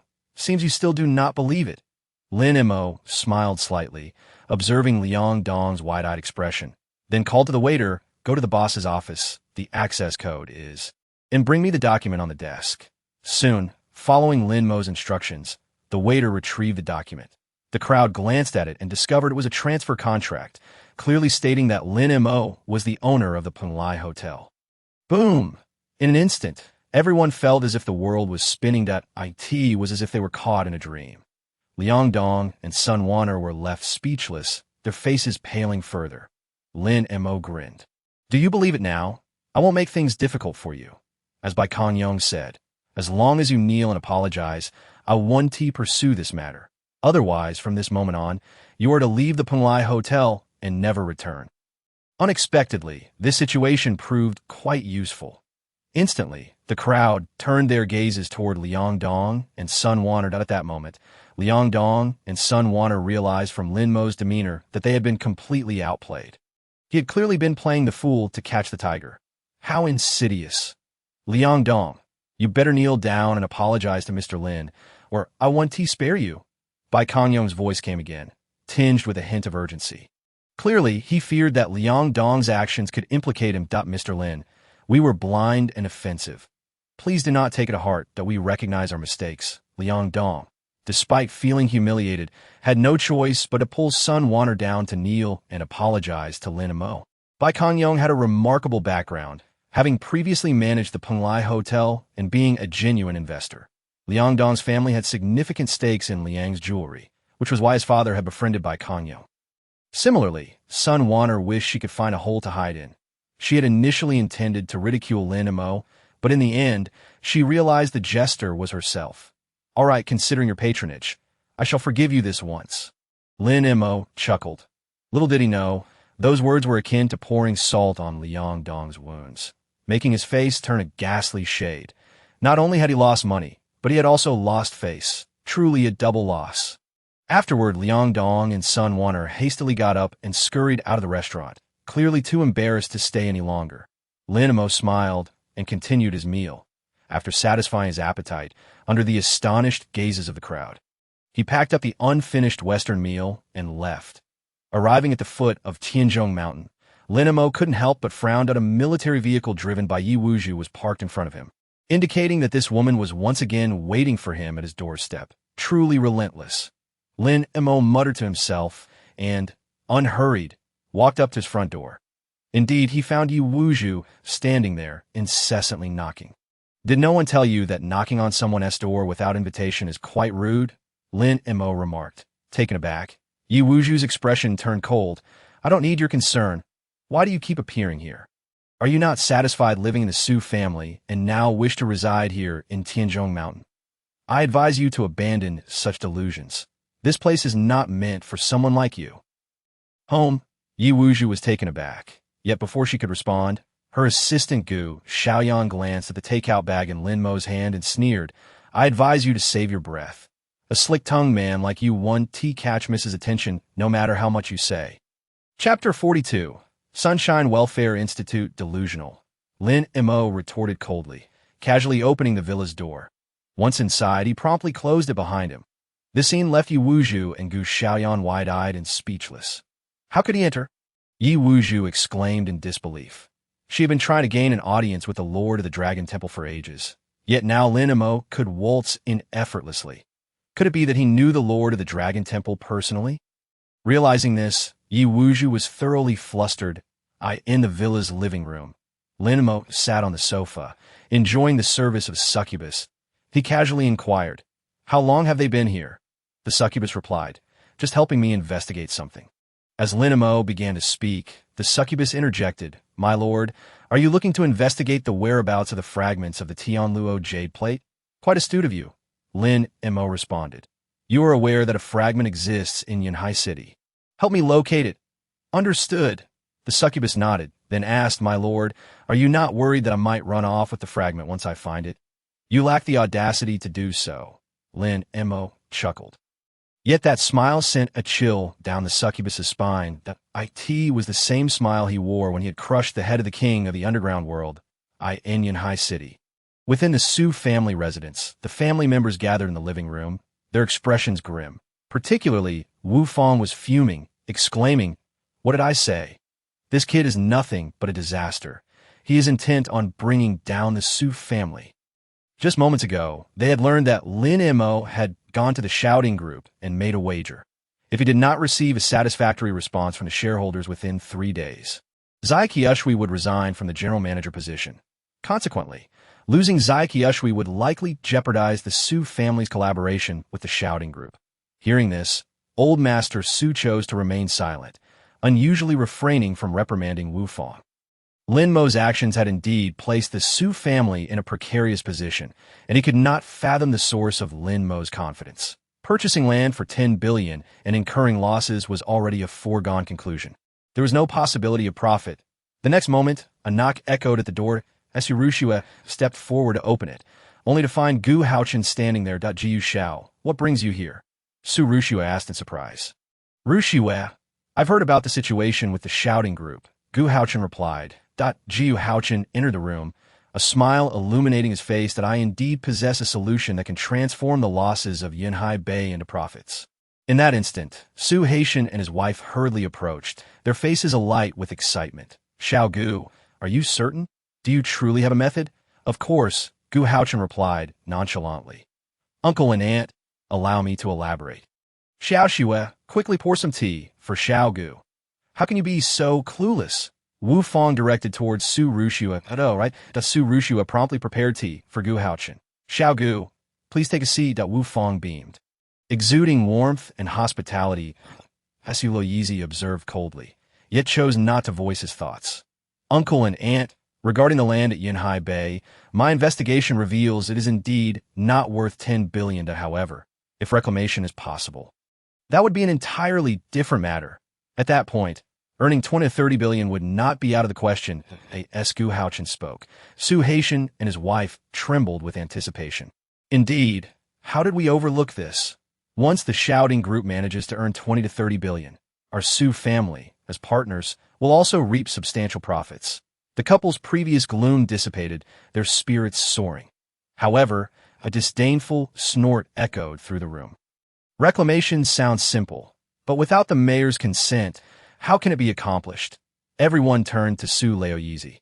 The expressions of Su Haitian and his wife darkened once more. Yet, Gu Haochen remained unfazed. Old master, as far as I know. Mayor Tang has a profound appreciation for calligraphy. You're a member of the Calligraphy Association, so you should have some connections with Mayor Tang. Before he could finish, Su Loyizi firmly rejected the notion. Do not entertain such thoughts. Although we share similar interests, fundamentally, I am a businessman, and Mayor Tang is a politician. That if I were to approach him about this matter, it would inevitably lead to rumors of collusion between officials and businessmen, further complicating our situation. Father, given our family's current predicament, how can you still concern yourself with such trivial gossip? Su Haitian urged urgently. You may disregard your reputation, but I must uphold mine. Do you know why I refuse to hand over the Su family business to you? It is precisely because of this. Su Loyizi's voice was grave. Instantly, Su Haitian's countenance darkened.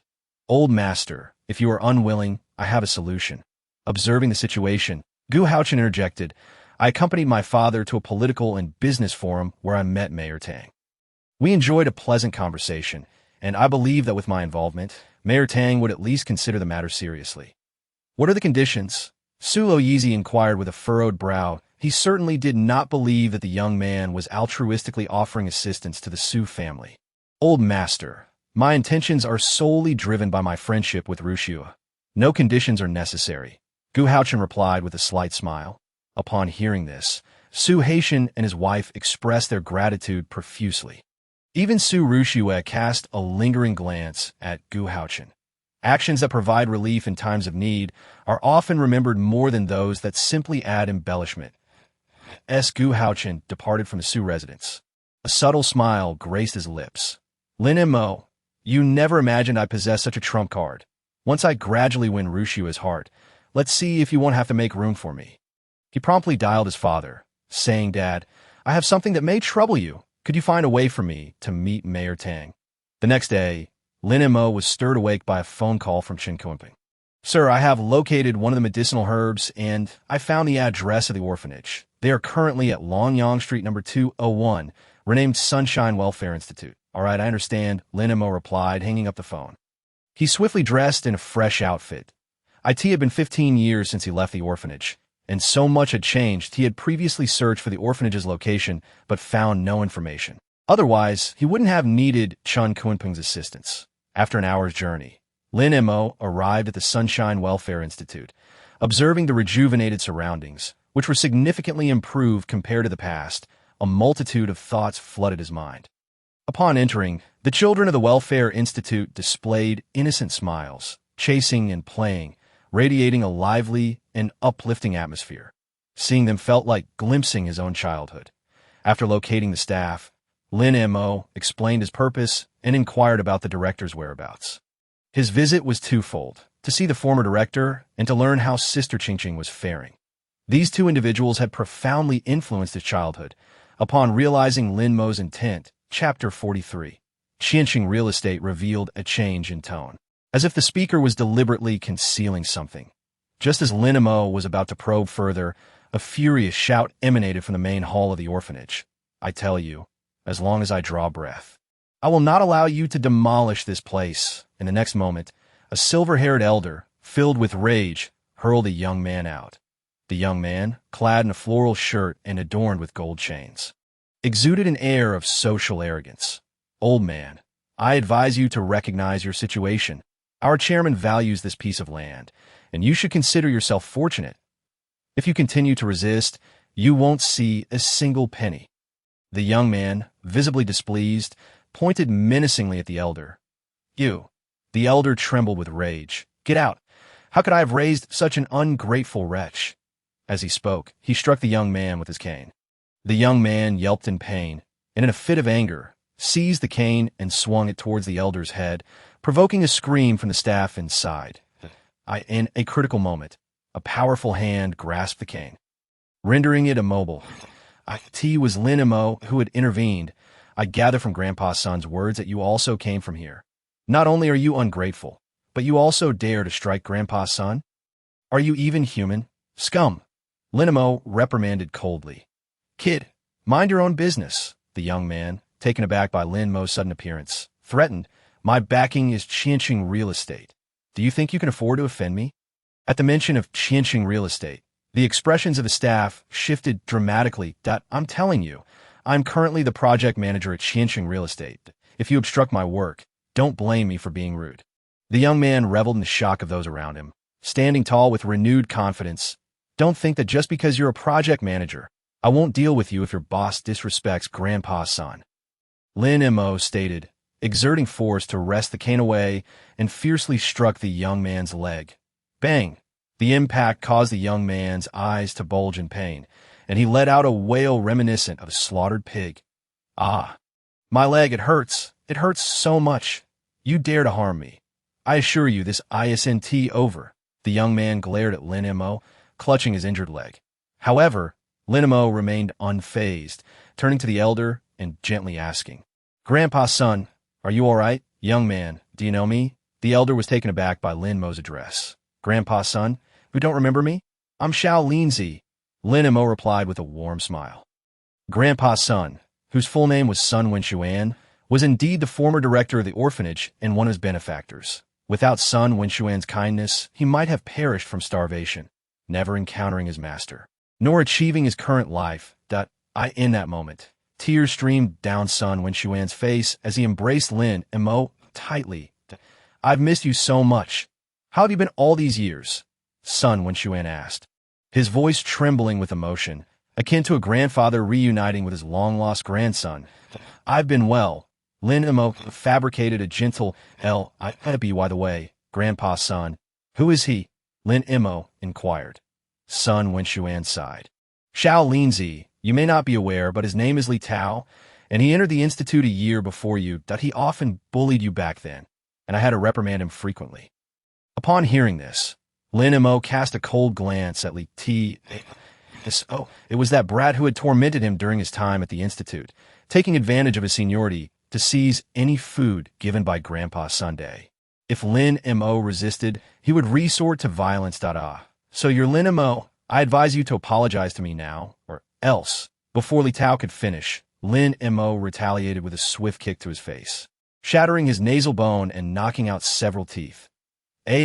Li Tao's piercing scream sent the children in the institute into a panic, crying hysterically. Silence! Lin Mo barked, causing Li Tao to quail in fear, silencing him immediately. Grandpa's son, please continue, Lin Mo urged, turning his attention back to Sun Wenxuan. Sun Wenxuan explained, Qingqing Real Estate is primarily interested in the land of the orphanage. Initially, the old orphanage's location was requisitioned by the government to build square, resulting in funding for a new site to establish the orphanage. However, this new location is far superior to the previous one, and capitalists like Qingqing Real Estate believe my old age makes me easy to manipulate, repeatedly offering to purchase the land at a low price. Thus, I just had a fierce argument with him. Lin Mo nodded, seemingly grasping the situation's background. Xiao Linzi, you have injured him, and you must let the people from Qiansang Real Estate know. They will undoubtedly not let you off the hook. You should leave quickly, Sun Wenxuan urged, his voice tinged with urgency. Leave? Old fool, do you really think he can escape? A derisive voice echoed from the doorway. The leader was a man in a suit, adorned with a Rolex watch, sporting slicked-back hair and expensive leather shoes, exuding an air of luxury. Behind him trailed a group of men in black, further emphasizing his extraordinary status. In addition, 10 bulldozers were slowly approaching, clearly indicating ill intentions. Young Master Wu, what brings you here? Upon seeing the newcomer, Li Tao was filled with excitement, as if forgetting his pain. Limping towards the other party, that if I don't come, do you think you can handle this situation? You fool, get out of my sight, Wu Zongyi coldly retorted. His name was Wu Zongyi, the general manager of Qiansing Real Estate, and his father, Wu Yanwan, was the chairman. Old fool, you see it too, whether you sign this contract or not. I have already determined to demolish this orphanage. I will give you 10 minutes. I advise you to evacuate everyone here immediately, or bear the consequences. Wu Zongyi's tone was arrogant, issuing commands that left Sun Wenxuan with no room to refuse. As for Lin Mo, he was completely disregarded. After all, Qiansing Real Estate, as the largest real estate company in Yanhai City, was enough to make him look down upon all except for the Xiao family, the Dragon Temple, and the Tang family. He deemed everyone else beneath his notice. Chapter 44. The mayor's arrival. Did you hear that? Old fool, be sensible and take your people and leave quickly, or you won't get a penny today. Li Tao barked, relying on his connections. Impossible. Sun Wenxuan's expression shifted, and he spoke solemnly. If you want to demolish the welfare home today, you must first step over my dead body, otherwise you won't succeed. You're seeking death. Wu Zongyi's eyes turned cold, not expecting Sun Wenxuan to be so resolute. He waved his hand, commanding, break his legs and throw him out. Yes, young Master Wu. The men in black approached Sun Wenxuan with malicious intent. Old fool, you refuse to be sensible. Now you can only watch the welfare home be razed. Li Tao taunted, his gaze toward Lin Mo filled with provocation. As if to say, you may be skilled, but it won't change the fate of the welfare home being demolished. Just then, the men in black struck, their moves aimed directly at Sun Wenxuan's frail legs. Whoosh! Silver needles flew out. Instantly, the men in black were struck in the chest, collapsing to the ground, writhing in pain. This scene caused Wu Zongyi's pupils to constrict. What is happening? You useless fools, get up! Wu Zongyi exclaimed. Bewildered and furious, he had no idea what had just transpired, why his subordinates had suddenly ended up in such a state. While everyone else was in shock, Lin Mo merely smiled faintly. It seems your subordinates are not up to par. Lin Mo remarked nonchalantly. You brat, who do you think you're to speak to me like that? Wu Zongyi's anger flared as he scolded Lin Mo beside him. Li Tao quickly interjected, young Master Wu. He was the one who injured me earlier. Otherwise, I would have made the old fool sign the contract and leave the welfare home. Upon hearing this, Wu Zongyi's anger intensified. Brat, do you know who I am? To dare oppose me means you no longer wish to survive in Yanhai City. Do I need to care who you are? Lin Mo scoffed. If you wish to demolish the welfare home, then present the government's approval. If you don't have it, I will only give you 1 minute to leave. Who the hell do you think you are? You think you can demand to see the government's approval? Wu Zongyi seethed with rage, feeling that the other party was utterly audacious. He had always been respected wherever he went, but today he was being belittled by this individual. You will soon find out whether I am worthy. Lin Mo chuckled. Had it not been for the presence of the old director, he would have eliminated these men long ago without a second thought. Suddenly, Lin Mo's phone rang. He glanced at the screen and saw an unfamiliar number. Who is this? Lin Mo inquired. Mr. Lin, this is Tang Wenbin. I trust you remember me. The cheerful voice of Tang Wenbin came through. Yesterday, I invited you to dinner today. I was wondering if you had time. So, it was Mayor Tang. Lin Mo replied. I am currently entangled in some troublesome matters, and it appears I might not be able to break free. Mayor, Everyone was taken aback. Wu Zongyi was particularly stunned. The demolition of the welfare home was a matter Qianxing Real Estate wanted to keep under wraps. If the mayor learned of it, it would mean trouble. His father had repeatedly warned him to be cautious. This brat knows the mayor? Wu Zongyi asked Li Tao in astonishment. Li Tao, momentarily taken aback, quickly responded, "Young Master Wu, don't believe him. He's just bluffing. Look at how he's dressed. He looks like a loser. How could he possibly know someone as important as the mayor?" Wu Zongyi, upon hearing this, glanced at Lin Mo, feeling somewhat relieved, thinking, "Little brat, you almost scared me." Meanwhile, on the other end of the line, upon learning Lin Mo was in trouble, Tang Wenbin urgently asked, "Mr. Lin, what trouble are you in? Just say the word, and I will certainly help if I can. Then come to Lonyang Street, number 201. By the way, let me ask you something. The Sunshine Welfare Home was initially approved for reconstruction by the government. Now, a real estate company wants to demolish it. Has the government consented to this?" Lin Mo asked. Tang Wenbin expressed confusion. Which company has the audacity to demolish the welfare home? We didn't discuss anything related in the meeting. Qianxing Real Estate has already mobilized bulldozers and is currently surrounding the entrance of the welfare home. You should handle it accordingly. Lin Mo concluded before hanging up. Immediately, Tang Wenbin contacted the relevant departments and personally called the owner of Qianxing Real Estate. As soon as the call connected, he unleashed a torrent of invective as the mayor. He was naturally familiar with the prominent business owners in the city. It was evident that Mr. Lin took this matter very seriously. If he failed to handle it properly, Mr. Lin might not show him any favor.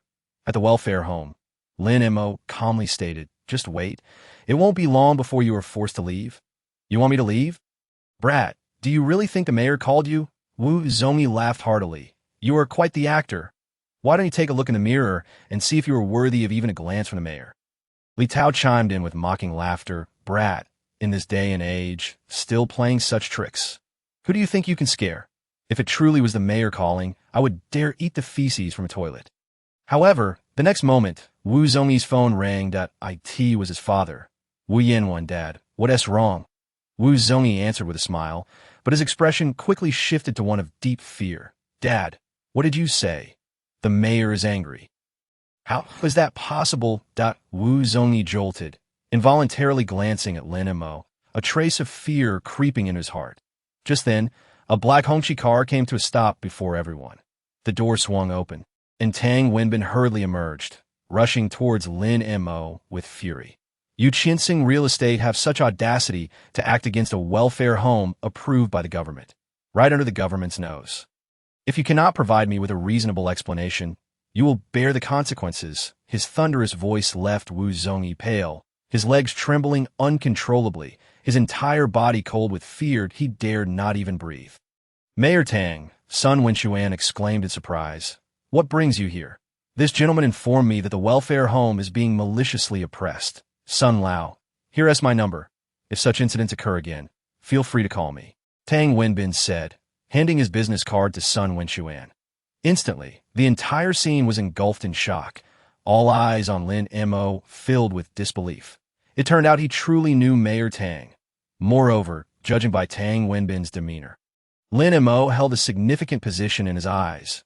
Regaining his composure, Wu Zongyi's legs gave way, and he helplessly collapsed to the ground. Chapter 45. Ferron Pavilion, how could this happen? Wu Zongyi's gaze was vacant as he murmured. The scene before him was simply too surreal. He never expected the other party to genuinely know Tang Wenbin. Now, he realized he was truly finished. Wu Zongyi's body began to tremble involuntarily, his eyes filled with fear. "Mayor Tang, I will leave with my people right now. Rest assured, we at Qianxing Real Estate will personally come to apologize to you shortly." Wu Zongyi forced himself to speak, regretting his actions deeply. He glared at Li Tao, wishing he could beat him senseless. Had it not been for Li Tao misleading him, he would not have ended up in such dire circumstances. "The individual you ought to apologize to is not me, but rather Mr. Sun, the esteemed elder, and indeed, all the residents of the welfare institution. Since you are unable to provide an explanation, from this moment forth, our city of Yanhai shall have no need for unscrupulous enterprises such as yours." As Tang Wenbin's words fell, They were akin to a decree of judgment delivered upon Wu Zhai. It was clear to all that from this instant, Qianxing real estate would likely find no foothold in Yanhai City. Mayor, we understand our mistakes. We beseech you for another chance. Wu Zhongyi, utterly flustered, pleaded with a mournful expression towards Tang Wenbin. Yet, Tang Wenbin remained unmoved, turning his gaze to Lin Mo. Mr. Lin, may I inquire if you are satisfied with this punishment? It is acceptable, passable, Lin Mo replied nonchalantly. At this juncture, Sun Wenxuan was rendered speechless. It was evident to everyone, including him, that Tang Wenbin's tone towards Lin Mo was imbued with profound respect. Alai Tao, you have brought this upon me. I shall make you pay. In an instant, Wu Zhongyi was filled with regret, directly engaging Li Tao in a scuffle. Fists flew, landing brutally against each other's faces. Tao howled in agony, urgently exclaiming, Wu Xiao, please let me explain. I truly had no idea he was acquainted with the mayor. I implore you, do not strike me. At this moment, the onlookers from the welfare institution remained unperturbed. It was clear that Li Tao's dire predicament was of his own making, and he had no one to blame but himself. Mr. Sun, where is Sister Qingqing? I have yet to see her, Lin Mo inquired with a slight smile directed at Sun Wenxuan. Qingqing, she too is a child of misfortune. What? Lin Mo exclaimed in surprise, immediately asking, do you know where she is? Sun Wenxuan shook his head. We have not been in contact for quite some time. Her mother sold their home, and I am unaware of where they currently reside. Upon hearing this, Lin Mo felt a heavy weight in his heart. Sister Qingqing, Chun Qingqing, had previously been a volunteer at the welfare institution, primarily because her mother worked in the institution's cafeteria. It was unexpected that, with the passage of time, such significant upheaval had befallen Qingqing's family. If Mr. Lin seeks to find her, I can inquire on your behalf, Tang Wenbin remarked. Being the mayor, he was undoubtedly a person of keen intellect. And given his desire to foster a closer relationship with Mr. Lin, he aimed to assist him as much as possible. Very well. I would appreciate your help. Mayor, Lin Mo replied. May I extend an invitation for you to join me for a meal? Tang Wenbin inquired with a smile. Please, go ahead. I shall join you shortly, Lin Mo responded.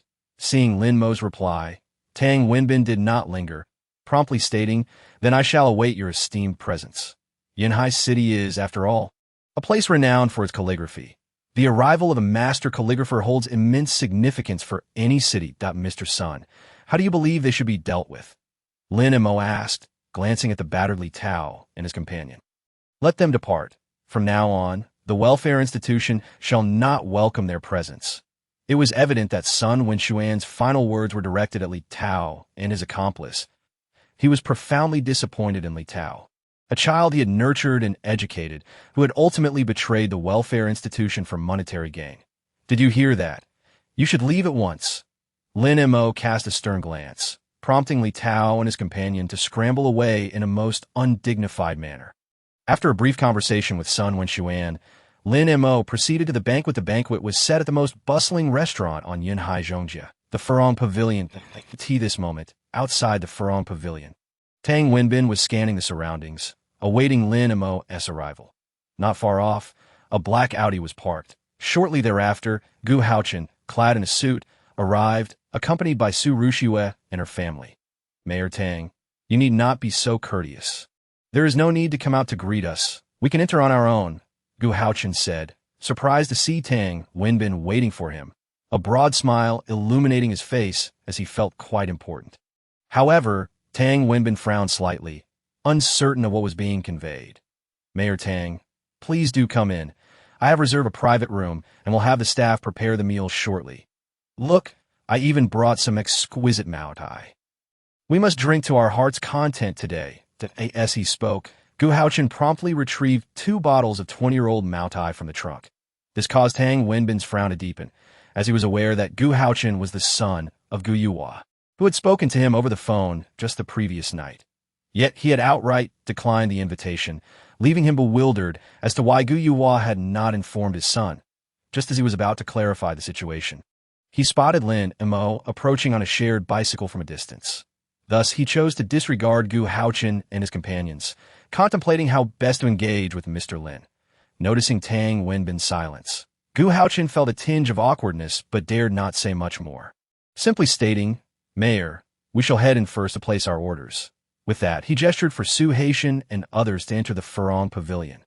"Xiao Gu, I never imagined you could garner such respect that Mayor Tang would personally welcome you. You must have quite the standing," Wu Fong remarked enviously. For them, merely catching a glimpse of Mayor Tang was akin to climbing a mountain, let alone receiving such personal attention, such as merely a favor from my father. Gu Haochen waved dismissively, though internally he mused about whether his father truly had that much influence to warrant such a reception from the mayor. Su Rushue remained silent, feeling an inexplicable sense that Mayor Tang's demeanor was peculiar, as though he were welcoming someone other than them. Yet, who else in Yunhai City could possibly warrant such attention from the mayor? Before long, Lin Mo leisurely parked the shared bicycle, stating, upon seeing this intriguing contraption, "I could not resist the urge to try it out, resulting in my tardiness. I apologize that Mr. Lin speaks too kindly. Low-carbon travel is beneficial for the environment," Tang Wenbin replied. "Moreover, you are not late at all. Please come inside." Lin Mo nodded and led the way into the restaurant. The nearby staff watched in astonishment, jaws agape, as they witnessed someone who, despite being personally invited by the mayor, leisurely rode a bicycle to arrive. Who was this young man, to possess such stature? "Mr. Lin, I have invited a friend to join us today. You may wish to meet him. I heard from Su Lao that you are also well-versed in medicine. And coincidentally, my friend is a medical master," Tang Wenbin said as he personally opened the door to the private room. Chapter 46. A sincere apology as Lin Mo entered the private room. An elderly gentleman dressed in simple attire, full of vigor, sat quietly within. Tang Wenbin immediately smiled. "Mr. Sun, I apologize for keeping you waiting. Allow me to introduce this gentleman, Mr. Lin Mo, who is also a practitioner of medicine. You may find the opportunity to exchange insights." Lin Mo nodded. "Greetings." To his surprise, Mr. Sun did not glance at Lin Mo, but instead lit a cigarette, saying, "Mayor Tang, could he be the esteemed guest who kept me waiting?" Mr. Sun, named Sun Haiping, was the most renowned divine doctor in Yunhai City. His purpose for being here was due to a request from Tang Wenbin, yet he had waited a considerable time without seeing his counterpart. Upon learning that the delay was for a distinguished guest, he had not anticipated this guest would be a mere youth in comparison. Tang Wenbin's neglect towards him due to Lin Mo was understandably disconcerting. "Mr. Sun, I apologize for the oversight. Allow me to pour a drink for myself as a form of self-punishment." Tang Wenbin awkwardly laughed, pouring a glass of baijiu and downing it in one gulp. "That is more like it," Sun Haiping grunted, while Lin Mo was entirely ignored throughout. "What could youth like you possibly know of medicine? Surely, you must be an intern from some hospital, and the idea of exchanging insights is utterly laughable." As he smoked, Lin Mo's voice broke through. "If you wish to prolong your life, I advise you to refrain from smoking." Sun Haiping was taken aback, his expression darkening. "What do you mean? Boy, are you daring to curse me to my face? Who is your teacher? Which hospital do you hail from?" Seeing Sun Haiping enraged, Tang Wenbin hastily interjected, "Mr. Sun, please do not take offense. Mr. Lin certainly did not intend any disrespect." He then leaned in closer to Lin Mo, whispering, "Mr. Lin, Mr. Sun is not an ordinary person. You must be cautious with your words. Apologizing may help to defuse the situation." However, Lin Mo remained unfazed, replying coolly, "I spoke no falsehood. Why should I apologize?" At that moment, Sun Haiping erupted with fury, slamming his hand on the table, coldly declaring, "Such audacity from a youth who knows not his place. Had you simply apologized, I might have overlooked this. But since you continue to provoke me, unless you provide me with a reasonable explanation today, do not blame me for making it impossible for you to thrive in the medical community." Lin Mo chuckled at the remark. The medical community? In the past, the director of the Royal Hospital had made countless calls requesting his endorsement, which he had dismissed with disdain. And now, this minor local practitioner dared to threaten his livelihood? How absurd! Lin Mo chose to ignore him, stating casually, "You may continue to smoke. Your life or death is of no concern to me. However, should you perish here, it would indeed ruin my appetite." With that, Lin Mo turned to leave. "Mayor Tang, Let us reschedule. I have no desire to dine in a place where death has occurred. You insolent brat. Sun Haiping's face darkened, his anger boiling. Mr. Sun, please calm yourself. I apologize on behalf of Mr. Lin. Tang Wenbin offered, pouring a cup of tea for Sun Haiping, his own confusion evident. He could not comprehend why Lin Mo would say that Sun Haiping was nearing death.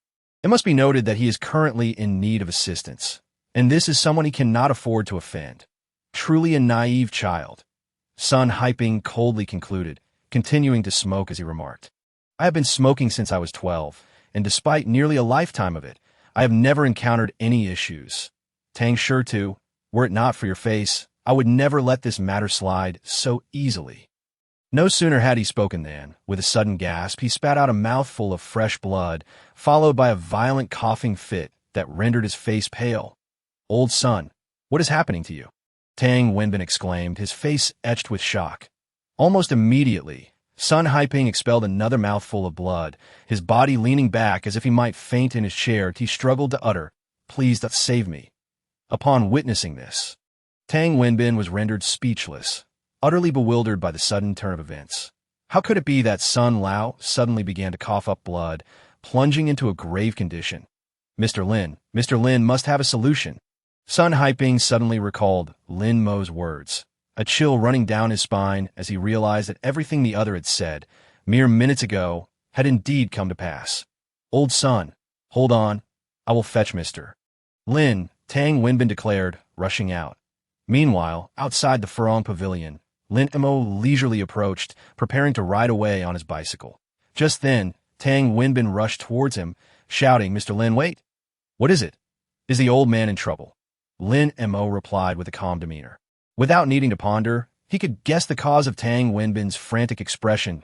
Mr. Lin, I implore you to save old son. At this moment, you are his only hope. Tang Wenbin pleaded earnestly. That old man was just accusing me of cursing him. I kindly advised him, yet he refused to listen. Now that his condition has worsened, it is simply his own doing, Lin Mo replied nonchalantly. Tang Wenbin, feeling anxious, retorted, Mr. Lin, I understand that old son may have misunderstood you earlier. But regardless, he has saved many lives over the years, even if his personality leaves much to be desired. If you are willing to lend a hand, consider it a great favor owed to me. Tang Wenbin, in the future, should you have any requests, do not hesitate to ask. After a moment of contemplation, Lin Mo finally said, Very well, let us see if he can be saved. Tang Wenbin's face brightened with excitement. Thank you, Mr. Lin. Your righteousness is commendable. It is not a matter of righteousness. I do indeed have a favor to ask of you later. Lin Mo waved his hand dismissively. Upon returning to the private room, he found Sun Haiping devoid of color, blood continuously flowing from the corners of his mouth, his breath weak and his life hanging by a thread. Mr. Lin, do you have a solution? Tang Wenbin inquired tentatively. He had come to seek Sun Haiping's assistance, but had not anticipated this dire situation arising before he could even state his request. Lin Mo remained silent and, without warning, struck Sun Haiping on the area of his lungs. With a splatter, another mouthful of stagnant blood was expelled. Sun Haiping's eyes widened in shock as he collapsed to the ground. Mr. Lin, what are you doing? Tang Wenbin exclaimed, stunned, fearing that Lin Mo was retaliating and intent on bringing about Sun Haiping's demise. Cough, cough. Sun Haiping managed to rasp. Tang sure to. He is trying to save me. Save you? Tang Wenbin was utterly bewildered, his brow furrowed, and his eyes clouded. Despite having a chronic ailment in his lungs, the old man continued to smoke. Old man, if you are seeking death, at least do not die in someone else's establishment. Lin Mo stated expressionlessly. Upon hearing this, Tang Wenbin expected Sun Haiping to erupt in anger. To his surprise, Sun Haiping merely chuckled bitterly. This lung issue has been a long-standing affliction. It cannot be cured that I simply did not anticipate that smoking this time would lead to such severe consequences. Tang sure to, please assist me in standing. I must formally apologize to my young friend. Chapter 47. Su Rushue's decision, no need for that. Lin Mo waved his hand and then sat down. Let us hurry and order some dishes. I'm still quite hungry. Very well. Tang Wenbin quickly regained his composure and summoned the waiter to arrange a sumptuous feast. Throughout the meal, Sun Haiping repeatedly raised his glass to Lin Mo, expressing his apologies for earlier behavior. Lin Mo, naturally, would not hold a grudge against him. After toasting, the matter was considered settled. Suddenly, a ringtone echoed from Tang Wenbin's pocket. Upon seeing the caller ID, his brow furrowed, and he promptly hung up. "What is it, Tang sure to? If there is something, just take the call," Lin Mo suggested. Tang Wenbin sighed. "It is nothing pressing. Let us focus on our meal." The call was indeed from Gu Haochen. Had it not been for the purpose of welcoming Mr. Lin, he would have clarified matters with the other party earlier at the entrance, as he had never accepted the invitation to the meal. "Dr. Sun, I actually have a matter I would like to trouble you with," Tang Wenbin hesitantly addressed Sun Haiping.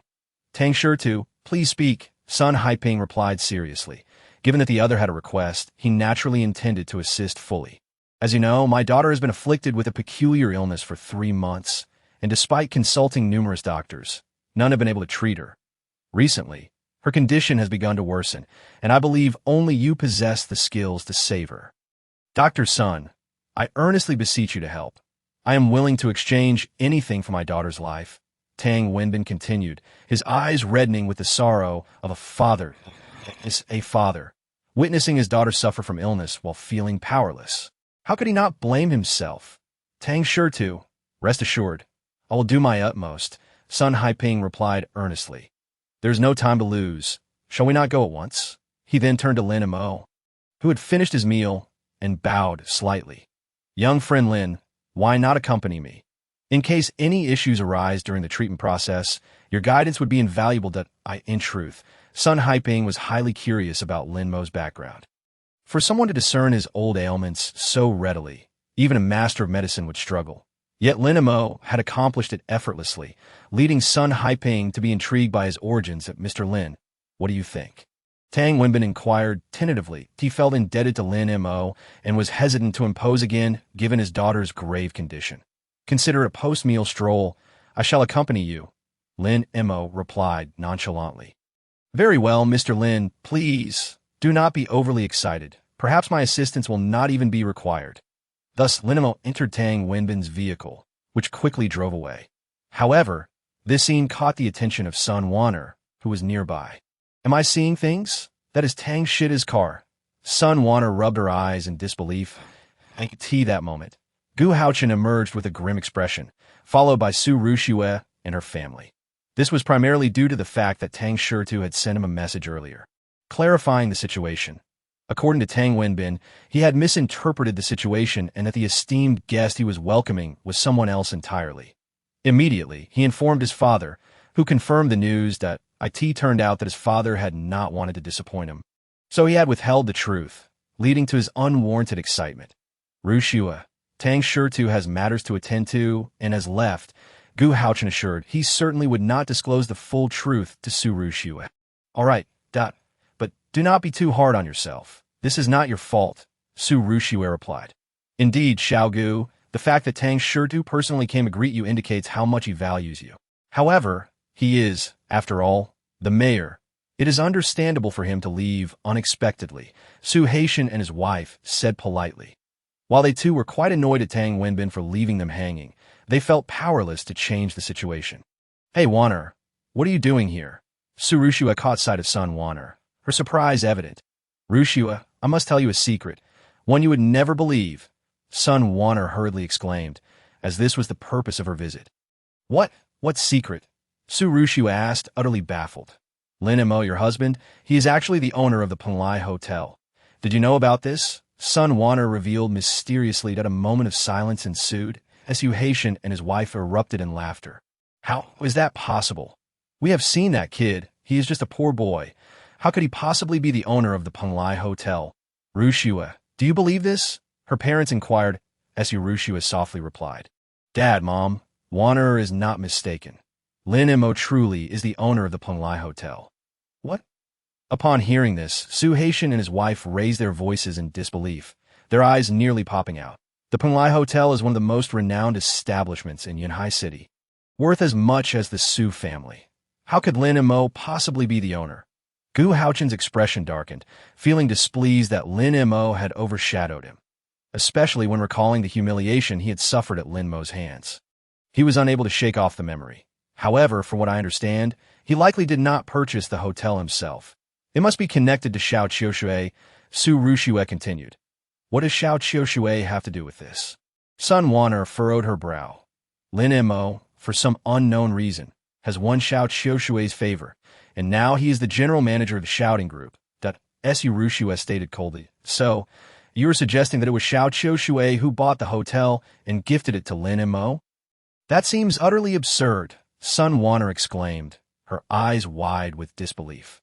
Primarily, she recalled the moment when Tang Wenbin personally closed the car door for Lin Mo. Even the general manager of the Xiao Ding group might not possess the qualifications to receive such courtesy. No, Rushue, you must expedite your divorce from Lin Mo. Otherwise, if he proposes it one day, our Su family will become a laughingstock. Wu Fong urged Su Rushue. Upon hearing this, Gu Haochen's eyes lit up as he remarked, Rushue, Aunt is absolutely right. As long as you can confirm Lin Mo's infidelity during the marriage, you can file for divorce. If he disagrees, simply take it to court. Su Rushue fell silent. In truth, she longed to confess that her registration with Lin Mo was entirely fabricated and that they had never actually married. Yet, she feared that revealing this would infuriate her grandfather. Very well, as per our agreement. I shall endure for another 3 months. Once the deadline arrives, we shall have no further entanglements. In that moment, Su Rushue had made her decision. Chapter 48. To save her, what difficulty is there? Meanwhile, Lin Mo accompanied Tang Wenbin to his residence. Tang Wenbin's home, located on the outskirts of Yanhai City, was a sprawling courtyard covering 20 acres. According to him, this residence was granted by the government as a temporary dwelling, a reward for his outstanding contributions to Yanhai City over the years. Upon entering, Lin Mo discovered a natural deep spring within the courtyard, its source spanning nearly half an acre. Quite intriguing, Lin Mo noted, as he observed the spring's emerald hue, revealing a hint of astonishment. He had not anticipated that this modest courtyard concealed such mysteries. Indeed, a piece of feng shui treasure, Mr. Lin. What intrigues you? Tang Wenbin inquired, puzzled by Lin Mo's reaction. Nothing much, merely that the feng shui here is quite favorable, which piqued my interest, Lin Mo replied with a chuckle. Oh, Mr. Lin understands feng shui, Tang Wenbin asked, astonished at the same time. Sun Haiping, who accompanied them, appeared somewhat unsettled. He had not expected this young man, whose medical skills were already enigmatic, to also possess knowledge of feng shui metaphysics. Just a smattering, Lin Mo replied with a smile. Choosing not to elaborate further, as the group reached the main hall, a sweet, melodious voice broke the moment. Dad, have you found the doctor who can save my sister? In the next instant, a young woman came running towards them. She appeared to be around 20, sporting twin ponytails, with large, expressive eyes that sparkled with mischief. Dressed in a stylish JK uniform and canvas shoes, she exuded an air of purity and brightness. Upon seeing her approach, Tang Wenbin smiled and said, Indeed, I have invited divine Dr. Sun here, and in addition, this is Mr. Lin, whose medical skills are exceptional. He will surely be able to save your sister. As he spoke, Tang Wenbin introduced Lin Mo and Sun Haiping. Ladies and gentlemen, this is my youngest daughter, Tang Xingyan. Xingyan, please greet divine Dr. Sun and Mr. Lin. Hearing this, Tang Xingyan scrutinized Sun Haiping with a serious expression before saying, Hello, divine Dr. Sunday then, turning her gaze to Lin Mo. Her big eyes sparkled with confusion as she questioned, You can practice medicine too, but you look only a few years older than me. Who is your master? Tell me, perhaps I've heard of them. Tang Wenbin's expression darkened as he reprimanded. Xingyan, do not be rude. Quickly apologized to Mr. Lin. Tang Xingyan pouted, somewhat unconvinced. Dad, didn't you say that capable doctors are all esteemed and elderly seniors? How can you truly believe that someone so young can cure my sister's illness? Xingyan, do not speak out of turn. Mr. Lin is not like others. Tang Wenbin's complexion turned grave. Then he explained to Lin Mo, I apologize, Mr. Lin. I have spoiled Xingyan. Please do not take offense. Not at all, Lin Mo replied with a calm smile. Seemingly unfazed, Sun Haiping, sensing the atmosphere, quickly interjected, Mayor Tang, we should not delay. Let us meet the patient. Very well, Tang Wenbin agreed. leading Lin Mo and the others to Tang Yuling's room.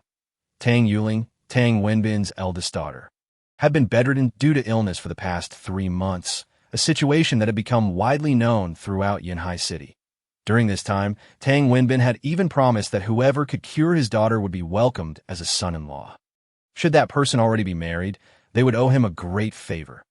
Who are you really? If you dare to play tricks on my father, I swear I will not let you off. Tang Xingyan thought back to her earlier reprimand from her father, clenching her fists in frustration as she glared at Lin Mo. Lin Mo shook his head with a smile, finding the young girl rather endearing. She possessed commendable qualities, though the only flaw was her somewhat diminutive figure. She must be a princess of peace, and my eldest daughter Yuling is inside.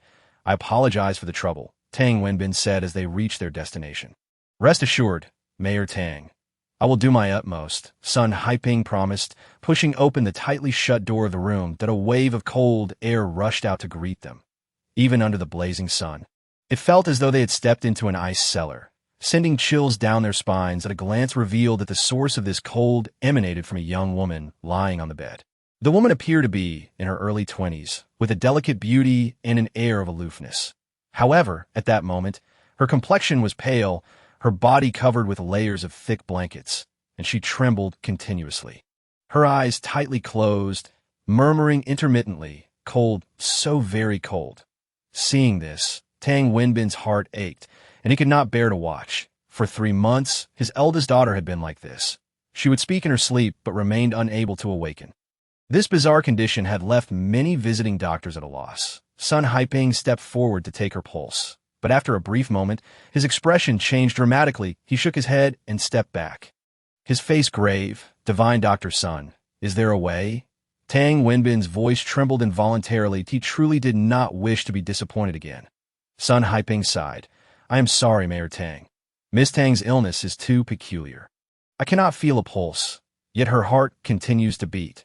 Sun Haiping did not continue, but Tang Wenbin understood the implication.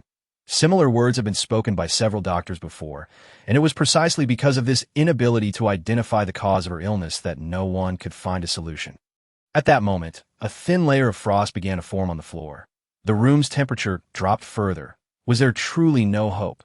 Despair filled Tang Wenbin's heart, and nearby, Tang Xingyan looked equally sorrowful. Her eyes slightly reddened. "Actually, Miss Tang's condition is not as dire as you all imagine." Lin Mo's voice rang out softly. Instantaneously, Tang Wenbin and the others were taken aback. Then, as if grasping a lifeline, Tang Wenbin excitedly asked, "Mr. Lin, are you certain? Do you have a way to save my daughter?" Lin Mo casually replied, "To save her, what difficulty is there? How audacious! So many renowned doctors have been stymied. On what grounds do you believe you can succeed?" Tang Xingyan maintained her skeptical demeanor, coldly asserting, "Dad, you must not trust his words. I suspect he has ulterior motives. What if he makes my sister's condition worse?" Immediately, Tang Wenbin hesitated. Subjectively, he believed in Lin Mo and was willing to let him try. But objectively, his daughter's illness was indeed challenging. The consequences of any misstep were unthinkable. "Mayor Tang, I actually recommend allowing young Lin to give it a try. He might just have a solution," Sun Haiping suddenly suggested. He had been unable to see through Lin Mo, and rather than remain passive, it was better to gamble on a dead horse being treated as a live one. "Very well," Tang Wenbin resolved. "Mr. Lin, please give it a shot. Regardless of the outcome, I will bear the consequences myself." "Dad." Tang Xingyan was utterly perplexed and wanted to dissuade him, but was silenced by Tang Wenbin's firm tone. "Enough. I believe in young Lin. Perhaps he can truly provide us with a miracle." Chapter 49. "I am merely here to heal. You had best not play tricks. If anything happens to my sister, I swear I will not let this go." Reluctantly, Tang Xingyan addressed Lin Mo coldly. In her view, there was no way this youth, who was nearly her age, could heal her sister. He must be trying to gain her father's attention for some ulterior motive. Lin Mo cast a glance at Tang Xingyan, choosing to disregard the young girl's prejudice as he stepped into the room. That moment, Tang Yuling lay motionless on the sickbed. Once a stunning beauty, her pallor was now starkly evident. Lin Mo grasped her wrist to take her pulse. Time ticked by. Outside the door, Tang Wenbin and the others watched in astonishment. After all, the cold emanating from Tang Yuling was overwhelming. Even ordinary martial artists would hesitate to make prolonged contact, lest they become frostbitten. Yet Lin Mo seemed unaffected, a testament to his extraordinary nature. However, when Lin Mo ceased taking her pulse, his brow furrowed slightly. He was well aware of the source of Tang Yuling's ailment. It stemmed from her unique constitution. The Xianbing body. Such a constitution was exceedingly rare, and ordinarily, it would be of no use to someone who was not a martial artist. Yet now, it seemed the Xianbing body had been tampered with. Beginning to emit its characteristic chill, Tang Yuling was not a martial artist and lacked the inner strength to protect herself, rendering her unable to withstand it, teetering on the brink of death. How strange for one who does not cultivate martial arts to have their Xianbing body activated. This is indeed the first time I have encountered such a phenomenon. Lin Mo mused, his gaze flickering, upon observing that Lin Mo had yet to take any further action. Tang Wenbin outside the door could not help but display signs of impatience at Mr. Lin regarding Ling Yu's condition. Lin Mo waved his hand dismissively. Rest assured, when I say I can cure her, I certainly can. However, there is one matter I must inquire. 3 months ago, prior to Miss Tang falling ill, did she come into contact with anyone unusual, or were there any peculiar phenomena occurring with her? He certainly did not believe that the Xianbing physical condition would activate without reason. Thus, it was essential to clarify with Tang Wenbin whether there were any human factors involved. Yet, Tang Xingyan interjected. How long do you plan to keep up this charade? You fraud? Don't think for a moment I am unaware that you are merely asking questions because you have no idea what is wrong. If you cannot provide a cure, then step aside and do not waste our time. Seeing Tang Xingyan's significant disdain for Lin Mo, Tang Wenbin shot her a fierce glare, as if to warn her. Then continued, Mr. Lin, 3 months ago, Ling Yu had no contact with outsiders. She remained at home the entire time. May I dare to ask, is this related to Ling Yu's illness? Nonsense, Tang Xingyan retorted coldly. I see you cannot heal her. Your words are merely an attempt to evade responsibility. I command you to step aside immediately. If anything were to happen to my sister, I will make you pay dearly, as the last sentence fell. Tang Wenbin was utterly incensed, bellowing, Nonsense! Who permitted you to speak to Mr. Lin in such a manner? Apologize to him at once. For Tang Wenbin, irrespective of whether Lin Mo's medical skills could indeed save Tang Lingyu. The fact that the latter was a master of calligraphy made him someone not to be trifled with. If Lin Mo were willing to represent Yunhai calligraphy, it would undoubtedly garner immense acclaim, attracting numerous calligraphy enthusiasts nationwide, thus leading to a substantial economic leap for Yunhai Dad. Why do you always protect him? Tang Xingyan pouted, utterly bewildered. Be quiet. You have 3 seconds. If you do not apologize to Mr. Lin, then get out. From this moment on, you shall no longer be my daughter. Tang Wenbin's voice was severe. Upon hearing this, Tang Xingyan's expression changed, yet she stubbornly refused to apologize, clenching her teeth in defiance. Nonsense! It seems you are intent on driving me to my grave. Tang Wenbin, seeing this, was furious and was about to take action when Lin Mo's voice interjected. Enough, Mayor Tang.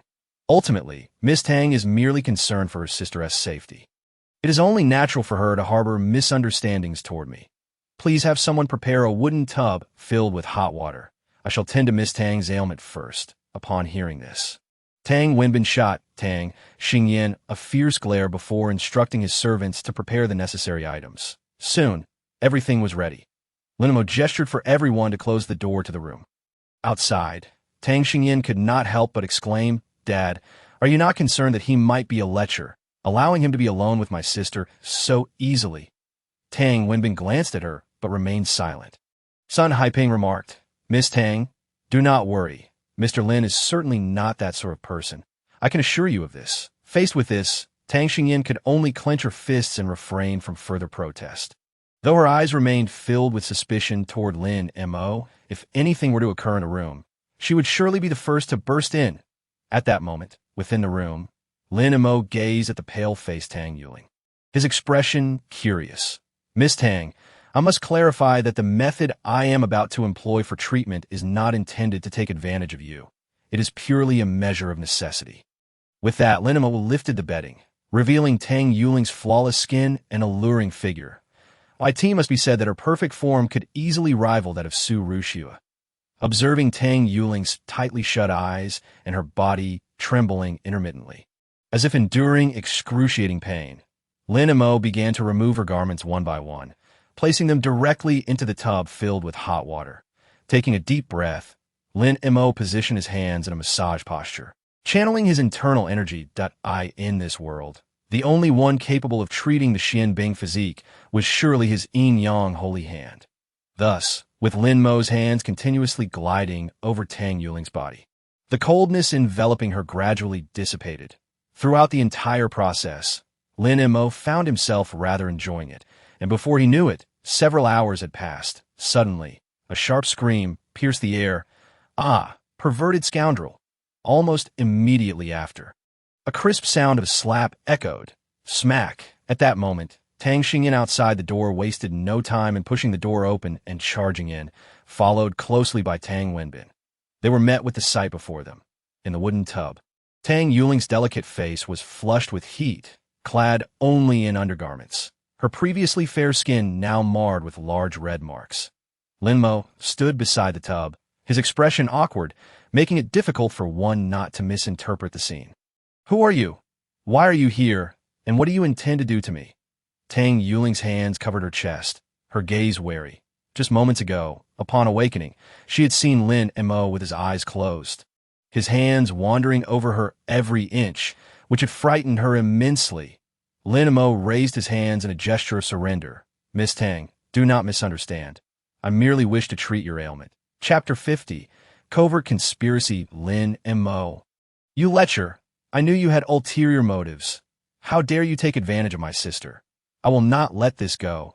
Tang Xingyan glared at him furiously, and just as she was about to confront Lin Mo, Tang Wenbin shouted, "Xingyan, cease this madness. Do you not see that your sister has awakened?" As he spoke, the others finally regained their composure, gazing in astonishment at Tang Yuling, who appeared perfectly fine. "Sister, are you all right?" In an instant, Tang Xingyan rushed towards her sister, her excitement palpable. "It seems I'm fine." Tang Yuling also felt incredulous.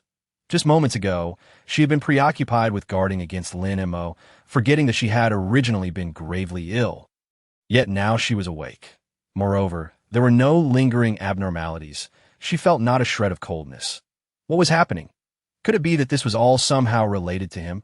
Recalling this, Tang Yuling regarded Lin Mo with a gaze filled with uncertainty. "Mr. Lin, I am deeply grateful for your assistance in saving Yuling. Your kindness is something I shall never forget." Tang Wenbin could hardly contain his excitement. Nearly bowing to Lin Mo offered a faint smile. It was merely a simple act. However, I must clarify that removing Miss Tang's clothing was purely a matter of necessity for her treatment, with no intention of taking advantage. That I trust in Mr. Lin's character. Tang Wenbin affirmed earnestly that a person who has honed the art of calligraphy to such heights must possess integrity and cannot possibly be lewd or vile. To judge a person by their writing is a principle I hold dear. "My apologies, Mr. Lin. I did not mean to." Tang Yuling's cheeks flushed crimson as she prepared to apologize, but Lin Mo interrupted. "It is of no consequence. The nature of this treatment was indeed unusual, and it is only natural for Miss Tang to harbor misunderstandings." Hearing this, Tang Yuling felt increasingly embarrassed. However, Tang Xingyan did not share this view. It should be noted that previous physicians who had come to treat them always brought an array of herbs. Yet Lin Mo only required a tub filled with hot water. The ease with which he had cured her sister made it hard not to suspect that there was some hidden agenda at play. Nonetheless, with her father believing in Lin Mo so wholeheartedly, she refrained from voicing her doubts for the time being. She was determined to unearth Lin Mo's true intentions when the opportunity arose. At this moment, Tang Yuling had donned a bathrobe, yet her cheeks remained flushed. "Miss Tang, may I inquire whether you had any unusual encounters before falling ill?" Lin was suddenly asked, though he had managed to suppress Tang Yuling's Xian Bing physique with his yin-yang holy hand. He could not guarantee that no malicious individuals might attempt to harm her further. Thus, it was imperative to trace the origins back to the mastermind behind the activation of her dormant Xian Bing physique. "Ah, Tang Yuling was taken aback for a moment before recalling something. 3 months ago, I was at the company with friends when we encountered a fortune teller. He claimed a connection with me and offered to read my fortune for free. I did not refuse, and ever since then, my health has taken a turn for the worse. A fortune teller. Lin Mo's gaze sharpened with curiosity. What could be the fortune teller's intentions behind such actions? The Xian Bing physique is advantageous for martial artists, considered a divine gift. Yet for ordinary individuals, it could be likened to poison, slowly leading to their demise. In a few days, I will return to impart some knowledge to you. For now, please rest well and refrain from going outside. Lin Mo stated deliberately. Very well, that I am immensely grateful for Mr. Lin's assistance. Your life-saving grace will be remembered. Tang Yuling expressed her heartfelt thanks. Tang Wenbin, witnessing this, was in high spirits, addressing Lin Mo. Mr. Lin, let us not linger here any longer. Let us proceed to the parlor for tea. Sun Haiping shook his head. This time, I have not been of much assistance. So I shall take my leave. Mr. Lin, Mayor Tang, farewell. With that, he departed. Tang Wenbin sighed. Looking at Lin Mo, Mr. Lin, please. In the parlor, Tang Wenbin personally poured tea for Lin Mo. Mo accepted graciously, savoring the tea before exclaiming, "Excellent tea." He then got straight to the point. Mayor Tang, I have a matter to discuss that may trouble you. Please, Mr. Lin, speak freely. Tang Wenbin responded with utmost courtesy. It is as follows. I am in need of the reclamation approval for Yunhai Bay. Upon hearing this, Tang Wenbin instantly understood. Mr. Lin, could it possibly be related to the shouting group? He inquired with curiosity. It can be said that the entire business community of Yunhai City is eager to see whether the shouting group's investment of 1 billion will go to waste. After all, according to estimates, that parcel of land can yield a maximum profit of 500 million. Any amount beyond that would result in a loss. Indeed, I must confess, that parcel of land is the very one I acquired. Moreover, I am friends with the general manager of the shouting group. I wonder if you could extend a favor, Lin Mo stated. After a brief silence, Tang Wenbin replied, under normal circumstances, I would certainly decline such a request, as the relocation of dolphins is a matter of great significance. However, since you have asked, Mr. Lin, I see no reason to refuse. Thus, I shall ensure that the reclamation approval is delivered to you tomorrow. In response, Lin Mo said, I am most grateful, Mayor Tang. Mr. Lin, you are too courteous. You have done me a great favor, and I am delighted to be of assistance to you. He exclaimed, Come, let us enjoy some tea. Very well. The Wang residence, inside a Rolls-Royce. Wang Fugue sat with Xiao Qitian, who was dressed in a suit and smoking a cigar. Young Master Wang, you summoned me. What is it you wish to discuss? Young Master Xiao, I have heard that Xiao Qiushui has made a wager with you. Within 3 days, if she cannot prove to everyone that the profits from the land exceed 1 billion, she will resign in disgrace. Indeed, Xiao Qitian nodded, casting a glance at him. So, what is your intention? Wang Fugue chuckled. Young Master Xiao, I am aware of a lad named Lin Mo who has caused you considerable embarrassment on multiple occasions. Allow me to assist you in resolving this matter.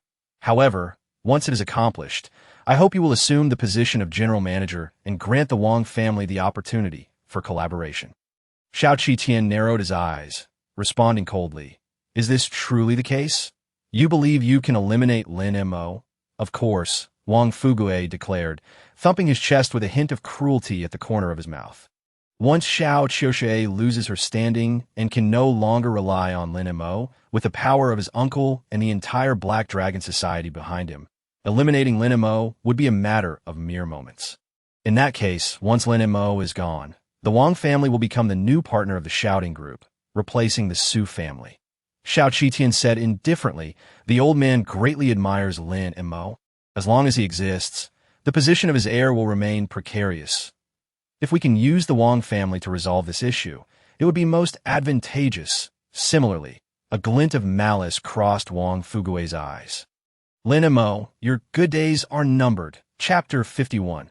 Reclamation approval time flew by, and the deadline for the wager arrived. In the conference room of the shouting group, high-ranking shareholders gathered early in the morning.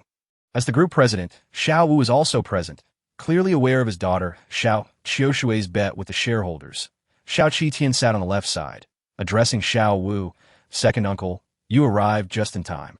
I believe you've heard that 3 days ago, my cousin vowed to provide everyone with an explanation regarding the auction of the land.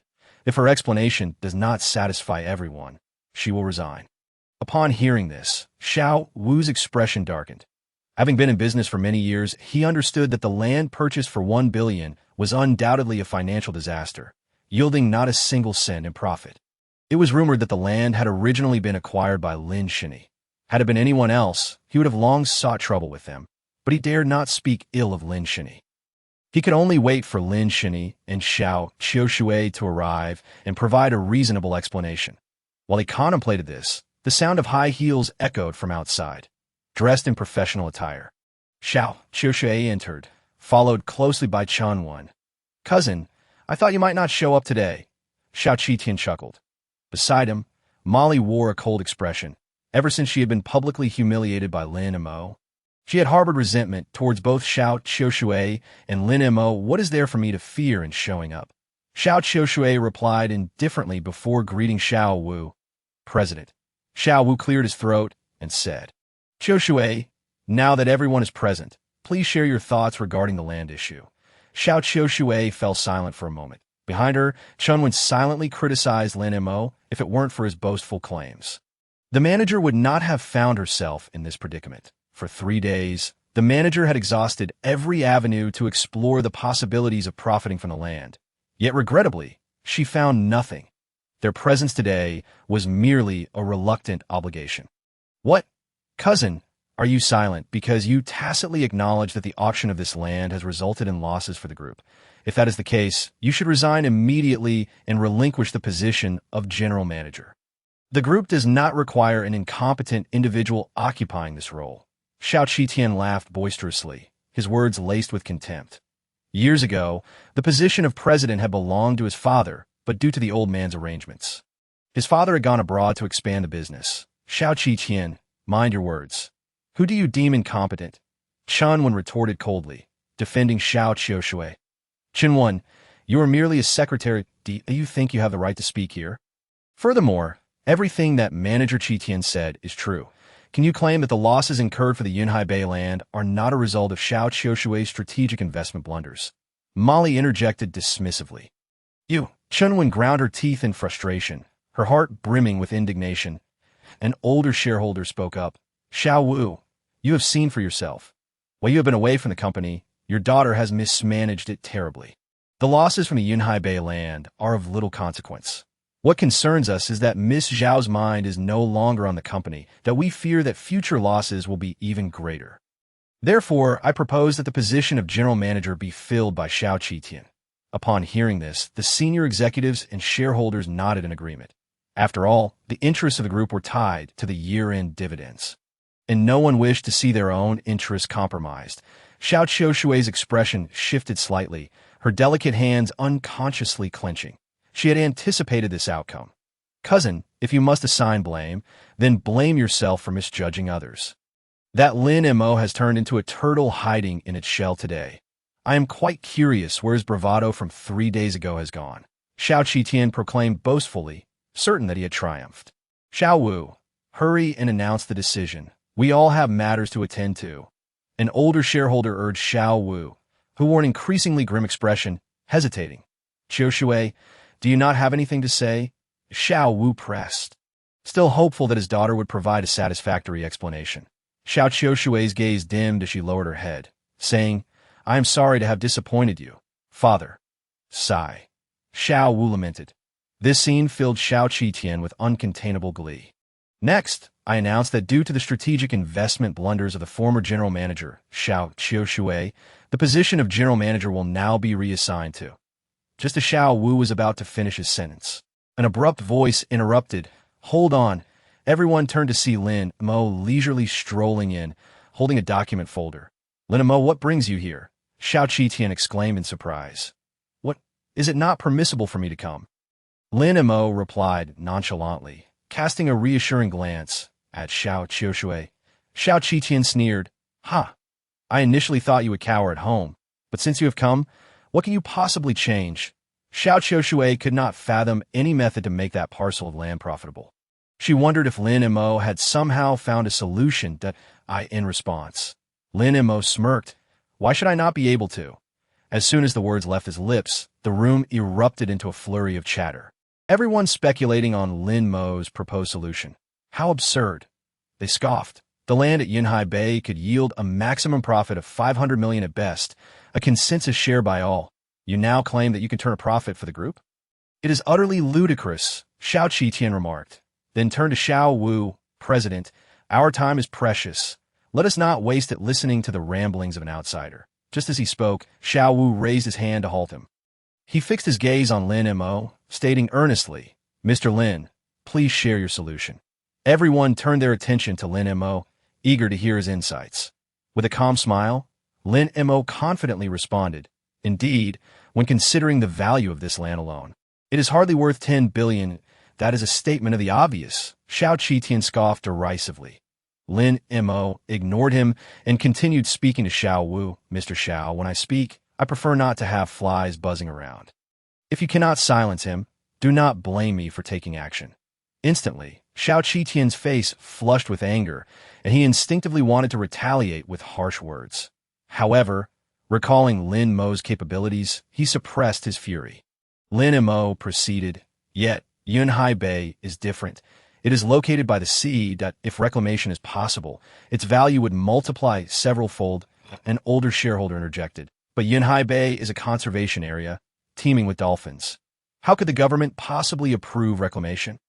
Indeed, that is far too unrealistic. The shareholders voiced their doubts. However, Lin Mo merely smiled slightly, but the government has indeed granted approval. Here is the reclamation approval. Please take a good look. Having spoken, Lin Mo opened the document bag and retrieved the reclamation approval.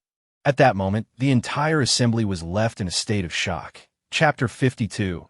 Daring to Eat Excrement. Witnessing this scene, everyone's pupils dilated in disbelief. No one could have anticipated that Lin Mo would actually produce the reclamation approval. The land in Yunhai Bay may not be valued at 10 billion. Yet once the reclamation approval is secured for expansion, its worth becomes incomparable. At this juncture, claiming the land's value to be 50 billion would be far from an exaggeration. The crowd gazed at Lin Mo, momentarily a loss for words, engulfed in profound astonishment. Among them, the one who knew Lin Mo best, Xiao Qiushui, was equally taken aback. She had presumed Lin Mo was merely jesting, never expecting him to persuade the government to obtain the reclamation approval. How was this accomplished?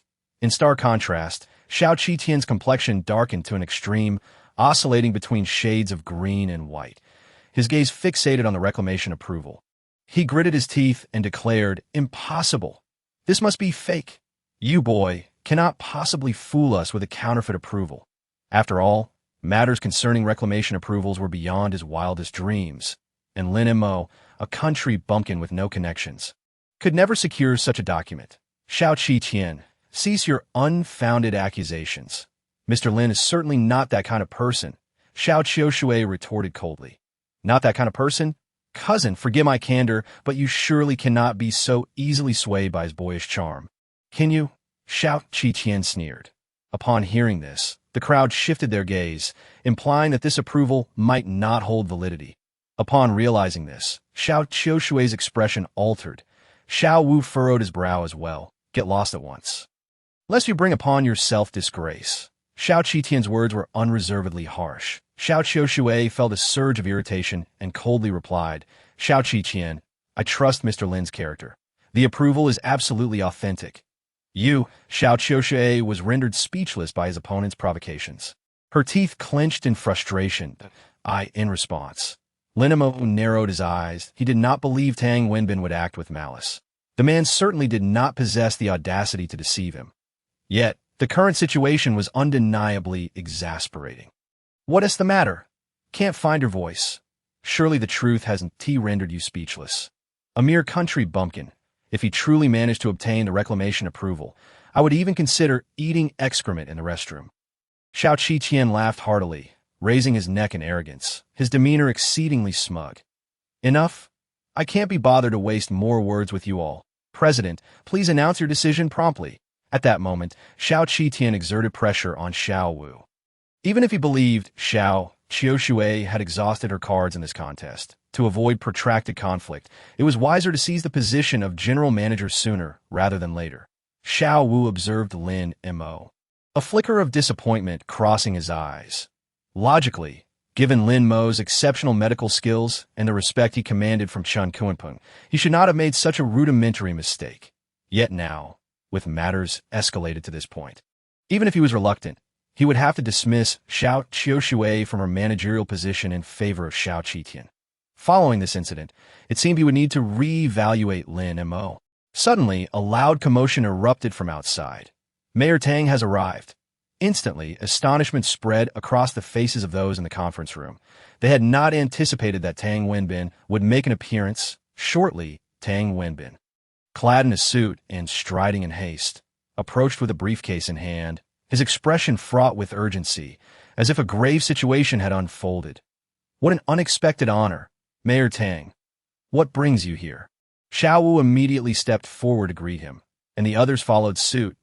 I hope I haven't caused you any inconvenience. As soon as the words left his mouth, the crowd was taken aback, while Xiao Qitian's smile gradually froze. Lin Mo, hearing this, offered a nonchalant smile. There is some impact, but it is manageable. Fortunately, you have arrived. Upon hearing this, Tang Wenbin felt a wave of guilt wash over him, his tone laden with sincere apology. Mr. Lin, I am deeply sorry. It is my incompetence that has caused you trouble. Please accept this. Tang Wenbin, bowing respectfully, presented the approval to Lin Mo with both hands and added, I shall certainly pay you a visit to apologize in person on another day. I hope Mr. Lin can forgive my oversight this time. Lin Mo waved his hand dismissively. There is no need for such formality. Mayor Tang, as the leader of a city, you are bound to have numerous responsibilities. It is only natural to overlook certain matters. Thank you, Mr. Lin. Tang Wenbin deeply bowed, bending at a 90-degree angle. Witnessing this, the crowd could not help but gawk, their mouths agape and eyes wide as saucers. Is this real? Are we not dreaming? The mayor of a city, Tang Wenbin, was indeed bowing so humbly before Lin Mo. Moreover, the reclamation approval was genuine. Who exactly was Lin Mo? The crowd was rendered completely speechless. If Mr. Lin has no further matters, I shall take my leave, Tang Wenbin stated as he rose. All right, Lin Mo nodded. Throughout Tang Wenbin's presence and departure, he had not exchanged a single word with anyone else. His only concern had been Lin Mo. In light of all this, the crowd remained in a state of turmoil.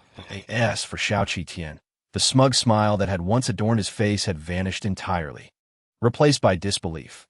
Furthermore, the manner in which Tang Wenbin respected Lin Mo indicated that their relationship was indeed profound. Vice Manager Xiao, what further words do you have to say? Is this approval genuine or not? Lin Mo lightly countered, causing Xiao Qitian's face to flush crimson, feeling a searing pain, wishing only to find a hole to burrow into. Just moments ago, he had mocked Lin Mo as a country bumpkin who could never procure the reclamation approval. The slap to his face had come with astonishing swiftness. You won this time, kid. Xiao Qitian's eyes darkened, his words laced with reluctance. Tang Wenbin's personal visit confirmed that the approval could not possibly be a fabrication. Even if he refused to believe it, this scene was undeniably unfolding before his eyes. Just as he prepared to depart, Lin Mo's voice drifted over. If I recall correctly, did Vice Manager Xiao not say earlier that if I obtained the approval, he would eat excrement in the restroom? One must admit, Vice Manager Zhao's courage is indeed extraordinary, daring even to consume excrement. Perhaps you would do us the honor of demonstrating that for everyone. Chapter 53. Another person. Upon hearing this, Xiao Qitian's expression darkened, and he scowled. Kid, don't push your luck. You may have won this round, but let us leave some room for each other. We may meet again in the future. His words were clearly laden with warning that if Lin Mo understood the situation, he should gracefully retreat rather than insist on humiliating him further. Mr. Lin, perhaps we should let this go, Xiao Qiushui urged, not wanting to escalate matters. However, Lin Mo merely chuckled. You of all people lack the qualifications to be my adversary. Let us dispense with the pleasantries. A man's word is his bond. If you choose not to fulfill your wager, then you shall stand at the company entrance and shout 100 times, I, Xiao Qitian, am not a man. The moment these words fell, the entire room gasped. And one had expected Lin Mo to be so relentless. Intent on making Xiao Qitian uncomfortable, this was becoming rather entertaining. Instantly, Xiao Qitian's expression soured to the utmost degree. He glared at Lin Mo, his tone laced with fury. What if I choose not to comply? What can you do about it? What a ridiculous joke. If you were to follow Lin Mo's demand, where would his dignity lie? He would become a laughingstock of the entire city, akin to Wang Fuge being ridiculed by a cow. Do you truly believe you have the right to refuse? Lin Mo smirked, delivering a swift kick. Bang!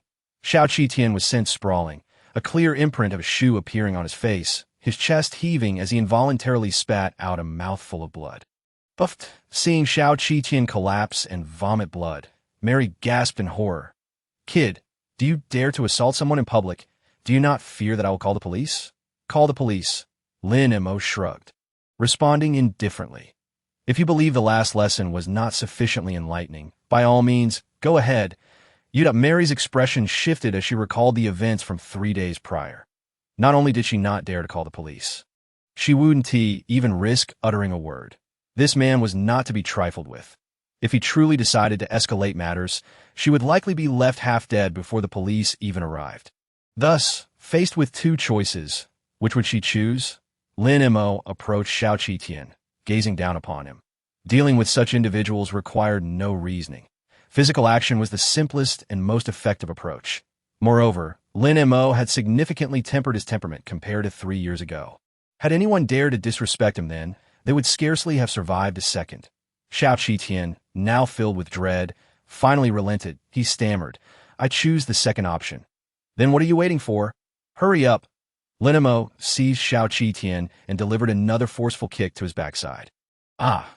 Xiao Qitian screamed, feeling as though his posterior was about to split in two, a piercing pain radiating through him.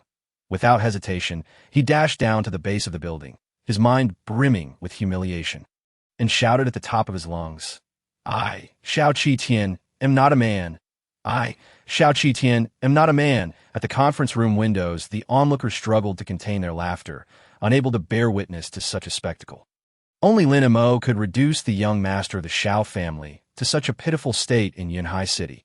Xiao Qiushui understood that Lin Mo was acting on her behalf, her face radiating gratitude. Mr. Lin, I'm deeply thankful to you for this. That I owe you a debt of gratitude, one that I cannot repay.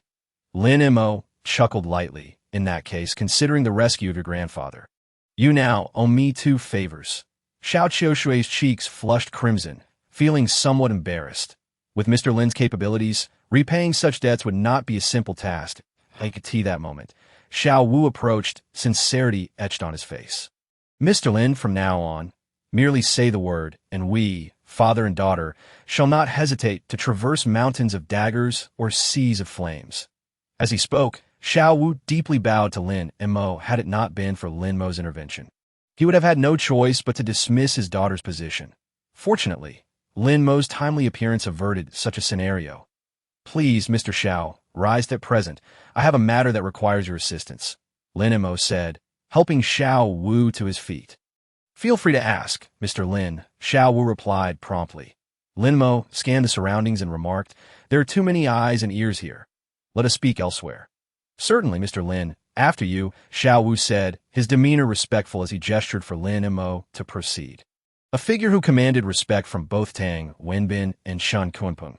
He was determined to cultivate a favorable relationship, ensuring the Xiao family's position as the foremost aristocracy remained unassailable, outside the Xiao Ding group. Upon their arrival, Lin Mo felt an overwhelming desire to find a crevice to hide, his face thoroughly flushed with embarrassment. Remember, when next you see me, tread carefully, he stated coldly upon spotting Xiao Qitian approaching. Enraged and humiliated, Xiao Qitian could barely contain his frustration, yet he could only nod in acquiescence as a scion of the Xiao family. He had never before been subjected to such indignity. Lin Mo, I will settle this score with you in due time. Mr. Xiao, Miss Xiao, I would like your assistance in locating this item, Lin Mo said, turning back to share an image of the Tianluo jade plate to the recipient's phone. Of course, we will exert our utmost efforts to find it. Both Xiao Wu and Xiao Qiushui affirmed, I appreciate your help. I shall take my leave now. Lin Mo waved farewell. Please travel safely, Mr. Lin. Not long after Lin Mo departed, news of the Xiao Ding group obtaining the reclamation approval spread throughout Yinhai City. Meanwhile, upon receiving the news, Su Ruxiu leaped from her office chair in excitement. Sun Wanner, seated across from her, was left bewildered by the sudden outburst. Grabbing her phone, Su Ruxiu immediately called Gu Haochen, exclaiming, Young Master Gu, how did you manage to convince the city mayor to grant the reclamation approval to Xiao Ding Group? You are truly impressive. As the Su Group and Xiao Ding Group were in a collaborative venture to develop the land, the news instantly caused Su's stock to soar on the other end of the line. Gu Haochen was equally perplexed. He had done nothing to warrant such an outcome. How had Xiao Ding Group secured the reclamation approval? Nevertheless, he maintained an air of nonchalance, stating, Ruxiu, what is the big deal? Since I promised to assist you, I naturally would fulfill that promise. You know our family's relationship with Mayor Tang. He personally welcomed me the last time we dined together. Securing an approval from him is merely a matter of convenience. Gu Haochen readily attributed the credit to himself. After ending the call, Su Ruxiu exhaled in relief. The weight that had burdened her heart for days finally lifted. So, the approval has been secured. Sun Wanner inquired curiously. In recent days, Su Ruxiu had been troubled by this matter, her brow furrowed, for without the approval, the collaboration between the Su and Xiao Ding groups would end in farce. The pressure she would face in that event was unimaginable. It appears so, Su Ruxiu remarked with a sense of relief. Sun Wanner raised an eyebrow, recalling the scene of Lin Mo in Tang Wenbin's car. Ruxiu, have you considered that perhaps this matter was not orchestrated by Gu Haochen? Su Ruxiu was momentarily taken aback, instinctively responding. Who else could manage that besides young Master Gu? Sun Wanner blinked. Perhaps your current husband? Puffed. Su Ruxiu burst into laughter, rolling her eyes at Wanner. Please don't joke, he lacks any significant background. Not only would it be impossible for him to persuade Mayor Tang to issue an approval, even meeting him would be a Herculean task. What do you think he could possibly offer that compares to young Master Gu? Wanner, you've been acting rather strangely lately, not only defending him, but also asking for his contact information. You wouldn't have taken a fancy to him, would you? I remember you have a boyfriend. What about him? Su Ruxiu teased lightly. That's not the case, Sun Wanner replied, her cheeks flushing as she quickly distanced herself from any implications that I was just making casual remarks. Please don't misunderstand. Vaguely, she felt that Lin Mo's identity was far from ordinary. Seemingly not as lacking as he appeared, if you do like him, I wouldn't be upset to Wanner. To be honest, my marriage to him is merely a fade. We possess a fake marriage certificate, and it holds no legal weight. Su Ruxiu stated plainly. Sun Wanner was taken aback, her expression one of astonishment. Ruxiu, what on earth is going on? I had no choice. You know I don't harbor any feelings for him. Marrying him was purely out of necessity.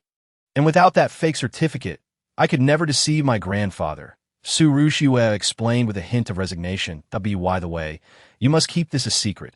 It cannot be disclosed to anyone. Upon hearing this, Sun Wanner nodded, her gaze filled with complexity as she pondered her thoughts.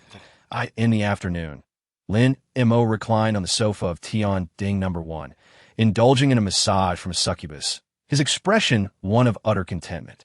Ever since Wuju had seen him enter the villa, she had refrained from bothering him, granting him a rare peace.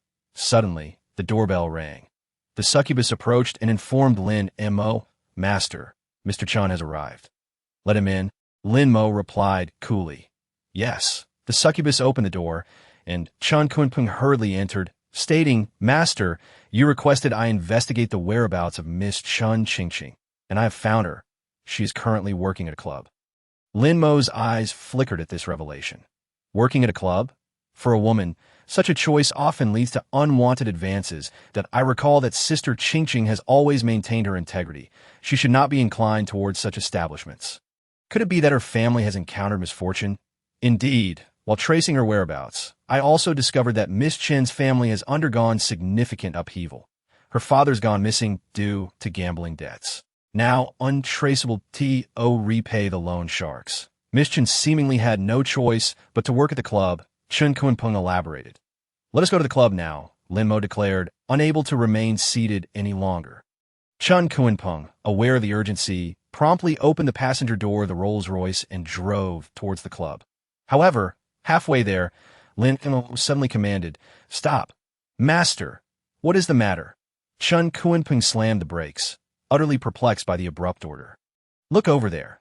Following Lin Mo's gaze, Chun Kunpeng spotted a massive sign that read Yanhai Antique City. Curiosity piqued, he inquired, "Master, are you also interested in antiques?"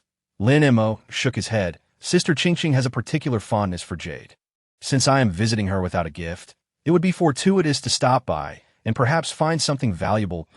I vaguely remember that Sister Qingqing once acquired a piece of fake jade, which she cherished dearly. Now that we are about to reunite, presenting her with a jade gift should certainly bring her joy. Master, with such consideration, Miss Chun is truly fortunate," Chun Kunpeng remarked with admiration. Subsequently exiting the vehicle as they made their way towards the antique city. Yanhai Antique City was the largest of its kind in the city, attracting many antique enthusiasts who came to hunt for treasures. Stalls lined both sides of the market, showcasing gold, silver, jade artifacts, coins, and calligraphy. It would not be an exaggeration to say that the most precious antiques in Yanhai City congregated here, though discerning the genuine for the counterfeit relied solely on one's perception. Lin Mo had never visited such a place before. During his travels across the globe, royals had invited him to their antique collections, allowing him to choose at will. Thus, everything around him felt quite novel. However, to the hawkers at the stalls, his demeanor appeared as that of a naive novice. "Young man, unsure of what you desire? I have plenty of treasures here, all authentic. Feel free to take a look." A rotund vendor greeted Lin Mo with a beaming smile. "Oh, is that truly the case?" Lin Mo replied with a knowing smile. "Absolutely." The vendor, sensing an opportunity, leaned closer and whispered, "Let me tell you, everything here has just been unearthed. Each piece boasts a history of over 1,000 years. If I weren't in a hurry to sell, I wouldn't part with them. That you've struck quite a bargain." Lin Mo glanced around the stalls, noting that most items were tarnished bronze artifacts caked in dirt. Initially disinterested, he quickly determined that these pieces were merely coated with paint, lacking any real value. Deliberately smeared with dirt to masquerade as freshly unearthed. It might fool a 3-year-old child, but it is indeed too naive. However, as his gaze descended, he discovered a piece of white jade coated in dust. He picked it up for a closer examination. Quite intriguing, a faint smile crept upon Lin Mo's lips. On the surface, this white jade appeared crude in craftsmanship, lacking luster, clearly a counterfeit made of imitation glass. Yet in truth, it held profound secrets. The rotund vendor, upon seeing this, maintained a calm demeanor. "Ah, my dear brother, you truly possess an exceptional eye. This mutton fat jade was procured through great effort on my part, and I never imagined you would uncover it." Surrounding vendors sneered at his words. What mutton fat jade? How can he even utter such nonsense? Any discerning individual could tell that this item was nothing more than a worthless imitation. Observing the boy's beaming smile, they suspected he had fallen for the vendor's trickery. Youthful naivety. As the crowd exchanged opinions, casting envious glances at the rotund vendor, aware that he was about to make a successful con. Lin Mo, listening to their chatter, smiled even more broadly. "This item seems promising. Name your price." The rotund vendor's heart soared at these words, yet he feigned reluctance. "Originally, I had no intention of selling this. But since you have discovered it, it must be fated for you. Therefore, I shall offer you a discount. 50,000. 50,000. Lin Mo chuckled, his smile unabashed. "Very well, 50,000 it is. I shall arrange for the transfer immediately." As his words fell, Chun Kunpeng beside him hesitated.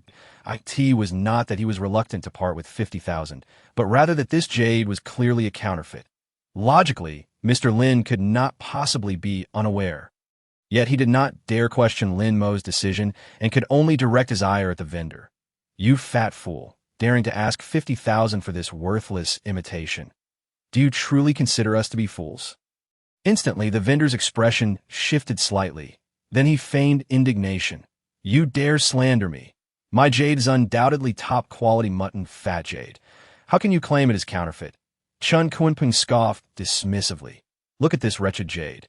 lifeless and devoid of luster. How could it be anything but a fake? However, Lin Mo interjected. Kunpeng, I will take this jade. Please proceed with the payment. Mr. Lin, this. Chen Kunpeng's expression turned astonished, wishing to explain, but upon seeing Lin Mo's resolute demeanor, he reluctantly transferred the funds. The rotund vendor nearly burst into laughter at this sight. He exclaimed to Lin Mo, My dear brother, your discernment is indeed remarkable. I shall gladly present this jade to you. However, I must remind you, once the item leaves my hands, there are no returns. This is a rule you surely understand. And to these words, the vendor struggled to contain his laughter. What a joke! Did he truly think Lin Mo was foolish? As the crowd witnessed Lin Mo disregarding Chen Kunpeng's warnings and resolutely purchasing the item, they shook their heads, their faces filled with mockery. What? Do you think I've been deceived? Seeing Chen Kunpeng fall silent, Lin Mo smiled. My subordinate does not dare question. Your decision, my lord, must surely have its reasoning.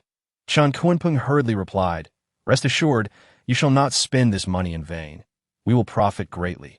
Hearing Lin Mo say this, Chen Kunpeng was momentarily stunned, utterly perplexed. Yet in the next moment, before the eyes of all, Lin Mo applied slight pressure with his palm. The dull white jade instantly cracked, shattering into pieces. This action left the crowd bewildered. What was happening? Was he really crushing something he just purchased for 50,000? Even if it was a counterfeit, it was still worth that sum. How could he not feel regret? This lad is quite the character. Just bought something and immediately smashed it. He must be out of his mind. The crowd's chatter quickly ceased, as the unfolding spectacle left everyone in shock. Before them lay a piece of soft, crimson Hatian jade, resembling a rooster's comb. What the?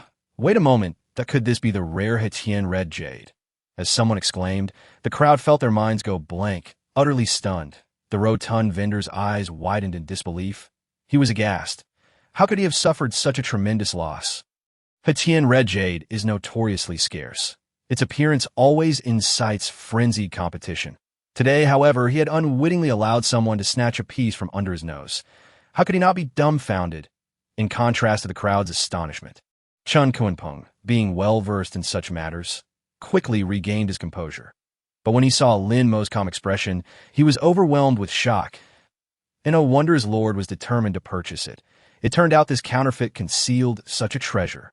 Yet, who would go to such lengths to hide a priceless piece of Hatian red jade within a counterfeit?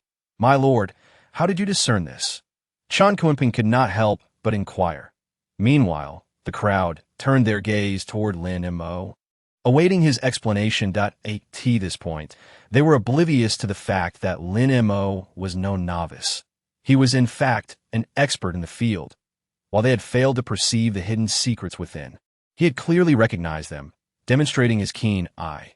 Lin Mo smiled and explained, A century ago, during our nation's invasion by foreign forces, many antique professionals ingeniously used craftsmanship to conceal treasures within counterfeits, thus safeguarding them from being seized.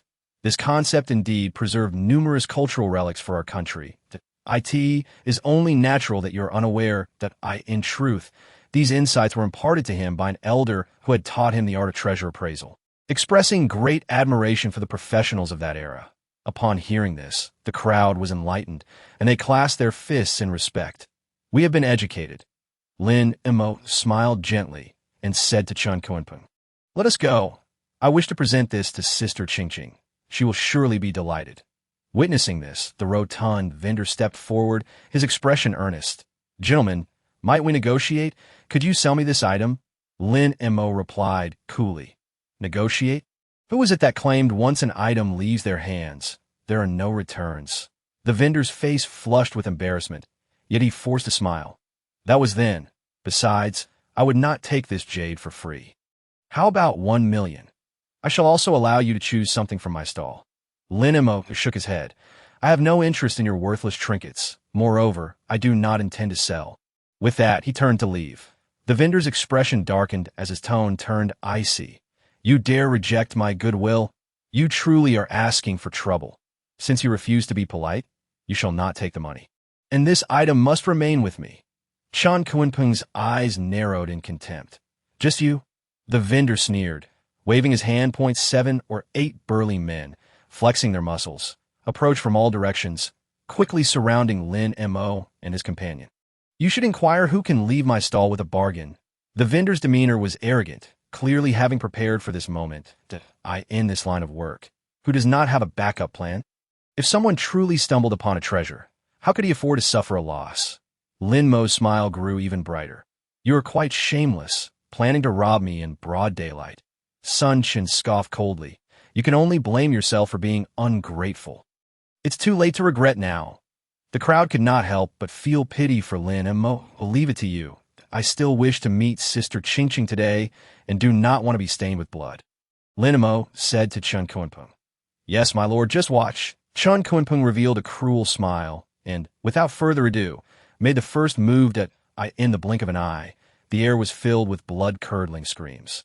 The crowd gaped in shock, their eyes nearly popping out, mouths agape as if they could fit an egg inside.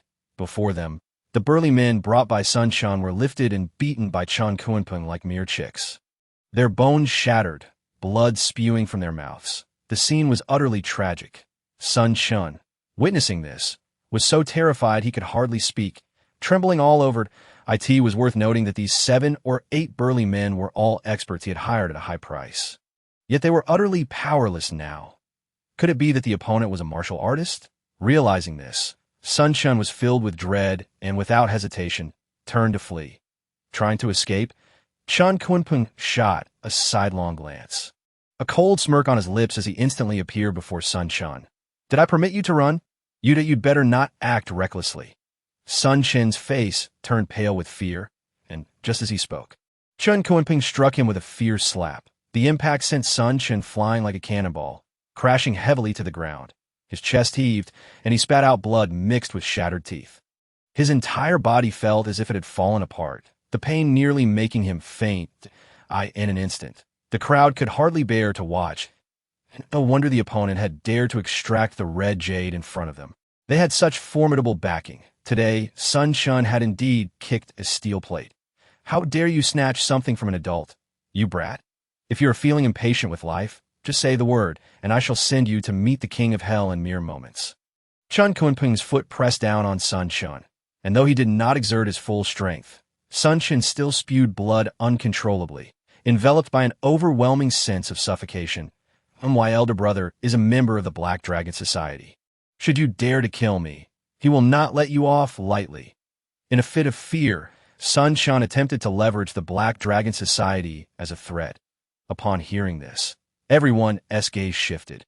Astonished, clearly, they had not anticipated that Sun Quan had such connections with the Black Dragon Society. In the entire Yinhai city, apart from the Dragon God Temple, the Black Dragon Society was the second most formidable martial arts force.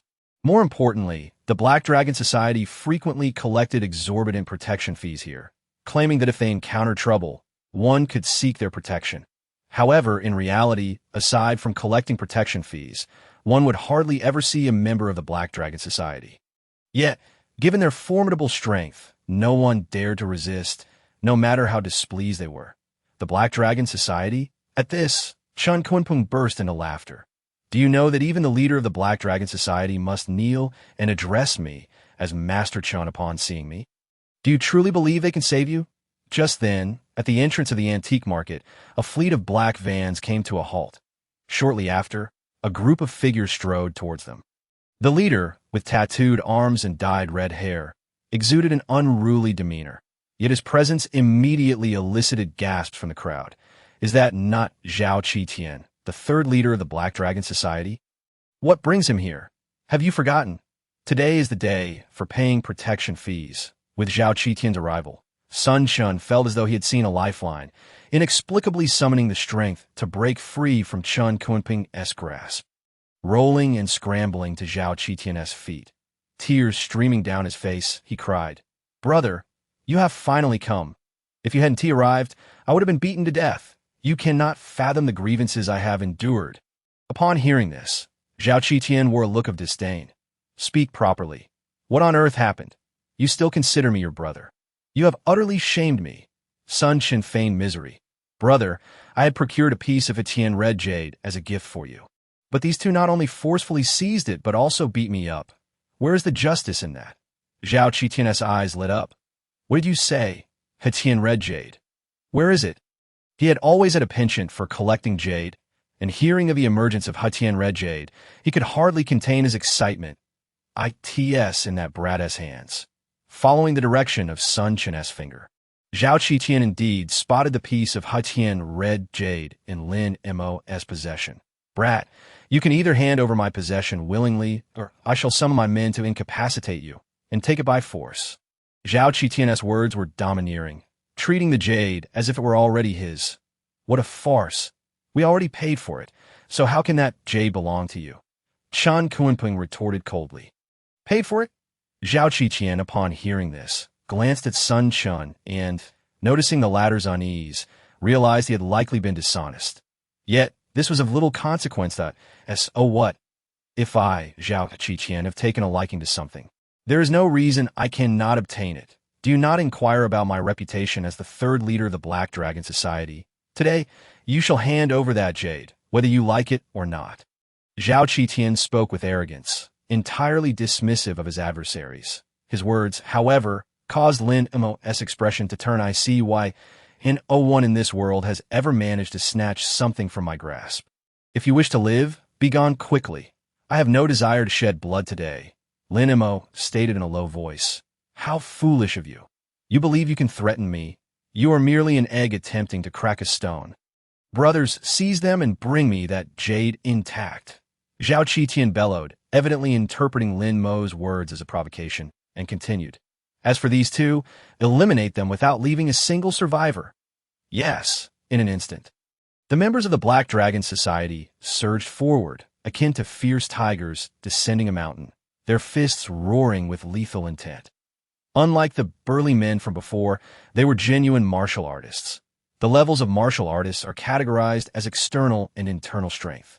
External strength denotes beginners who have just embarked on the martial path, whereas only those who reach internal strength are considered formidable.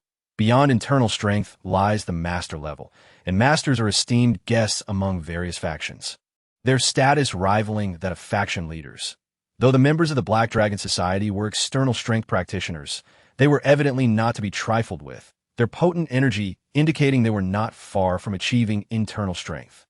As the Black Dragon Society members approached within 3 meters of Lin Mo, the onlookers involuntarily closed their eyes, unable to bear witness to Lin Mo's impending demise. Sun Chen, however, wore a look of intense glee. Clearly, with the Black Dragon Society's intervention, Lin Mo was doomed. Yet in the next moment, Sun Chen's smile froze in place. Zhao Qitian beside him nearly had his eyes pop out. In disbelief, they saw that before the Black Dragon Society members could even touch the hem of Lin Mo's garment, Chen Kunpeng had sent them flying with a single palm strike, the sheer force propelling them more than 10 meters away. They could not even utter a cry of agony before their organs shattered, and they fell lifelessly. This, Zhao Qitian was rendered speechless, looking at Chen Kunpeng as if he were a demon. Even he, exerting his full strength, could not possibly annihilate everyone with a single strike. Who on earth is this individual, possessing such formidable prowess? When the onlookers finally opened their eyes and beheld this scene, they were left in a state of shock and disbelief. Master, how shall we deal with these two? Noticing Chen Kunpeng's respectful demeanor towards Lin Mo, the crowd increasingly felt that everything was surreal, as if in a dream. Such a fierce individual shows such courtesy to Lin Mo. What could possibly be the terrifying origins of this man? Chapter 57, Rose Club. Just look on. Lin Mo spoke indifferently, unconcerned for the fates of Sun Chen and Zhao Qitian. Very well, Chen Kunpeng replied with a cruel smile, rubbing his hands together as he took deliberate steps toward Zhao Qitian. Zhao Qitian's expression shifted, and he steeled himself. May I inquire which faction you hail from? I, Zhao, have been most abrupt and I apologize. I hope you will not take offense. An apology? Is it not a tad too late for that now? However, Chen Kunpeng regarded him with disdain, showing no intention of letting him off the hook. Seeing this, Zhao Qitian unleashed his true energy, evidently at the level of internal strength. He promptly summoned his strongest offensive move. Launching the first strike, clearly attempting to seize the initiative. How absurdly overconfident. Chen Kunpeng snorted coldly, countering with a swift motion to in an instant. With a resounding clap, Zhao Qitian, who had charged at Chen Kunpeng, was sent flying by a single palm strike, crashing into the ground and creating a large crater. Puffed. Zhao Qitian clutched his chest, spewing forth a fountain of blood, 3 feet high. His bones creaked ominously, completely shattered, rendering him as helpless as a rag doll. Unable to rise, the onlookers collectively gasped in astonishment. Hiss! Sun Quan was so terrified that he turned pale, a foul liquid streaming down his pants. He had utterly soiled himself. Now it is your turn. Chen Kunpeng cracked his neck, clearly unsatisfied with his previous bout, and slowly approached Sun Quan. Sun Quan, paralyzed by fear, found himself dying from sheer terror, without even needing Chen Kunpeng to lay a finger on him. As he observed blood trickling from the corner of Sun Quan's mouth, slowly collapsing to the ground, lifeless, Chen Kunpeng could only shake his head in disbelief. This fool is far too pathetic. Without even waiting for him to act, he simply frightened himself to death. Master, let's take our leave. Turning back, Chen Kunpeng nodded respectfully to Lin Mo. Lin Mo said nothing further and simply departed. Chen Kunpeng promptly followed suit. Moments later, as the crowd regained their composure and beheld the unconscious and potentially lifeless Zhao Qitian lying in the deep pit, and then cast their eyes upon the terrified Sun Quan, they exchanged glances, words utterly failing to convey their feelings. It was not difficult to imagine the terrifying retribution the Black Dragon Society would unleash upon them after today. The skies over Yinhai would surely change. Leaving the antique market, within half an hour, Lin Mo and his companions arrived at their destination, the Rose Club. The Rose Club, located in the commercial district of Yinhai City, had become the most popular club in the city within less than a year, thanks to its wide range of services and the management of its proprietress, affectionately known as Sister Rose. Have you found out where Sister Ching Ching is in the private room? Upon entering, Lin Mo inquired of Chen Kunpeng. She's in room 301. Shall we head there now, master? Chen Kunpeng replied meaningfully. The ladies here are quite charming. I have already prepared a card for you, master, so feel free to indulge. Lin Mo felt a wave of annoyance wash over him. He had not anticipated that Chen Kunpeng would suggest such an endeavor. Yet, he held no interest in it. It was not due to his nobility.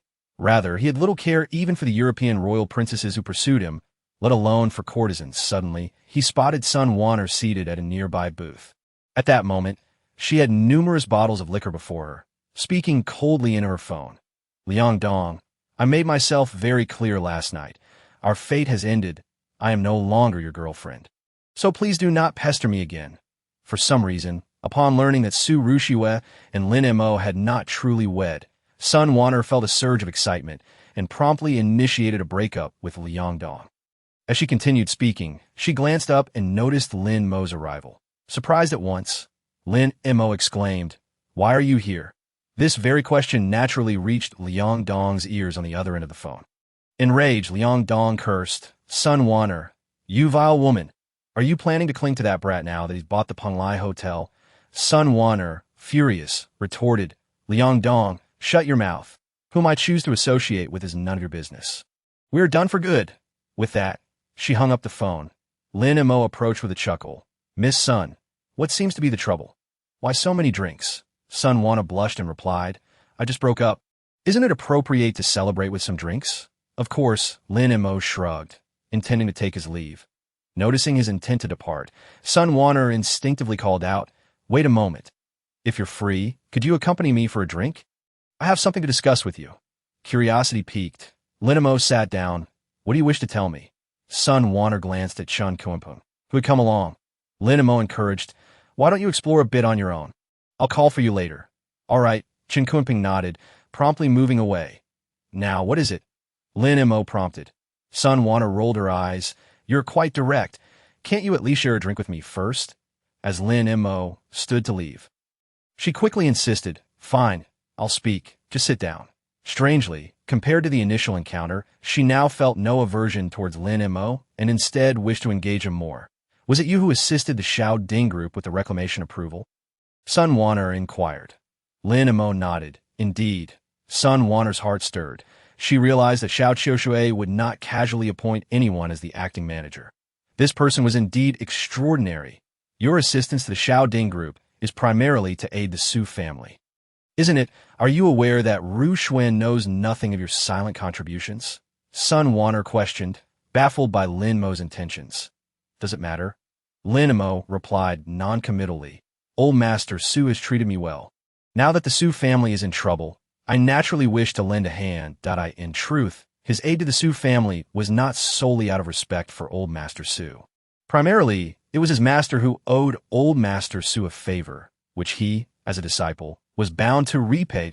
To the very least, he would ensure the Su family's safety until his agreement with Su Ru Shui expired. Sun Wanner sighed, but this way, your achievements can easily be snatched away by others. You probably don't know that all the credit for obtaining the approval will be attributed to Gu Haochen. He is currently the benefactor of the entire Su family. Will you truly not care about Ru Shui's opinion of you? Upon hearing this, Lin Mo's brow furrowed slightly. He indeed did not care how Su Ru Shui viewed him. But the thought of good deeds and reputation falling upon that brat Gu Haochen was unacceptable. It seemed he would need to take the time to set that boy straight, so he could have a clearer sense of self-awareness. I'm sorry. I tried to mention you to Ru Shui, but she didn't believe me, Sun Wanner said apologetically. Lin Mo was somewhat surprised that Sun Wanner would speak on his behalf and shook his head. No worries. This scene was precisely observed by those above. Miss, this fellow is truly despicable, enjoying the feast while eyeing the pot. Gu Xiaoyan scoffed at Yi Wuzhu. Hearing this, Yi Wuzhu furrowed her brow, remaining silent, lost in thought. Ever since she witnessed Lin Mo entering Villa Tian Ding No. 1, the outcome had been the same as last time. The other party's background was clean as a whistle, just a mere jailer. Miss, are you still pondering how Lin Mo managed to enter that villa? Gu Xiaoyan spoke up, noticing Yi Wuzhu's silence. This matter is easily explainable. Perhaps the owner was not even in the villa. Lin Mo might have delivered something there beforehand, and the owner could have given him the password. This way, he could create the illusion of being the villa's master. Upon hearing this, Yi Wuzhu's frown deepened. The Dragon God Temple's leader. Who might that be? Such a person would never permit an outsider to enter their villa, surely. Meanwhile, facing Sun Wanner's reminder, Lin Mo said, Miss Sun, although I am uncertain why you are sharing this with me, I still thank you. Sun Wanner blushed, then replied, Lin Mo, you are too courteous that I previously treated you poorly. Please forgive me. Rest assured, I will speak on your behalf with Ru Shui. Lin Mo waved his hand. I appreciate your good intentions, Miss Sun, but there is no need for such efforts to be. By the way, I have a matter to attend to, so I shall take my leave. Having said that, Lin Mo departed directly for the third floor. Along the way, he noticed Yi Wushuang and another individual at a booth on the second floor, but he chose to ignore them entirely, not even bothering to greet them. This guy, Gu Xiaoyan, was filled with irritation, exclaiming, what is he so smug about? Does he think gaining access to that villa makes him impressive? At least we cannot enter. Why Yi Wuzhu's expression remained indifferent. Ji Xiaoyan, a loss for words, grew increasingly frustrated. How infuriating! One day, I will make this arrogant fellow bow down and call me Annie. At this moment, in the private room 301, young Master Wu, I truly cannot drink anymore. I will be drunk, a young woman in a super short skirt, visibly intoxicated, pushed back against the advances, her face flushed, and her long hair slightly disheveled, speaking in a weak manner. Beside her, young Master Wu Tao relished the attention of other women. Suddenly, he smirked, Miss Chun, this is just the beginning. I've paid you, so how can you only manage 7 or 8 bottles? I haven't even had my fill. That I know your family is in trouble. We are old friends. Here's the deal. If you finish the remaining 3 bottles, I will pay off your family's debts. What do you say? Upon hearing this, the other men in the private room all chuckled, their faces revealing a shared understanding of their ulterior motives. Clearly, their aim was to get Chen Qingqing drunk to the point of incapacitation. Once she collapsed, they could do as they pleased, and afterward, they would simply compensate her. Indeed, Miss Chun, you must appreciate the opportunity young Master Wu is offering. Once you finish those 3 bottles, your debts will be cleared. Moreover, I heard your father has been missing for quite some time. We can also help you search for him. Surely, the odds of finding him are better with many helping than alone. Their words were laced with temptation, akin to wolves luring a naive lamb into a trap. Chen Qingqing bit her lip, taking a deep breath. Young Master Wu, do you mean it? If I drink these 3 bottles, you will truly help me with my debts. Wu Tao's eyes glinted with a mischievous light as he brazenly scrutinized Chen Qingqing's figure. Of course, once you finish drinking, I will cover all your debts. All right, I will drink, Chen Qingqing resolved, grabbing the 3 bottles and downing them one by one. After finishing all 3, her legs grew weak, and her senses began to fade. Wu Tao sensed that his scheme was working, a smirk creeping across his face as his hands roamed inappropriately over Chen Qingqing's body. What are you doing? Chen Qingqing suddenly jolted awake, her body trembling in fright. Dimly aware of the other party's ill intentions, she attempted to rise and leave, but stumbled and fell, her short skirt exposing much of her fair skin. Witnessing this scene, the onlookers felt a surge of heat in their bellies, their gazes filled with greed. They stood and surrounded Chen Qingqing, their lewd smiles no longer concealed. I warn you, do not act recklessly. I will call for help. Chen Qingqing's expression turned frantic, her face paling. Call for help? Miss Chen, I am a high-ranking member of this establishment. To be frank, even if you scream until your throat is raw. No one will come to your aid. You might as well submit to us. Each of us will give you a compensation fee, and you won't be a loss. Wu Tao declared, barely containing his lust. As he lunged at Chen Qingqing, he ferociously tore at her clothing, undoing her buttons, revealing more and more of her delicate skin. No, please. Chen Qingqing twisted and struggled, seizing a microphone that had fallen to the floor, and struck Wu Tao on the head with it. Wu Tao let out a cry, blood oozing from his forehead due to the blow, startling the other women in the room. Wu Tao's friends were momentarily taken aback. You filthy bitch, how dare you hit me? Today, I will show you what happens when you cross me. Wu Tao roared, his eyes glistening with fury. This outburst frightened Chen Qingqing, causing her to tremble, her grip on the microphone shaking. After all, Wu Tao was the son of the Wu family, a prominent family in Yanhai City, second only to the Xiao family, with the Wu Sheng group continuously competing with the Xiao Ding group. It was clear that the other party's background could easily crush her like an ant. Young Master Wu, I didn't mean to, Chen Qingqing stammered, her voice filled with anxiety. Unbeknownst to her, Wu Tao's eyes turned crimson with rage as he lifted his palm to strike her delicate face. Vile wench, now you cower. What happened to your earlier ferocity? Wu Tao berated her vehemently while delivering several resounding slaps to Chen Qingqing. Tears streamed down her face from the pain, yet she stifled her cries. What are you all waiting for? Unbuckle your belts and whip her fiercely. Wu Tao showed no mercy towards Chen Qingqing. Yes, the onlookers revealed wicked grins as they loosened their belts. Chen Qingqing's complexion turned ashen.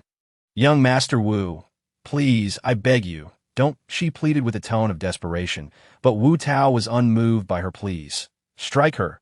Just as the crowd was about to act, Chen Qingqing closed her eyes in despair. Suddenly, the door to the private room swung open. Chapter 59. Yi Wuju's plan. The unexpected scene caused Wu Tao and his companions to momentarily freeze. They soon beheld a youth clad in simple attire entering the room. Who the hell are you? How dare you disrupt my affairs? Wu Tao bellowed angrily, his displeasure palpable. Help me, please save me. Chen Qingqing's voice was tinged with urgency, as if she had glimpsed hope amidst darkness. The young man cast a glance her way. Though he uttered no words, an overwhelming aura of energy began to emanate from him, suffusing the air with a palpable tension. It was evident that the youth was Lin Mo. What are you still standing there for? You have 3 seconds to leave, or we won't be so courteous. Wu Tao barked impatiently. Yet in the next instant, Lin Mo vanished from sight, reappearing before Wu Tao. Seizing his head and smashing it against the coffee table, crack! A corner of the table splintered, while Wu Tao's head gushed blood, a searing pain forcing a deafening scream from his lips. Ah! In that moment, Wu Tao's companions were rendered speechless. They had not anticipated that the opponent would be so quick to act. Ah! Wu Tao howled in agony. What are you all doing? Get him! I want him dead. The excruciating pain had stripped him of reason. All he desired was vengeance. Chen Qingqing, too, was taken aback, astonished that Lin Mo would confront them so boldly on her behalf. If you still have the strength to bark. It seems you are not in enough pain, Lin Mo said coldly, hurling him towards the advancing crowd. Caught off guard, those who had aimed to strike Lin Mo were sent sprawling. Coincidentally, Wu Tao, already injured, once again found his head colliding with the ground, nearly causing him to lose consciousness. Sister Qingqing, are you all right? Lin Mo asked, helping Chen Qingqing to her feet with a pained expression. They could hardly fathom the humiliation she would have endured had he arrived even a moment later. These wretches deserved death. At that moment, many were drawn to the commotion in the private room, including Chen Kunpeng, who made his way through the crowd to Lin Mo's side. Sir, what happened here?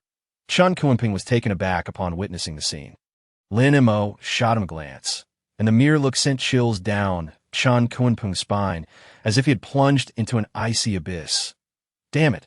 How dare these little bastards lay a hand on my lord's woman? They are truly courting death, sir, if my sister does not mind. Please wear my coat. Chen Kunpeng, noticing Chen Qingqing's tattered clothing, hurriedly removed his jacket. Lin Mo accepted it without hesitation, draping it over Chen Qingqing. As she felt the masculine warmth emanating from Lin Mo, Chen Qingqing regained her composure and urgently asked, Wait, what did you just call me? Sister Qingqing. Lin Mo replied with a smile. Sister Qingqing. Chen Qingqing murmured, her body trembling as she scrutinized Lin Mo's face, her eyes brimming with disbelief. Gradually, tears began to flow down her cheeks. Is it really you, Xiao Mo? Truly. Chen Qingqing's eyes turned red, for in this world, there was but one person who would address her in such a manner. I am indeed Sister Qingqing. As those words fell, Lin Mo cast a glance at Wu Tao. Chen Kunpeng understood the unspoken command, stepping over the fallen bodies of Wu Tao's companions, eliciting cries of agony. Then he approached Wu Tao, seizing his collar with a ferocious glare. You truly possess the audacity to provoke my lord's woman. Speak, how do you wish to die? Wu Tao's eyes widened in terror, yet he stubbornly retorted. I warn you, do not act recklessly. My father is negotiating business with Miss Rose if you dare to lay a finger on me. Before he could finish, a series of resounding slaps echoed through the air that Wu Tao's teeth flew from his mouth, blood gushed uncontrollably, and his face swelled grotesquely, rendering him unrecognizable. And them, Lin Mo pointed at the young masters, who had just climbed to their feet in a desperate attempt to flee. The young masters froze, sensing an overwhelming dread looming over them. Where do you think you are going? As Chen Kunpeng's voice rang out. Those once arrogant young masters were flung against the wall, their bones cracking as they screamed in agony. Nearby, onlookers gasped in shock. My heavens! Someone dares to fight at the Rose Club. These fools are courting their own demise. Just wait. Miss Rose will know, and none of them will leave here alive. Chen Qingqing's face turned pale as she grasped Lin Mo's arm, her voice laced with urgency. Xiao Mo, we must leave quickly. If Miss Rose finds out, she will not let us off easily. Her fear of Miss Rose stemmed from the latter's formidable reputation. It was rumored that when the club had opened, several unruly patrons had vanished without a trace that very night. Their remains fed to the fish. Not far away, Sun Wan'er, having heard the commotion, rushed to the scene. Likewise, Yi Wuzhu and Gu Xiaoyan observed the unfolding drama with varying expressions to dare cause a ruckus in Miss Rose's territory. This young man is in for a world of trouble, Gu Xiaoyan scoffed, eager to witness Lin Mo's comeuppance. In contrast, Yi Wuzhu frowned. Xiaoyan, inform Miss Rose that this young man is my friend. And please ensure she does not cause him any trouble. Ji Xiaoyan's eyes widened in disbelief. Miss, why do you wish to help him? I have my own plans. Simply do as I say, Yi Wuzhu replied. Enough, my father is about to arrive in Yanhai City. I must take my leave to greet him. The general is coming? Gu Xiaoyan exclaimed in surprise, then reluctantly agreed. Very well, I will convey your message. You are doomed. This is the Rose Club, and today, for injuring me, none of you shall leave alive. Wu Tao, sprawled on the ground, bellowed with venomous rage that if he could, he would swallow his opponent's whole, a scion of the Wu family. To suffer such humiliation here was unfathomable. It was evident that his reputation would be irrevocably tarnished after today. Still boasting? Do not think that just because this is a mere rose club, I cannot come and go as I please, even in the heavenly halls of the Jade Emperor. Chun Kunping scoffed, cracking his knuckles as he prepared to strike again. Just then, a commotion erupted outside, followed by a startled shout. Miss Rose, Chapter 60. Get out of the way, what on earth is going on? What has caused such a ruckus? The crowd beheld a mature woman of striking figure, clad in a red gown, exuding an air of elegance as she approached them, her every movement imbued with a captivating allure that was hard to tear one's gaze from for even a moment. Accompanying her was a middle-aged man, none other than Wu Tao's father, Wu Shangyue. They appeared to be engaged in jovial conversation, followed closely by an elder whose piercing gaze hinted at extraordinary strength. "Father, you have finally arrived. You almost missed seeing your son," Wu Tao exclaimed, as if he had spotted a savior. Upon hearing his voice, Wu Shanyue's smile faltered, his gaze sweeping over the chaotic scene within the room, taking in his son's disheveled state, leading him to doubt the authenticity of the person before him. "Who dares to lay a hand on my son? Step forward if you have the courage." Wu Shanyue roared in fury that it was I who struck him. Your son bullied someone he should not have, so what is wrong with me punishing him? Chan Kunping replied coldly that Wu Shanyue felt an unsettling familiarity with the man before him, as if they had crossed paths before, yet he could not place him. How ridiculous! Who in Yunhai dares to challenge the Wu family? Today, since you have dared to strike my son, you better commit seppuku, or I shall ensure you have a complete corpse, Wu Shanyue declared ominously, glancing at the enchanting woman beside him. "Miss Rose, I trust you would not mind, right? After all, someone has harmed my son, and I must seek justice." In response, Chan Kunping sneered, "What grandiose words! I am eager to see what you will do if we do not comply with your demand for seppuku." He smirked. "In fact, I have been in need of a urinal. I could use your head for a couple of days." Wu Shanyue's face turned ashen, nearly bursting with rage that, in ordinary circumstances, he would undoubtedly have resorted to violence without hesitation. But today, lacking any backup, he found himself reliant on Sister Rose to take action against his adversary. "Miss Rose, if you assist me in dealing with the one who harmed my son, I, Wu Shanyu, shall double the previously agreed investment amount," he declared, taking a deep breath. Upon hearing this, Sister Rose's gaze flickered. She did not hastily agree, but instead turned to Lin Mo, inquiring, "Did you initiate the altercation?" She was no ordinary person and could discern that Chun Kunping was merely a thug, while Lin Mo was the true mastermind. "Does that matter?" Lin Mo replied nonchalantly. "This man has insulted my sister, and my refraining from killing him is already a concession to you. Otherwise, your establishment would likely face dire consequences." At this statement, Sister Rose narrowed her eyes. "I have no desire to involve myself in your grievances. I am solely concerned with who struck the first blow. It was this man who initiated the violence. And they can all testify." Wu Tao spat resentfully, with his sycophantic friends echoing his sentiments. "Indeed, he barged in and assaulted us without a word. Miss Rose, you must stand up for us." Chen Qingqing's expression shifted dramatically, her anxiety palpable. Fearful that Lin Mo might be implicated, she summoned her courage. "Miss Rose, the situation arose because of me. If you must take action, let it be against me. I implore you to spare my brother. He acted in my defense." Sister Rose recalled Chun Qingqing, recognizing her as a diligent employee despite her family struggles. After a moment's contemplation, she suggested, "Mr. Wu, why don't we both take a step back and resolve this matter amicably?" Wu Shanyu, sensing her reluctance to escalate the situation, begrudgingly conceded, "For Miss Rose's sake, I can let them go, but they must cripple themselves." Wu Tao, bewildered, began to protest, but was silenced by a fierce glare from his father.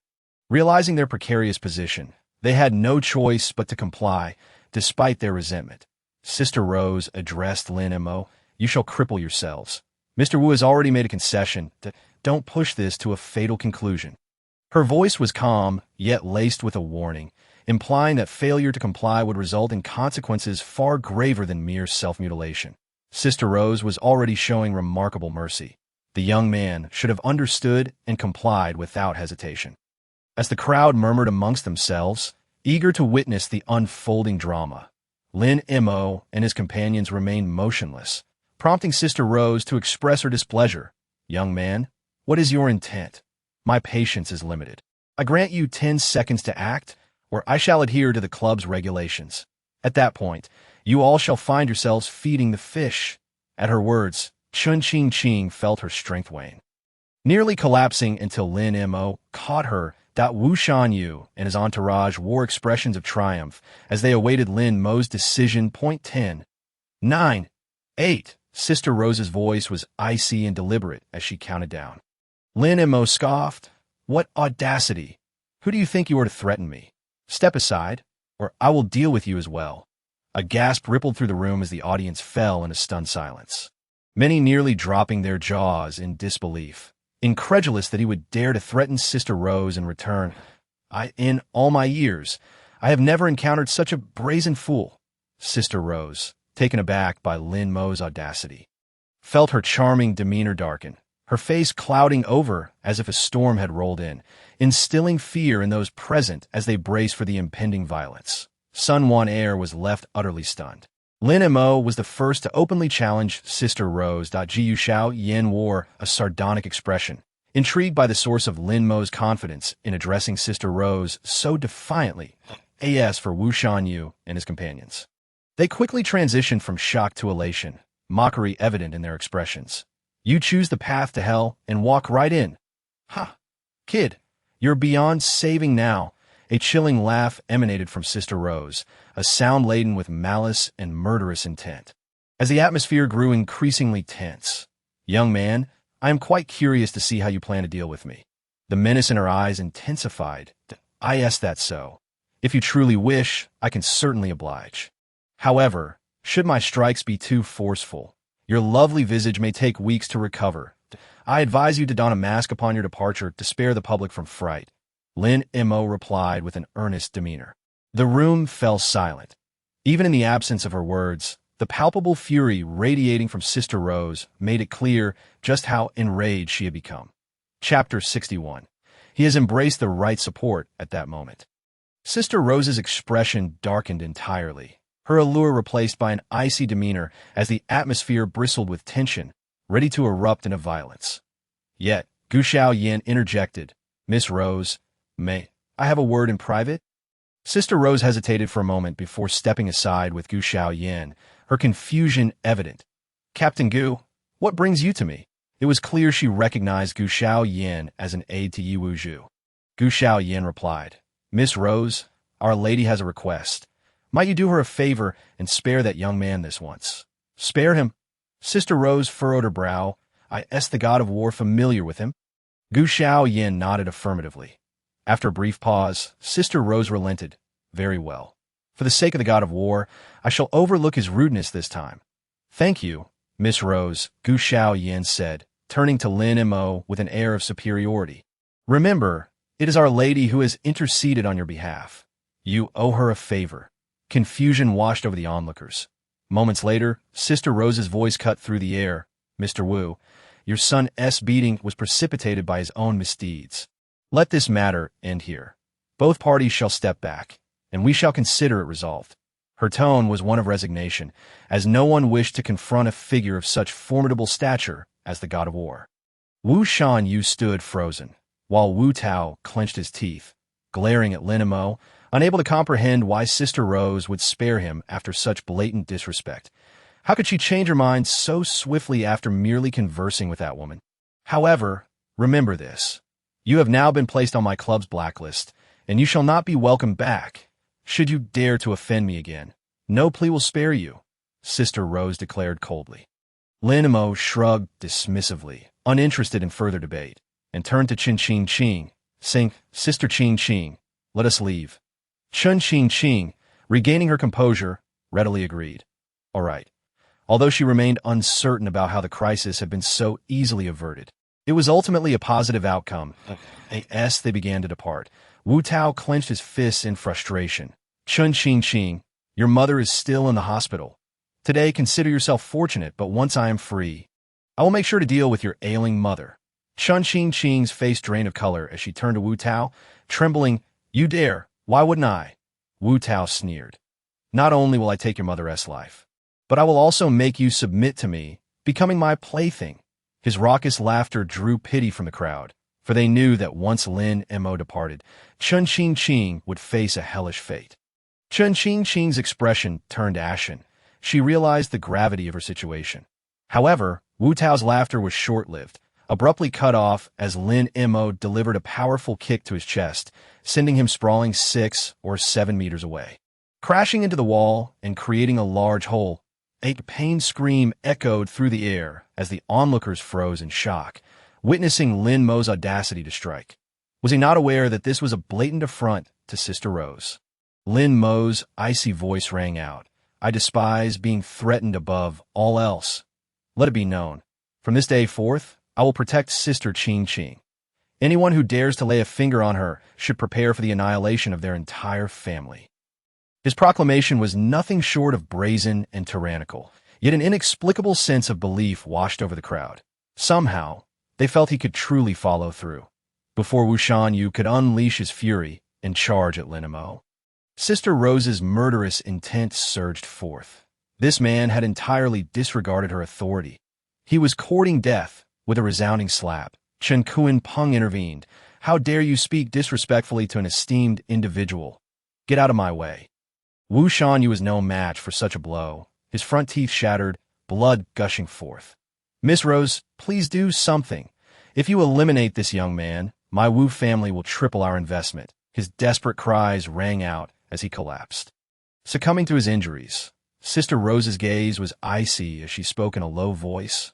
Uncle Eagle, take him down. She understood that if she did not eliminate this young man today, her standing would be jeopardized.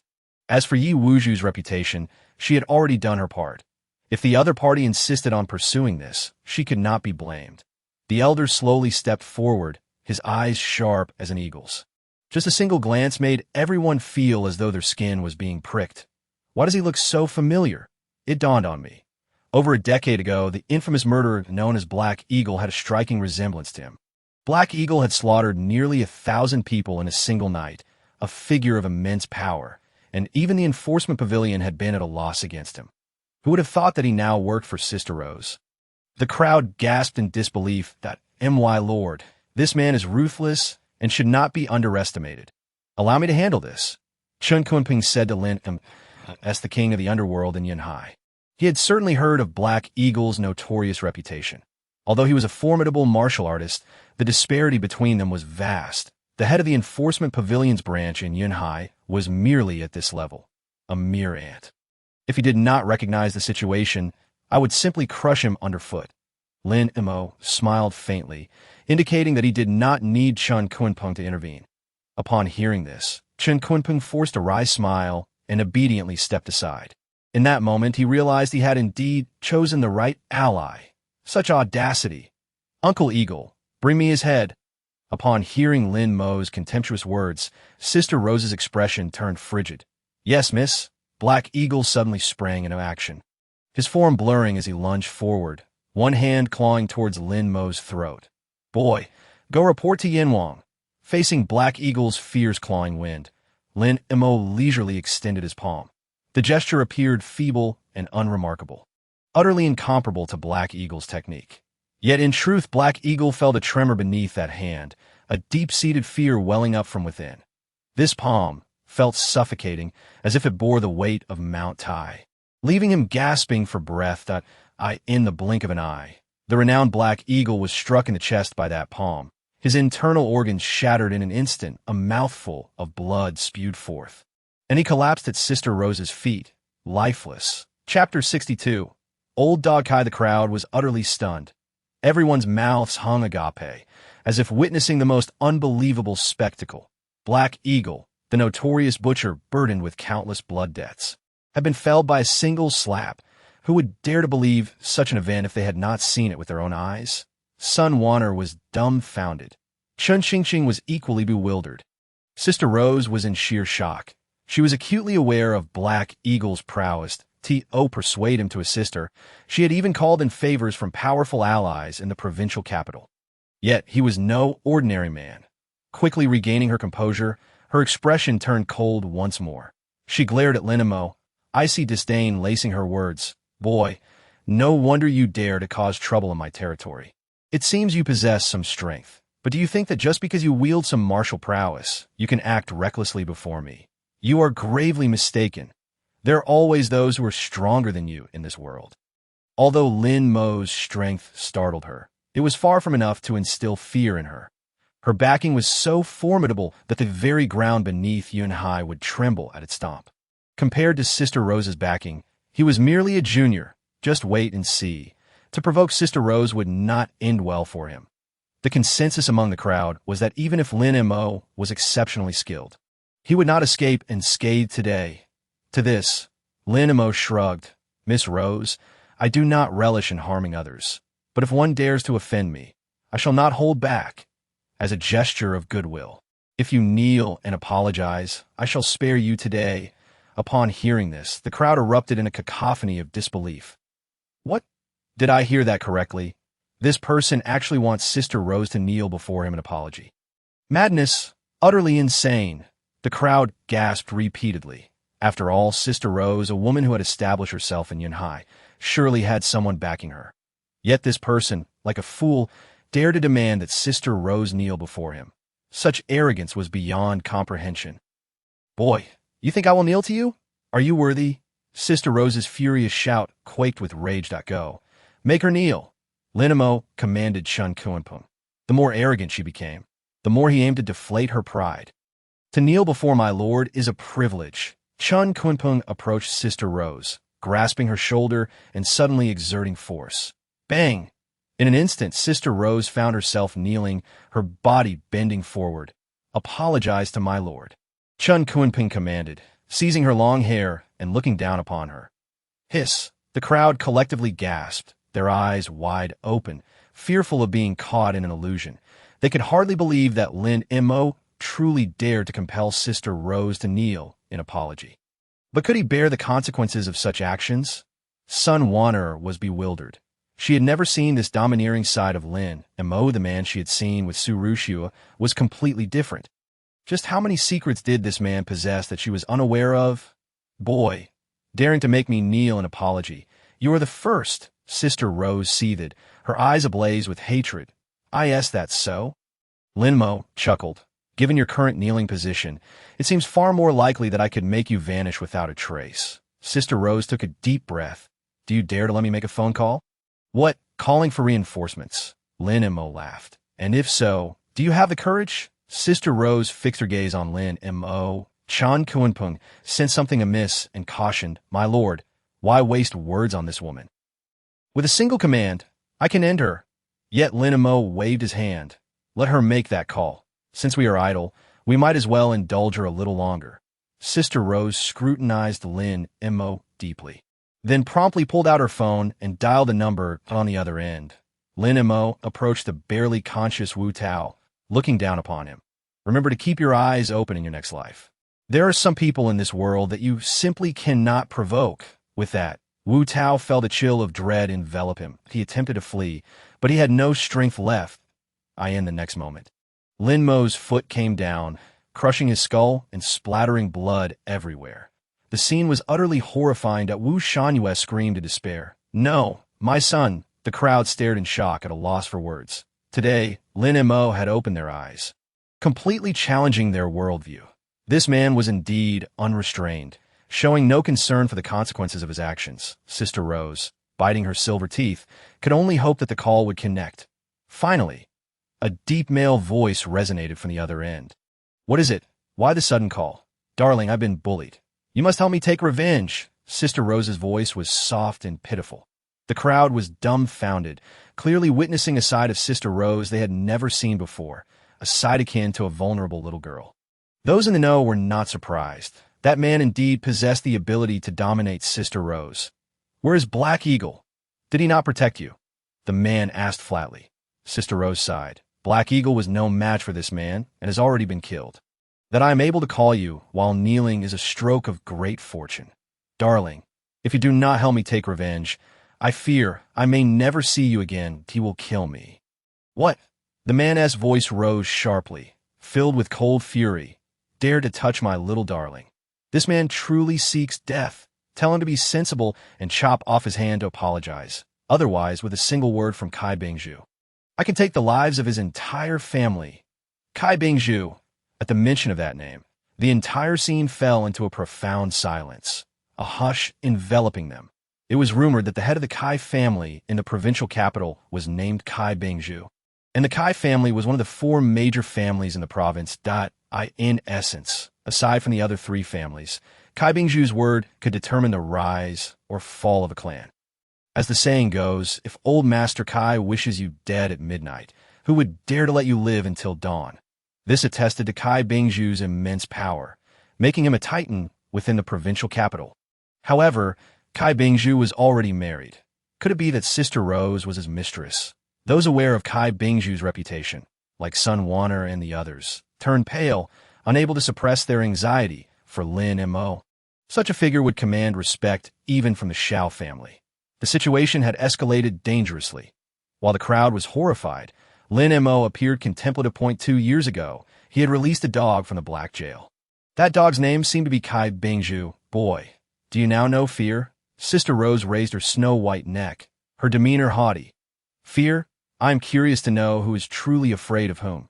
Chapter 63. Mother Chenyu. You are. Lin Mo's voice sent a shudder through Kai Bingzhu.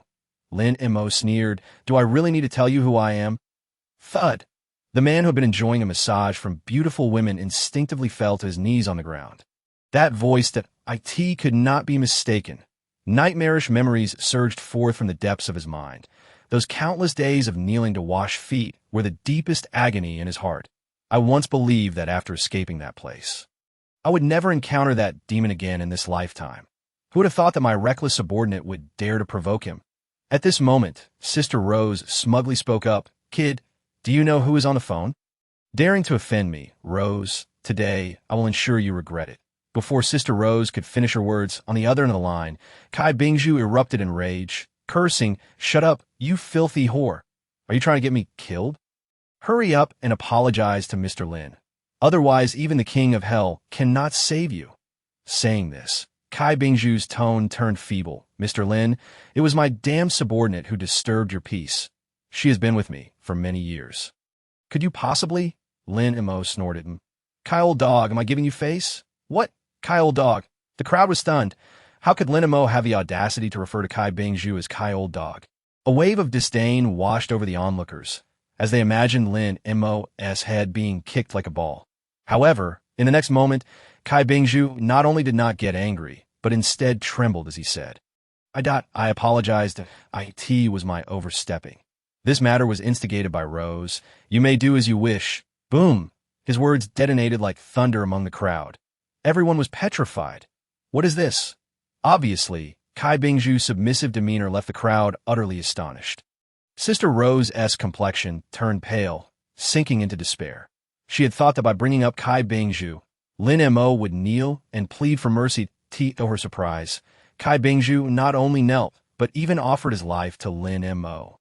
At this point, Sister Rose dared not maintain any pride.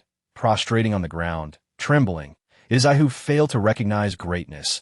I implore Mr. Lin to spare my life. Lin casually lit a cigarette, his gaze indifferent. Kai, old dog, has washed my feet quite a bit during those years in prison. For that reason, I shall spare you a dog's life.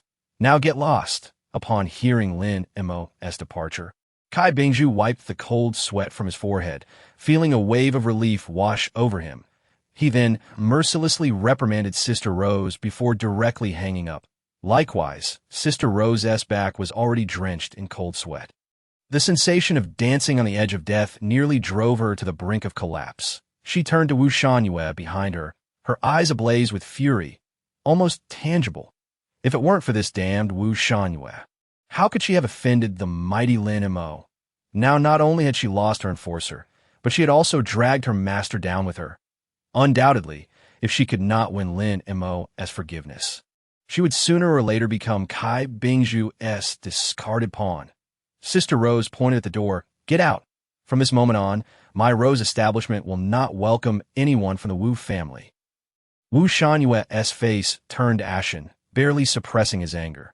Although Lin Mo was unafraid of Kai Bingzhu, he was terrified. Despite losing his son, he dared not confront Sister Rose. He could only call for someone to clean up Wu Tao's body before leaving in disgrace. Meanwhile, Sun Waner and Gu Xiaoyan, who had witnessed the entire ordeal, wore expressions of varying emotions. The former's eyes flickered with determination, her cheeks puffed up as if she had made a certain resolution. The latter frowned deeply, appearing burdened with thoughts. How could Lin Mo command such respect from Kai Bingzhu?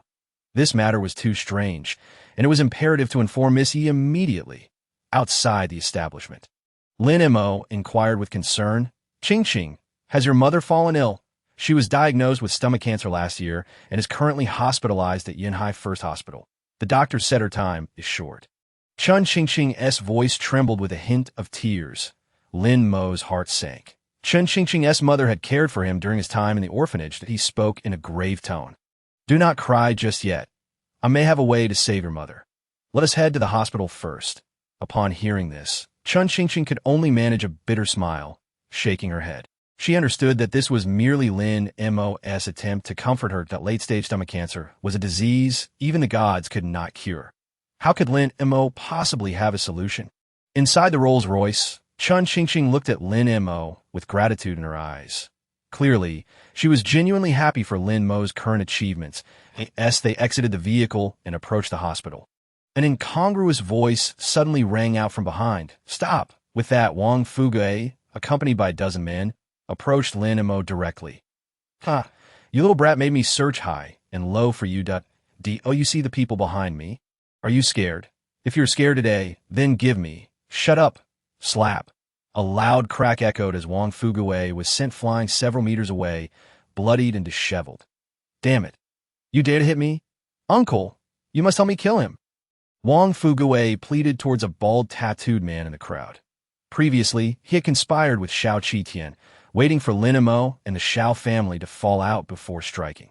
This way, their collaboration with the Xiao Ding group would rightfully belong to the Wang family. Who would have thought Lin Mo would strike gold, receiving a government reclamation document and turning the tide? The cooked duck had flown away, and Wang Fugue was naturally furious. Hence, the current scene unfolded. The tattooed man was Wang Chuanhu.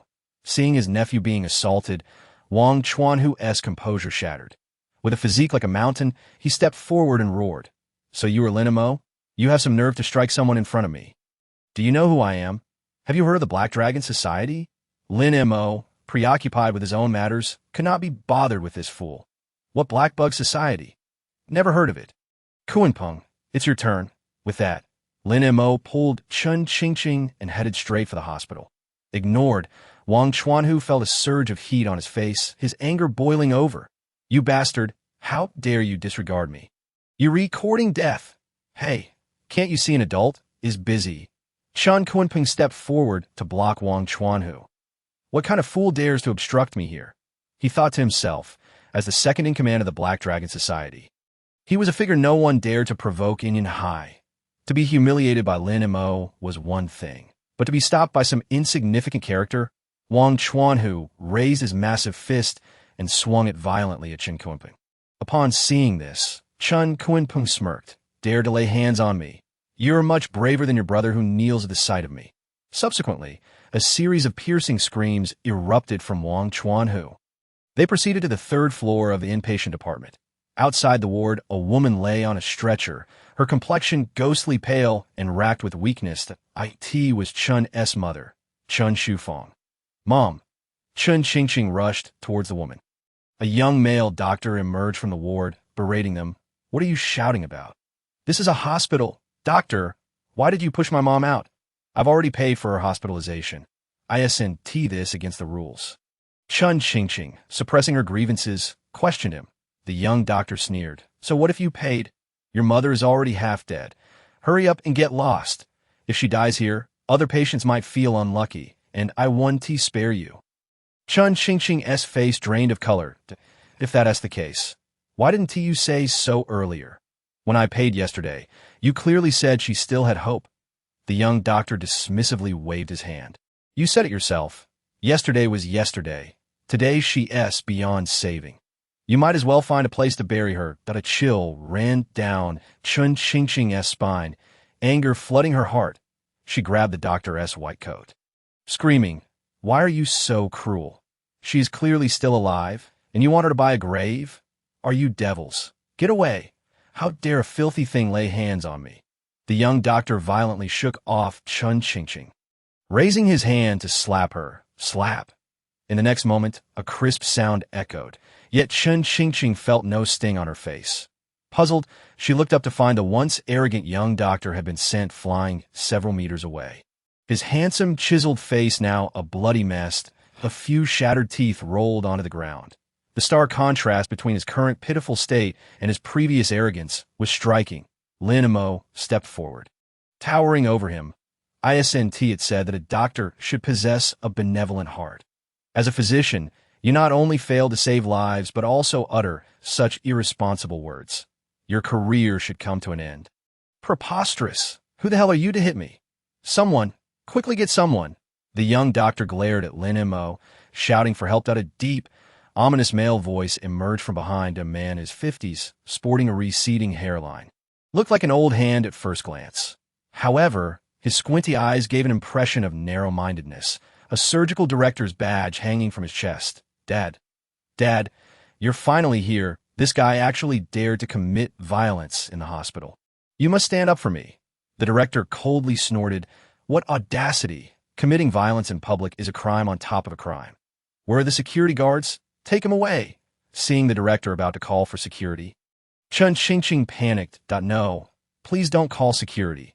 This matter does not pertain to Lin Mo. It was the quack who declared my mother beyond salvation and unceremoniously cast her aside, which drove Lin Mo to take action in a fit of rage. Upon hearing this, the young doctor became agitated. I had already informed her that this woman was in the late stages of stomach cancer and had no hope. She insisted on pleading with me to save her. And now, with the hospital's beds being in short supply, what was wrong with me pushing her out? The director said nothing further and approached Chen Shufang's side. After a brief examination, his face darkened as he stated, "Xiao Li is correct. Your mother is indeed beyond help. Remaining here would only squander my advice is to take her away immediately." What a prompt suggestion to take her away. Lin Mo's gaze was icy. A physician's role is to wrest lives from the clutches of death. If all patients were not doomed, what purpose would doctors serve? Those who cannot save lives, but merely prattle on, are a disgrace to the medical profession. Lin Mo's words were sharp and unyielding, offering no quarter to his adversaries. Yet despite this, those around him wore expressions of scorn. Who was Director Li? He was the towering figure in the surgical field of Yunhai City. He had attended to no fewer than 8,000 patients. If he claimed this individual was doomed, then that was indeed the case. How dare this young man show disrespect to Director Li? Was he courting death? Director Li's face flushed with anger, momentarily rendering him speechless.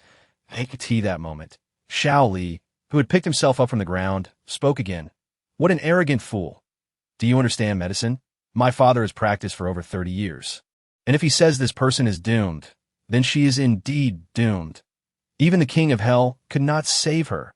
Is that so? Lin Mo retorted with a cold smile. If this person could live. How so? Xiao Li blurted out. If this person lives, I shall no longer be Director Li's son from this day forth. I shall be your son. Good. Then today, I shall accept you as my unfilial child. Saying this, Lin Mo produced a silver needle from his pocket and directly pierced 13 vital acupuncture points on Chun Shufang's body. Witnessing this scene, the onlookers were utterly stunned. What is he doing? Acupuncture? No wonder this fellow dared to speak so boldly. He is a traditional Chinese medicine practitioner. This is hilarious. What nonsense is this? I have long heard that traditional Chinese medicine is nothing but a scam.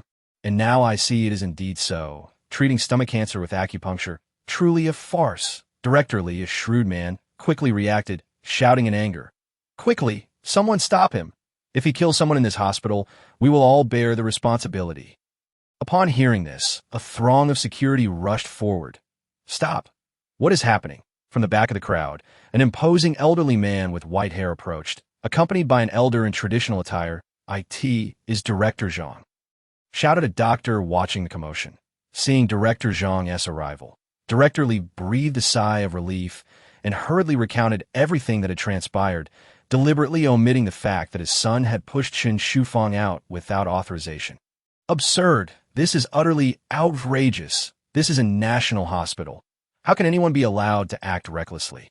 As he spoke, Director Zhang moved to confront Lin Mo. Not so fast. At that moment, the elder in traditional attire suddenly blocked Director Zhang. Director Zhang, look at this young man's technique. Technique? Director Zhang gazed over in bewilderment, his expression instantly shifting. Although he was a Western medicine practitioner, he was somewhat acquainted with traditional Chinese medicine, especially at his level of expertise. Could it be that the 13 ghostly needles? The elder in traditional attire was already breathing heavily. This technique cannot be mistaken.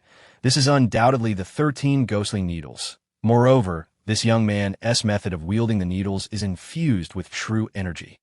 He must also be a martial artist. I thought that individual in Yunhai was the pinnacle. I never expected there to be another capable person. That individual, Director Zhang inquired, perplexed. Who are you referring to? Just as the elder was about to respond, a violent coughing erupted from the direction of the hospital bed. The crowd erupted in excitement. She has awakened. The woman has regained consciousness. What in the world is happening? Can acupuncture truly cure cancer? A divine healer. This is a divine healer. Witnessing this, Director Li's face nearly contorted in agony. Just moments ago, he had declared this person beyond salvation, and now, in the blink of an eye, she had awakened. Was this not a blatant slap in the face? And in front of the director, no less. How could he hope to ascend to the position of deputy director after this? No, this is impossible. Xiao Li was so terrified he collapsed to the ground, his face drained of color, muttering to himself. No matter how hard he racked his brain, he could not fathom how Lin Mo's seemingly random needles could revive a terminal patient. As he recalled the rash wager he had made earlier, he felt an overwhelming urge to end his own life. In a fit of rage, he shouted, "You are using illusions. This is an illusion. This young man dares to perform illusions in my hospital. Security, seize him at once." Chapter 65. Yi Zheng, the foolish being, can only deny everything. And you, even the term foolish does not do you justice. Mr. Lin, it is you. The elder in traditional attire exclaimed in surprise. Upon hearing this, he turned to see that the person standing beside Director Zhang was none other than the renowned Dr. Sun Haiping. I knew there would be extraordinary individuals in Yunhai. I did not expect the one who saved her to be you. Divine Healer Lin. Please forgive me, Divine Healer Lin. Since Lin Mo had been facing away from the crowd, Sun Haiping had not recognized him at first. Now, witnessing Lin Mo's skill, his admiration deepened. Lin Mo waved dismissively, then turned to the ashen-faced Director Li and said, "Director Li, I have saved the person. Do you have anything else to say?" Director Li's face flushed with embarrassment, leaving him speechless. Director Zhang, sensing there was more to the story, stepped forward to demand. What exactly transpired? Faced with Director Zhang's authority, Director Li finally crumbled and recounted the entire ordeal. Upon hearing this, Director Zhang's fury ignited. You, Li Shan, dared to brazenly violate hospital regulations. My hospital is too small to accommodate two such high-profile figures. You are both hereby dismissed. What? Dismissed? The faces of Director Li and his son paled drastically. Setting aside the fact that he had worked hard to reach his current position, being dismissed from the hospital would tarnish his record and render him unemployable elsewhere. This would sever his medical career. Thud. Director Li fell to his knees, pleading, "Director Zhang, please spare me. I have contributed my share to this hospital over the years. You cannot be so heartless." Director Zhang snorted coldly. When your son was allowed to enter the hospital as an exception, I had already extended you a favor. Who would have thought you two would not only be ungrateful, but also collude in wrongdoing? If I were to keep you, how could I maintain order? Realizing that further pleas would only lead to humiliation, Director Li glared venomously at Lin Mo before attempting to leave with Xiao Li. Lin Mo stopped Xiao Li. Say, you think to leave just like that? Have you forgotten something? Young man, do not overstep. Leave a line for future encounters. Xiao Li's face twisted in mania. He certainly understood what Lin Mo meant. Lin Mo remained unfazed, stating, "Call me father or take a beating. Choose one. You." Xiao Li was furious and about to retort, but upon seeing Lin Mo's slightly raised hand, he ultimately relented. Gritting his teeth, he said, Daddy, get lost," watching the defeated director Li and his son leave in disgrace. The crowd murmured in amazement. Their gazes toward Lin Mo brimmed with newfound respect. And no wonder Lin Mo was so arrogant. He truly possessed such formidable skills. Director Zhang turned to Lin Mo, speaking respectfully. "Divine Healer Lin, I sincerely apologize. Today's incident reflects our hospital's negligence. From now on, all medical expenses for your friend will be covered by our hospital, and she shall be immediately transferred to a VIP ward." How does that sound? Lin Mo had no objections and nodded slightly. Soon, under Director Zhang's arrangement, Qin Shufang was transferred to a VIP special care room. Inside the ward, Director Zhang regarded Lin Mo with utmost respect. "A medical seminar? I have no interest," Lin Mo replied coldly. Seeing this, Director Zhang awkwardly smiled and then pulled out a business card, presenting it with both hands. "Since Divine Healer Lin is unwilling, I dare not insist. This is my business card. Should you require my assistance in the future, please do not hesitate to reach out. As the saying goes, one should not strike at a smiling face." Lin Mo did not refuse and casually accepted the card. Noticing Lin Mo's acceptance of the card, Director Zhang understood that the other party had no intention of pursuing the earlier misunderstanding further. Thus, he began to explain Qin Shufang's current condition to Lin Mo. Meanwhile, outside the hospital, Wang Chuanhu and others had already fled with bruised faces. "Damn it, that bastard is unexpectedly powerful." Wang Fugui gritted his teeth. Wang Chuanhu's expression darkened. "Humph.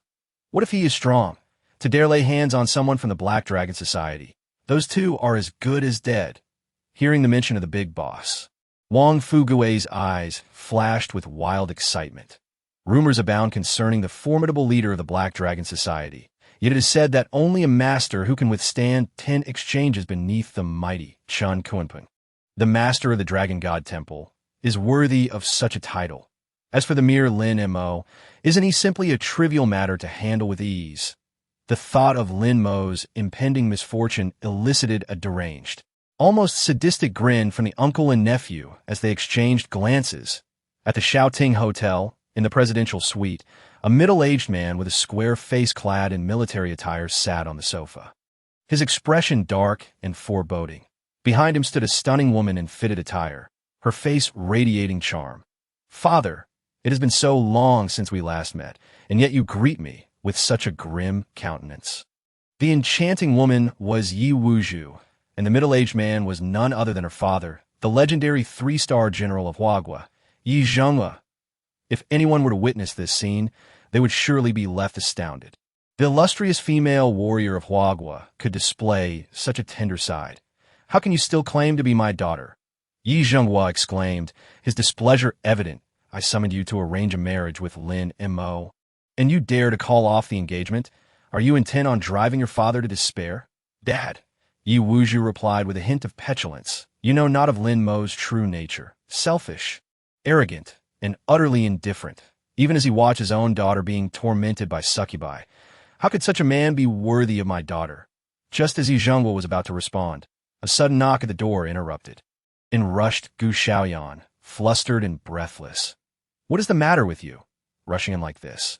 Yi Wuzhu reprimanded. Gu Xiaoyan saluted Yi Zhenghua before turning hastily to Yi Wuzhu. "Miss, something grave has occurred. You won't believe what I just witnessed." "You were just at the Rose Club. What could you possibly have seen?" Yi Wuzhu replied nonchalantly. Gu Xiaoyan shook her head vigorously, relaying the shocking events that had transpired. Her words were filled with astonishment. Clearly, she found the situation utterly unfathomable. Upon hearing this, Yi Wuzhu's expression soured. "Xiaoyan, have you lost your senses? Why would you hold that arrogant Lin Mo in such high regard?" "Preposterous," Yi Zhenghua interjected after listening to the entire account. "Lin Mo is the disciple of that esteemed master. He cannot possibly be an insignificant figure. This incident aligns perfectly with that master's style, indicating that Lin Mo has undoubtedly acquired much wisdom." With that, Yi Zhenghua turned to Yi Wuzhu and declared thus, "You must promptly invite Lin Mo to meet with us. Inform him that I, Yi Zhenghua, seek to apologize on behalf of my thoughtless daughter. What? Yi Wuzhu nearly shouted in disbelief. Father, what nonsense are you spouting? He is merely enough. Yijing was brow furrowed, a tempestuous aura emanating from him. Am I your father, or are you mine? I tell you. If you fail to bring Lin Mo here today, you may as well seek a new father. Yi Wuzhu was left utterly speechless. She could not fathom why her father, the revered 3-star general of Huagua, a figure of immense respect, would bow so low before that arrogant Lin Mo. Yet, with her father's ultimatum laid bare, she found herself bereft of any grounds for rebuttal. After stamping her foot in frustration, she stormed out of the room. Chapter 66. The attitude of seeking favors at this moment. In a hospital, following a thorough examination, the cancer cells within Chen Shufang had been completely eradicated. This miraculous medical occurrence left everyone astounded. Simultaneously, upon receiving this news, Chen Shufang was overcome with emotion and nearly fell to her knees in gratitude to Lin Mo. He quickly stepped forward to support her. Annie Chun, you are being too courteous. Have you forgotten who I am? Who are you? Chen Shufang asked, bewildered. Mom, that's Lin Mo. Chen Qingqing chimed in from the side. She was taken aback by how the once frail boy she had cared for had blossomed into a capable young man with profound medical knowledge. After a brief exchange, Chen Shufang suddenly changed the subject. Lin Mo, are you married? Mom, why do you ask that? Chen Qingqing tugged at her mother's sleeve, annoyed by the intrusive nature of her question. However, despite her protests, Chen Qingqing's gaze remained fixed on Lin Mo, filled with anticipation. Lin Mo smiled and replied, I am neither married nor unmarried. This ambiguous answer left Chen Shufang and her daughter puzzled, assuming Lin Mo was simply reticent and choosing not to elaborate further. After some casual conversation, Chen Qingqing accompanied Lin Mo out of the hospital. Outside, she expressed her gratitude. Lin Mo, thank you so much today that I never expected you to have pursued a career in medicine all these years. It is truly commendable. Lin Mo smiled in silence. Pursuing medicine? The knowledge he had acquired encompassed far more than mere medical skills. How about I treat you to a meal as a gesture of thanks? Chen Qingqing bit her lip anxiously, aware that her current finances were limited and could not afford an extravagant meal for someone as affluent as Lin Mo, who drove a Rolls-Royce.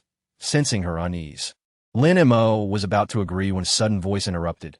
Hey, Lin Mo, I need to speak with you.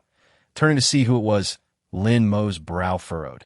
The newcomer was Yi Wuzhu, he thought to himself. What could she want? Ah, Lin Mo, married yet still flirting with other women. Yi Wuzhu cast a disdainful glance at Chen Qingqing. This has nothing to do with Miss Yi. Lin Mo retorted, uninterested in explanations, as he took Chen Qingqing by the hand, preparing to leave. Seeing this, Yi Wuzhu's eyes widened, and she blocked their path. Lin Mo, do you dare to disregard me? Lin Mo frowned, growing impatient that I would think that as a renowned female warrior, you would have encountered men before. If you're in need of one, I could introduce you to someone. Please refrain from bothering me. Bothering? Yi Wuzhu's temper flared instantaneously. How dare he say she was bothering him, were it not for her father's summons? She wouldn't even have to stoop to such lengths to find him. Lin Mo, you are utterly self-absorbed with your arrogance. Any woman who marries you would be cursed for 8 generations. I, Yi Wuzhu, would sooner fall for a pig butcher than you. Oh, is that so? Lin Mo casually lit a cigarette, a playful glint in his eyes. 3 years ago, I was indeed a pig butcher, and the pigs that died at my hands are countless. Does this imply that Miss Yi is inadvertently confessing? You, Yi Wuzhu, realizing she was no match for Lin Mo in banter, decided to drop the argument. Instead, she seized his arm and commanded, Come with me. My father wishes to see you. Lin Mo shrugged off her grip, retorting, I warn you, there should be no impropriety between men and women. Do not lay your hands on me. Besides, I have an appointment and cannot oblige. Yi Wuzhu's eyes widened, struggling to contain her fury. Lin Mo, do you know who my father is? Do you have any idea how many people wish to meet him but lack the qualifications? How dare you refuse? Lin Mo scoffed, I couldn't care less who your father is. What matters is that you are the one seeking my favor. If you are asking for a favor, you ought to adopt a more humble attitude. You, Yi Wuju's cheeks flushed crimson with indignation. She fantasized about trampling Lin Mo's face with her stiletto heels, grinding it in frustration. Yet, recalling her father's stern words, she ultimately conceded. Finding a new father was no trivial matter. Taking a deep breath, she forced an awkward smile, bowing slightly to Lin Mo. Lin, sir, my father requests your presence. Would you be willing to join him? Now, that was more like it. Lin Mo recognized who her father was and considered him an old acquaintance. He could not afford to be dismissive on their first meeting. Thus, he feigned reluctance and agreed. Yi Wuju gritted her teeth in frustration, feeling a strong urge to unleash her pent-up anger upon him. Turning back, Lin Mo addressed Chun Qingqing. Sister Qingqing, I truly apologize, but I have some matters to attend to. Perhaps we can reschedule. All right, Chun Qingqing nodded, having gleaned from their earlier conversation that Yi Wuju's identity was quite extraordinary. A wave of disappointment washed over her as she turned to leave down the road. As Lin Mo sat in the passenger seat, he pondered, please stop at the left turn ahead. Are you trying to escape? Yi Wuju frowned. Escape? Lin Mo replied, bewildered. Why would I want to run away? Since I am to meet your father, I cannot possibly go empty-handed. I can see this. Yi Wuju's face lit up with a hint of triumph. With a haughty snort, she remarked, ah, so you do wish to curry favor with my father. Lin Mo rolled his eyes. Curry favor? He is merely a 3-star general. He isn't even worthy of carrying my shoes. Why would I seek to impress him? I simply wish to bring something, out of respect for Yijing's service to the nation, considering he is also my elder. The car made the left turn and came to a halt. Yi Wuju was taken aback. Across the street stood Tianding Mountain. Don't tell me you live here. Is there a problem? Lin Mo's question left Yi Wuju momentarily speechless. Stepping on the gas, she sped towards the summit of Tianding Mountain. During her previous visit, she had witnessed Lin Mo enter the renowned Tianding No. 1, a villa that she had attempted to visit thrice, but to no avail. Thus, it was an opportune moment to ascertain the nature of Lin Mo's relationship with the enigmatic master of the Dragon God Temple. Upon arriving at Tianding No. 1, Lin Mo chuckled. You seem quite familiar with my residence. Without acknowledging Yi Wuju's flushed face, he exited the car and made his way into the villa. Moments later, when Lin Mo reemerged, 2 bottles of Maotai, aged 50 years, had unexpectedly appeared in my possession, gifts of gratitude from Chun Kunpeng during our last encounter. Witnessing this scene left Yi Wuju utterly bewildered. How did you get in? She questioned, her confusion palpable. If Lin Mo had managed to enter by delivering food last time, what could explain his presence now? Lin Mo, you must come clean. What is your relationship with the Lord of the Dragon Temple? Do you know him? Upon hearing this, Lin Mo replied lazily, what does it matter to you? Yi Wuju was so infuriated that she nearly gasped for breath, but managed to remain composed enough to ask, I need to speak with the Lord of the Dragon Temple about a matter that, if you know him, could you please put in a good word for me? All right, I want to hide the truth. Lin Mo interrupted, I am friends with him. He is currently away on business and has entrusted me to look after his affairs. Friends? Yi Wuju's face displayed skepticism. It was hard to dismiss his words entirely. For if he were lying, how could he have possibly retrieved 2 bottles of liquor?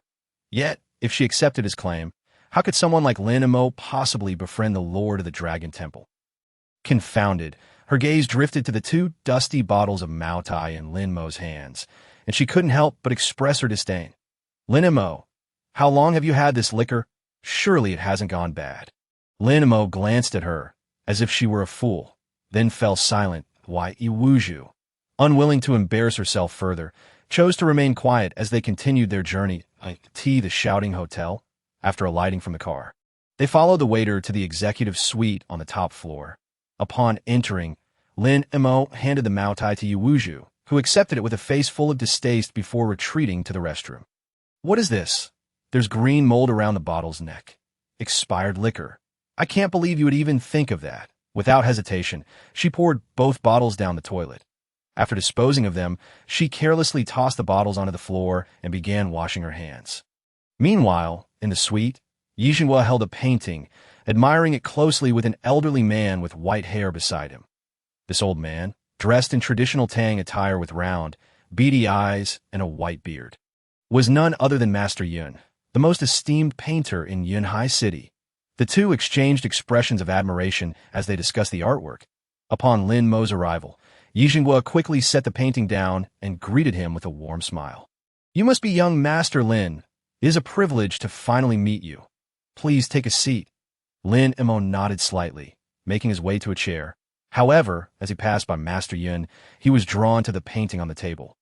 How could such a haphazard doodle end up here? The mere phrase haphazard doodle caused both Yijingwa and Master Yun to change their expressions drastically. They had just been extolling the virtues of this painting. Now, Lin Mo's words seemed to slap them in the face. "How dare you?" Master Yun exclaimed, slamming his palm down. "This painting is the work of Master Fulong himself. Even I, with my status, spent $1 billion to acquire it. Who do you think you are to criticize it?" Lin Mo smiled indifferently. "The painting is genuine, but it is indeed just a casual doodle. Perhaps you're simply too old to recognize it." At that moment, Yi Wuzhu, having just finished washing her hands, emerged and caught the tail end of this exchange, her face flushed with indignation. "Lin Mo, do you even know anything about painting? Master Fulong is the premier painter in our country.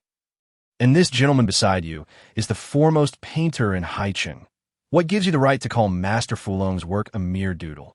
And how can you claim that Master Yun is too old to see clearly?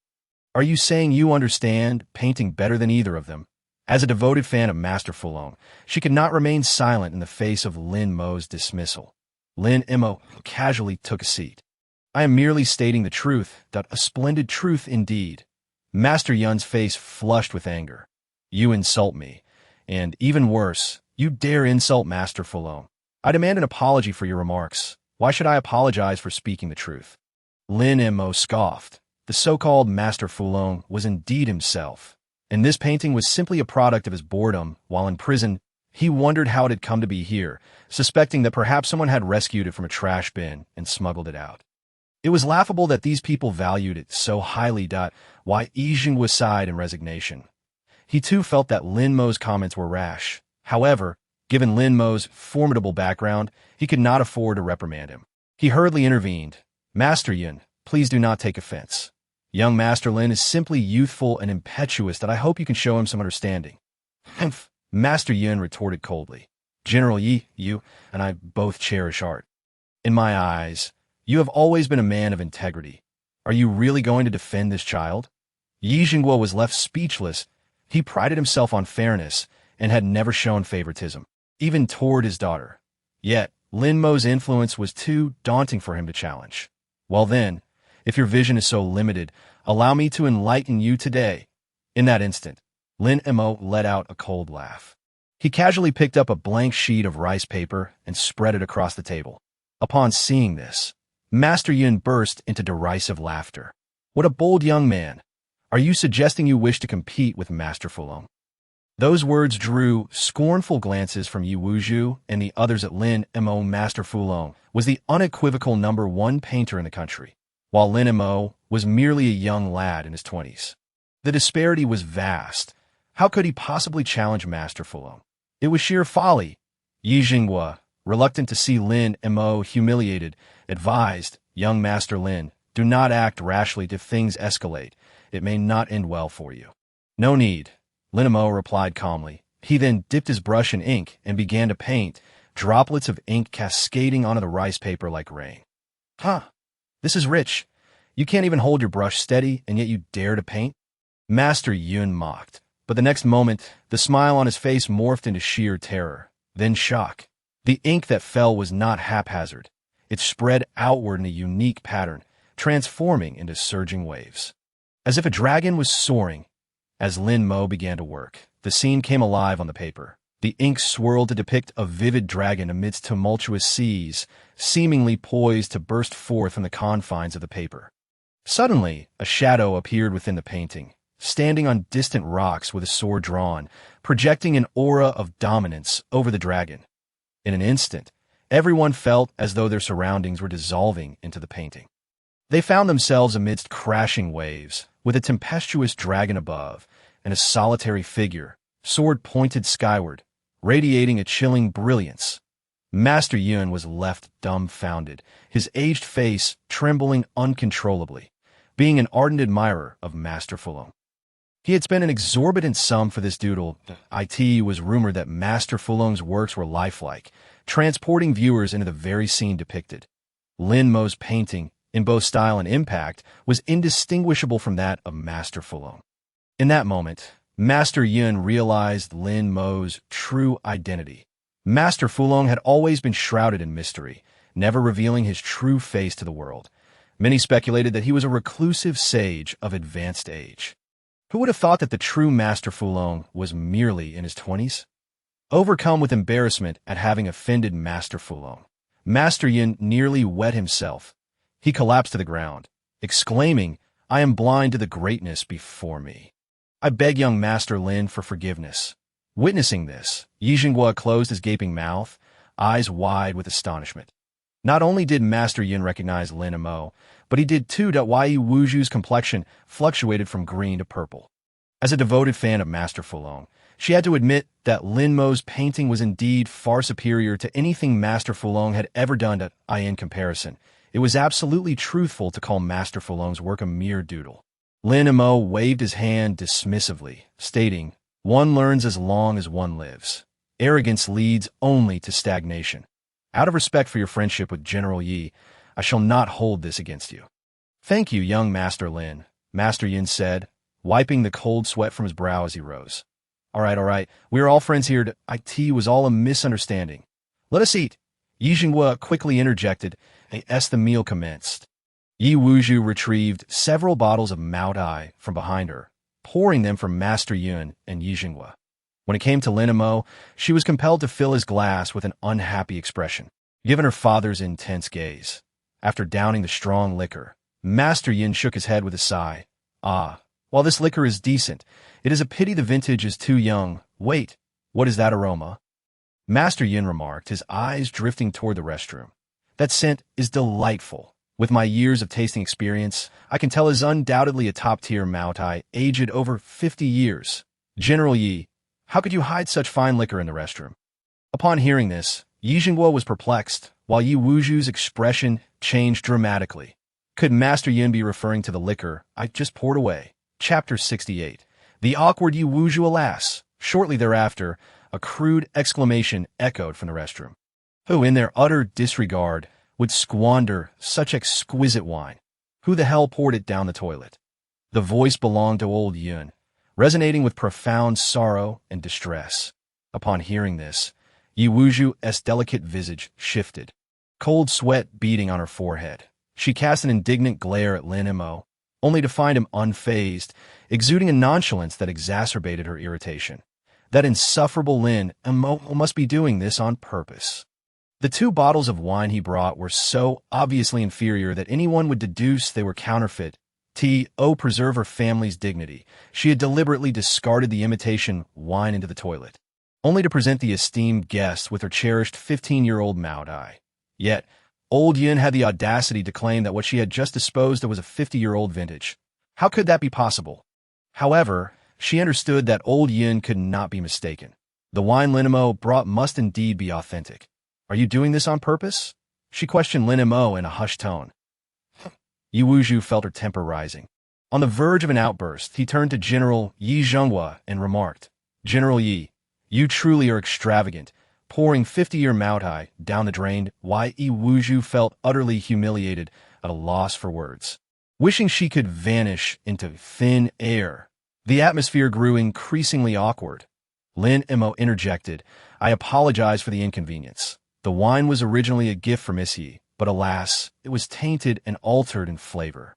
Hence the disposal that it was of no substantial value." Upon hearing this, Yi Jinghua seemed to piece things together. With a forced smile, he addressed Lin Mo, "Young Master Lin, your generosity is remarkable. I fear I am unworthy of such fine offerings. Today, I can only provide this modest meal, and I hope you will be understanding." "Not at all. Let us dine," Lin Mo replied as he began to eat.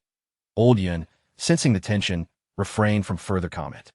With his extensive experience in wine tasting, he could easily discern the wine's purity, realizing there were no impurities present. Lin Mo's words were merely a gesture to spare Yi Wuju from embarrassment.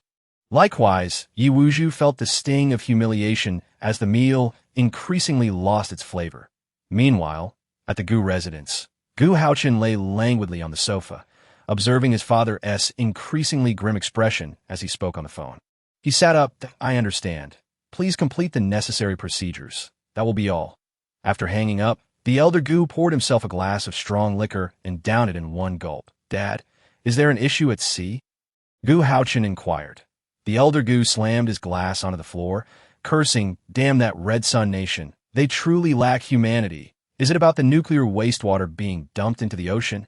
Gu Haochen ventured. "What else could it be? The seas are now rife with nuclear contamination.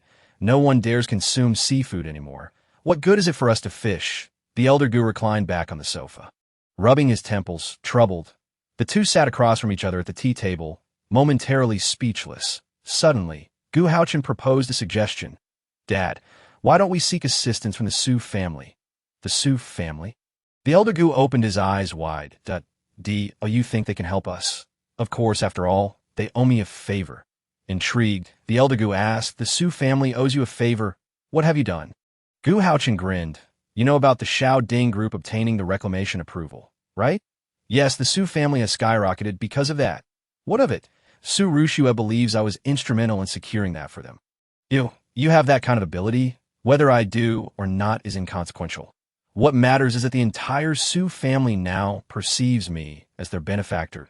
If I approach them for assistance now, they would have no reason to refuse." The elder Gu stroked his chin, his eyes gleaming with thought. After careful consideration, he found it to be a feasible plan. The two exchanged determined glances, having made up their minds. "Young master, how does a busy person like you have the time to call me?" In her office, Su Rushua asked, surprised as she held her phone. Witnessing her friend's infatuation, Sun Wan, who had come to visit, sighed inwardly. Her sister was remarkably shrewd in business, yet her taste in men was utterly lacking. She had told her countless times that it was not Gu Haochen who assisted the Xiao Ding group in obtaining the reclamation approval. Yet she never believed her. It was baffling what kind of enchantment that Gu young master had cast upon her. Nevertheless, this was not entirely disadvantageous for herself. "Since you have willingly given up on Lin Mo, do not blame me for taking advantage of the situation."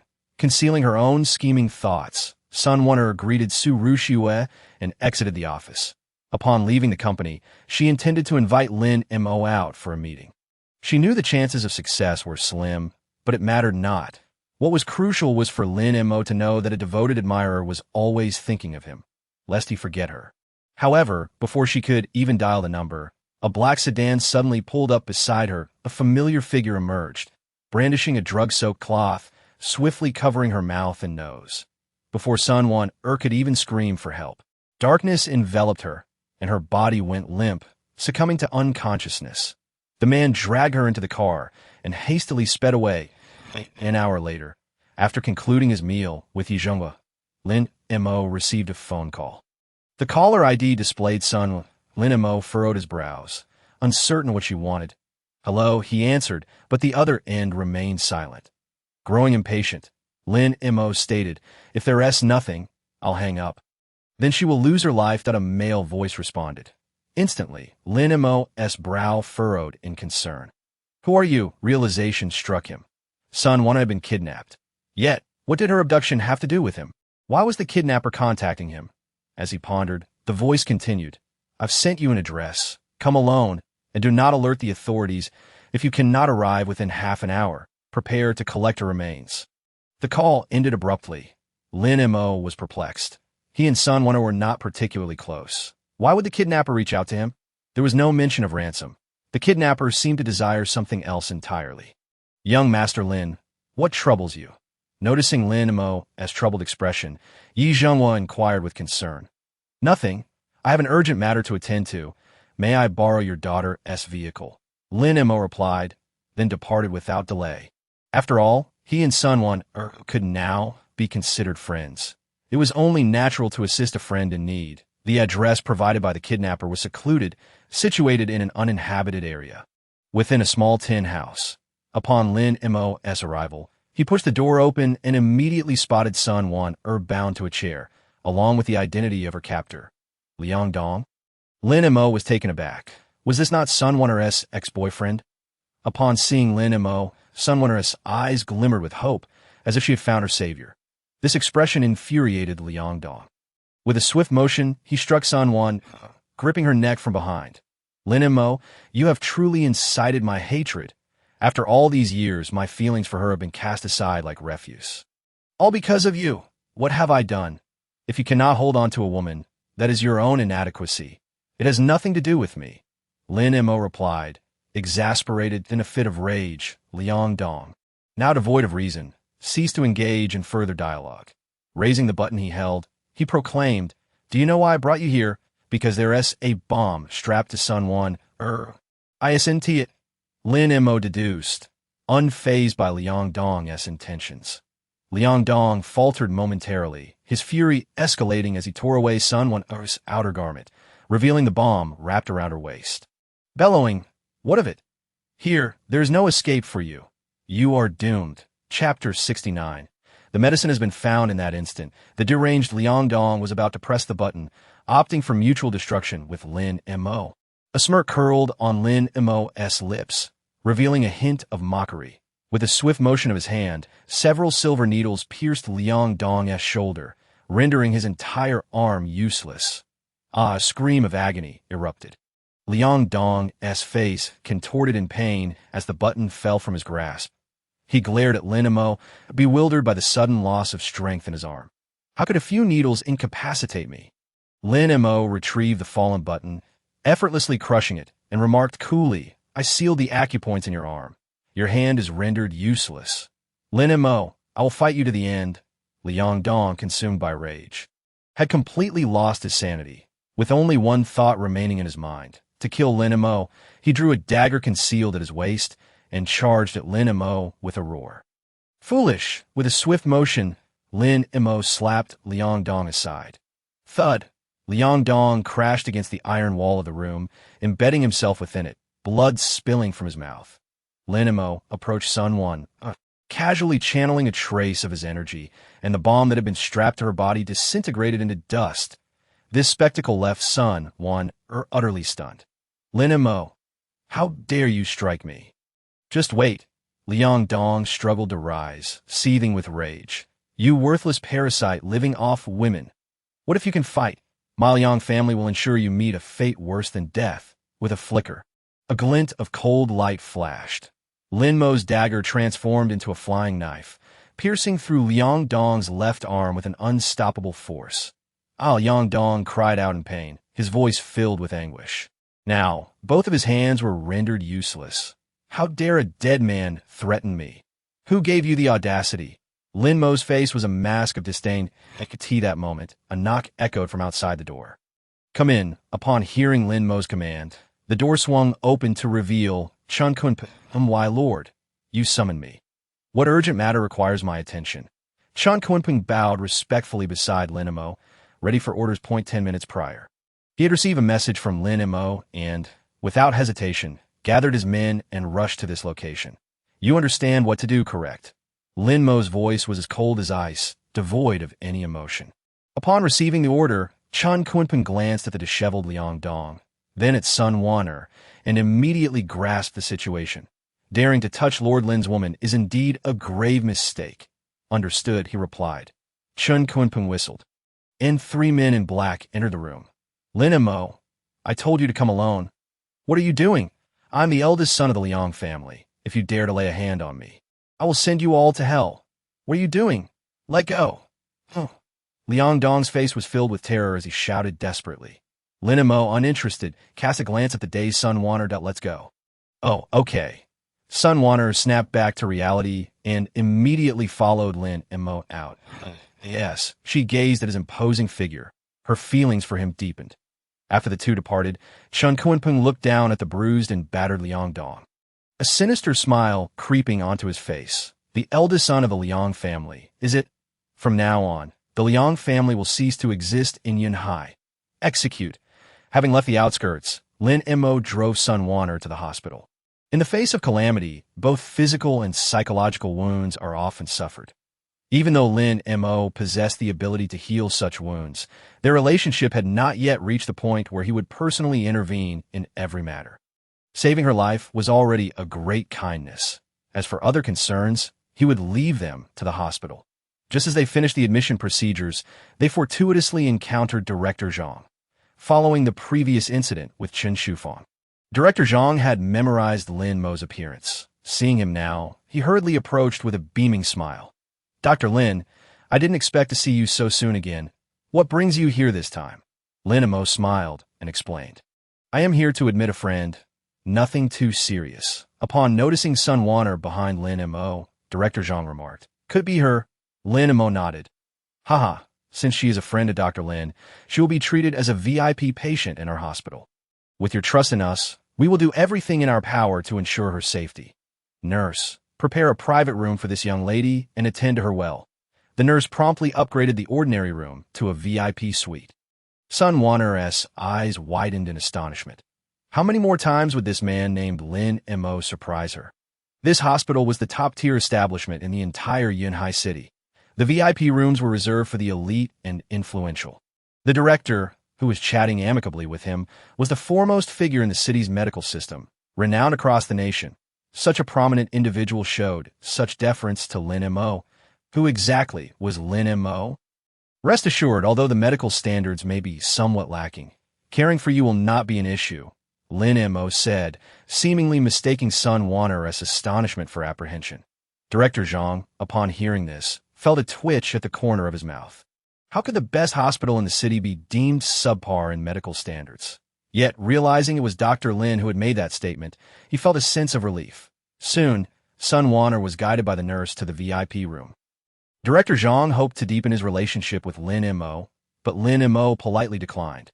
Earlier, he had been interrupted by Yi Wuzhu and hadn't had the chance to converse. Just then, Chen Kunping approached. "My lord, everything has been taken care of. Tomorrow, you will see the Liang family's demise making headlines." Lin Mo felt somewhat speechless. He had merely intended for Liang Dong to be dealt with, but hadn't anticipated that the entire Liang family would be eradicated so swiftly. However, it mattered little. As he was not one to be merciful, he waved his hand, signaling Chen Kunping to withdraw, yet the latter remained steadfast, bowing respectfully. "Yes, there's something else?"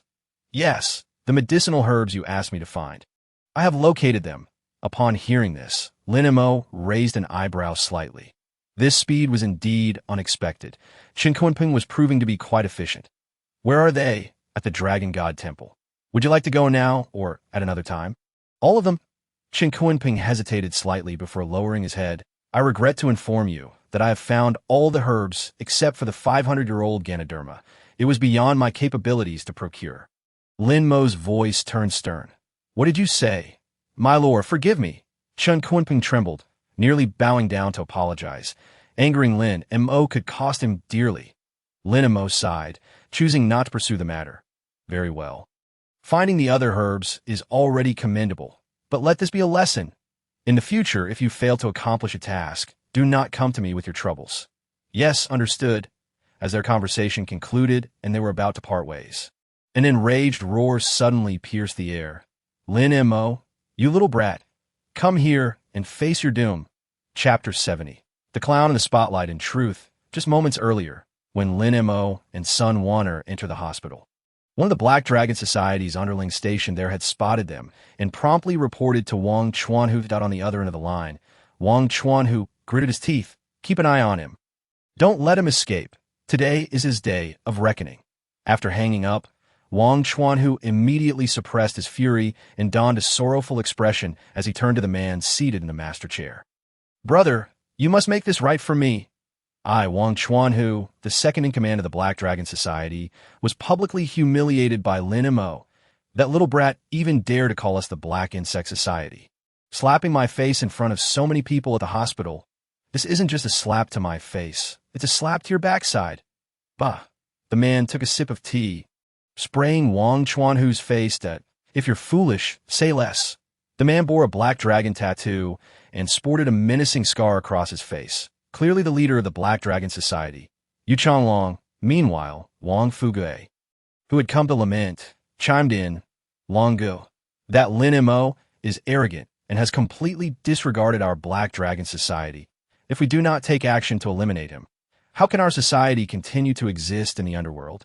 Yu Changlong's eyes darkened. Humph, Inyan Hai. No one dares to insult my Black Dragon Society. Tiger, you mentioned that the boy named Lin Mo has a formidable bodyguard by his side, correct? I want to see just how strong he is. Let us go. With that, Yu Changlong led a group of underlings toward the hospital. Wang Fugui seized the opportunity to contact his father. Dad, hurry over to watch the show. Lin Mo is doomed today. And thus, the current scene unfolded. At this moment, Lin Mo turned toward the source of the voice, a smirk of disdain playing across his lips at a group of clowns, utterly unaware of their impending doom. Wang Chuanhu rushed to the forefront, followed closely by the Wang father and son, proudly raising their heads, convinced that Lin Mo would meet his demise today. Lin Mo, did you ever think we would meet again so soon? Wang Chuanhu sneered coldly. Beside him, Wang Fugui barked, Lin Mo, today is your day of death. If you want a quick death, kneel and kowtow 100 times, then call me father 100 times. However, before he could finish, Chun Kunpeng delivered a swift kick to Wang Fugui's face, shattering his nose and sending him flying like a cannonball for dozens of meters. Shut your mouth, you noisy fool. How dare you insult Lord Lin? I will tear your mouth apart. At that moment, Chun Kunpeng's killing intent surged as he stepped toward Wang Fugui. Wang Chuanhu's expression shifted dramatically as he positioned himself in front of Wang Fugui. Kid, don't think you're impressive just because you can fight. In this world, power and background matter. Our Black Dragon Society is not something just anyone can provoke. Hearing this, Lin Mo chuckled that a bunch of insignificant fools pretending to be big shots. Power, background. No one has ever dared to mention those words in front of me. Very well, life needs a bit of amusement. These jesters should head to the king of hell tonight. He was tired of it. Meanwhile, Wang Defa sneered. Lin Mo, don't think the Shao family can protect you. Once the Black Dragon Society wants you dead, the Shao family won't be able to save you. Yet no sooner had he spoken than smack. Lin Mo casually swung his hand, instantly sending Wang Defa crashing to the ground, blood spewing from his mouth, his teeth shattered at ah. In an instant, the cries of the Wang family echoed through the air in a cacophony. Witnessing this scene, Wang Chuanhu's face turned pale, clearly astonished by Lin Mo's overwhelming strength. He hadn't even seen when the latter had made his move. Lin Mo raised his foot and kicked Wang Defa in the abdomen, as if he were merely kicking a soccer ball, sending him tumbling towards Wang Fugui. Chun Kunpeng, Lin Mo called out. His subordinates understood immediately. At the mention of Chun Kunpeng, a fierce expression emerged on his face, exuding an aura of menace. Aside from Lin Mo, everyone else felt a suffocating pressure. Wang Chuanhu's heart quivered, his legs turning to jelly, completely devoid of the arrogance he had just displayed, trembling with regret. He lamented his premature interference. Just then, a chilling voice echoed from outside. Who dares to provoke my Black Dragon Society? They must be tired of living. As the words fell, Yu Changlong, surrounded by a throng of underlings, appeared with a fierce demeanor. Big brother, you have finally arrived. If you hadn't come soon, I feared I would never see you again. Wang Chuanhu crawled to Yu Changlong, tears streaming down his face as he recounted his plight. Yu Changlong's expression darkened. It was evident that those who had harmed members of his Black Dragon Society were blatantly challenging his authority. Who did this? Step forward if you have the guts. Yu Changlong bellowed in anger. What if I did? Chun Kunpeng chuckled lightly, sauntering forward. Upon seeing him, Yu Changlong's pupils constricted, cold sweat cascading down his brow. Just as he was about to speak, Wang Chuanhu interjected. Big brother, it was this little rascal who harmed our brothers. You must stand up for us. Yu Changlong's gaze fell upon Wang Chuanhu, who looked at him with eager anticipation, and he delivered a resounding slap that nearly distorted Wang Chuanhu's face. I will stand up for you, you fool. If you want to blame someone, blame yourself. Yu Changlong's lips quivered with rage, and in his pants, an uncontrollable stream of yellow liquid flowed, emitting a foul stench. Indeed, he had urinated himself in fear. Lord Chun, please let me explain. I never intended to cause you trouble. Yu Changlong forced a smile that was more grotesque than tears. What a ridiculous notion. This man was one of the 12 hall masters of the Dragon Temple, Chen Kunpeng. It was said that he could withstand 10 strikes from Chen Kunpeng without defeat, which was utter nonsense. To withstand 10 strikes meant he could only withstand 10. One more strike, and he would perish on the spot. This unfortunate subordinate had provoked the wrong person. He just wanted to live a few more days. Big brother, why are you hitting me? You should be punishing them. Are you out of your mind? Wang Chuanhu touched his swollen cheek, utterly perplexed. You dare speak? I am hitting you. Shut your mouth. Shut your mouth. Shut your mouth. Yu Changlong's face darkened, and in a fit of rage, he kicked Wang Chuanhu again. The sounds of anguished cries filled the air, and Wang Chuanhu was left unrecognizable, his face swollen like a pig, his body nearly falling apart. Then Yu Changlong fell to his knees, lowering his posture, clasping his hands in a bow. Trembling as he pleaded, Lord Chun, my subordinates were blind and offended you, did I hope you? You don't mean to say you want to spare them, do you? I wouldn't dare. They had the audacity to offend Lord Chun. Their deaths would be a small price to pay. Do as you wish. Hearing this, the Wang family, just recovering from their pain, were left dumbfounded. They had thought that with Yu Changlong's intervention, Lin Mo would meet a gruesome end. To their astonishment, this once mighty leader of the Black Dragon Society was now cowering and urinating in fear. Who exactly was this Lord Chun? The name Chen Kunpeng suddenly resonated in Wang Defa's mind. Dad, what is it? It is said that one of the 12 hall masters of the Dragon Temple in Yinhai City has the surname Chun. What? Wang Fugui's face turned ashen. He was well aware of what the Dragon Temple represented. But how could Lin Mo possibly be connected to it? It was unfathomable. Yet the next word from Chen Kunpeng completely short-circuited their minds. You haven't offended me. You have offended Lord Lin. Offending Lord Lin means I will see the entire Black Dragon Society annihilated. With that declaration, a thunderous shockwave rippled through Wang Fugui's mind. Both Wang Defa and Wang Chuanhu were equally stunned, their bodies trembling in fear as they looked towards Lin Mo, already prostrating themselves on the ground. Too terrified to raise their heads. Chapter 71. The Fall of the Wang Family. What is this? Weren't you all so bold just a moment ago? Chen Kunpeng remarked with satisfaction, a mocking smile on his lips. This made Yu Changlong break into a cold sweat as he quickly said, Lord Chun, it was a mistake influenced by treacherous individuals. I implore you to grant me another chance. Very well, Lin Mo replied indifferently.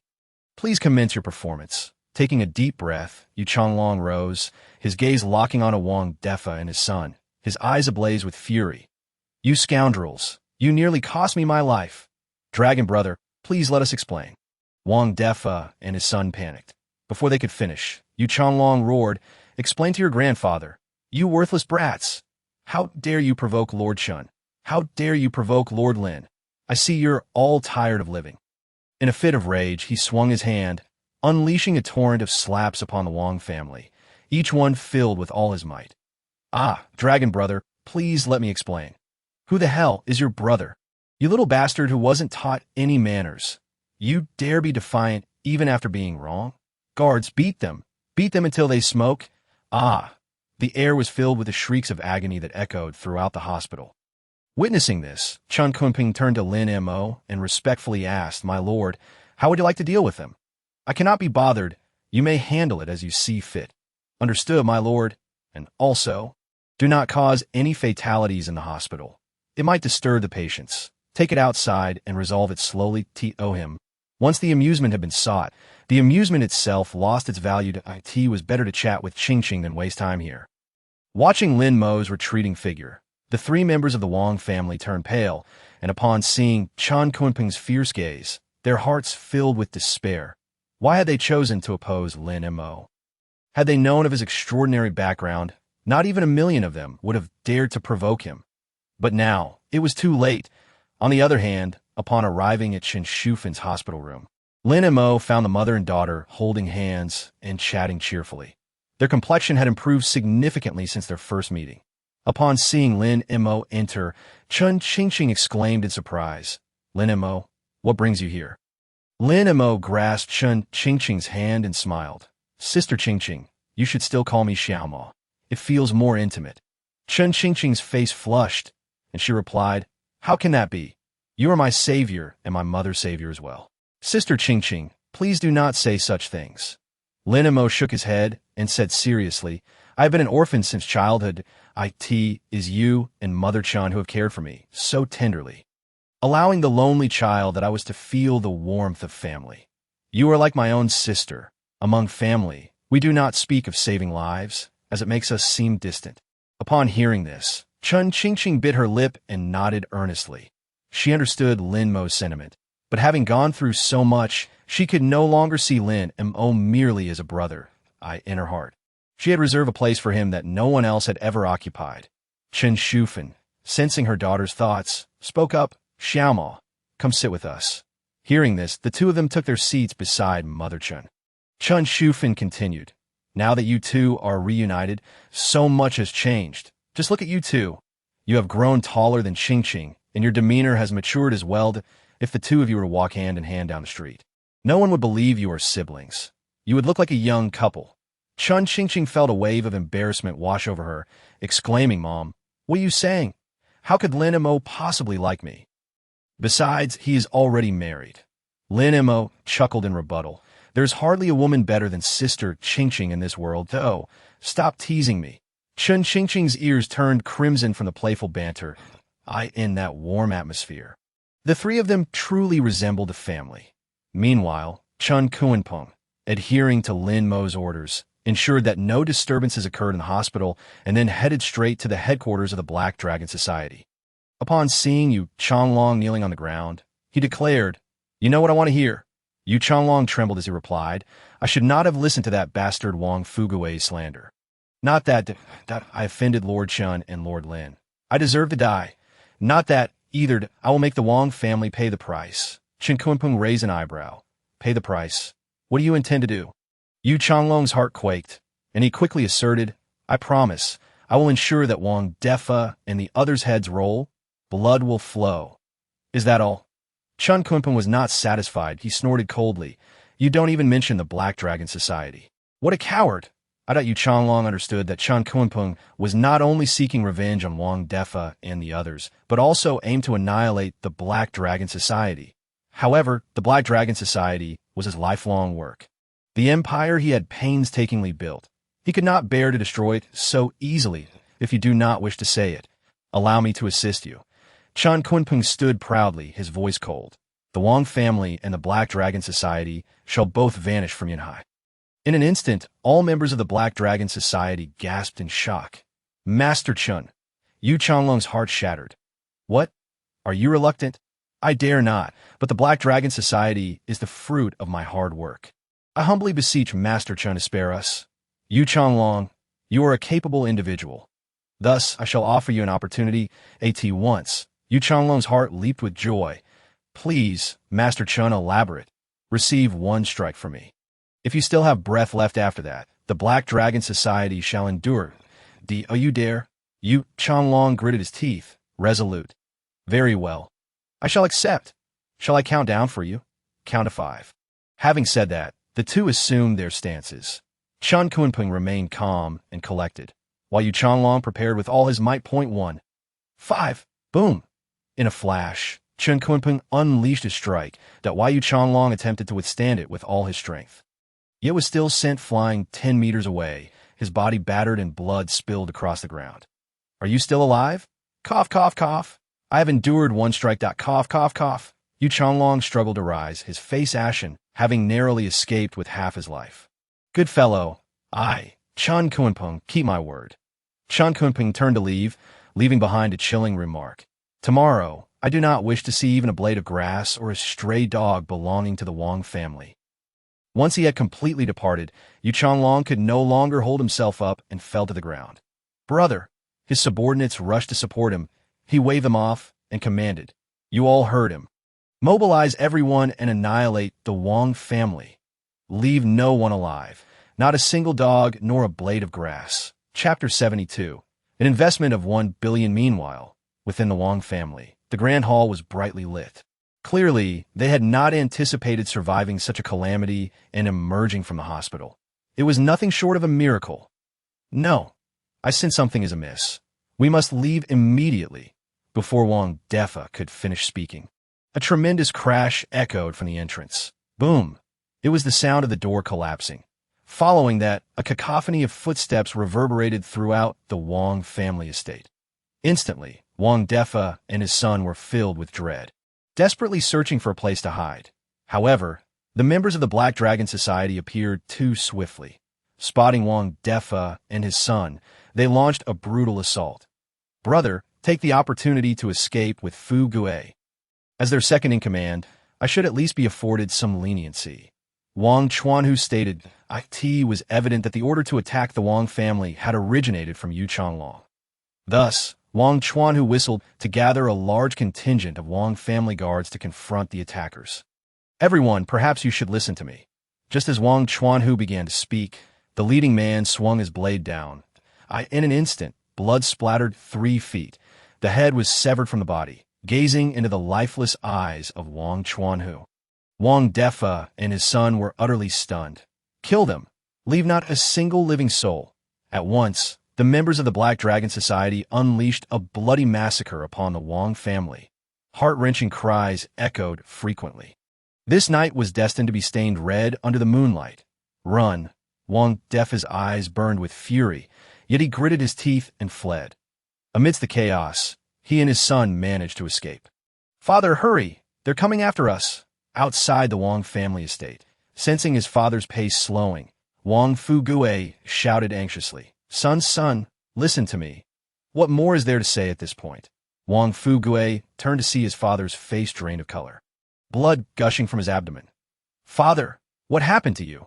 Wang Fu Gue's expression changed dramatically to, I was stabbed amidst the chaos while escaping to, I know I won't make it out. Take this ring and keep it safe. Wang Defa handed a ring adorned with a jade gemstone to Wang Fu Gue.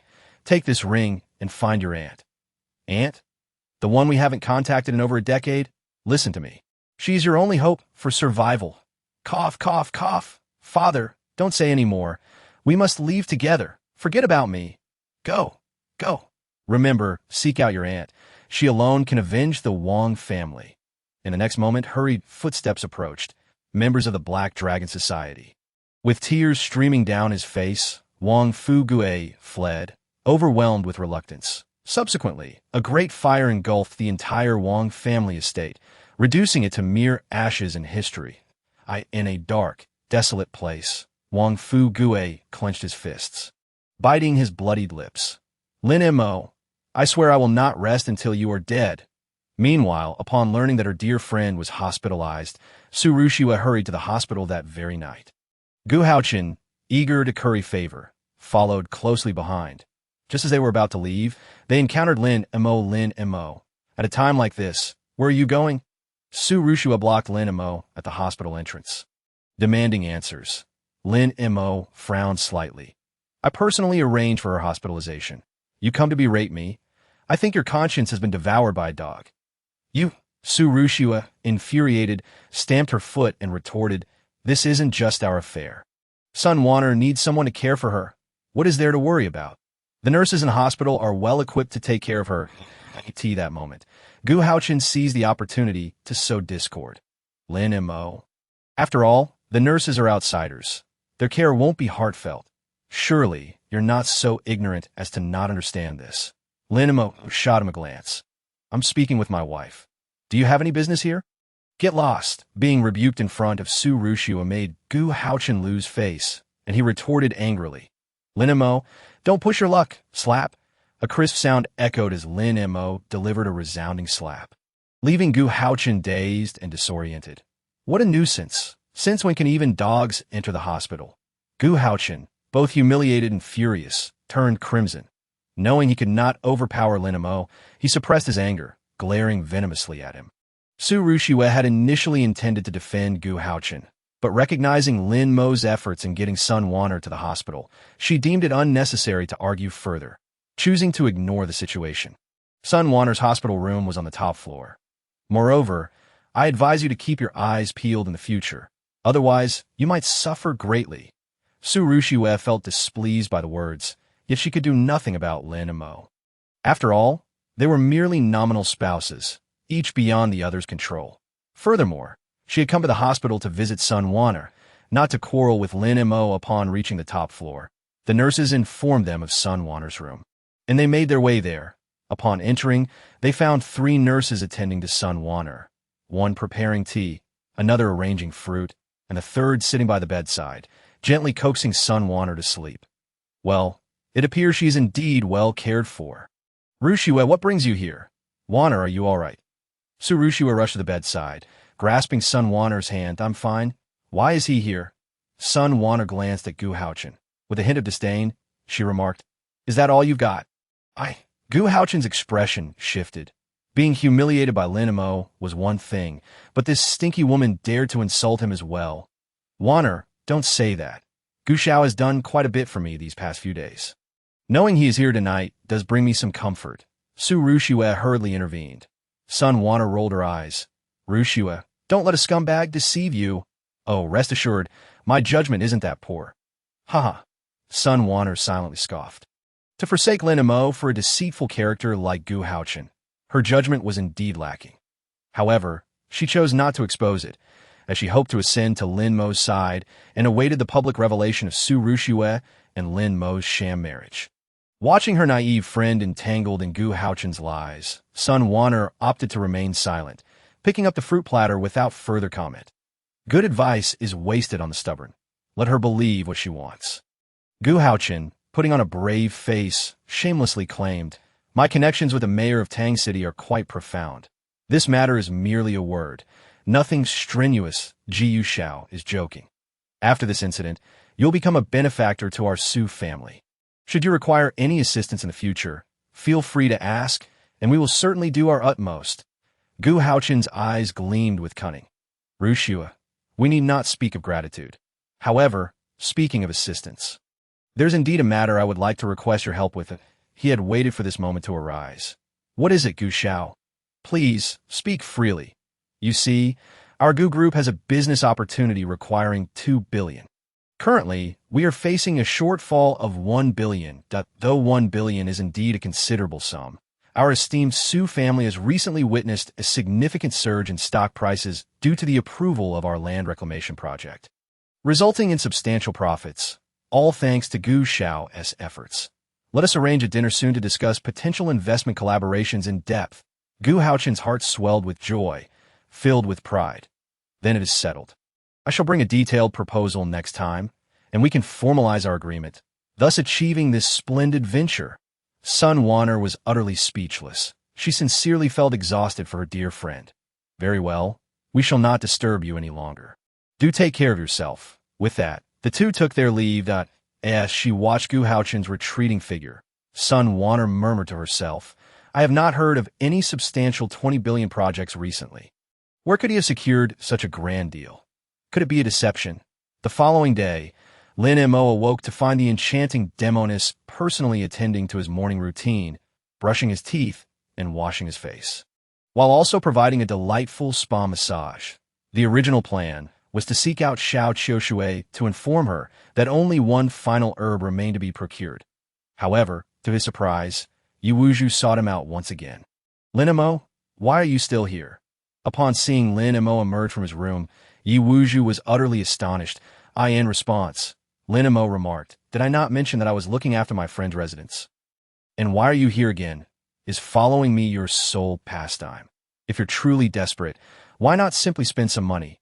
You certainly have the means. Upon hearing this, Yu Wuzhu erupted in fury. You shameless creature.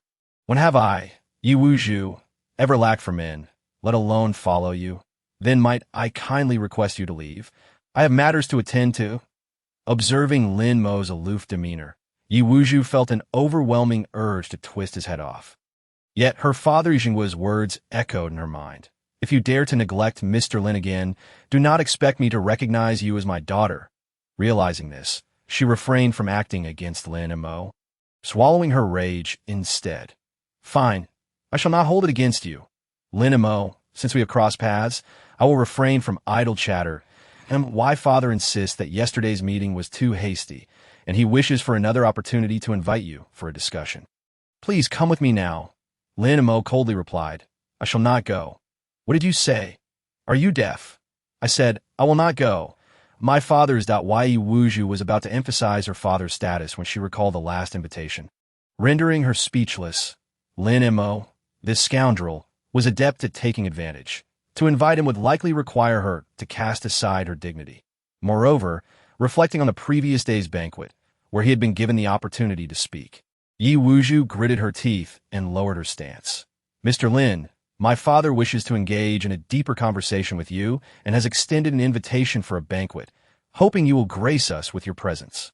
Lin Mo raised an eyebrow, pleasantly surprised.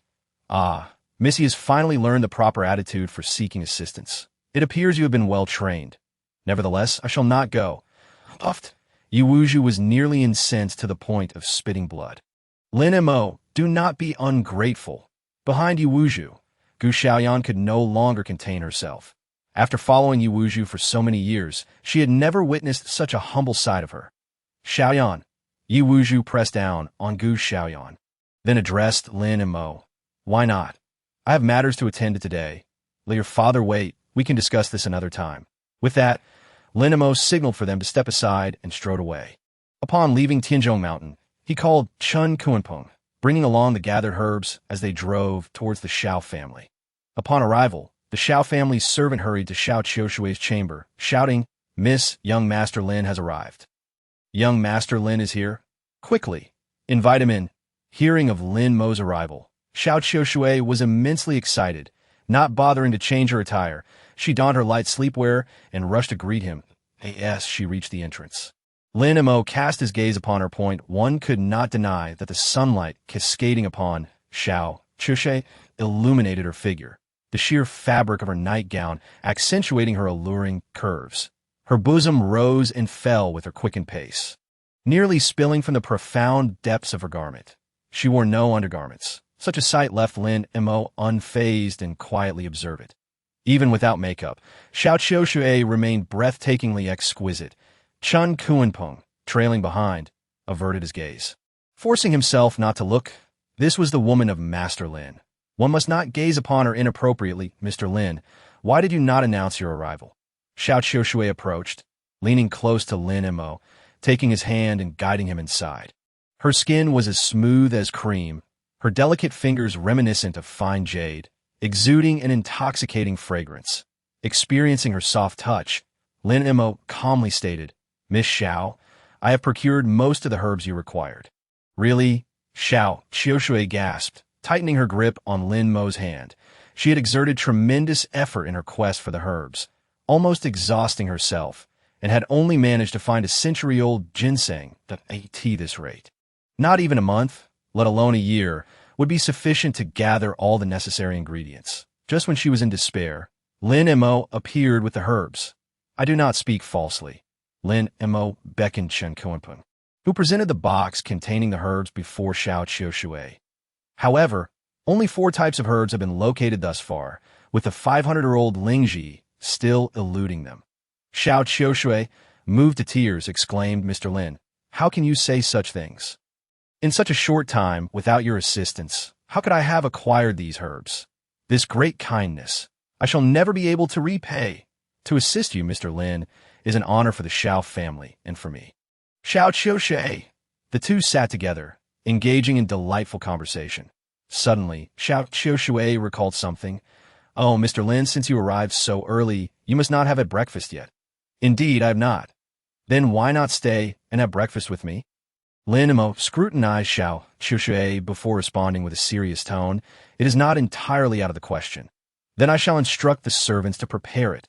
As she spoke, Xiao Qiushui withdrew her hand.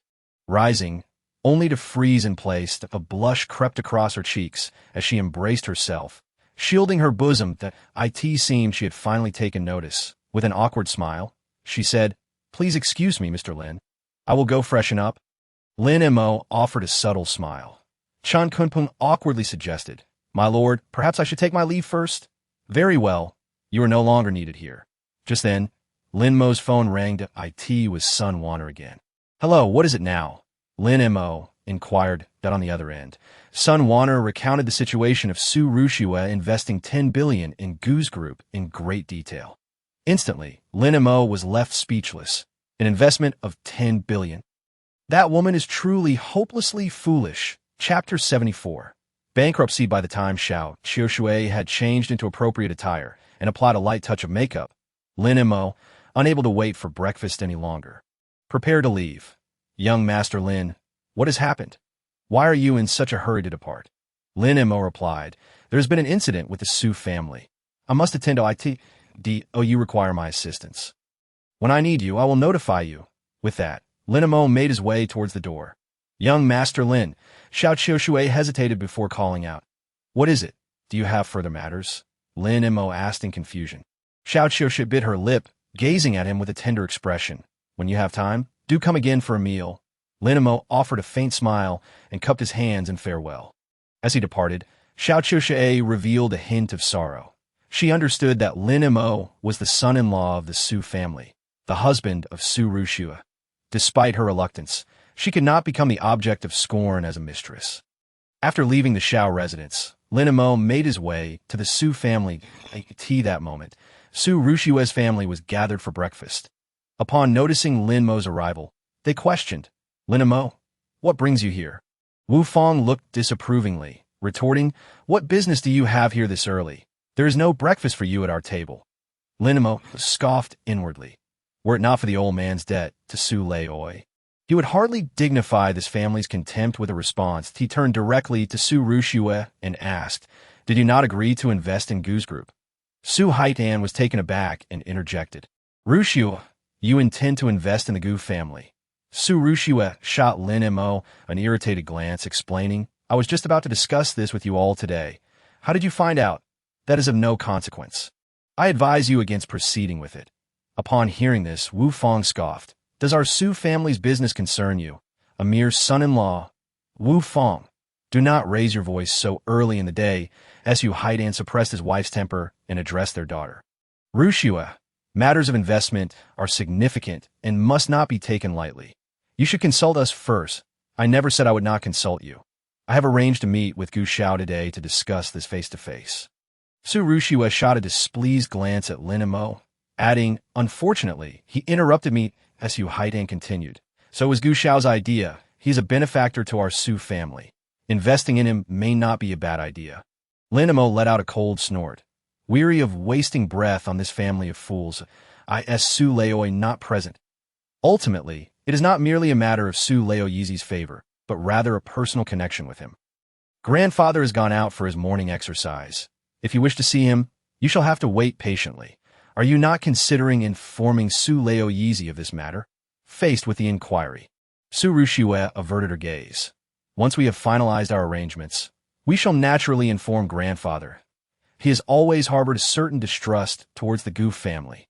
Should he learn of the investment, it is unlikely he would consent. Thus, Su Ruxia intends to act first and report later. Once the matter is settled, even if grandfather disapproves, there will be little he can do. Lin Mo continued his interrogation. Have you never pondered whether Gu Haochen might be deceiving you?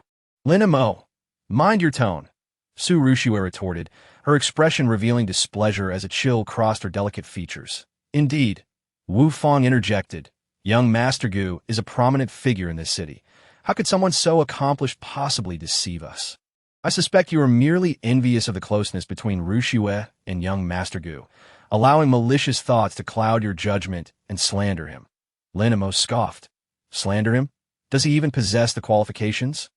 It is no wonder Su Ruxia lacks discernment.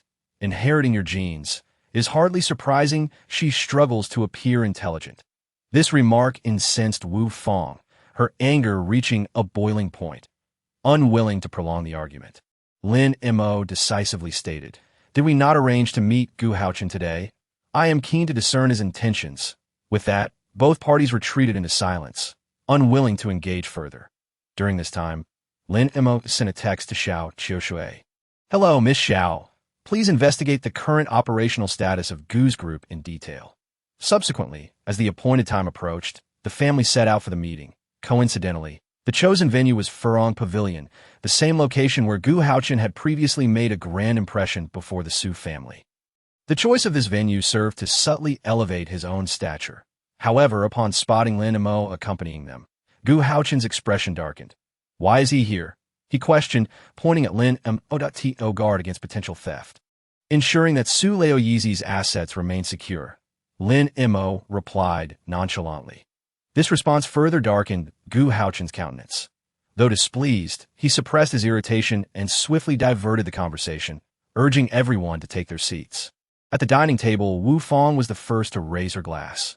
With an ingratiating smile directed at Gu Haochun, she proclaimed, "Young Master Gu, your assistance in securing the land reclamation permit for the Xiao family has been greatly appreciated by the Su family. Today, I shall drink to you as a token of our gratitude."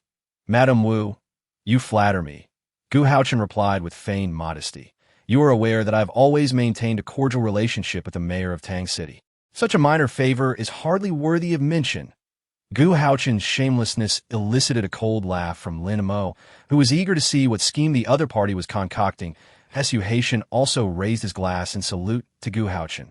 "Young Master Gu, I have heard from Rushue that you require financing for a business venture. Is there any truth to this?" "Oh, regarding this matter, I find it somewhat difficult to broach that I merely mentioned it in passing to Rushue. I did not expect her to take it to heart and share it with you."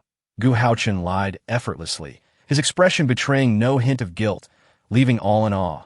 After a round of evasive responses, Su Haitian found himself on the defensive. "Young Master Gu, you are a benefactor to our Su family that if you are in need, we shall certainly do our utmost to assist you. However, I am curious. What sort of business are you discussing?" "It pertains to Gu Haochun hesitated, contemplating before stating, "A real estate venture." "A real estate venture? But your family has always been engaged in overseas aquaculture and fishing." Su Haitian expressed his skepticism. Gu Haochun, feeling rather awkward, forced an explanation. You see, our Gu group has consistently sought to expand its projects in pursuit of better development." "Lin Mo, do not overstep your bounds. If you dare to speak out of turn again, I shall have security escort you out." Gu Haochun exploded with fury at the touchy subject. Just then, Xiao Qiushui called. He excused himself from the table and stepped to the window to answer. "Hello, Mr. Lin. I have procured the information you requested. What is the situation? Please elaborate." "Indeed. Due to the radioactive wastewater discharge from Homri Nation, our marine fisheries have suffered catastrophic damages. The Gu group, primarily engaged in fishing, has borne the brunt of this impact, with stock prices plummeting and the company now teetering on the brink of bankruptcy." Chapter 75. The Unashamed. The Gu Group is on the verge of bankruptcy. As anticipated, there are significant issues at play. Lin Mo listened intently and then inquired, "Miss Xiao, do you know if the Gu family has taken on any real estate projects recently?" "To my knowledge, the Gu Group has never ventured into real estate." Understood. That moment, Su Haitian and Gu Haochun were engrossed in their conversation. Gu Haochun, racking his brain, spun a tale about a subsidiary company engaged in real estate development in another region, successfully deceiving Su Haitian's family, who did not question him. When the subject of a 10 billion investment arose, Su Haitian hesitated. "Young Master Gu, 10 billion seems rather excessive, does it not?" Gu Haochun chuckled. "The Su Group is currently flourishing, becoming a rising star in Yunhai City's business landscape, keeping pace with the Xiaoding Group. A mere 10 billion is hardly a significant sum." Gu Haochun's words elevated Su Haitian to new heights, leaving him unable to offer a counterargument. Su Haitian could only manage a wry smile. "Young Master Gu, your praise is unwarranted. 10 billion is simply beyond our Su family's capabilities. We can stretch to 5 billion at most. That is our limit. 5 billion it is." After much back and forth, Su Haitian finally provided a definitive answer. Su Rushu aghast in surprise. "If fortune smiles upon us, perhaps we could even reach 20 billion. Gu Haochun let out a hearty laugh. Raising his glass, "Uncle Haitian, I am grateful for your trust and support for our Gu Group. Let us toast to a fruitful collaboration, joining hands to grow stronger and achieve greatness together." "To growth and greatness," Wu Fang echoed, equally enthusiastic, raising her glass in salute to a successful partnership. Su Haitian awkwardly chimed in. Words once spoken cannot be taken back. Thus, a 5 billion business deal was set in motion rather haphazardly.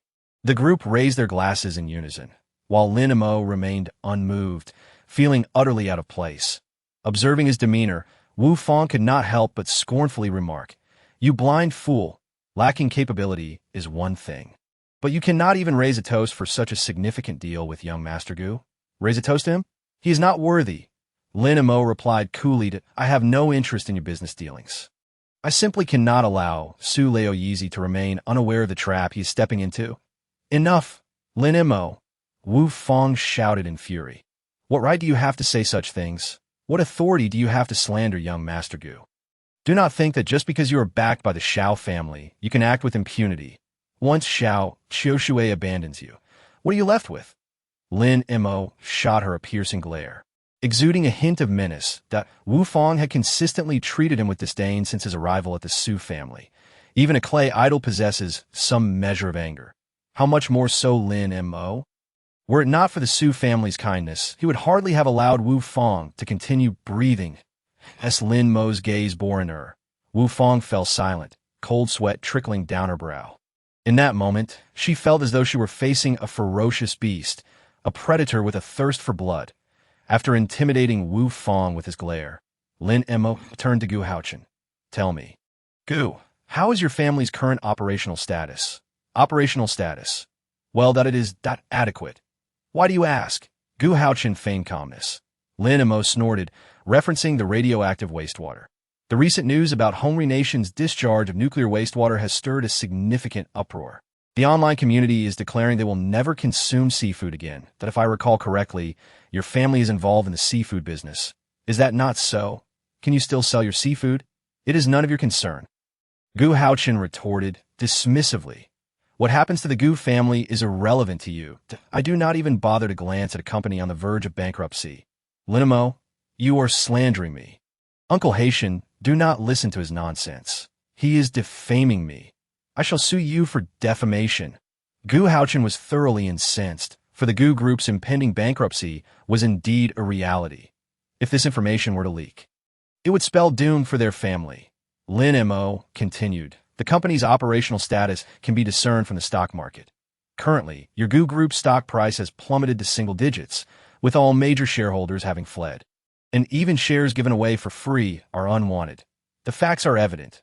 Do you still dare to deny it? Su Rushua, anxious, asked. Young Master Gu, is this true? Rushua, do not listen to Lin Mo's one-sided claims. I admit our family has encountered some challenges, but we are nowhere near bankruptcy. Lin Mo exaggerated the situation, painting a dire picture fueled by jealousy. He had never cared for the Su family's business, nor had the capability to manage a company. Yet at this moment, he had chosen to intervene. Why? He aimed to sow discord, sabotaging the cooperation between the two families to assert his own significance and elevate his standing within the Su family. Do not be deceived by him. Gu Haochen, red-faced and flustered, resorted to illogical arguments, accusing Lin Mo of being a fraud. Young Master Gu, I trust your character. Everything else can be discussed. I sincerely seek cooperation and hope you will not be swayed by the slander of petty individuals. With that said, Gu Haochen swiftly departed from Furong Pavilion. The banquet was not yet concluded, and the host had left, leaving the Su family in a state of awkwardness. Su Rushua wore a troubled expression as she grasped Lin Mo's arm and inquired, Lin Mo, you must not deceive me. How did you come to know about the bankruptcy of the Gu family? It was the result of a thorough investigation. He replied, Impossible. Do you possess such capability? Su Rushua doubted him, for Lin Mo was known for his carefree demeanor and lack of seriousness in his affairs. If you do not reveal your source, I shall consider you a liar. Lin Mo sighed, left speechless that it was true that the saying about being big-chested but brainless was not without merit. Misinterpreting his silence as guilt, Su Rushua exclaimed in anger, Lin Mo, how despicable you are. I believe Gu Haochen was right. Your jealousy is driving you to sabotage our cooperation. I disdain you. Lin Mo. With that, she rose to pursue Gu Haochen. Sighing helplessly, Su Haitan remarked, Lin Mo, you are no longer welcome at our family's gatherings. The Su family business does not require your interference. I shall persuade my father to agree to your divorce from Rushua. Having you as a son-in-law is a misfortune for our family. With that, the couple prepared to leave. Just then, a waiter approached. Sir, here's the bill for your meal. Would you prefer to scan or pay in cash? Paying the bill. Su Haidan frowned. Wasn't it Gu Gongzi treating us? Are you referring to the guest who left first? I'm afraid he did not settle the bill. Upon seeing the 5-figure amount on the bill, Su Haidan felt a pang of regret and internally cursed. How outrageous! Who treats guests without paying? Chapter 76. Words of wisdom fail against the damned ghost. Su Haidan was reluctant to be the scapegoat and held back from taking the bill for quite some time. Ultimately, it was Lin Mo who stepped in. "Allow me," he said, producing a black card to hand to the waiter. "I rarely use my phone. Let us settle this with the card. The password is 1391. Please complete the transaction for me." Understood. The waiter respectfully took the black card and, upon recognizing it, nearly stumbled in shock. As a server at Farong Pavilion, her discernment surpassed that of ordinary individuals. She had encountered many wealthy merchants, but had never laid eyes on such a remarkable object. The black card Lin Mo had presented was an unlimited overdraft card issued by the First Bank of Huagua, a rarity, with only 5 in circulation nationwide. This card was a symbol of status and identity.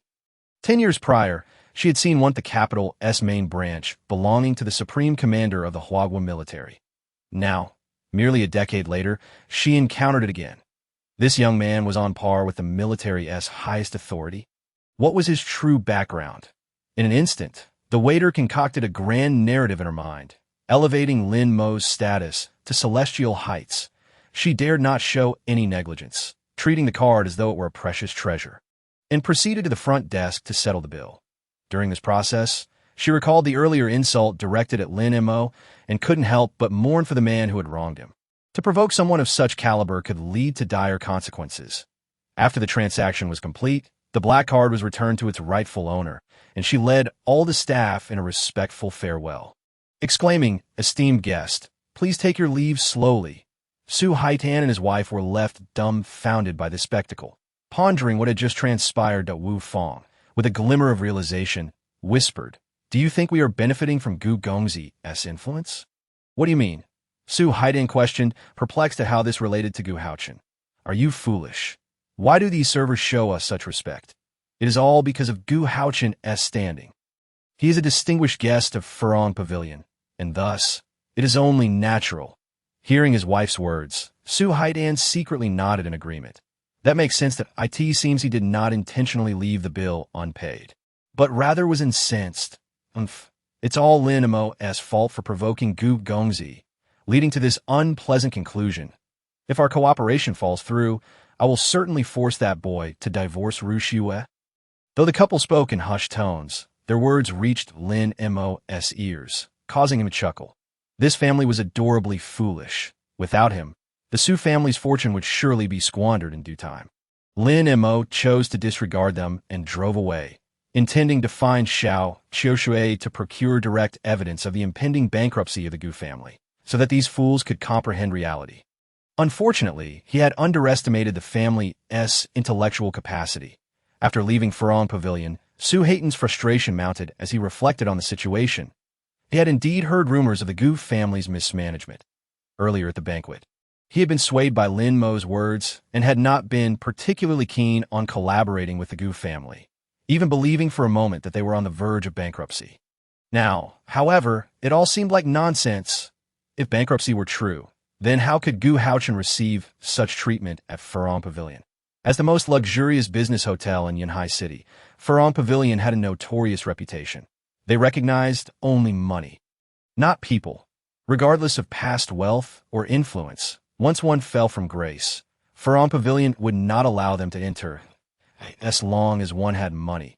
Even a dog would be treated as an esteemed guest. If Gu Haochen was afforded such treatment at Farong Pavilion, how could the Gu family possibly be bankrupt? Not only were they not bankrupt, but they were also thriving. With these thoughts in mind, Su Haidan hastily called his daughter, Ru Xue. "Where are you? Bring Gu Gongzi to our company. We must sign the contract immediately." Subsequently, everyone convened at the Su family's corporation. Su Haitan, pulling Gu Haochen aside, humbly apologized. "Gu Gongzi, I sincerely regret the unpleasantness caused by that rascal Lin Mo. After your departure, I gave him a thorough scolding and ordered him never to meddle in our family's affairs again. I hope this minor incident will not disrupt our cooperation. Please, I implore you to accept our investment. Gu Haochen was taken aback, as he had expected their partnership. No, the ruse, to be over after Lin Mo's interference. Yet here was Su Haitan, suddenly eager to invest. What was happening? With a fool delivering himself to his doorstep, Gu Haochen naturally would not refuse, and he maintained an air of nobility, stating, "Uncle Haitan, I am magnanimous and do not hold grudges against Lin Mo. I merely worry for your family. With such an incompetent son-in-law, you may find yourselves in dire straits."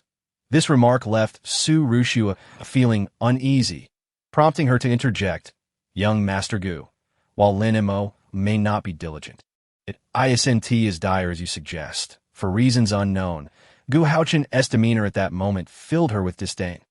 "Rushua, you know not what you speak," Wu Fong interjected. "You are well aware of Lin Mo's character. And that boy is arrogant and disrespectful. Just moments ago at the table, he dared to glare at me. In my opinion, he likely harbors violent tendencies." Upon hearing this, Su Rushua fell silent, recalling Lin Mo's past altercations. She found herself compelled to believe her mother. "From the beginning, I was 100% against your grandfather's arrangement of this marriage, but he would not listen. For your future happiness, you must divorce Lin Mo. A son-in-law of the Su family must be as distinguished as Gu Gongzi." While disparaging Lin Mo, she simultaneously pushed her daughter towards Gu Haochen. Sensing the conversation veering off course, Su Haidan quickly interrupted Wu Fong, saying to Gu Haochen, "Gu Gongzi, please forgive us. Let us finalize the investment contract without delay." In response, Gu Haochen presented the contract to Su Haitan, while subtly probing Uncle Haitan. "To be candid, our Gu family has indeed been facing some difficulties lately." "Are you truly unconcerned?" Su Haidan promptly denied. "Nonsense. You are our benefactor, Gu Gongzi. If the Gu family is in trouble, we shall certainly extend our full support. How can we stand idly by?" Gu Haochen smiled. "That is splendid." With the investment secured, he wasted no time and departed hastily. 5 minutes later, Lin Mo arrived at the company with Su Wanquan. Upon learning that the contract had already been signed, Su Wanquan nearly lost his breath in shock. Fortunately, Lin Mo patted his back, saving the old man from a dire fate. Su Wanquan struck Su Haidan across the face in anger, exclaiming, "You foolish spendthrift! How could I have raised such an imbecile for a son? Father, why are you hitting me?" Su Haidan clutched his cheek, bewildered. "You've been deceived by that scoundrel Gu Haochen. Do you realize what you've done? You are driving me to an early grave." "Deceived? How could that be possible?" Su Haidan expressed disbelief. Lin Mo let out a cold laugh, tossing a file onto the table before them. "This is the irrefutable evidence of the Gu family's bankruptcy. Open your eyes and see for yourselves." Chapter 77. Shareholders in uproar as Lin Mo flung the document onto the table. Everyone's attention was immediately drawn to its contents. Massive layoffs, shareholders fleeing, executives jumping ship, a severed funding chain, completely incapable of maintaining normal operations. All these signs pointed to one inevitable conclusion. The Gu family was indeed bankrupt. Suddenly, Su Haitian collapsed to the ground, murmuring, How is this possible?" Wu Fong was equally unable to accept this reality, frantically exclaiming, "It's a lie! It must be a lie! How could Gu Xiao deceive us?" Lin Mo, who had always harbored jealousy towards Gu Xiao, asserted that this evidence must have been fabricated by him. As she spoke, she fixed her gaze on Lin Mo, her eyes glistening with a layer of bloodshot intensity. "Speak! Where did you concoct this nonsense?" Lin Mo scoffed disdainfully, thinking the other party was beyond redemption in their foolishness. At that moment, a resounding slap echoed as Su Wanquan struck Wu Fong, gritting his teeth. "Even at death's door, you still cling to your stubbornness, incessantly calling him Gu Xiao. Is Gu Haochen your biological father? How did my Su family end up with such a foolish daughter-in-law? Wu Fong, do not think for a moment that I am unaware of your schemes. Wanting Rushua to marry Gu Haochen. Does he even deserve that? If you dare to pressure Rushua to divorce Lin Mo again, I will be the first to expel you from the Su family." Hearing this, Su Haitian hurriedly defended his wife. "Dad, this isn't entirely Wu Fong's fault. It was Rushua who agreed to invest in Gu Haochen. Moreover, I don't believe Gu Haochen would deceive us. He's a benefactor to our Su family, a close friend of Tang City's elite." and a distinguished guest at Furong Pavilion. I trust he will lead the Gu group out of its predicament. We need not be alarmists. As he spoke, his voice lacked conviction, resembling more of a plea to convince himself than others. Cold sweat trickled down Su Haitian's forehead as anxiety gripped his heart. He dialed Gu Haotian's father's number again, but still, there was no answer. Only then did he realize that the wretched boy Gu Haotian had absconded with the funds. Su Haitian was left dumbfounded, beads of cold sweat dripping. The phone IT can't be reached. Upon hearing this, not only Wu Fong, who was on the ground, but even Su Ruxue was taken aback. She had not anticipated that all of this was indeed true. The other party had been deceiving her from the very beginning. As the crowd descended into chaos, Su Ruxue abruptly turned to Lin Mo, noticing his calm demeanor, as if he had foreseen everything. Could it be that he truly knew all along? Su Ruxue pondered and mustered the courage to inquire. Impossible. Lin Mo glanced at her. Through online money laundering, this 500 million will be dispersed across banks worldwide. First converting to euros, then to US dollars, British pounds, French francs, rubles, and Japanese yen, cycling through various currencies in less than half a minute. This money will be washed clean, leaving no trace. Boom! His words struck like a thunderbolt, plunging Su Ruxue into despair. The greatest fear of secrets is that there are ears behind the walls. While they were bickering in the office, someone happened to overhear outside and rushed to the restroom. Making a call, President Chun, there's a big problem. Su Haitian has been swindled out of 500 million and is currently throwing a fit in his office. Soon, this news spread to the ears of all shareholders of the Su Group. Moments later, a throng of shareholders stormed into Su Haitian's office, demanding accountability. Su Haitian, 500 million has mysteriously vanished from the company's accounts. How do you explain this? Leading the charge was Chun Liming, the second shareholder of the Su Group, also known as President Chun. He had long coveted Su Haitian's position as chairman and had been plotting to topple the Su family to elevate himself. Now he had finally seized the opportunity. Another voice piped up, Su Haitian, you wield such power. 500 million investment, just like that, into the nearly bankrupt Gu Group. You truly are a genius. We now suspect you of embezzlement and misappropriation of company funds, severely harming the company's interests, that we demand your removal from the chairmanship. Not only that, but they also sought to prosecute him, aiming for imprisonment. The shareholders were in an uproar, and Su Haitian's complexion turned ashen as he hurriedly defended himself.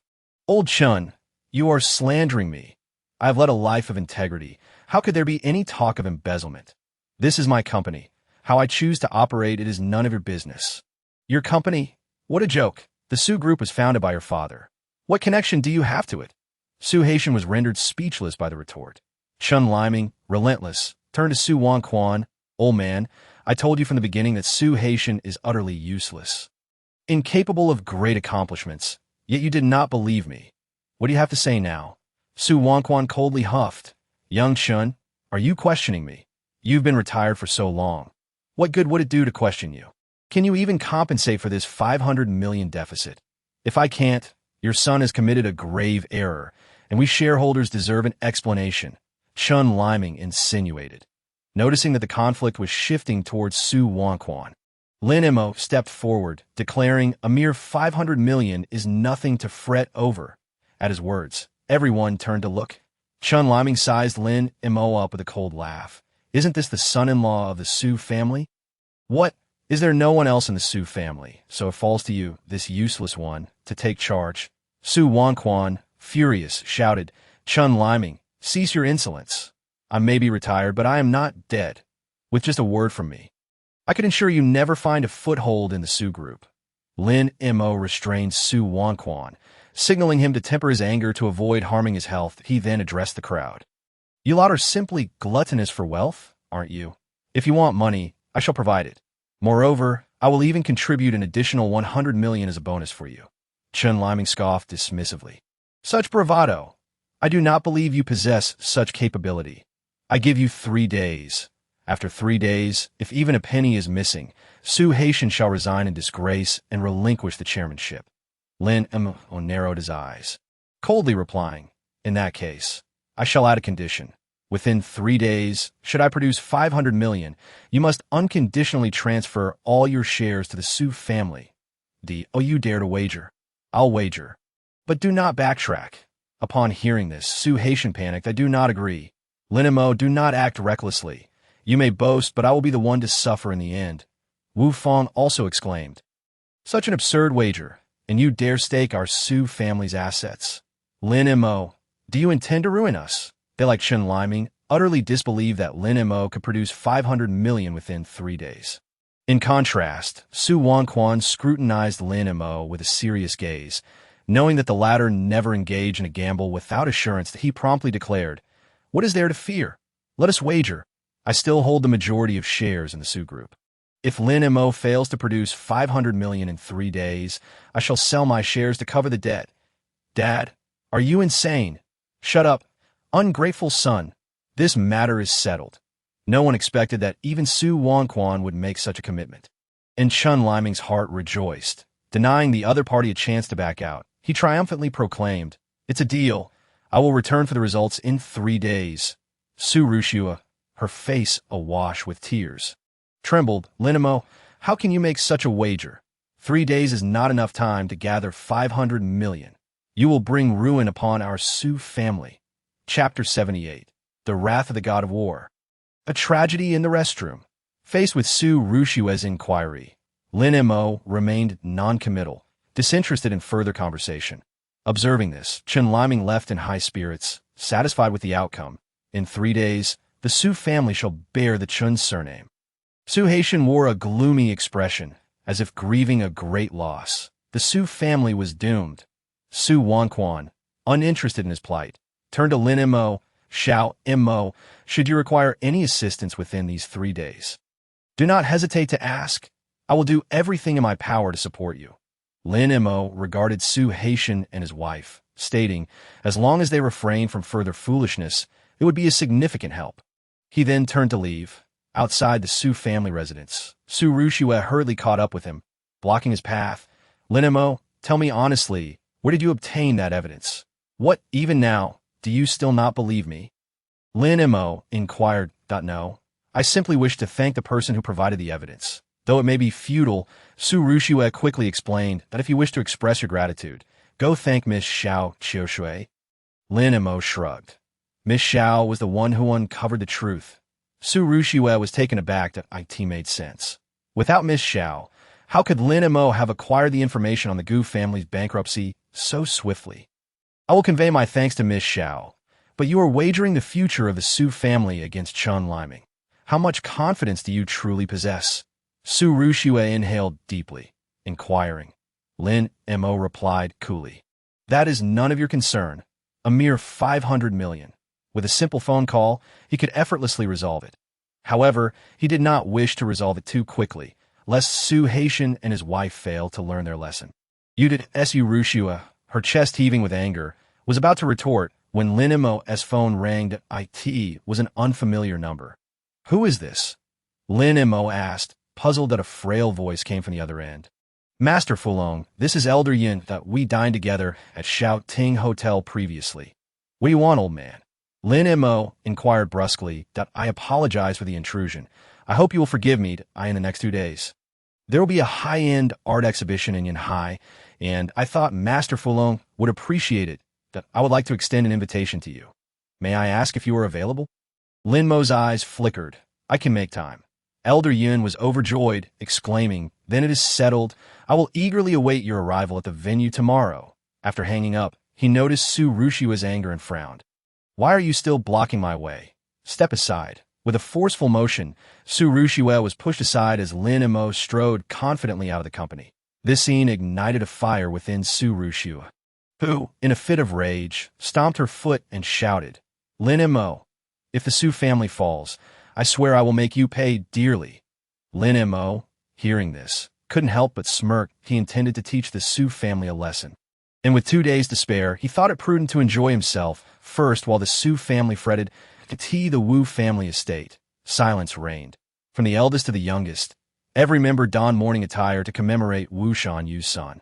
Wu Tao at Wu Shanyu sat by his son's coffin for an entire day and night, accompanied by a young man who bore a striking resemblance to him. Look at that person. He looks just like Wu Shanyu. Someone in the crowd remarked. You don't know? That Wu family's second son, Wu Tao's brother, Wu Jiang de Wu Shanyu had 2 sons. How come I've never seen him before in all these years? I heard that Wu family's second son was taken by a master from the Jinyang sect when he was young and has since devoted himself to cultivation away from home. The Jinyang sect, that is one of the 4 great Taoist sects in the provincial capital, Wu Jiang, is actually a disciple of the Jinyang sect. The one who killed Wu Tao is in for it now. Ignoring the idle gossip, Wu Zhang's face darkened with a grim determination. He turned to Wu Shanyu and vowed, "Father, I swear I will avenge my brother by killing Lin Mo." Wu Shanyu's eyes blazed with rage as he replied, "Good, I shall use Lin Mo's blood to honor my son's spirit in the afterlife." The following day, crowds gathered in front of the Shaoting Hotel, eager to witness the exhibition of a genuine masterpiece by Master Fu Long. As the foremost painter in Huagua, Master Fu Long stood unrivaled in his artistry, commanding respect and admiration from all corners. Whenever word spread of his works being displayed, it would draw the attention of scholars and art enthusiasts alike. At the hotel entrance, the esteemed Elder Yun personally welcomed guests, showing indifference to others until a young man arrived, which brought a smile to his face as he hurried to escort him into the exhibition hall. An elderly man supported a young individual, creating a curious scene. Who is that young man? Why is Elder Yun treating him with such importance? Who knows? He might just be another wealthy heir, came the reply. We are here for an art exhibition. That kid looks barely over 20. Does he even understand art? What does it matter? He is rich, so he is the one in charge. Even a figure like Elder Yun could not escape the shackles of worldly judgment. Amidst the murmurs, the young man was indeed Lin Mo. If the onlookers had known he was Master Fu Long himself, their demeanor would have been far more humble than that of Elder Yun. Elder Yun led Lin Mo to a VIP seat, only to find Yi Wuzhu already present. "Why are you still haunting me? Did you know I would come and are lurking here?" Lin Mo offered no courtesy, causing gasps among those nearby. This crowd, accustomed to the upper echelons of society, was well aware of Yi Wuzhu's identity. The legendary female warrior of Huagua, insulted in such a manner by this young man. Was he courting death?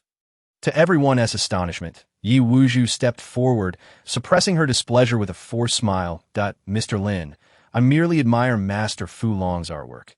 With his genuine pieces being exhibited today, I naturally would not miss it." Lin Mo raised an eyebrow. "So you are indeed lurking here. Miss Yi, I have little interest in you, so do not take it to heart." Veins throbbed on Yi Wuzhu's forehead, infuriated to the point of wanting to tear Lin Mo apart. She could not reconcile this man with her lofty imaginings of the renowned Master Fu Long. Yet, she maintained her smile and replied politely, "Mr. Lin, I was merely admiring Master Fu Long's talent. I have a deep disdain for his character. So please do not misconstrue my intentions." Seeing Yi Wuzhu endure the humiliation, Lin Mo found it amusing and playfully pinched her chin. "You are quite the patient one. That is unlike your usual demeanor." A collective gasp echoed from the onlookers, instinctively distancing themselves from the two, fearful of being caught in the crossfire of the warrior's wrath. Despite her boiling anger, Yi Wuzhu could only smile, as her father had instructed her to build a rapport with Lin Mo. This exhibition was a golden opportunity. Refusal would result in a severed father-daughter relationship. Thus, no matter her displeasure, she had to comply with Lin Mo up close. She found he possessed a certain charm. Too bad he wasn't her type. Lin Mo, in a rare good mood, decided to tease her further. Meanwhile, Yi Wuzhu's fury reached its peak as she forced a smile. "Mr. Lin, I need to visit the restroom."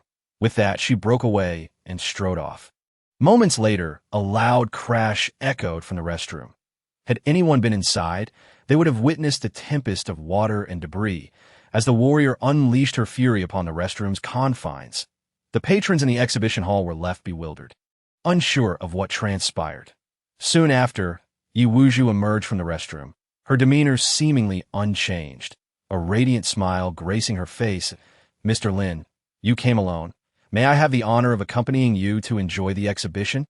Lin Mo beamed. "Sure, today I am in a generous mood. I'll grant you this favor."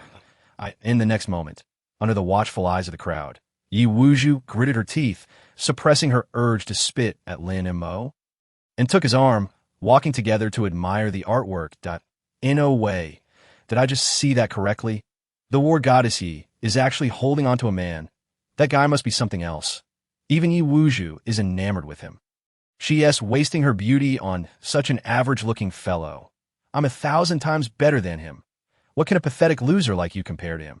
You're just jealous, unfazed by the whispers. Lin Mo remained indifferent. In truth, he was aware of his own average looks, slightly better than the likes of actors in the industry. What surprised him was Yi Wuzhu's ability to ignore the gossip, revealing a side of her that intrigued him.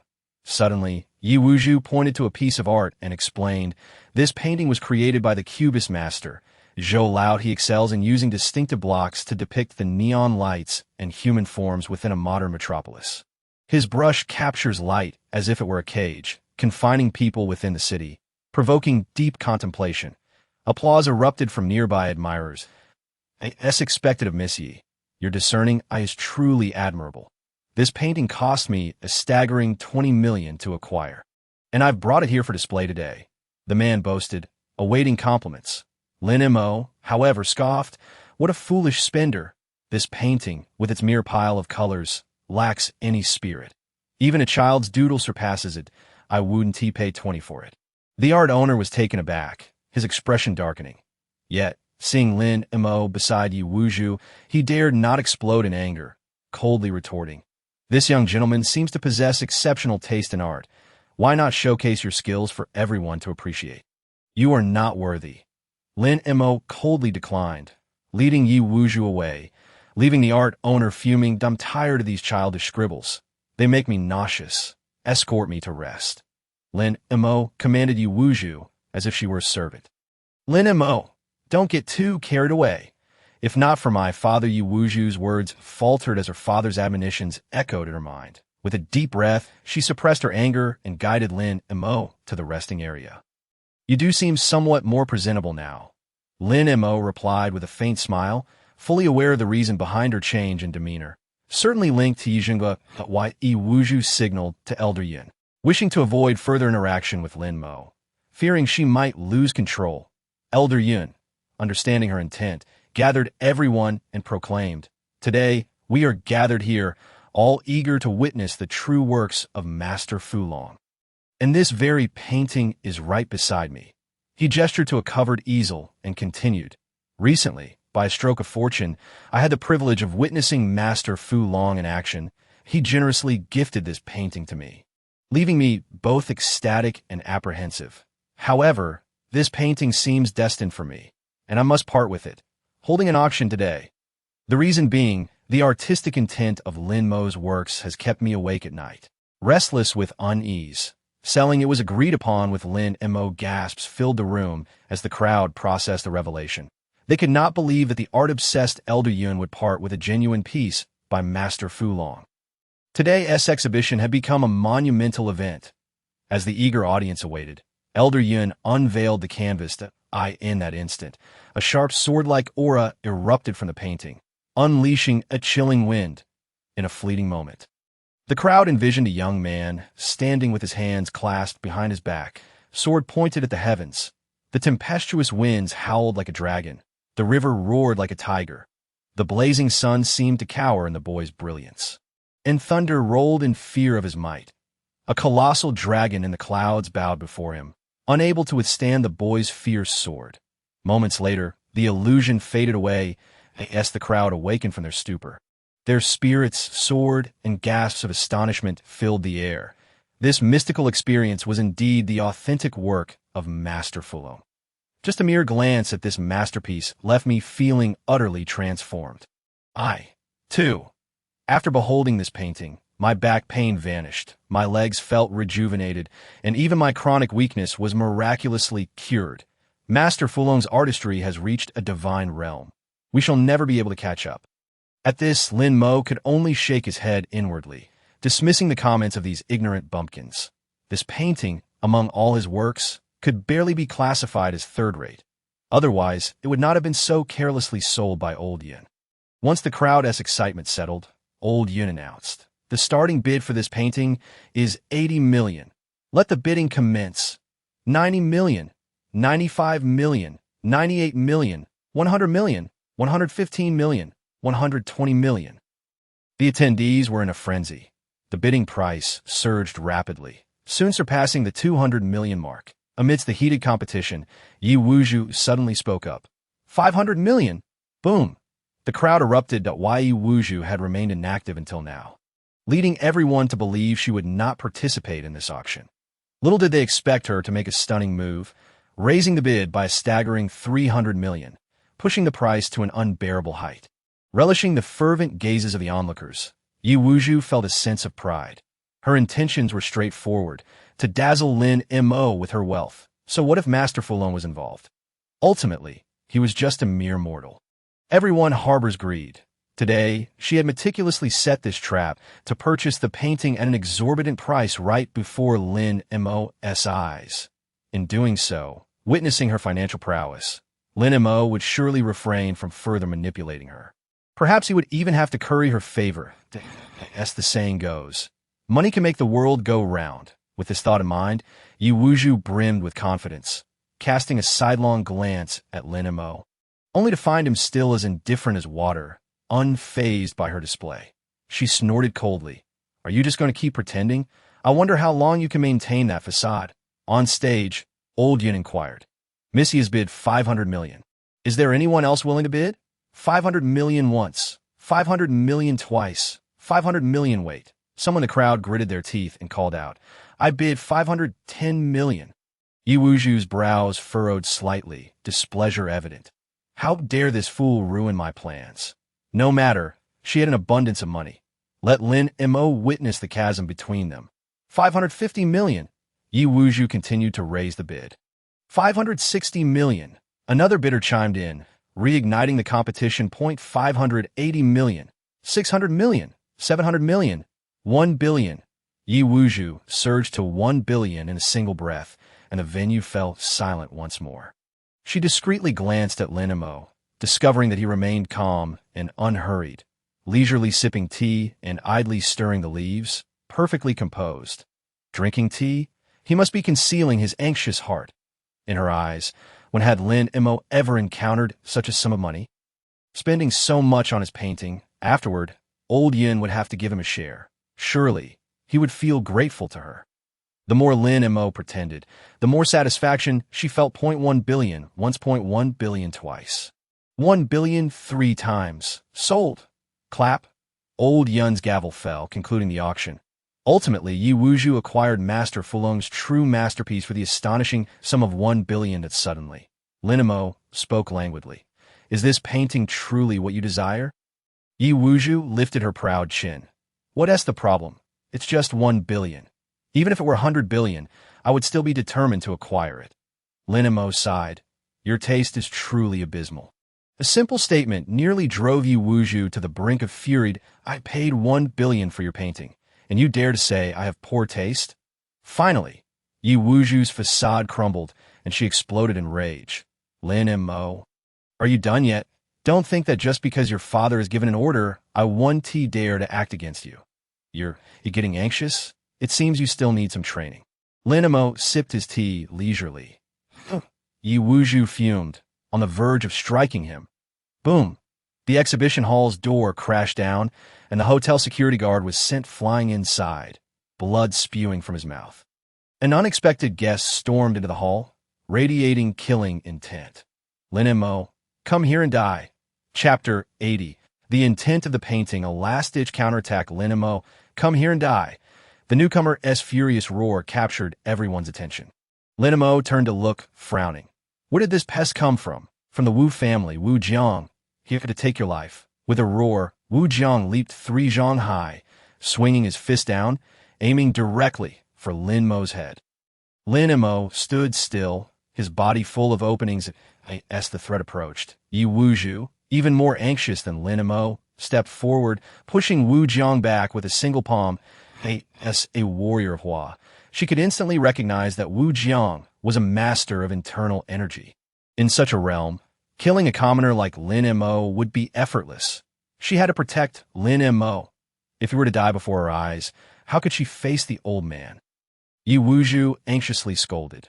Lin Mo, how did you offend a martial artist? If I weren't here today, you would have died 1,000 times over. Lin Mo scoffed. A mere pest has you so flustered. Is he really that strong? Yi Wuzhu rolled her eyes, believing Lin Mo to be woefully ignorant of the dangers posed by martial artists. She explained, ignorance breeds fearlessness, and yet you remain arrogant. I truly don't understand how you have survived until today. Listen carefully. A martial artist is someone who dedicates themselves to the study of martial arts, distinguishing between external and internal energy. Above internal energy lies the master realm, but you needn't worry about that, as you will never encounter one in your lifetime. Seeing Yi Wuzhu begin her lecture, Lin Mo was left speechless. Is she out of her mind? Why is she explaining such basic knowledge to me? And as for never encountering a master, I might as well be a pig ready for slaughter. Yi Wuzhu remained oblivious to Lin Mo's thoughts. Continuing, external energy martial artists are merely stronger and more agile than ordinary people. Internal energy martial artists take it a step further, often mastering unique techniques infused with mysterious powers if he wishes to kill you. It would be as simple as killing a chicken. Lin Mo was at a loss for words, reaching out to touch Yi Wuzhu's forehead, only to be pushed away by her, scolding. What are you playing at? I think you might have a fever. Lin Mo, I am trying to save you, and yet you are so ungrateful. Do you even need saving? Who do you think you are? Yi Wuzhu, with all good intentions, found herself rendered speechless by Lin Mo's retorts. You arrogant fool. I truly don't understand what your father sees in you. Since you seek death so fervently, I shall grant your wish if I make another move. I shall be the pig on the other side. Wu Jiang was thrown into disarray by Yi Wuzhu's palm, struggling greatly to regain his composure. This is bad. With that woman protecting him, killing Lin Mo would be as difficult as ascending to the heavens. Next, he observed Lin Mo and that woman arguing. Upon hearing her refrain from further action, a sinister smile crept across his face. Lin Mo, I have long heard you are a useless man relying on women. And now that I see you, it's truly justified. Letting a woman defend you, aren't you ashamed? Lin couldn't be bothered to glance at him, disdainfully retorting. Why so much chatter? I advise you to find a hole to bury yourself in. I'll grant you a complete corpse, die, while still being stubborn. Go die. Wu Jiang felt humiliated, roaring as he charged toward Lin Mo, ready to choke him. Suddenly, a stinging heat spread across his face, and he felt the world spinning. Slap. The noise was deafening. Lin Mo, irritated by his incessant shouting, casually struck out, sending him flying 10 meters away. Witnessing this scene, Yi Wuzhu was left dumbfounded. What just happened? Turning around, she saw Wu Jiang clutching his face, blood and teeth scattered, his eyes dazed. What just occurred? Who slapped me? The speed was so swift that he hadn't even seen the assailant's face. Oh, who struck me? Sneaking an attack. Is that what a hero does? He shakily stood up, scanning for the culprit. After searching for a while without success, his gaze ultimately landed back on Yi Wuzhu. She was the only martial artist present in the entire venue. It had to be her. Wu Jiang immediately erupted in curses. You venomous woman, you deceived me. Didn't you say that if you struck again, you'd be a pig? You pig, you so? At this, Yi Wuzhu's temper flared instantly. Her eyes narrowed, murderous intent radiating from her as the aura of a war god enveloped the entire hall, suffocating all present. Seeking death, slap, slap, slap. A series of slaps echoed, followed by a chorus of agonized screams. Wu Jiang was left battered and breathless, his face swollen beyond recognition. Why Yi Wuzhu, however, still seethed with rage. How dare he call me a pig? If I weren't afraid of causing chaos, he would have been dead 1,000 times over. With a powerful kick, Wu Jiang flew like a cannonball, crashing into the auction stage, leaving a gaping hole behind. Struggling to rise, blood streaming from his mouth, he spat out, "You dog couple as long as I don't die. I swear to grind you to dust in this lifetime."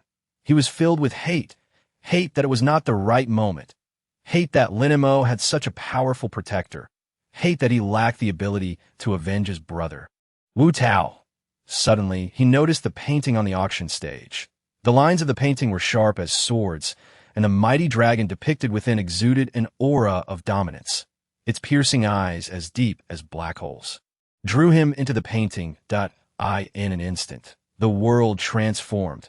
The mighty river cascades upon him, while the thunderous forces of the heavens temper his very being. A colossal dragon spirals above, its pure and untainted essence surging into him, nearly causing him to burst. No, I cannot perish. I must avenge my brother. Revenge! In the precarious balance between life and death, the fervent hatred propels him beyond the threshold of realms, not only preserving his life, but also instantaneously elevating his cultivation. At that very moment, Yi Wuzhu gazes on in astonishment, realizing that Wu Jiang has unexpectedly broken through in the heat of battle. Lin Mo's painting possesses such overwhelming prowess. Ha! Wu Jiang swiftly regains his former state, his true energy radiating outward as he releases a triumphant howl to the heavens. Who would have thought I would encounter the true masterpiece of Master Fulong here? Truly, heaven is aiding me. Ha! You two wretched souls shall await your demise. Wu Jiang, reinvigorated, transforms his true energy into a dragon and charges toward Lin Mo. This is the lethal move he comprehended within the realm of the painting. Alas, he sees only the mighty dragon, failing to notice the youth capable of slaying it. Lin Mo stands firm, effortlessly dispersing the dragon-shaped true energy, delivering a single palm strike that shatters Wu Jiang's heart. Wu Jiang is struck down, his body akin to a broken kite, hurtling dozens of meters away, collapsing onto the ground like a lifeless dog, blood streaming from his orifices. The audience gasps collectively. Yi Wuzhu's eyes tremble as she looks at Lin Mo, incredulously exclaiming, "You are also a martial cultivator?" Chapter 81. Identity Association. As Wu Jiang falls lifeless under Lin Mo's strike, the crowd's gaze towards Lin Mo is filled with astonishment. One anticipated such formidable strength from their opponent. It is no wonder he could conquer the war god of Yi. At this moment, Yi Wuzhu earnestly inquires, "Lin Mo, to what level have you attained in your cultivation?" No comment. Lin Mo glances at her. Then, as a thought strikes him, he smirks playfully. "Indeed, it seems I must adopt a new appellation for you. What do you think, Yi Wuzhu? What did you just call me?" Yi Wuzhu's face flushes crimson. "You said it yourself. If you strike again, you will be a pig, and everyone heard it, but go to hell." Yi Wuzhu, exasperated, raises her hand to strike Lin Mo. Lin Mo seizes her wrist, pulling her into an embrace, rendering her immobile. Yi Wuzhu feels his warmth, her cheeks reddening as she struggles, but finds herself unable to break free, helplessly twisting her waist. However, to outsiders, this scene appeared as a flirtation between lovers, shattering the hearts of many men secretly enamored with Yi Wuzhu. "Lin Mo, you insufferable rogue! Release me! I will kill you! Cease your antics! You lack the capability." Yi Wuzhu's face burned with a mix of shame and rage. Realizing that a hard approach is futile, she pleads softly, "Could you let me go? There are too many eyes around. I do not wish to be the subject of gossip. Release you, if you don't cease your madness. I am quite adept at slaughtering pigs. A specimen as plump as you could fetch a fine price." Yi Wuzhu suppresses her fury, whispering, "Fine, I shall not pursue this matter further." Lin Mo loosens his grip. No sooner has she regained her freedom than Yi Wuzhu turns to slap him, only to have her wrist easily captured once again. This time, Lin Mo shows no mercy, exerting force that threatens to crush her bones. "What was it you said earlier?" Lin Mo's expression remains impassive. "Do not test my limits." Yi Wuzhu feels a chill run down her spine, intimidated by his aura. Lin Mo's presence at this moment is utterly distinct, resembling a merciless deity of death. In that instant, Yi Wuzhu suddenly recalls something. She had been saved by a mysterious figure on 2 occasions when encountering a succubus. According to her father, it was not one of his dispatched experts providing protection. Could it be that this person is Lin Mo? She tentatively probes. "Lin Mo, do you know about succubi?" "Of course I know. They cuddle with me every night." "Why? Do you wish to take her place?" "You lecher. I would sooner sleep with a dog than embrace you." Yi Wuzhu promptly dismisses her earlier suspicion. How could I have thought Lin Mo was that mysterious figure? Impossible. Absolutely impossible.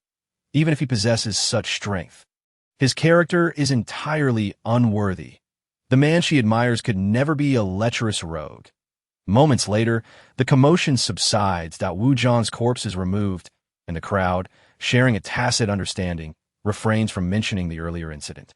Continuing with the art exhibition as if nothing had transpired, in a bid to curry favor and secure their own safety, many approach Yi Wuju, showering her with flattery. Congratulations, Miss Yi, on acquiring the true masterpiece of Master Fulong. Your grace is unparalleled. We are utterly unworthy. Amidst the crowd, Yi Wuju suddenly spots a familiar face, her expression shifting to one of surprise. You are from the Tiangong Hall? Do not worry, Miss Yi. I am Yu Wenyun, and we met 3 years ago. I did not expect you to remember me. Oh, I recall now. You are beside Hall Master Lu, but it seems you're the only one here. Where is Hall Master Lu? Yu Wenyun's expression grows somber as he replies. Hall Master Lu has long cherished the works of Master Fulong. Upon hearing of the exhibition of a true masterpiece, he yearned to attend. However, alas, he now suffers from a grave illness, confined to his bed, and could only instruct me to come in his stead. Lin Mo furrows his brow in contemplation. Hall Master Lu? Is your Tiangong Hall not headed by someone with the surname Kong? Yi Wuju scoffs at this. Lin Mo, if you do not understand, do not speak out of turn.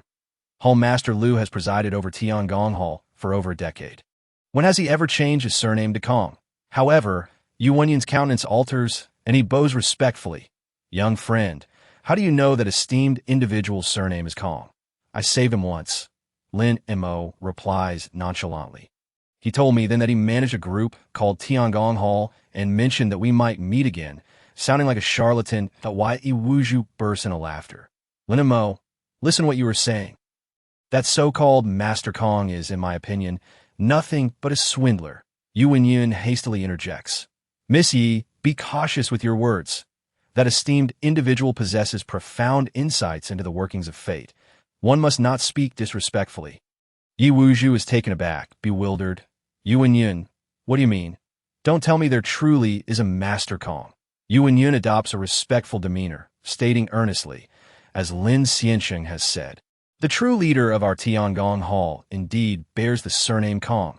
However, that esteemed individual is wholly devoted to the pursuit of Tao, unwilling to manage affairs, thus remaining in the shadows while Hall Master Lu oversees all matters.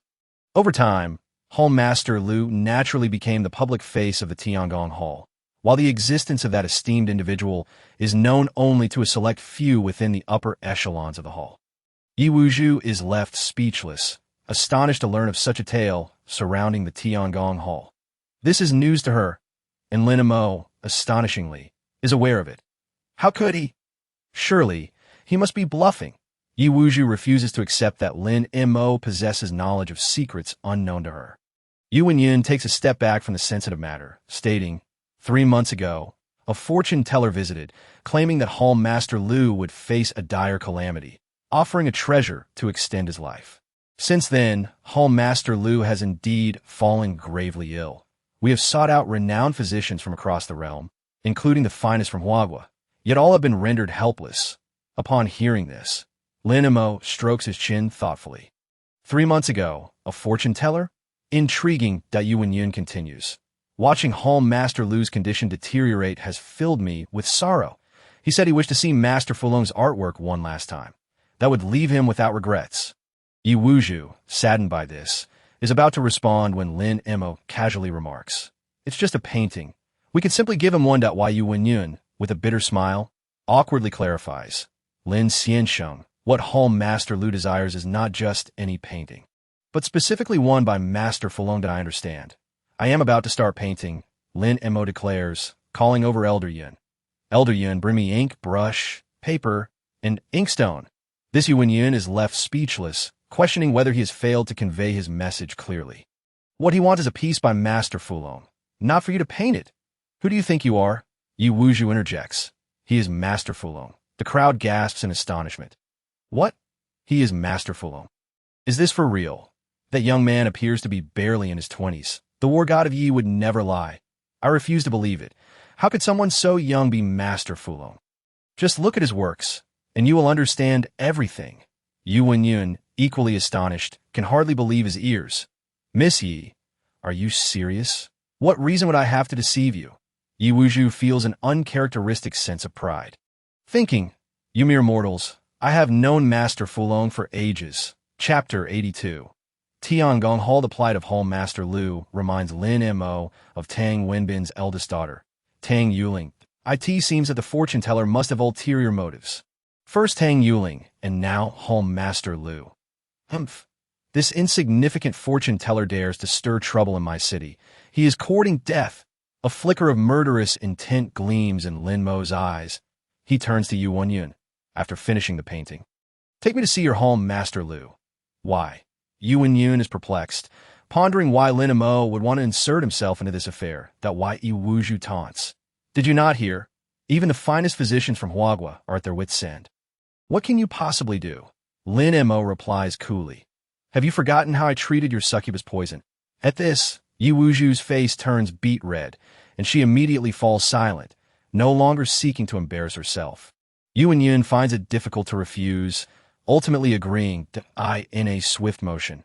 Yun Lao procured rice paper and a brush, and Lin Mo began to paint in mere moments. A magnificent depiction of a fierce tiger descending the mountain was born. Simultaneously, a palpable aura of murderous intent emanated from the artwork, engulfing all present. Clinging to a precipice as sharp as a blade, with a man-eating beast looming above and an abyss of unfathomable depth below. One step backward leads to hell, while a step forward plunges into the tiger's maw. It is a deadlock. Once one steps into this realm, escape is utterly impossible. As the illusion dissipated, a shiver ran through the crowd. Cold sweat streaming down their brows, grateful to have narrowly escaped death. They soon realized that such an effect was unparalleled across the land. Indeed, Master Fulong is a marvel. Who would have thought that Master Fulong would turn out to be such a youthful figure? A youthful hero indeed. Master Fulong, would you grant me your autograph? Lin Mo paid them no heed and handed the painting to Yu Wenyun, saying, lead the way in the provincial capital. Jinyang Prefecture, a certain esteemed individual was deep in seclusion. Suddenly, a jolt of anxiety gripped him, and he spat out blood. Wu Jiang has perished. The man was filled with rage, bellowing, summon someone, go to Yunhai and uncover the truth. Who has slain Wu Jiang? Whoever dares to harm my disciple, Su Jingyang, will pay with blood for their transgressions. In the Hall of Heavenly Secrets, located on the outskirts of Yunhai, its decor mirrored that of the Ming dynasty. Its existence was akin to that of the Ming dynasty's Jinyui, tasked with gathering intelligence from around the world. The identity of its clientele remained a mystery to all that at this moment. Upon Lin Mo's arrival, he furrowed his brow, an ominous energy wafted in the air above the hall, bizarre and unsettling as anticipated. The Hall Master Lu was not merely ill. Lin Mo remained composed as he followed Yu Wenyun inside. A young woman in her 20s rushed forward, her expression fraught with worry, and said to Yu Wenyun, Uncle Yu, my father has fallen ill again. Shaoan, what is the situation? Yu Wenyun inquired. It's the same as before, feverish, unconscious, mumbling incoherently, uttering words we cannot comprehend. The young woman's face was etched with worry as she turned to Lin Mo, asking, Uncle Yu, who is this? This is Mr. Lin, here to treat Hall Master Lu. Yu Wenyun replied. The young woman's eyes revealed skepticism. Uncle Yu, have you lost your senses? This fellow looks younger than I am. What could he possibly know about medicine? I've already sought out Divine Dr. Bai, who is currently treating my father. Yu Wenyun chuckled awkwardly. As long as Divine Dr. Bai has arrived, that is sufficient. Mr. Lin, this is Hall Master Lu's daughter, Lu Yuan. Please do not take offense. At present, Divine Dr. Bai is administering treatment, and it would be inappropriate for us to disturb him. Perhaps I should arrange for you to rest for a while. Lin Mo cut to the chase. I did not come to squander time. Divine Dr. Bai cannot save your Hall Master. Take me in. Lu Yuan retorted, displeased. Divine Dr. Bai is renowned throughout the land, having saved countless lives. On what grounds do you claim he cannot? Lin Mo scoffed. He possesses some medical knowledge, but your father's condition is not one that can be cured by a physician. What an audacious and shameless individual. Truly, you speak with such arrogance. Yu Wenyun, how could you seek out such a person to treat my father? I suspect you intend to bring about his demise. Lu Yuan's face was filled with cold fury, her resentment towards Lin Mo reaching its zenith. Yuan Yin, flustered, retorted. Lu Yuan, I have served Hall Master Lu for most of my life without any ulterior motives. How can you make such accusations? Who knows what you are thinking? You are not even a member of the Lu family. Amidst their quarrel, a woman emerged from the sick room, exclaiming, "The patient requires a tranquil environment. What are you all arguing about?" Lu Yuan quickly deflected. "I apologize, Dr. Tao. An ignorant boy has caused a disturbance, and I will have him removed at once." With that, she turned to Lin Mo, her voice sharp. "Leave at once. If you hinder Divine Dr. Bai's treatment, I will not spare you." Dr. Tao, upon seeing Lin Mo, exhibited surprise. "What brings you here? I am equally curious. What are you doing here?" Lin Mo countered, "I am a doctor, naturally here to treat patients, so what have you discerned?" Yuan Yin, sensing a story between them, quickly attempted to ease the tension. "Do you two know each other?" Dr. Tao's gaze flickered, betraying a hint of guilt. "We've met once, but hardly counts as knowing each other." Lu Yuan, astonished, could not fathom that this young man was acquainted with Dr. Tao. "Dr. Tao, should I have him removed immediately?" Dr. Tao hastily waved his hand. "No need. This Mr. Lin might possess the ability to save your father. If what he claims is true, I genuinely lack a method to treat him, but Mr. Lin, are you jesting?" Lu Yuan remained skeptical. Just then, Divine Dr. Bai emerged, asking, "Qian, why have you been gone for so long?" Dr. Tao pointed at Lin Mo, whispering, "The Divine Dr. Lin is here to tea this." Bai Changshuo's dim eyes lit up with excitement. "It is indeed Divine Dr. Lin. Who would have thought we would meet again?" Upon witnessing Bai Changshuo's demeanor, Lu Yuan was utterly flabbergasted to be referred to as a divine doctor by Bai Changshuo. Could it be that this young man truly possesses medical prowess? How is that possible? Concurrently, Lin Mo smiled at Bai Changshuo. "Dr. Bai, our fates are truly intertwined. Although the old man's medical skills may be somewhat lacking, his heart is certainly in the right place." Bai Changshuo waved his hands. Flustered, "You flatter me, Divine Dr. Lin. In terms of medical skill, I am nowhere near your level. Your words are too kind." Subsequently, Bai Changshuo cupped his hands towards Lu Yuan. "Miss Lu, you are truly fortunate to have Divine Dr. Lin's assistance. Hall Master Lu is surely saved." Lu Yuan, feeling quite awkward, fidgeted. "Lin, Divine Dr. Lin, can you truly save my father?" "Whether I can or cannot," Lin Mo replied coldly, hands clasped behind his back. "Who was it that just told me to leave?" Lu Yuan trembled, hastily apologizing. "I was unaware of Divine Dr. Lin's esteemed name and have offended you. I beg for your forgiveness. Please have mercy and save my father." Witnessing this scene, Yuan Yin shook his head with a wry smile. Lu Yuan, who had been pampered and spoiled since childhood, had finally met her match today. Lin Mo snorted coldly. "Is an apology merely a fleeting word? What must Divine Dr. Lin have in return? Kneel and slap your own face. Until I am in a good mood, I shall not extend a hand to save your father." Lu Yuan was nearly in tears. Having grown up, she had never even knelt before her father. What, is your father's life truly so worthless? Faced with the accusation, Lu Yuan gritted her teeth and resolutely knelt before Lin Mo in public, with a resounding slap, slap, slap.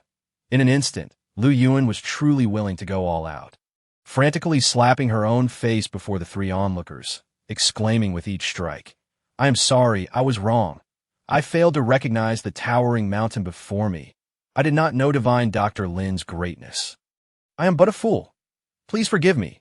She continued until her cheeks were swollen, blood seeping from the corners of her mouth, her words nearly incoherent, before Lin Mo finally called for her to stop. "Enough. Remember this lesson for the future." Ignoring Lu Yuan further, Lin Mo strode into the sick room. Bai Changshuo and his disciple followed suit, filled with excitement. Eager to learn from Lin Mo inside the room, a throng of attendants surrounded the sickbed, where the patient lay pale and devoid of color. Bai Changshuo gestured toward the man. "Divine Dr. Lin, this is Hall Master Lu. Before your arrival, I administered the 9 spirit calming needles to stabilize his spirit." Lin Mo nodded, waving his hand. "That is no longer your concern." Bai Changshuo was not displeased, humbly stepping aside with his disciple. Lin Mo approached the bedside to take Hall Master Lu's pulse. His heartbeat was feeble, barely perceptible, with blood stagnating in his heart, obstructing circulation throughout his body. He was drenched in cold sweat, trembling, alternating between chills and fever, and mumbling nonsensically. All signs indicated that Hall Master Lu was not merely ill, but rather poisoned. Poisoned by the most sinister and malevolent of curses. Everyone leave. No one is to enter without my command. Understood. Yu and Yin and by Changsho spoke in unison. Little did they know, Lin Mo suddenly grabbed an attendant, saying, "You need not leave. Stay here." Yu and Yin raised an eyebrow in astonishment, contemplating. This Mr. Lin is indeed extraordinary. He truly knows our Hall Master Kong. Indeed, Lin Mo had stopped the individual, who was none other than the elusive and enigmatic true master of the Hall of Heavenly Secrets. Kong Mingzhi, he had anticipated Lin Mo's arrival today, disguising himself as an attendant to await his presence. Once Lin Mo entered the room, he did not even glance at him, believing Lin Mo had forgotten him long ago. Kong Mingzhi exchanged a knowing glance with Yu Wenyin, who understood and led everyone out, closing the door behind them. "What was your surname again?" Once the crowd had departed, Lin Mo inquired. "Lin Go, my name is Kong Mingzhi. Have you forgotten so soon? We even visited the foot massage city together. Enough with the nonsense. This mere evil energy cannot harm you, can it?" Lin Mo, uninterested in banter, commanded, "Strip Hall Master Lu of his clothing." Kong Mingzhi hesitated, showing signs of reluctance. "You want me to strip a man?" "Lin Go, I have no interest in that. If you don't, I will peel your skin off." All right, I'll do it." Kong Mingzhi begrudgingly began to undress Hall Master Lu. Lin Mo picked up a string of inked jade prayer beads from the bedside. As Kong Mingzhi removed Hall Master Lu's clothing, he explained, "Those are a shamanistic talisman from the Miao region, containing malevolent energy that invades and damages the meridians, devouring one's vital energy and threatening the soul. You do not come. I dare not make a move that it seems you already knew that this person was afflicted by poison. Of course, I am not boasting. There is nothing in this world that I do not know. However, knowledge alone is insufficient. I am merely skilled in calculations, not in medical practice, and I lack the ability to save him. If we speak of someone possessing great powers, it must be Lord Lin. So I waited, and finally, today I have awaited your arrival. Let me tell you, for this day, as Kong Mingzhi spoke, he resembled a machine gun, utterly oblivious to the need for pause. Had it not been for the growing murderous intent in Lin Mo's eyes, he might have continued for hours without stopping. I should have sealed that loquacious mouth of yours." Lin Mo, increasingly annoyed by his incessant chatter, contemplated silencing him permanently. No. I will be quiet. Kong Mingzhi's internal alarm bells rang loudly, and he immediately fell silent, focusing on undressing the leader Lu. Humph. Lin Mo let out a cold snort, effortlessly crushing the prayer beads in his hand. In an instant, a wave of malevolent dark energy surged from the shattered beads towards Lin Mo. Lin casually blew upon it, and the dark energy emitted a wretched scream before dissipating without a trace. Meanwhile, in a shadowy corner, a middle-aged man suddenly opened his eyes, spitting blood, and ominously declared, "Another one spoiled? This time, from the Tianji Hall, who dares to thwart my plans? Regardless of who you are, dare to oppose me, and I shall make you wish for death." Lin Mo was temporarily unaware of this matter. After shattering the prayer beads, the leader Lu suddenly began to convulse, startling Kong Mingzhi. "Step aside." Lin Mo ignored him, propping up Lu, revealing his gaunt, skeletal frame. The external cause has been addressed, yet the internal cause remains unresolved. This person is too deeply poisoned, with an excess of Yin energy in his body. He likely harbors goo worms within his heart. When manipulative goo object is destroyed, the goo worms will go into a frenzy, wreaking havoc within his body. To save his life, one must restore vitality and preserve his breath. Lin Mo then employed his sacred yin-yang hands, caressing Lu's entire body. Wherever his hand passed, the previously pallid and withered skin instantly transformed into a vibrant hue. Before long, Lu's body regained its vigor. Subsequently, Lin Mo circulated his true energy, striking Lu's chest and then his back. Poof! With a pained cry, Lu spat out 3 mouthfuls of black blood. Within the viscous blood were countless goo worm corpses.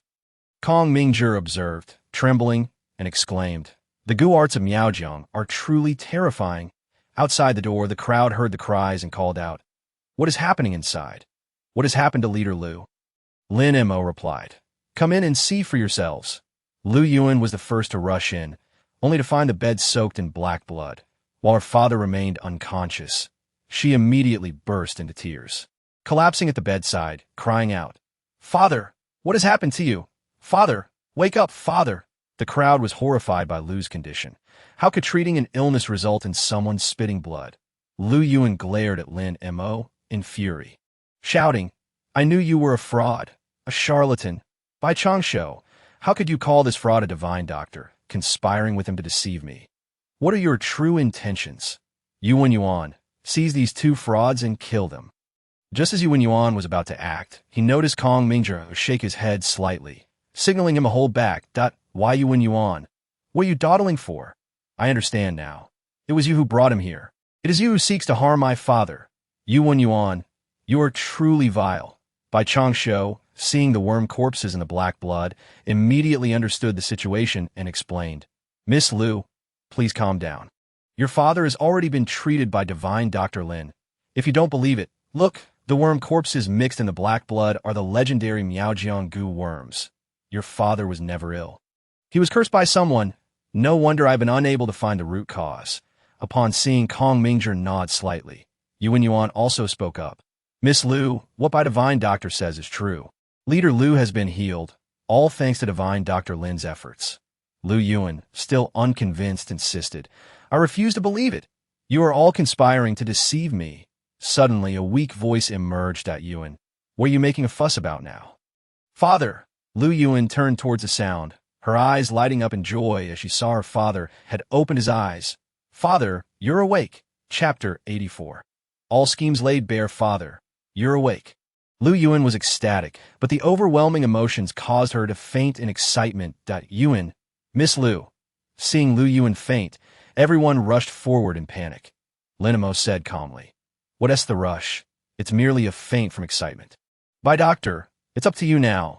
Bai Changsho expressed his gratitude, instructing others to move Lu Yuan to a chair and employing acupoint techniques to awaken her.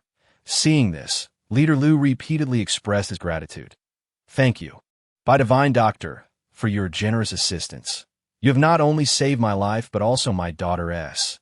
You are a great benefactor to the Lu family." Bai Changsho smiled slightly, gesturing towards Lin Mo, saying, "Leader Lu, you are mistaken. I do not possess the ability to save you. Your true savior is this divine Dr. Lin." Leader Lu was astonished, incredulous. "Divine Dr. Lin? So young, by doctor, do not jest." Yuan cleared his throat, affirming once more, "Leader Lu, it was indeed divine Dr. Lin who saved you." As he spoke, he discreetly pointed to Kong Mingzhe beside Lin Mo. Only then did Leader Lu believe they were not lying. He pushed aside the covers, struggled to stand, grasping Lu Yuan's hand, and bowed to Lin Mo. "Thank you, divine Dr. Lin, for saving my life. Thank you, divine Dr. Lin, for saving my life." Lu Yuan also bowed in unison, apologizing, "that I lost my composure earlier, and I am willing to die to atone." Kong Mingzhe, knowing Lin Mo's temperament, feared he might accept her apology, forcing Lu Yuan to take her own life and disregarding the danger of revealing his identity.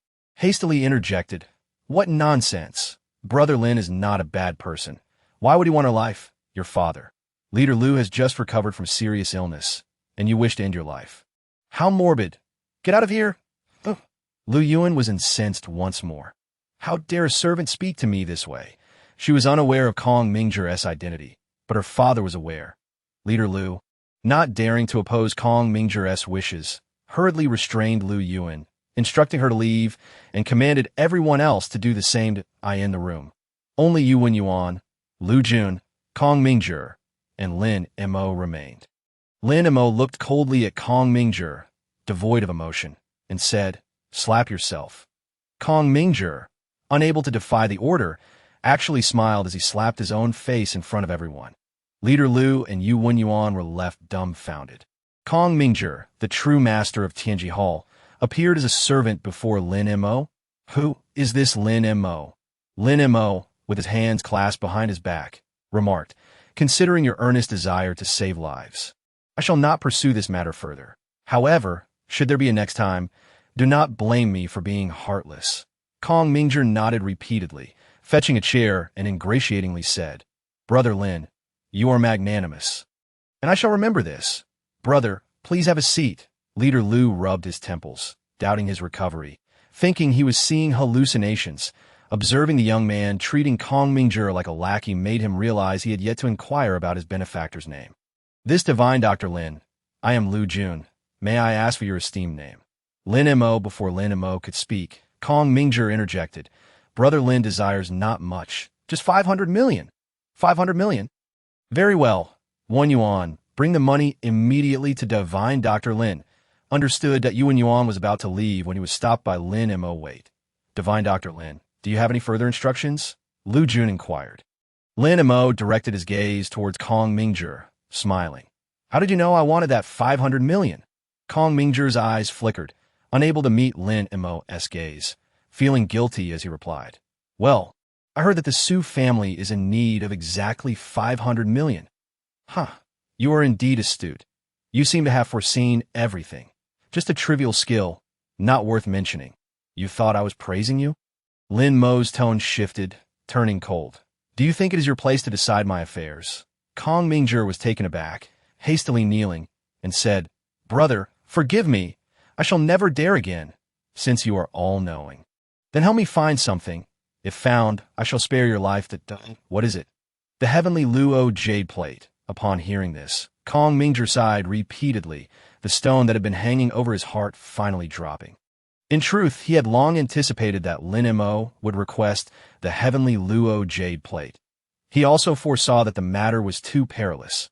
Carelessly getting involved would likely result in the loss of his life. If he were not present today, Lin Mo would have entrusted this matter to Lu Jun. Not understanding the intricacies, would have readily accepted, subsequently reporting it to himself, leaving him without a choice, leading Tianji Hall to its demise, and himself to a fate without burial. Even if he were present, Lin Mo would still bring up this matter and issue a direct order to him, with a 99.99 probability of being forced to agree, leaving only a 0.01 chance of successfully refusing. That he gambled on that 0.01. Alas, he ultimately lost the gamble. Kong Mingzhi wanted to struggle a bit more, stubbornly insisting, "The heavenly Luo jade plate? I have never heard of it." "Never heard of it?" Lin Mo revealed a playful smirk. "Is there anything in this world you do not know?" "What a preposterous lie," he said nonchalantly. "You are asking for trouble. My hands have not tasted blood in a long time."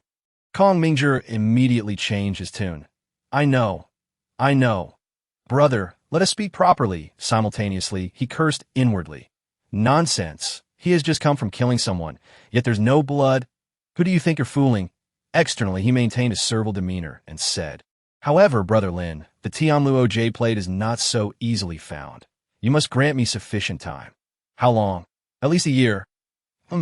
6 months. I see you're truly tired of living. 3 months. No, just 1 month. I guarantee a response within 1 month. Lin Mo remained non-committal. He was well aware of the difficulty in locating the Tianluo jade plate, especially since he himself had no inkling about it. A month's time was acceptable to him. As for the money, I shall forego it. If there is no news in a month, come to me with your head. Upon hearing Lin Mo's agreement, Kong Mingzhi finally breathed a sigh of relief. That was a close call. He nearly lost his life. After finalizing their arrangement, Lin Mo stood to leave the tea that moment. Yuan produced the painting, feigning to return it to Lin Mo. Terrified by Lin Mo's earlier demeanor, he dared not linger. To Mr. Lin, you are a compassionate healer, offering treatment without charge. We cannot accept this painting. Lin Mo shot him a fierce glance, causing him to tremble uncontrollably. I am a man of my word. If I say I will gift it to you, then you shall accept it. Yes, I apologize for my offense. Please forgive me, Lord Lin. Lin Mo chose not to hold a grudge. As he might need these individuals in the future, he did not linger and departed from the premises. After Lin Mo left, Kong Mingzhi suddenly stood tall, exuding an extraordinary presence, a stark contrast to his previous demeanor. If he had been a servant in front of Lin Mo, he now resembled an emperor, Watching Kong Tangzhu return to his usual self, Lu Junkai and Yu Wenyuan quickly bowed and proclaimed in unison, "We pay our respects to the Tangzhu." Kong Mingzhi's murderous intent was palpable. Regarding the Tianluo jade plate, not a word is to be uttered outside this room. Otherwise, I will personally slaughter everyone in the Tianji Hall. Understood. Chapter 85. The storm is rising. I have some troublesome matters to attend to. You won't see me for a long time. Kong Mingzhi's tone carried the weight of someone making arrangements for the future. Before he departed, he specifically instructed the two, from now on, regardless of what occurs, do not provoke Mr. Lin. Should you bring misfortune upon yourselves for such actions, I cannot guarantee your safety. Yet he also assured them that as long as they followed him obediently and fulfilled his every need, assisting Mr. Lin to the best of their abilities, he would ensure their lives remained worry-free. Yes, we will strictly adhere to the Tangzhu's commands. Once everything was arranged, Kong Mingzhi vanished like a specter. The room was left with only Yu and Lu. Yu Wenyuan replied, "This is a gift from the divine healer Lin. A gift from the divine healer. Did I not instruct you to seek Master Fulong's painting?" Yu Wenyuan smiled mysteriously. "Lin Mo is Master Fulong." "What? The divine healer Lin is Master Fulong." Lu Junkai exclaimed in astonishment that he never expected that this young man was not only skilled in medicine, but also the legendary Master Fulong. In that moment, Lu Junkai finally understood why Kong Tangzhu held the divine healer Lin in such high regard. Meanwhile, at the Xiao family residence, in search of the 500-year-old Lingji, Xiao Qiushui had employed hundreds of individuals to scour the entire province for clues. One day, she received a phone call. "Miss Xiao, good news. I found a lead on the medicinal herbs." "Where?" "In the ghost market." With a thud, Xiao Qiushui's whole body trembled, and her phone fell to the ground. The ghost market, located in Huayu City next to Yunhai, is teeming with rare treasures and countless extraordinary individuals. However, that place is unregulated, rife with danger and deceit. Greedy individuals often venture there in search of fortune, only to meet their demise, vanishing into the crowd. It is a place where one may enter with their life, but leave without it. Xiao Qiushui quickly regained her composure, negotiated a reward with the informant, and pondered for a long time. Ultimately, she decided to go herself. With her grandfather's time running short, and having finally found a lead on the medicinal herbs, she could not afford to give up. She took out pen and paper, resolutely writing a farewell letter and arranging her affairs. Afterwards, she gathered the most elite security team, fully armed, ready to delve into the dragon's lair and tiger's den. This journey was fraught with peril. In the blink of an eye, time flew by. The day of the wager had arrived. For reasons unknown, the day was shrouded in ominous clouds, mirroring the mood of the Su family. Lin Mo had promised to gather 500 million within 3 days to fill the company's financial gap, and today was the final day that a group of shareholders cornered the Su family in the company, their eyes glinting with malice, as greedy as wolves ready to devour. "Old Master Su, 3 days ago, your son-in-law claimed you would produce 500 million in 3 days. The time has come. Where is the money?" "Don't even mention the money. That scoundrel isn't even here. I bet he has fled." "Su Haitian, you have chosen an excellent son-in-law. With a mere word, he has nearly handed over the Su family's fortune. He truly is a great benefactor." "Huh."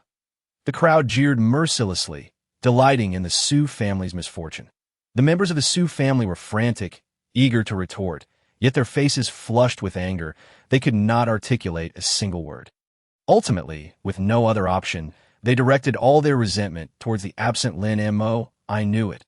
I knew this Lin Mo was utterly useless." Wu Fong was the first to fire back. "The Su family has truly met a calamity with him." Su Haitian lamented, questioning Su Wanquan. "Father, look at the excellent son-in-law you have chosen. I truly do not understand what you saw in that Lin Mo. He has brought our family to ruin." "Enough," Su Wanquan shouted angrily. "Lin Mo is not a man of dishonor, nor is he cowardly. I believe in Lin Mo. He will surely come." "Father, what time is it? And you still cling to your delusions. You trust him, but where is he? He has been completely unreachable. What else could it mean but that he has fled?" "Father, I do not care what spell you are under by that scoundrel. After today, Lin Mo must divorce Su Rushu." This marriage has been a complete mistake from the start. Unfilial son, you ungrateful child. If you dare force their divorce, I will sever our father-son relationship. Su Rushue remained silent, her heart heavy with worry. Once again, she dialed Lin Mo's number, hoping for an explanation, but still could not get through. This was the 10th call she had made today. In the meantime, she had even tried contacting Xiao Qiushui, but the latter was simply out of service. She was utterly disappointed in Lin Mo. Reflecting now, her decision to feign a marriage with Lin Mo might just be the wisest choice of her life. Shareholder representative Chun Liming, tired of the prolonged wait, issued an ultimatum. Old Master Su, we have been sitting here for nearly a day. Time is money that we can wait a maximum of 10 more minutes. After that, if your son-in-law does not bring the money, you must fulfill your promise. Su Haitian will resign and relinquish the position of chairman. All shares in your possession will be used to offset the debt. If you dare refuse, we will see you in court. The Su couple felt as though they had plunged into an ice pit, their eyes glued to the passing time. Almost in the blink of an eye. Only the last 10 seconds remained of the 10 minutes. The Su family was doomed. They felt despair creeping into that moment. Su Rushue's phone rang. Upon seeing the name on the caller ID, Su Rushue shouted in excitement. I knew he wouldn't run. Su Wonquan breathed a sigh of relief, his heart finally at ease. Chun Liming scoffed. Just a phone call. Let's see what he can stir up. Su Rushue anxiously answered. Lin Mo, where are you? At home. Why have you called so many times? At home. Su Rushue was taken aback, furious. Do you have any idea what day it is? Didn't you say you would come up with 500 million? Where's the money? Where are you? Lin Mo seemed unconcerned. All right, that matter slipped my mind. If you hadn't mentioned it, I would have forgotten. Forgotten? Su Rushue exploded. Our Su family's fortune is at stake because of your gamble. And you tell me you forgot? It's not that important. Just wait. I'm coming over now. With that, Lin Mo hung up. Su Haitian anxiously asked, Rushue, what did he say? Su Rushue was on the verge of tears. He said he forgot and told us to wait. He's coming over now. Wu Fong exploded in outrage. That beast. He actually said he forgot? Fine. When he arrives, I will skin him alive. A quarter of an hour later, Lin Mo pushed the door open. Everyone here. He sat down calmly beside Su Wonquan. Chun Liming wore a mocking smile. Lin Mo, you really dare to come. Wu Fong got straight to the point. Demanding money. Lin Mo, where is the money? If you can't produce it, get out of the Su family. Lin Mo glanced at her, leisurely sipping tea, and tossed out a bank card, saying, take what you need. Go ahead and swipe. Chapter 86. The new major shareholder take what you need. Swipe it yourself? Everyone was astonished. They had never anticipated that Lin Mo could be so audacious. In just 3 days, could he truly have managed to secure 500 million?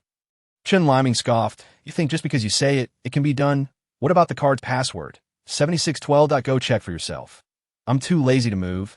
Lin Mo replied casually. Xiao Wang, verify it.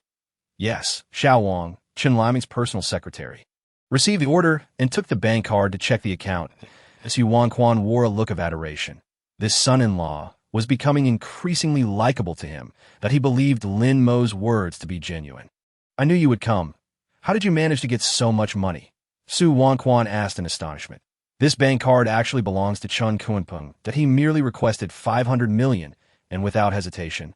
Chun Kunpeng handed him the card, claiming there were 1 billion available for unrestricted use. This individual is unwaveringly loyal, efficient in his dealings, and indeed trustworthy. The source of the funds is both legal and compliant. So rest assured. What? Where did this billion come from? Chun Liming exclaimed in shock. Lin Mo chuckled and replied, President Chun, I have procured the 500 million. Now it is your turn to fulfill your promise. Chun Liming's expression darkened. What was said earlier was to wait for another 10 minutes. The time is up now. It no longer counts. Su Haitian, feeling agitated, retorted, Chun Liming, you shameless scoundrel. What nonsense about 10 minutes? You initially stated 3 days, and that means 3 days. The 3 days have not yet elapsed. How can it no longer count? Everyone here just accepted it. Do you dare to deny it? You are the one without shame. You are the only one speaking. Who accepted it? Su Wonquan timely interjected, commanding silence. As the founder and current largest shareholder of the group, the authority of old Master Su still held sway, and the two quarreling parties promptly fell silent. Su Wanquan continued. 3 days ago, we agreed on 500 million, and now Lin Mo has produced 1 billion, but this sum is more than sufficient to fill the company's deficit. Or do you, esteemed shareholders, only care for personal gain while disregarding the company as crisis? Chun Liming, do you not wish to address the company's financial shortfall? Chun Liming quickly defended. Of course not. I have diligently prioritized the company's interests for over a decade. How could I possibly act to harm it? Very well, then transfer 500 million to the company's account now. This left Chun Liming momentarily speechless. That old fox is trying to force my hand. Once the accounts are settled, the company's 500 million deficit will vanish, and my leverage to threaten Su Haitian's resignation will also dissipate. If I continue to stir trouble then, it will be unfounded and I will surely face defeat. Old fox, what a cunning scheme. Realizing this, he stubbornly insisted, first, let Su Haitian relinquish the chairman's position. As for you, Su, I can forfeit my shares. You may keep yours. Resign? Humph. That is exactly what I intend. The crowd erupted in disbelief. Old Master Su actually agreed to Chun Liming's unreasonable demand. This was truly unexpected. In an instant, everyone exchanged glances, their eyes now fixed on Su Haitian. Su Haitian was momentarily stunned, then exclaimed excitedly, Dad, have you lost your mind? Lin Mo has already produced 500 million. Why should I step down? Su Wanquan coldly snorted. Your resignation has nothing to do with Lin Mo producing 500 million. Didn't you say before that I would resign only if Lin Mo couldn't produce the 500 million? What do you mean? Su Haitian, if you cannot comprehend this, you truly disappoint me. Su Wanquan shook his head in dismay and chastised. Misappropriating company funds without board approval and rashly signing exorbitant contracts with others has caused the company severe losses. Do you think you can evade punishment? Dad, you need not speak further. After unanimous discussion by the board, due to your gross dereliction of duty, you are no longer qualified to hold the position of chairman of the Su Group. You are hereby relieved of all duties as a disciplinary measure. Is there any dissent? Despite his age, Su Wanquan's voice resonated powerfully, like thunder. Chun Liming, who had been seeking Su Haitian's resignation, naturally did not object. He remained silent, and other shareholders followed suit, unwilling to voice their opinions. You are the only one raising your hand. It appears everyone else disagrees. Chun Liming ground his teeth in frustration. Su Wanquan chuckled. Ignoring him, and addressed Lin Mo, good son-in-law, I recall you previously mentioned you would provide an additional 100 million as a bonus for the shareholders, correct? Lin Mo, feigning ignorance, replied, Is that so? I seem to have forgotten. Yes. A small shareholder, unable to resist his greed, quickly raised his hand. I agree to nominate Lin Mo as chairman. Encouraged by this, others began to raise their hands in succession. I agree. I also agree. Agreed. Mr. Lin. No, Chairman Lin. We all heard clearly about that 100 million bonus. How could you forget? Seeing this unfold, the two men exchanged knowing smiles. I didn't say 100 million. I said 200 million. The shareholders erupted in excitement. All of them were business people, and no one would turn down money to nominate Lin Mo as chairman. Only Chairman Lin can lead the Su Group towards a prosperous future. I agree. We all agree. The crowd voiced their support for Lin Mo, and soon, Chun Liming was the only one who did not raise his hand. With a majority vote in favor, I declare Lin Mo officially the chairman of the Su Group. Clap, clap, clap. The crowd erupted into applause. Su Wanquan continued. Moreover, I have decided to transfer all my shares to Lin Mo free of charge. From this day forth, he shall be the largest shareholder of the company. A gasp of shock rippled through the crowd at Su Wanquan's sudden declaration. Witnessing the inevitable outcome, Chun Liming and Su Haitian, both bitter adversaries, wore expressions as dark as thunderclouds, their emotions strangely aligned. Lin Mo, I will make you pay. Chapter 87. Educating the Su family, as Lin Mo not only became the chairman, but also inherited Su Wanquan's position within the company. Both Su Haitian and Chun Liming were filled with resentment. After all, they could never have anticipated that the greatest beneficiary would be this individual. However, in the next moment, Su Wanquan continued, Chun Liming, it is now your turn to fulfill your promise. What do you mean? Su Wanquan, Chun Liming replied anxiously. According to what you said 3 days ago, transfer your shares unconditionally to Su Haitian. Su Haitian perked up that S.O. That's how it is. Chun Liming held 18 of the company's shares. And combined with Su Haitian's 24, they would total 42. This meant that Su Haitian would become the second largest shareholder. Just after Lin Mo, he finally understood his father's intentions that Su Wan Quan. You are going too far. I will fight you to the end. Chun Liming, blinded by rage, grabbed a nearby ashtray and hurled it at Su Wan Quan. In a moment of crisis, Lin Mo swiftly intervened. "T.O. dare raise a hand against me. You must be desperate." With a cold expression, Lin Mo swiftly struck Chun Liming, sending him crashing to the ground. Blood spewed from Chun Liming's mouth as he looked at Lin Mo in terror and exclaimed, "You dare strike me? Someone, come quickly." The others remained unfazed, pretending ignorance. "Who did the hitting? We didn't see anything." Lin Mo seized him by the neck, lifting him off the ground, his voice low and menacing. "If I had wanted to spill blood in the Su family, you would have already met your end.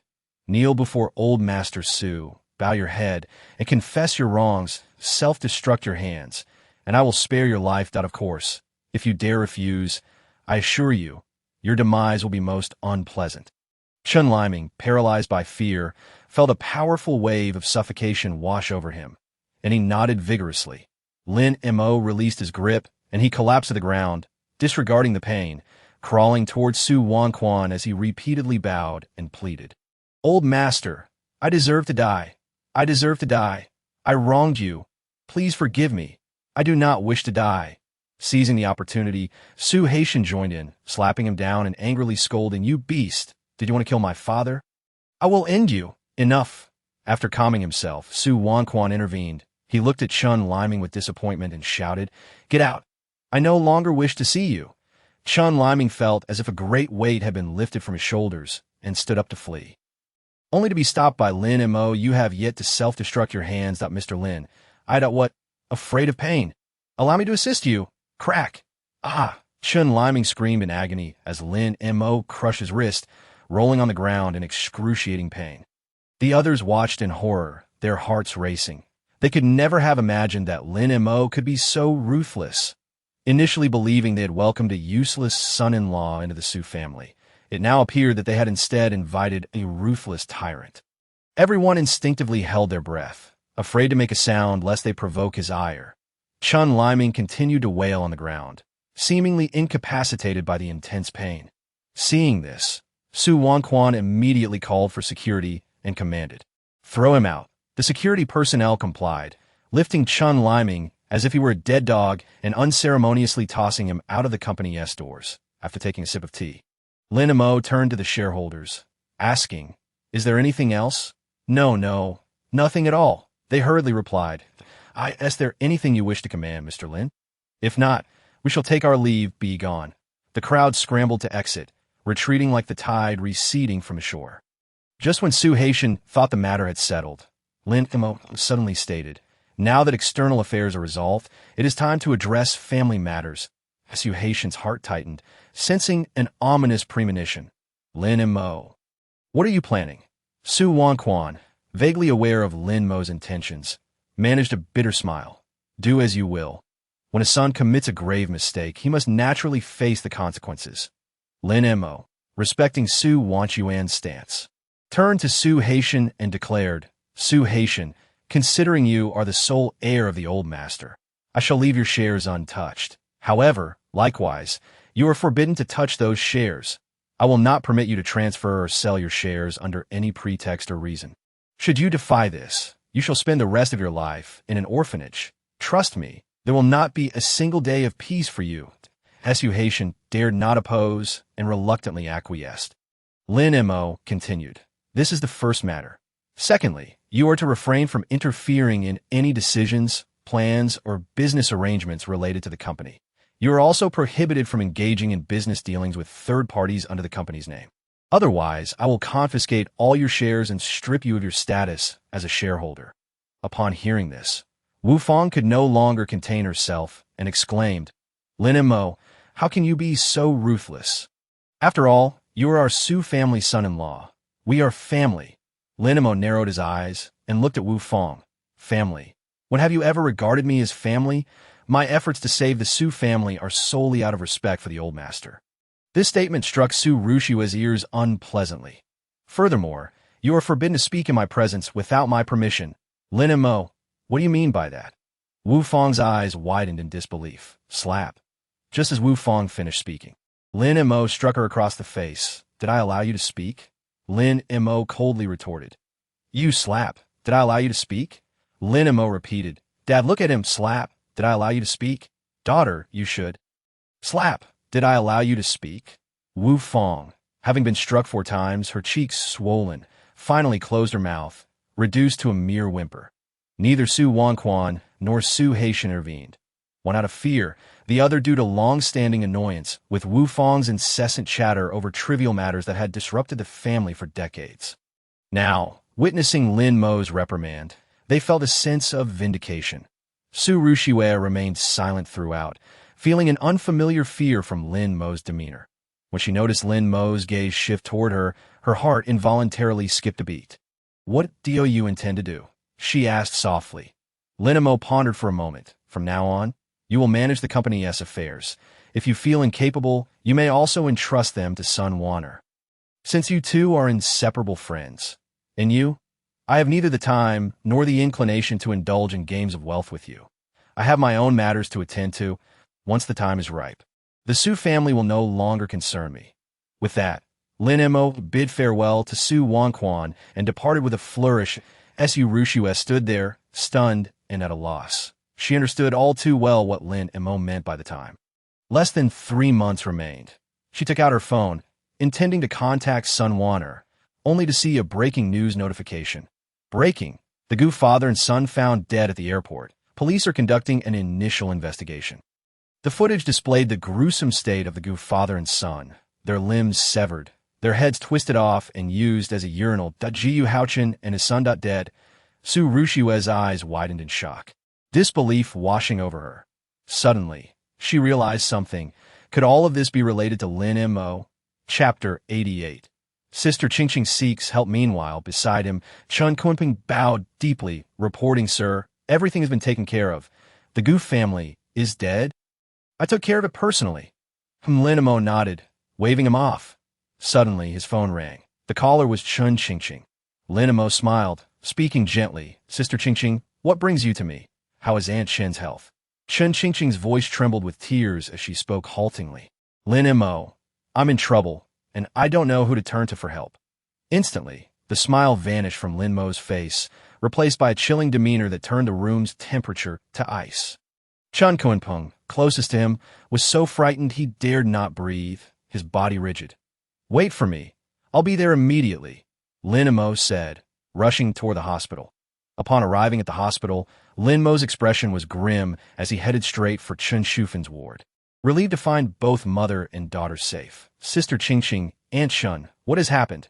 Lin Mo grasped Chun Qingqing's hand, concern etched on his face. Chun Qingqing's eyes brimmed with tears. Lin Mo, my father, father has been taken captive. Your father?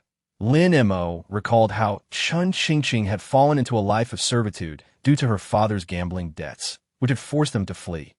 Now, how had news of her father resurfaced? Chun Shufen sighed. We received a call today stating that my husband owes them 80 million and has been taken captive. If the debt isn't settled within a week, they are prepared to collect his body. As she spoke, Chun Shufen began to weep, whether for her husband's tragic fate or their family's continuous misfortunes. Lin Mo maintained a stoic expression, asking, did they mention where? They said it was at the Longhuang Entertainment City. Longhuang Entertainment City, the largest casino in Yunhai City, known colloquially as Longhuang City, appeared glamorous on the surface, but was riddled with vice, encompassing all sorts of illicit activities. Lin Mo held the hands of the mother and daughter firmly, solemnly stating, do not worry, leave it to me. I will ensure Uncle Chen's safe return. But they are demanding 80 million. How can you possibly raise that amount? Lin Mo gently patted Chun Qingqing's head, offering a reassuring smile. Rest assured, I have my ways. With that, Lin Mo prepared to leave the ward. Chun Qingqing grabbed hold of him, her expression resolute. Then I will go with you. He is my father. I must save him myself. Lin Mo hesitated for a moment before agreeing. Very well, let us go together. Outside, Chan Kunpeng had been waiting, ready for orders.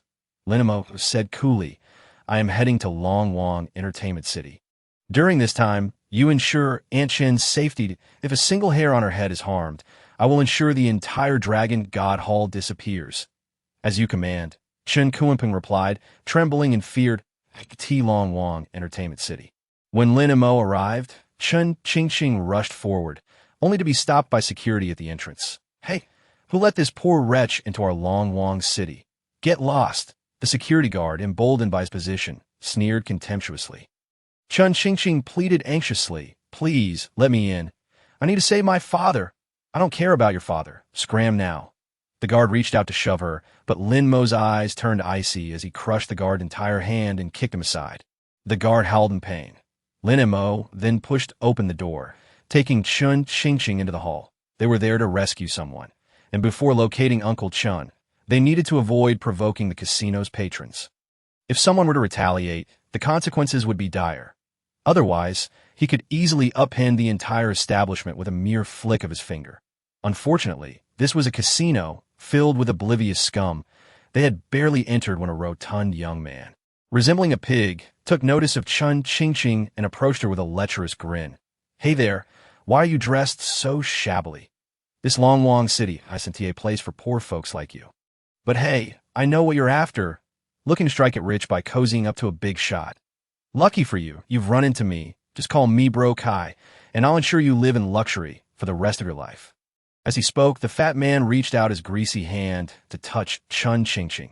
She slapped his hand away, disgusted. Pervert, don't touch me. Bro Kai's angry now. He replied coldly, you little slut don't know who you're dealing with. If I can't have you today, I want to go by Zhou Kai. Slap. Just as he finished speaking, Lin Mo struck him with such force that he flew 10 meters away. Da-da.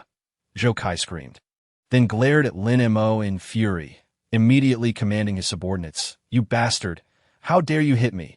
I'll ruin you. Break his legs, tie that girl up, and take her to my room. For henchmen surged forward, threatening, you must be tired of living, daring to hit Bro Kai. Tell us, which leg do you want us to break first? Each of them brandished a spring baton, approaching Lin Mo with malicious intent. Xiao Mo, run. Chen Qingqing instinctively urged. However, the next scene left her utterly stunned. Lin Mo effortlessly took down 4 burly men, shattering their knees, causing their anguished screams to reverberate throughout the casino. Xiao Mo, you. She suddenly recalled that the man before her was no longer the little boy he once was, but had matured into a man capable of standing tall and strong. Lin Mo smiled gently and said, rest assured, Sister Qingqing, I am here to protect you. Observing his subordinates being easily defeated, Zhou Kai was terrified to the core and scrambled to find the casino manager, crying out, I'm a level 2 VIP of Long Wang City. Someone is trying to harm me. I demand immediate security service. As he spoke, Zhou Kai gritted his teeth and pointed at Lin Mo, making his intentions unmistakably clear. The casino manager summoned 10 armed security guards, positioning Zhou Kai behind him, and approached Lin Mo with a condescending glare. Kid, I haven't seen you before. You dare to cause trouble in my Long Wang City on your first visit? You have some audacity. Kneel and apologize to Mr. Zhou and deliver this woman to him for his enjoyment, or I will let you live no longer. Lin Mo, uninterested in further conversation, directly seized the manager by the throat. With a mere glance, he intimidated the 10 armed guards into retreat, exuding a menacing aura. I am in a particularly foul mood today. Do not force me to commit murder in front of Sister Qingqing. My patience is limited. I will give you 10 seconds to summon your superior to see me, or I will cripple you. The manager, petrified, hastily contacted the higher-ups of the casino. However, before the call could be completed, a furious voice echoed throughout the venue. Who dares to make trouble on my turf? In the next moment, a towering figure descended from above, radiating an overwhelming aura of menace. Upon closer inspection, one could see a scar extending from his eye to his chin, and a fierce tiger tattoo emblazoned across his chest, his mouth agape in a menacing grin. What the hell? It's he Shanfeng. Onlookers gasped in horror. Who had summoned this harbinger of death? If Brother Feng intervened, Blood would surely spill. Quickly leave, this is truly bad luck. Among the crowd, someone uttered a complaint, inadvertently catching He Shanfeng's attention. With a swift motion, he seized the man's head and crushed it on the spot, leaving everyone aghast. Who else feels unlucky? He licked the brain matter and blood from his hands, a chilling smile gracing his lips. Instantly, the crowd fell silent, too terrified to utter a sound. Then, with an air of intimidation, He Shanfeng approached Lin Mo, looking down from his height, and commanded, "Kid, if you don't want to die, kneel before me." "Kneel?" Lin Mo frowned, a smirk playing at the corners of his mouth. Without a word, he kicked He Shanfeng's knee, causing him to collapse to the ground. Stepping on his head, he declared, "I do not like looking up when speaking to others. You shall kneel properly." Witnessing this scene, the patrons of the casino were left utterly speechless that He Shanfeng, the feared figure, was being trampled beneath someone else's foot. What am I witnessing? Meanwhile, the humiliation ignited a burning rage within He Shanfeng. His eyes reddening, veins bulging ominously on his forehead, he struggled with all his might, only to find himself weighed down as if carrying a 1,000-pound burden, utterly immobilized. Disaster! He realized he had encountered a formidable opponent. This young man was also a martial artist, and his level far surpassed his own. Gritting his teeth, He Shanfeng managed to ask, "Little brother, what brings you to our Long Huang city? To find someone. Are you the one in charge?" Lin Mo replied that I am responsible for security here, that if you're looking for someone, I can assist you at that moment. Chun Qingqing spoke up, "My father, Chun Jian, where have you imprisoned him?" "Chun Jian." He Shanfeng suddenly understood. "You are his daughter." Lin Mo applied more pressure with his foot, nearly crushing He Shanfeng's head. "Enough talk, take us to see him." All right, brother, ease up, or I will die under your foot," He Shanfeng pleaded repeatedly. Once Lin Mo lifted his foot, He Shanfeng continued, "Chun Jian is with Long Ge. He has been waiting for you all night." "Another Long Ge?" Lin Mo scoffed disdainfully. He Shanfeng hastily clarified, "Han Jin Long, the one in charge of Long Wang City. The nominal owner, that he is in the top floor Tianzi room. I will have someone escort you." With his knee shattered, He Shanfeng could no longer walk. Yet Lin Mo merely smiled faintly. "No, you will lead the way. Crawling to or I will break your hands too." Faced with the threat, He Shanfeng had no choice but to crawl like a dog in utter humiliation, leading the way, much to the satisfaction of the onlookers. Upon reaching the Tianzi room, as soon as they entered, Chun Qingqing spotted her injured father, bound to a chair, with a dozen armed thugs, 5 of whom were martial artists. "Dad!"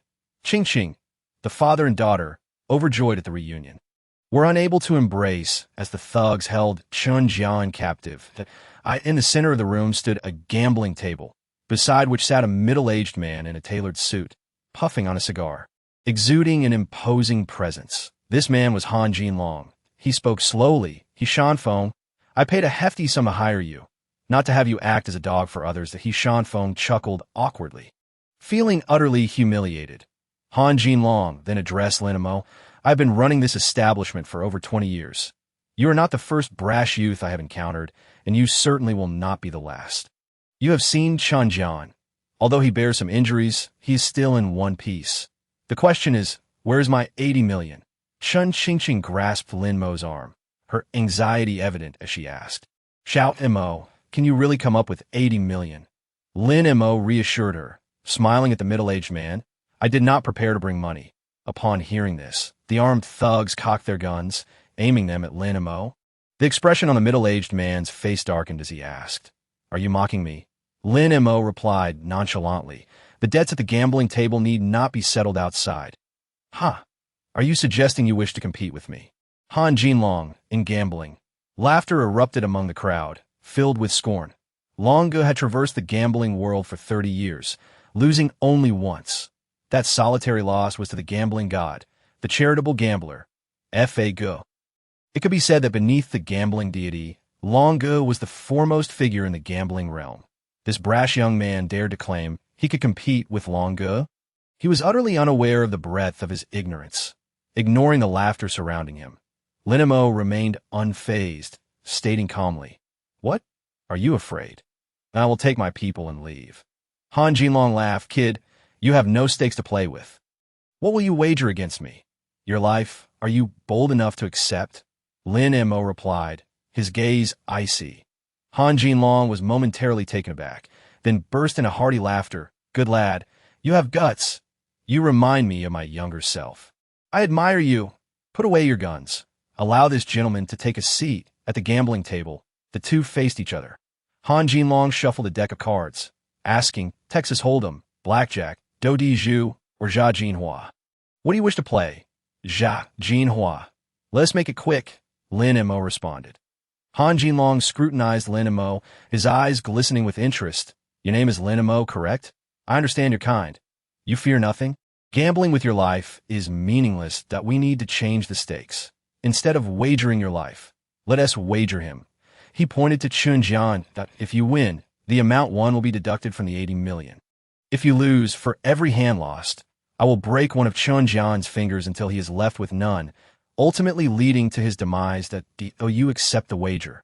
Observing the sinister smile on Han Jinlong's face, Lin Mo remained composed and simply replied, Deal the cards. As Chun Jian was made a wager, he panicked, shouting, You little brat, how dare you? Ching Ching, who is this guy you brought? Chun Ching Ching was equally anxious, but seeing Lin Mo's calm demeanor, she chose to trust him. Dad, I believe in him. You. Chun Jian was at a loss for words. Unable to fathom his daughter was so cavalier with his life, he rushed to Han Jinlong, long ago. Let me do it. I will gamble my own life. Han Jinlong didn't even glance at him, coldly stating, You are no longer worthy to sit at my gambling table. Once left undisturbed, Han Jinlong personally dealt the cards. 3 for each player. The ante was 8 million, perfectly corresponding to 10 fingers. Mr. Lin, will you raise the stakes? No need. Reveal the cards. Lin Mo pressed his hand on the cards, not even glancing at them, directly opting to reveal. Han Jinlong frowned. You're not going to look at your whole cards? No need. Fine, don't regret it. Han Jinlong revealed his hand. JQ, K is straight. Lin Mo tossed his cards down, revealing a 3, 5, 6, all single cards. This round, Han Jinlong won. Clap, clap, clap. Han Jinlong laughed sinisterly, mocking, Mr. Lin, you dare to reveal your cards. You certainly have the demeanor of a gambling god. Unfortunately, you lost a D-O-it. Creak. Ah. At the command, the thugs immediately snapped Chun Jian's pinky finger, eliciting a chorus of screams from him. This kid doesn't know how to gamble. He is deliberately trying to kill me. Chun Jian's eyes bulged with despair, his heart shattered. Chun Qingqing panicked. Xiao Mo. You don't worry. Losing a few fingers won't kill him. I just want him to learn a lesson. Sister Qingqing was not one to hold grudges. He had to make the other party understand consequences. Following this, the game continued. After receiving the whole cards, Lin Mo still did not look, leisurely stating, Reveal the cards. Chapter 90. Jia Jinhua Kid, still playing this hand? Han Jinlong's countenance was cold and stern. Sensing a hint of disrespect from Lin Mo, he chuckled disdainfully, saying, Since you insist on letting Chun Jian ponder, I shall oblige you. With a flourish, he revealed his cards. 9 JK, a flush. Moreover, the hand was quite formidable. Your turn. Lin Mo discarded his cards, revealing AA4, a pair. Lin Mo had lost. Han Jinlong snickered. What a pity. If that 4 had been a third A, you would have held the strongest hand in this game. Mr. Lin, alas, your luck seems to be lacking. In the game as Jinhua, there's 6 types of hands ranked from highest to lowest. A triplet, 3 of a kind, a straight flush, a flush, a straight, a pair, and a single card. And a triplet consists of 3 cards of the same rank, with 3 aces being the highest triplet. Lin Mo held 2 aces, but the third card was a 4, making it a rather frustrating hand. Han Jinlong exchanged a glance with his henchman, who understood the cue. Crack! Another finger was snapped off Chun Jian's hand. Once his scream subsided, Han Jinlong remarked, Kid, care to continue? Let me remind you, it's not just Chun Jian who has lost fingers. You also owe me 16 million, but there's no escaping that debt. Lin Mo remained expressionless, responding, Enough with the rambling, deal the cards. Han Jinlong snorted coldly, and they resumed the game. Lin Mo still did not glance at his cards. The spectators were utterly baffled. Who plays Zai Jinhua this way? Does he truly believe himself to be a gambling deity? Han Jinlong retorted, Open your cards? Unexpectedly, a smirk played on Lin Mo's lips as he replied indifferently, Raise. The crowd shook their heads. This kid must be insane to raise. Han Jinlong mocked. Kid, think carefully, you've already lost 2 fingers in one hand. Are you sure? Lin Mo shook his head, saying, You are mistaken. It's not 2 fingers. I wager 3, 24 million. Are you in? Are you trying to bluff me? You are still too inexperienced. I call. Show your cards. Han Jinlong flipped his cards. AKQ, a straight flush, the highest possible hand. Kid, open your eyes wide and see clearly. What do you have to beat me? Han Jinlong pressed. I'll give you a chance to back out. If you kneel and bow 10 times, I'll pretend you never raised. Lin Mo calmly revealed his whole cards one by one, stating, What makes you so certain that a straight flush will win? Han Jinlong sneered, With your pitiful hand, what gives you the audacity to raise? Pitiful hand. Are you quite sure? Lin Mo pushed his cards to the center of the table, upon seeing the 3 cards. Han Jinlong's eyes nearly popped out in disbelief. 3-2-S, the smallest triplet. The smallest hand had defeated the largest. Han Jinlong's straight flush had lost. The crowd erupted in astonishment.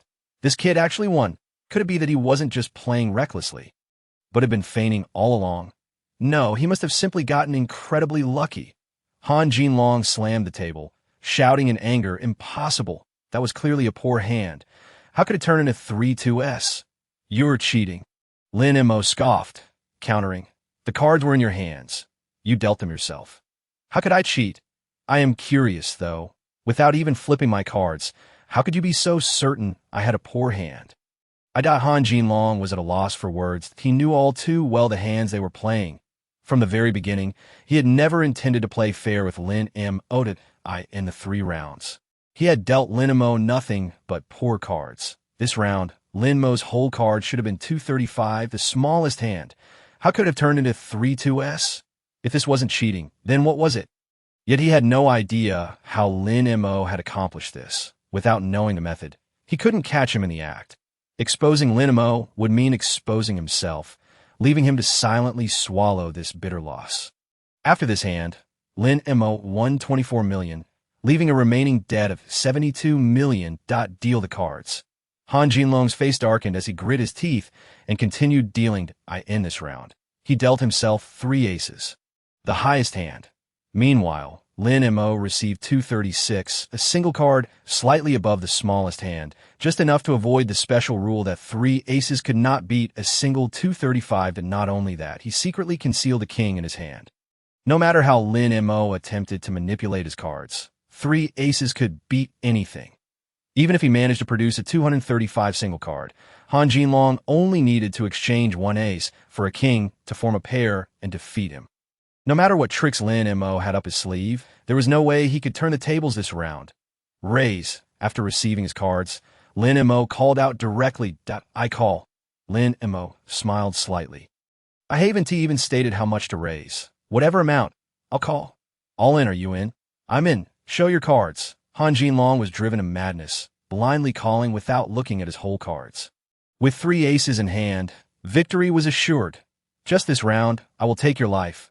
Lin Mo revealed his cards effortlessly. 236, a single card, a complete mess. Han Jinlong erupted into wild laughter, as if he could already envision Lin Mo and his companions falling into his grasp. Chun Jian felt as if struck by lightning. This terrible hand had pronounced his death sentence. Ladies and gentlemen, 3 aces.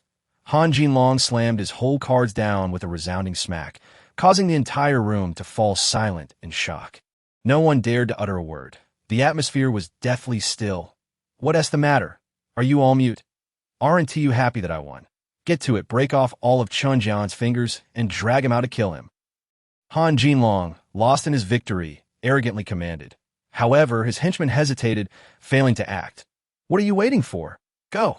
The henchman, startled, stammered, Brother Long, your cards. What is wrong with my cards? Han Jinlong was oblivious. I won. Lin Mo won. Chun Jian suddenly shouted in excitement. Lin Mo won. What nonsense are you spouting? Han Jinlong looked down and felt his heart stop. Where did 3 aces come from on the table? His whole card were 235, the lowest hand. How could this be possible? I clearly had 3 aces. How did it turn into this poor hand? This is impossible. Han Jinlong's face went pale as he collapsed onto the gambling table in disbelief. Lin Mo took the deck of cards, performing a flourish like a magician, revealing the 3 aces and declaring, "Your cards are right here." Han Jinlong glared at Lin Mo, seething, "It was you. You switched my cards. You're cheating right in front of me.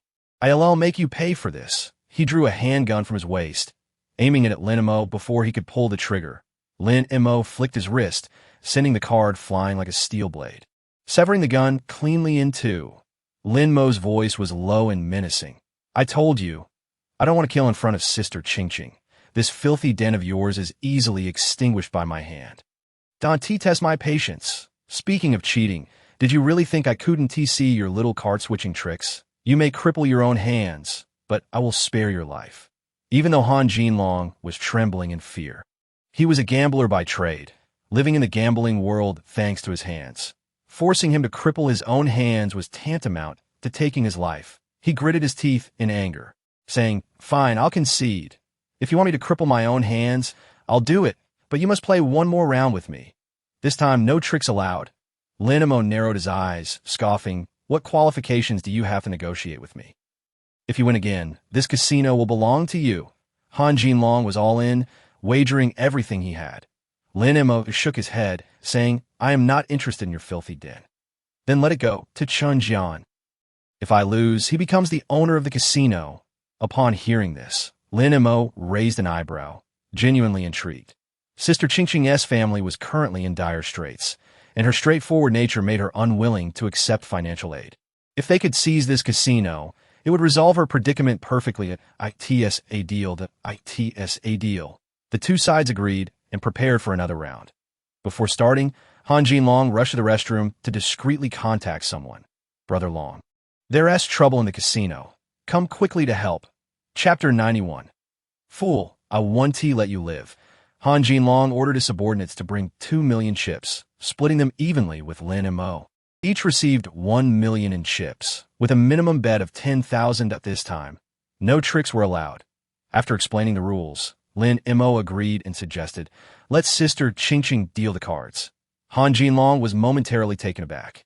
He had intended to arrange for the most alluring dealer to distract Lin Mo, yet Lin Mo had pushed his own woman forward. Han Jinlong felt quite embarrassed, but dared not refuse. So he consented. "Xiao Mo, why must it be me?"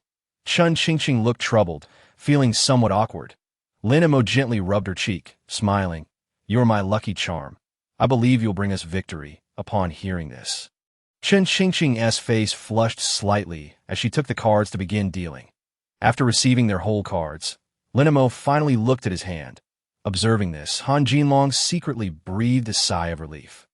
This little master truly kept his word. He glanced at his own whole cards. JJK a pair. Not a great hand, but the values were high enough to hold a winning edge in a typical match. He then looked at Lin Mo, whose expression remained calm, like a still lake, yet his eyes seemed to harbor a hint of distress. Though he maintained a poker face quite well, he was still too young. His hand should not be strong. "Raise, 50,000. No, 20,000. Just as Han Jinlong was pondering, Lin Mo suddenly raised, his demeanor lacking vigor, his words hesitant, that a ploy to lure in the opponent. "I want to be fooled." "Call." Han Jinlong concluded that Lin Mo must have a weak hand and chose to call. Lin Mo pondered for a long while, seemingly undergoing a fierce internal struggle, before he sighed, "I'll raise it by 50,000. "You're still in?" Lin Mo furrowed his brow. Han Jinlong smiled faintly. "It's the first round. Why not go big? Then I'll raise it by 20,000. I'll call.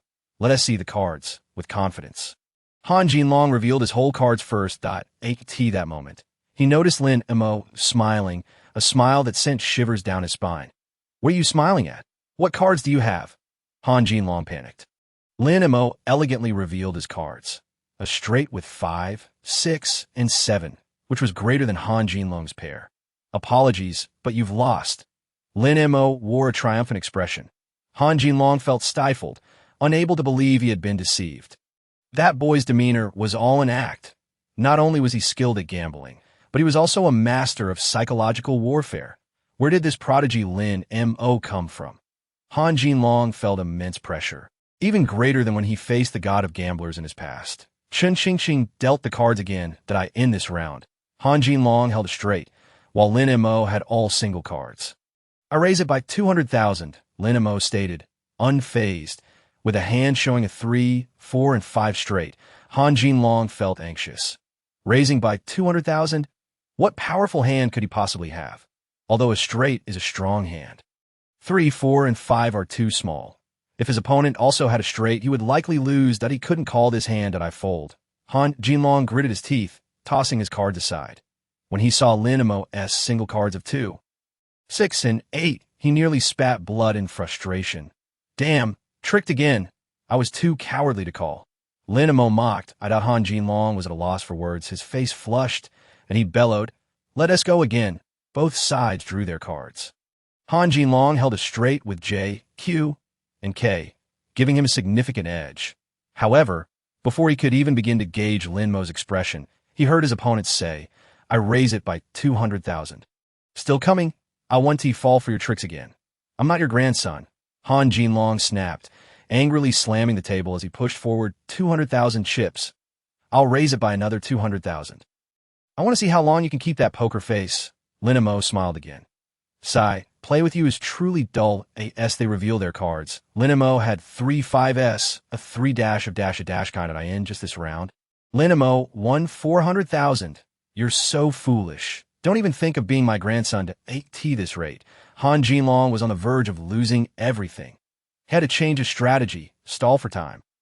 Wait until Brother Long arrives, and everything would be manageable. Brother Long was the leader of the Black Dragon Society, backed by the Dragon Temple. There was no way he couldn't take down this Lin Mo. After calming himself, Han Jinlong altered his approach in the subsequent 8 rounds. Regardless of what cards he held, he hesitated for a long time before choosing to fold. Although he lost 10,000 each round. It was of no consequence. He dragged this out, and after about 10 minutes, reinforcements finally arrived. The formidable leader of the Black Dragon Society, Yu Changlong, forcefully pushed the door open, accompanied by a group of lackeys, and stormed into the room, shouting, I heard someone is cheating in my house. Are you tired of living? Han Jinlong immediately put on a mournful expression and approached, saying, Brother Long, you finally made it. It's him. This kid is not only cheating, but also causing trouble in our establishment, that we can't let him off lightly. He must learn a lesson.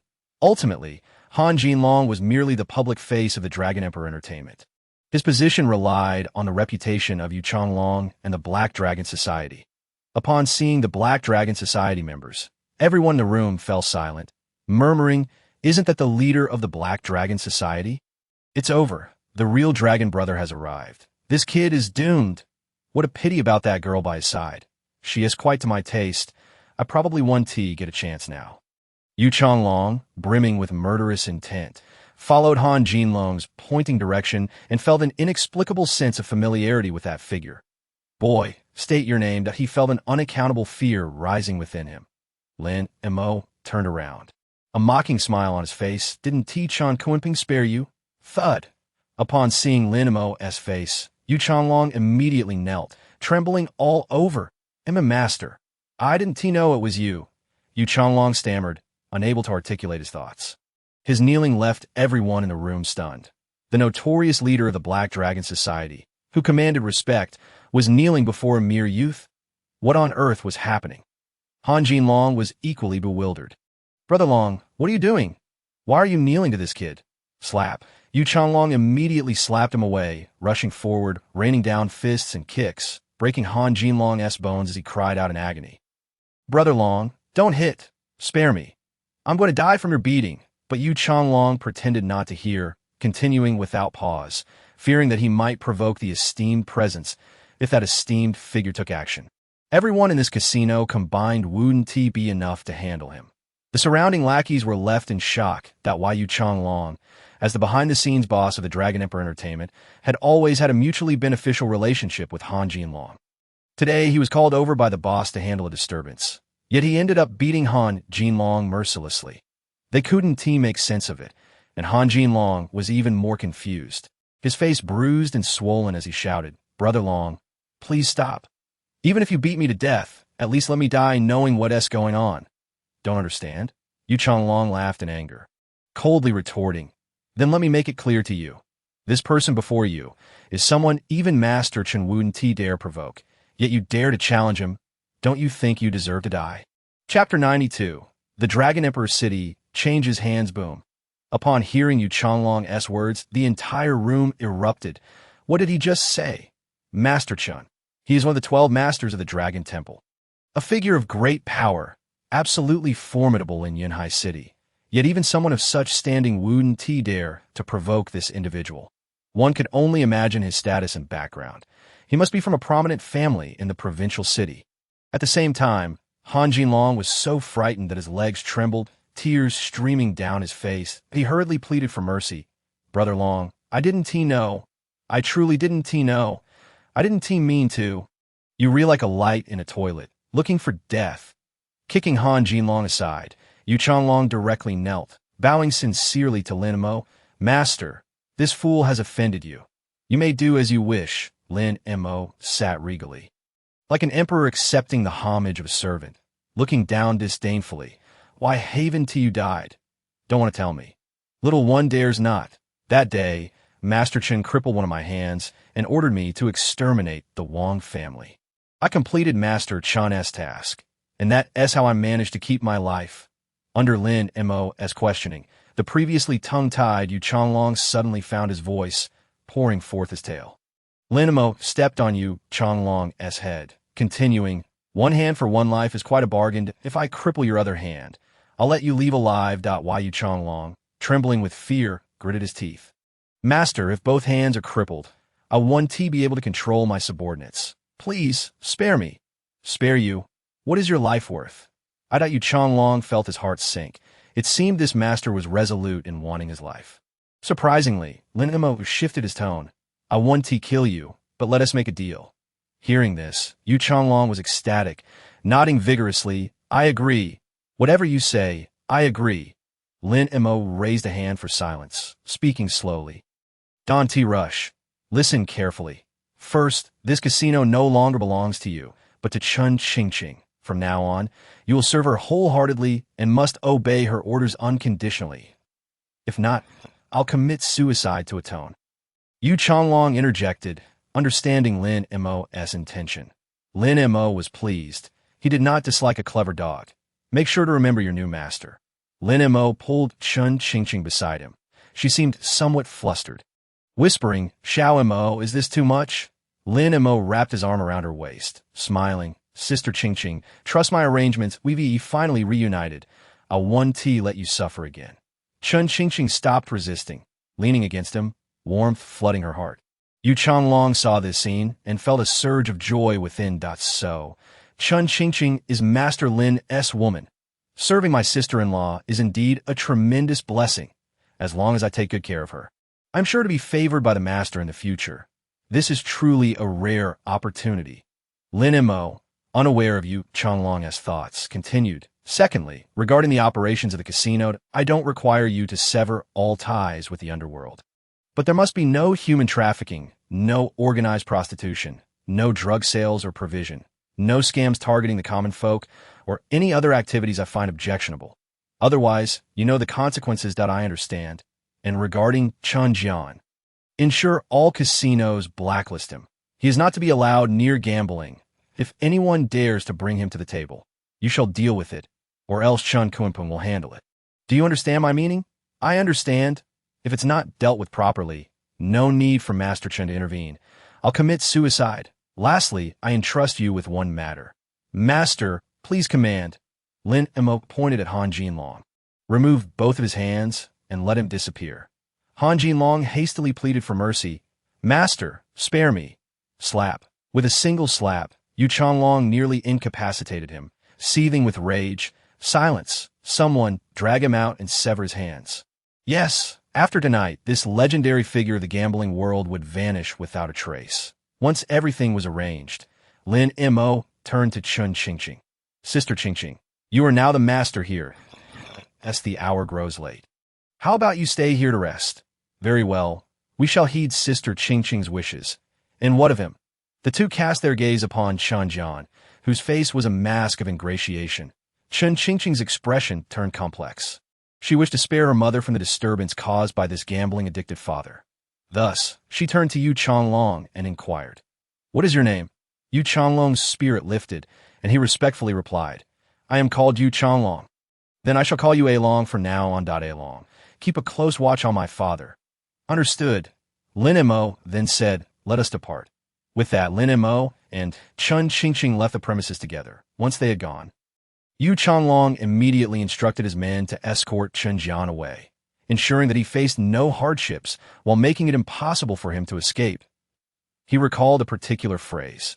Chun Qingqing does not like the atmosphere here. Standing atop the casino, he surveyed the hedonistic revelry and the reckless gamblers throwing money around, his gaze gradually turning cold. This casino was in dire need of transformation. It was unworthy of my master. Meanwhile, Chen Shufan clutched the hands of the two, her face awash with tears. Thank goodness you are safe. Thank goodness.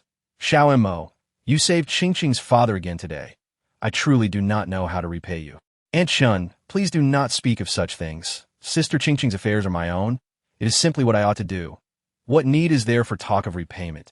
Chun Qingqing also grasped Lin Mo's hand, gazing at him with deep gratitude, her heart full of words of thanks that had been long in the making. Ultimately, they distilled into 3 simple words. Thank you. Lin Mo smiled gently and replied, family does not speak of such formalities. After a brief exchange, Lin Mo turned to take his leave. Sister Qingqing, Aunt Chun, I shall not disturb your rest any longer. I will take my leave now. Do not hesitate to call for me should you need anything. With that, Lin Mo exited the hospital room. Yet, no sooner had he stepped out the door than he felt 2 menacing auras approaching from the entrance of the hospital. Lin Mo looked up. Senior brother, are you certain we can find that kid here to avenge Wu's senior brother? I have inquired. The one called Lin Mo frequents this hospital, and he has a woman named Chun Qingqing who resides here as well. Even if we do not encounter Lin Mo, we can capture his woman and force him to meet with us. Upon hearing this, Lin Mo's expression darkened, his pitch-black eyes radiating a chilling intensity. In an instant, he appeared behind them like a wraith, his voice icy. I hear you are looking for me. Chapter 93. Who has the right to decide? I shall determine it. Who? In that moment, the 2 internal energy warriors were struck with terror. They knew that with their strength in Yunhai, there should be no one who could approach them unnoticed. Lin Mo wasted no time.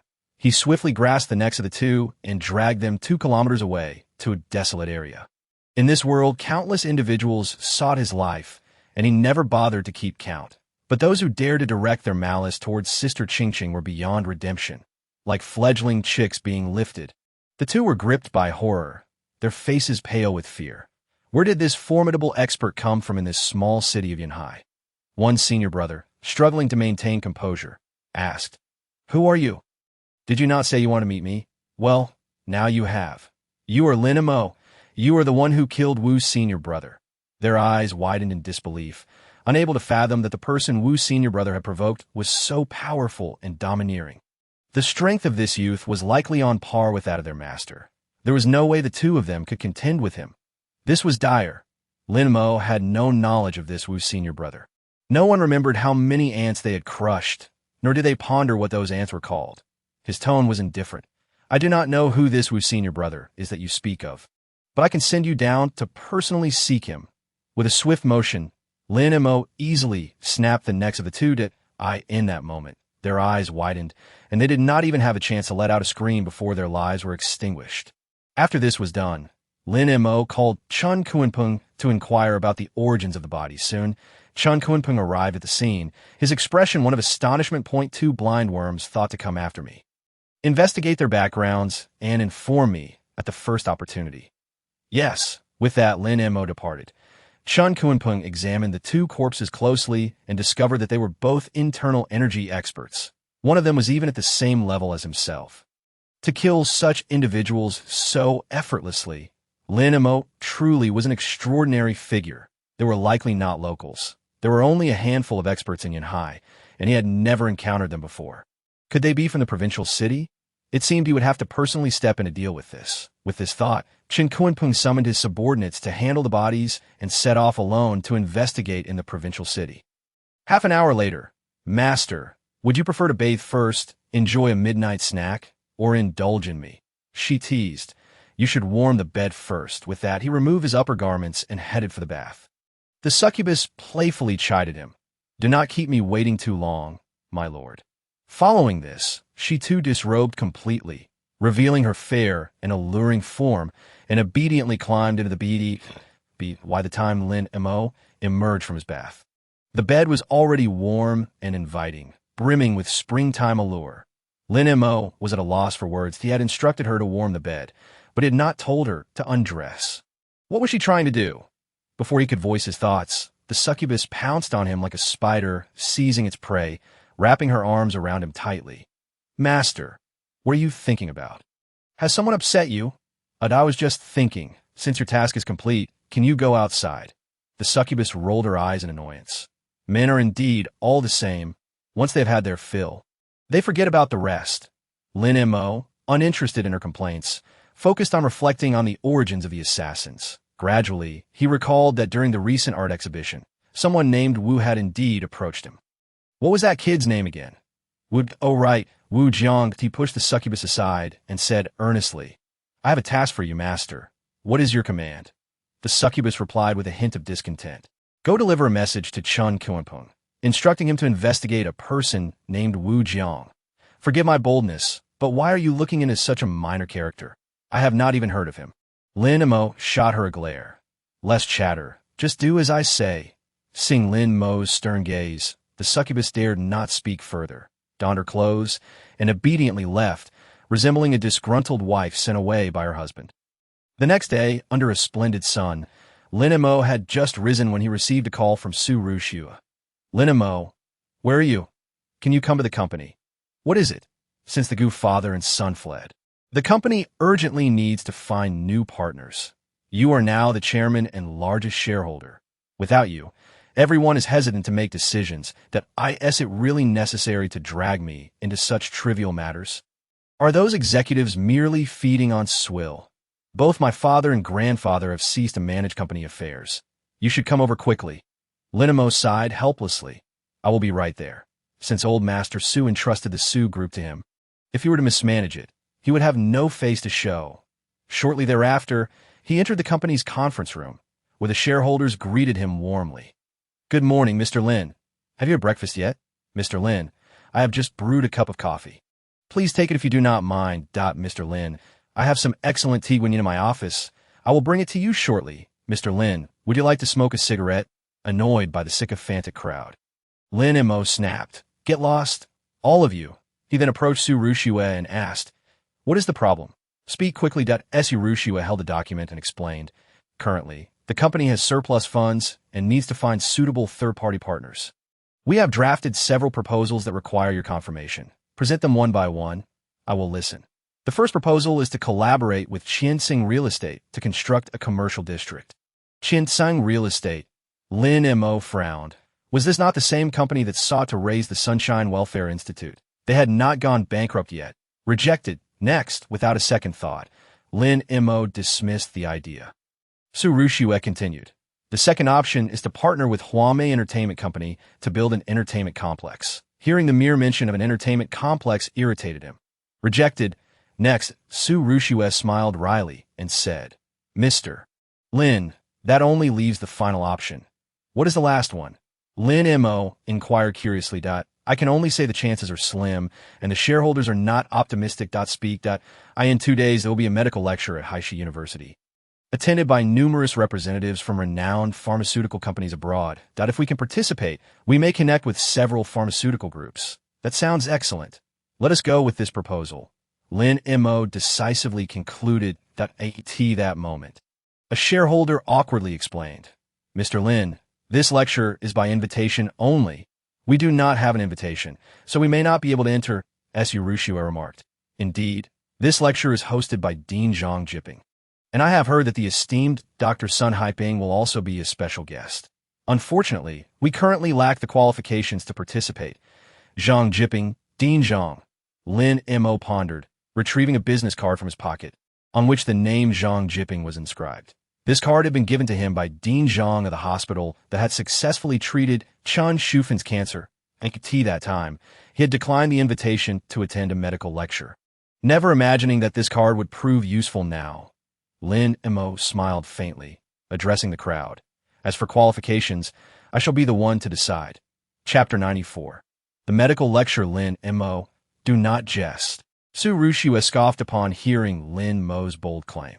The pharmaceutical industry has always had little to no connection with ordinary enterprises like the Su Group. They were worlds apart, as a leading figure in the Chinese medical field. And with Dr. Sun present, even if Lin Mo possessed extraordinary abilities, it would be impossible for him to procure an invitation to the lecture. The other shareholders largely shared Su Rushua's sentiments. They were acutely aware of the prestige associated with this medical lecture, and without a top-tier medical background, participation was out of the question. Do you doubt me? Let us wager, Lin Mo declared triumphantly. Su Rushua, irritated by his demeanor, retorted, "What nonsense! If you truly manage to secure those invitations, I shall serve as your foot servant for 3 days, but do not go back on your word." Without hesitation, Lin Mo pulled out his phone and dialed the number on the card. "Hello, is this Dean Zhang?" "Yes, who is this?" came the puzzled response from Zhang Jipping. "This is Lin Mo. I require your assistance." Upon hearing Lin Mo's name, Zhang Jipping's excitement surged, exclaiming, "Ah, it is Dr. Lin. What can I do for you? Please do not hesitate to ask. I shall certainly assist you." Lin Mo deliberately turned the speakerphone on, ensuring that everyone present could hear Zhang Jipping's words. The crowd was left in stunned disbelief, exclaiming, "How is this possible? President Lin truly knows Dean Zhang." Just how extensive is President Lin's network? With President Lin leading us, the Su Group will undoubtedly rise to become the foremost in China. I am committed to following President Lin for life. Su Rushua, closest to the scene, distinctly heard Zhang Jipping refer to Lin Mo as Dr. Lin. Her eyes widened in astonishment, unable to believe her ears. Who was Zhang Jipping? The top dean of the nation's premier hospital, renowned alongside Dr. Sun Haiping as titans of the medical field, addressing Lin Mo as a doctor. "Lin Mo, what other secrets do you possess that I remain unaware of?" Su Rushua's emotions were a mixture of joy and concern, joyful at the prospect that Lin Mo might indeed secure an invitation, but anxious at the thought that if he succeeded, she would have to serve as his foot servant for 3 entire days, a fate more unbearable than death. The reactions of the crowd filled Lin Mo with satisfaction. He calmly stated, "Dean Zhang, did you not mention hosting a medical lecture? I am now interested. Please procure 2 tickets for me." Realization dawned upon Zhang Jipping, who exclaimed with elation, "Dr. Lin wishes to attend my lecture? I'm truly honored. Please rest assured, I can provide you with as many invitations as you require. Where are you now? I will have someone deliver them immediately in the conference room of the Su Group. 2 will suffice. I await your arrival." After hanging up, Lin Mo wore a mischievous grin as he looked at Su Ruxi. Su Rushua felt a chill run down her spine and asked, "What are you planning?" Lin Mo chuckled from this moment forth. "You shall be my foot servant. Go. Fetch a basin of water." "What? Right now?" "Here." Su Rushua felt faint, nearly collapsing at the thought of fetching water to wash his feet in front of so many people. Is he even human? After all, I am his nominal wife, she lamented internally. Gritting her teeth, she angrily shouted, "Lin Mo, you are despicable." Lin Mo removed his shoes, propping his feet up on the table, and remarked, "I have never claimed to be a person of high standing. Besides, you said it yourself. I did not coerce you. What? Are you now going back on your word?" Although their marriage was a facade, outsiders were oblivious. Reluctantly, she called out to Lin Mo, addressing him as husband. If only to salvage a semblance of dignity. Lin Mo shivered. That sounds quite repugnant. "You." Su Rushua wished she could punch him in the face. At that moment, the shareholders could no longer endure the spectacle. It was best to avoid witnessing this couple's playful banter and take their leave. President Lin and his wife are truly affectionate. It is enviable. I have work to attend to, so I shall take my leave. President Lin, I too have matters to attend to. I urgently need to use the restroom. One by one, the crowd made their excuses and departed, leaving only Lin Mo and Su Rushua in the conference room. With everyone gone, Lin Mo said, "Now go fetch that water." "Lin Mo, I despise you." Realizing his determination, Su Rushua was forced to swallow her pride. The dignified eldest daughter of the Su family was now compelled to fetch water for him. Bending down to wash his feet, her embarrassment was overwhelming. She felt as though she could die of shame. Extending her delicate hands, untouched by water until now. She removed Lin Mo's socks and gently submerged his feet in the basin, massaging them tenderly. That feels good. Lin Mo reclined with satisfaction, saying, put some effort into it. Give me a proper massage, but don't push your luck. Su Rushua shot back, fearing that Lin Mo might make even more outrageous demands. She quickly redirected the conversation. Lin Mo, I need to discuss something with you. Go on. Regarding our faux marriage agreement, I would like to amend it. What? Have you fallen for me and wish to marry for real? Do not be ridiculous, a shameless, frivolous man like you. I will never truly marry. Su Rushua resembled a fiery cat, her emotions flaring. Her gaze drifted, unwilling yet compelled to continue. It is just that you have now inherited my grandfather's position. Becoming the largest shareholder and chairman of the Su Group, I cannot allow our relationship to be exposed. What do you mean? I mean to say, let us eliminate the 3-month time limit, at least while my grandfather is still alive. I do not wish to disappoint or sadden him, but a smirk played on Lin Mo's lips. I must say, I did not expect you to possess such filial piety. However, I am unwilling. Lin Mo, Su Rushua's eyes widened, utterly taken aback by his refusal. Unless you declare your love for me, I might consider it. Lin Mo teased further. Su Rushua's cheeks flushed. You wish, even though Lin Mo's recent actions had completely overturned her previous perceptions. She could not bring herself to utter the word love. Then we shall meet again in 2 days.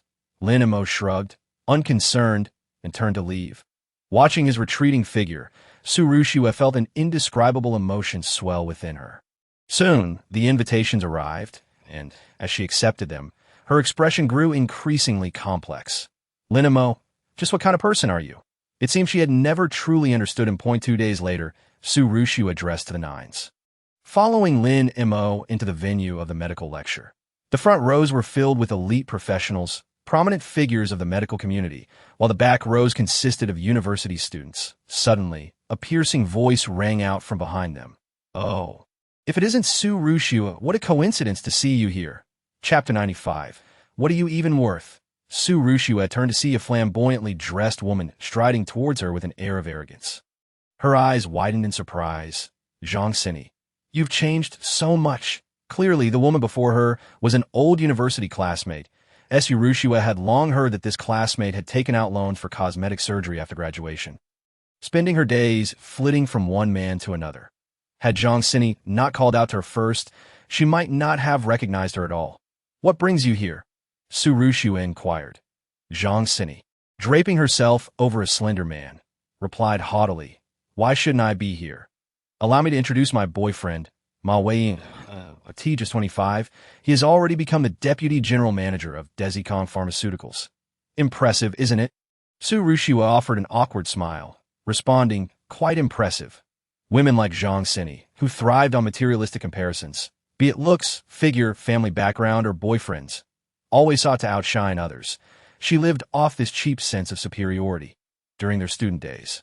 She could never measure up to Su Rushua in any aspect, appearance, figure, or family background. Su Rushua was always the center of attention, while she remained an inconsequential accessory, which had left her feeling inferior for 4 years. Thus, she had resorted to extreme measures, taking loans for surgery and pursuing wealthy second-generation heirs, ultimately achieving her desires. Upon seeing Su Rushua, Ma Weiyang's gaze turned heated, his demeanor lecherous, unable to hide his lustful intentions as he extended a hand, saying, I have long heard of Miss Su's reputation, and now that I meet you, it is indeed as the rumors suggest. The name that fell from his lips bore no favorable reputation. Rather, it alluded to Su Rushua's nearly flawless figure and beauty, rendering her a veritable enchantress of the mortal realm. Su Rushua, somewhat displeased, declined his handshake and remarked, Master Ma, you jest that MY Su Group is merely an ordinary enterprise, not a commercial titan, and holds little renown. Observing her man's fervent attentiveness towards Su Rushua, Zhang Sini felt a pang of jealousy and irritation. Have I spent hundreds of thousands on cosmetic surgery only to be outshone by Su Rushua? Not wishing to prolong the interaction between Ma Weiyang and Su Rushua, she quickly interjected, casting her gaze towards Lin Mo. Su Rushua, won't you introduce this gentleman beside you? Who is he to you? After a moment's hesitation, Su Rushue replied. He is my husband, in the past. Such a confession would have been difficult for her to utter, but after a series of events, it seemed that acknowledging him as her husband was, at least, somewhat appropriate. He is your husband? You are married? Indeed, Su Rushue affirmed with a nod. Zhang Sini's jaw dropped in disbelief. Su Rushue was notoriously aloof, having never dated throughout her 4 years of university. Any man who approached her was met with her unyielding rejection, leaving them humiliated. How could it be that she was now married? Moreover, her husband was strikingly handsome. He not only towered over Ma Weiyang, but also possessed a more upright posture, a robust physique exuding masculinity and an overwhelming sense of security. He was leagues beyond her own boyfriend. How could this be? Zhang Sini felt as if she had consumed 100 lemons simultaneously. With a disdainful thought, she resolved to compete through career accomplishments. Forcing a smile, she asked, Su Rushue, what is your husband's name? What does he do? Su Rushue, devoid of any competitive spirit, candidly replied, his name is Lin Mo, and he is currently the chairman of our Su group.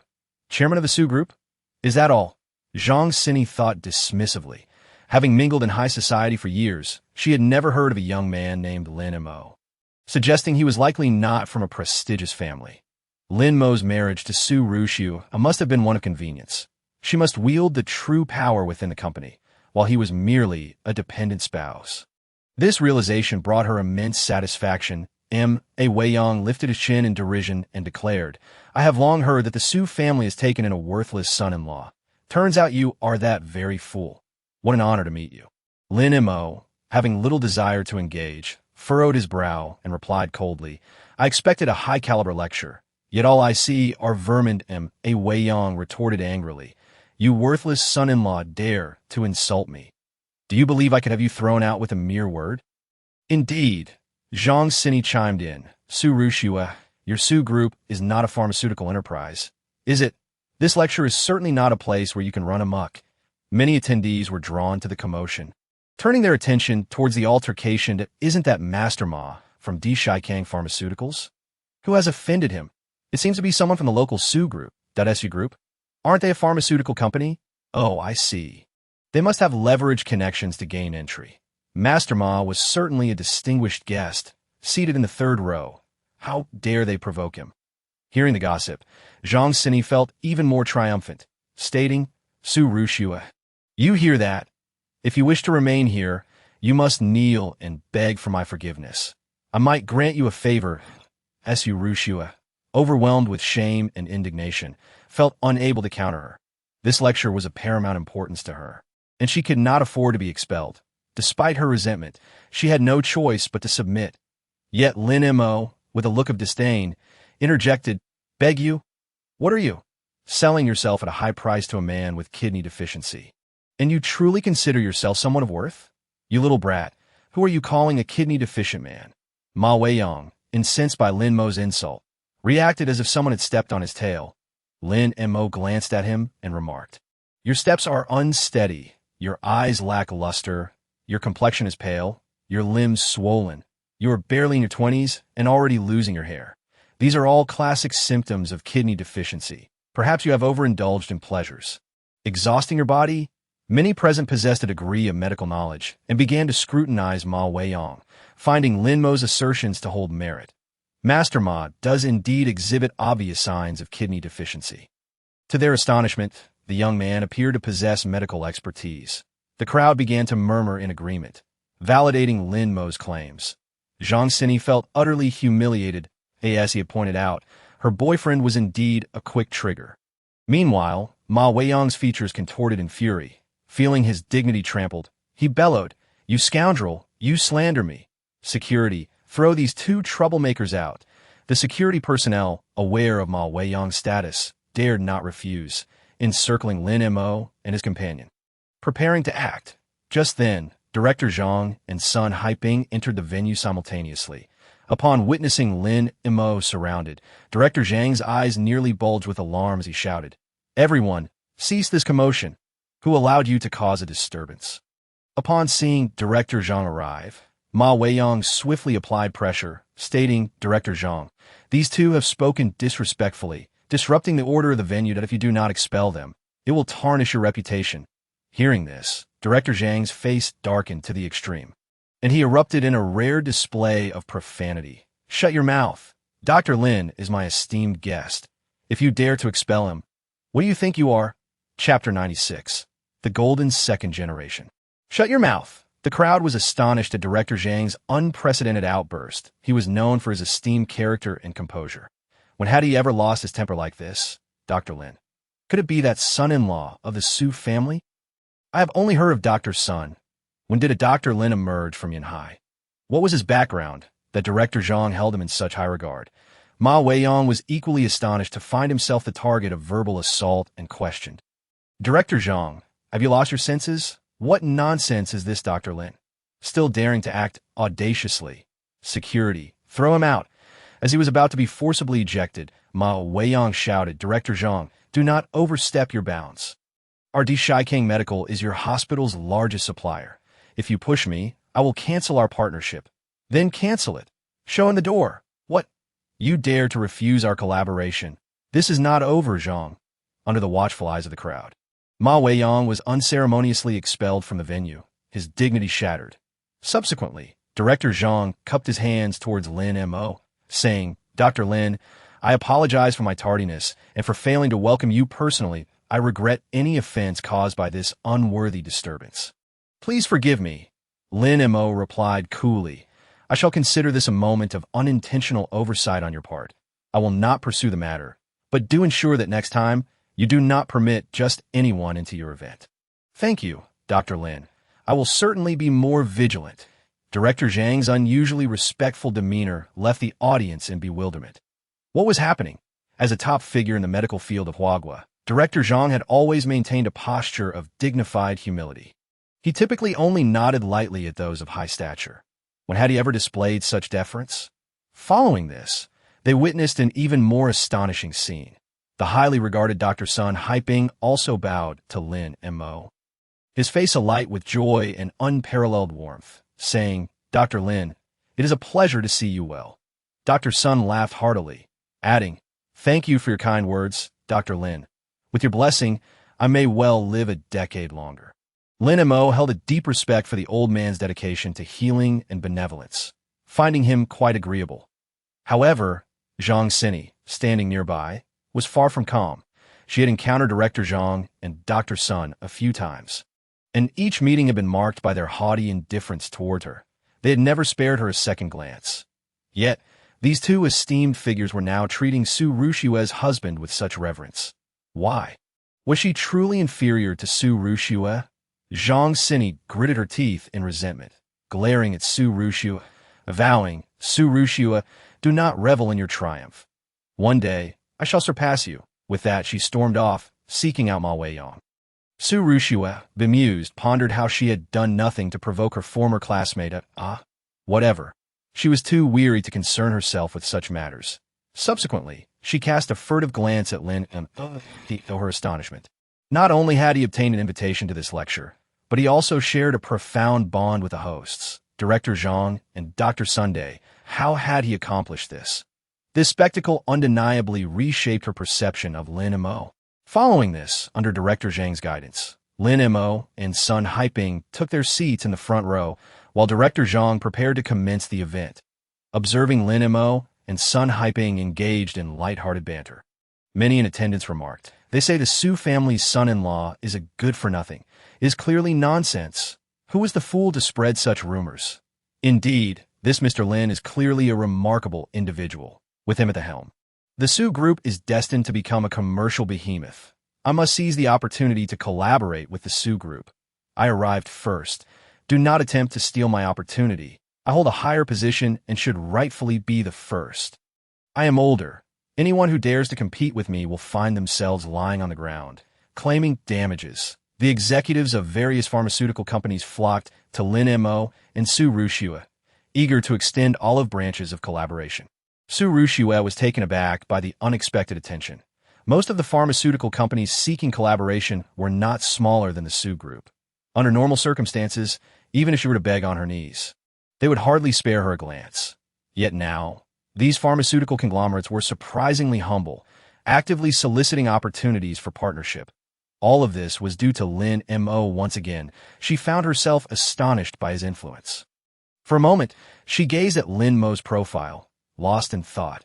Noticing her reaction, Lin Mo teased, "What are you staring at? Have you never seen a handsome guy before? Do you even know what it means to be a woman? I thought you were just a naive young lady, but it seems you're quite the pervert." In an instant, the filter in Su Rushue's eyes shattered, and she retorted angrily, "What nonsense are you spouting? You are the pervert, a big pervert." She indignantly shook her head, choosing to ignore Lin Mo, as a flicker of newfound admiration was swiftly obliterated. Lin Mo said nothing further, listening listlessly to the speeches on stage. The lecture primarily featured notable professors from the medical field, engaging in discussions to share their research findings, latest directions in their studies, and their contemporary understanding of medicine. Thus, although the venue was filled with 200 to 300 attendees, those qualified to present were, at most, a handful. The first speaker was a doctoral advisor from a foreign university. He began with a broad overview of several research achievements in modern medicine, encouraging the students present and offering substantial incentives to entice them to study abroad. In essence, he was there to poach talent. Following him was a senior consultant from a pharmaceutical company who elaborated on their development of a nanorobot micro-treatment system, which generated considerable excitement. The nanorobots they produced could remain undetected within the human body, functioning effectively for 50 years, capable of monitoring internal ailments, correcting bodily deficiencies, and even instantaneously repairing wounds sustained by the host. Some attendees with military backgrounds showed great interest in this. Next, the third speaker took the stage to discuss topics related to genetic engineering. Lin Mo listened for a while, but felt no sense of wonder. Rather, he perceived that modern medicine was increasingly deviating from the essence of humanity, having practiced traditional Chinese medicine since childhood. He found his understanding of pathology to be worlds apart from modern medical approaches. Additionally, as a practitioner of martial arts, he possessed extensive knowledge of meridians and vital energy, leading him to believe that human ailments could not simply be encapsulated by a few principles, formulas, or data. The lecture proceeded in an orderly fashion, with speakers predominantly being middle-aged men. Lin Mo felt drowsy. Thanks to Professor Zhang for the wonderful lecture. Next, we invite our graduate student, Jiang Tianling, to the stage. Suddenly, a youthful man appeared on stage, vibrant and spirited, dispelling the gloom of the older scholars. Sparse applause resonated from the audience, indicating a general lack of interest in the young scholar.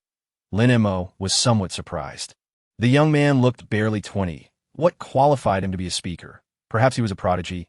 Then, Jiang Tianling confidently declared, "My research topic is genes, cells, and humanity, on the possibility of human immortality." As soon as he finished, a chorus of boos erupted from the audience. Human immortality?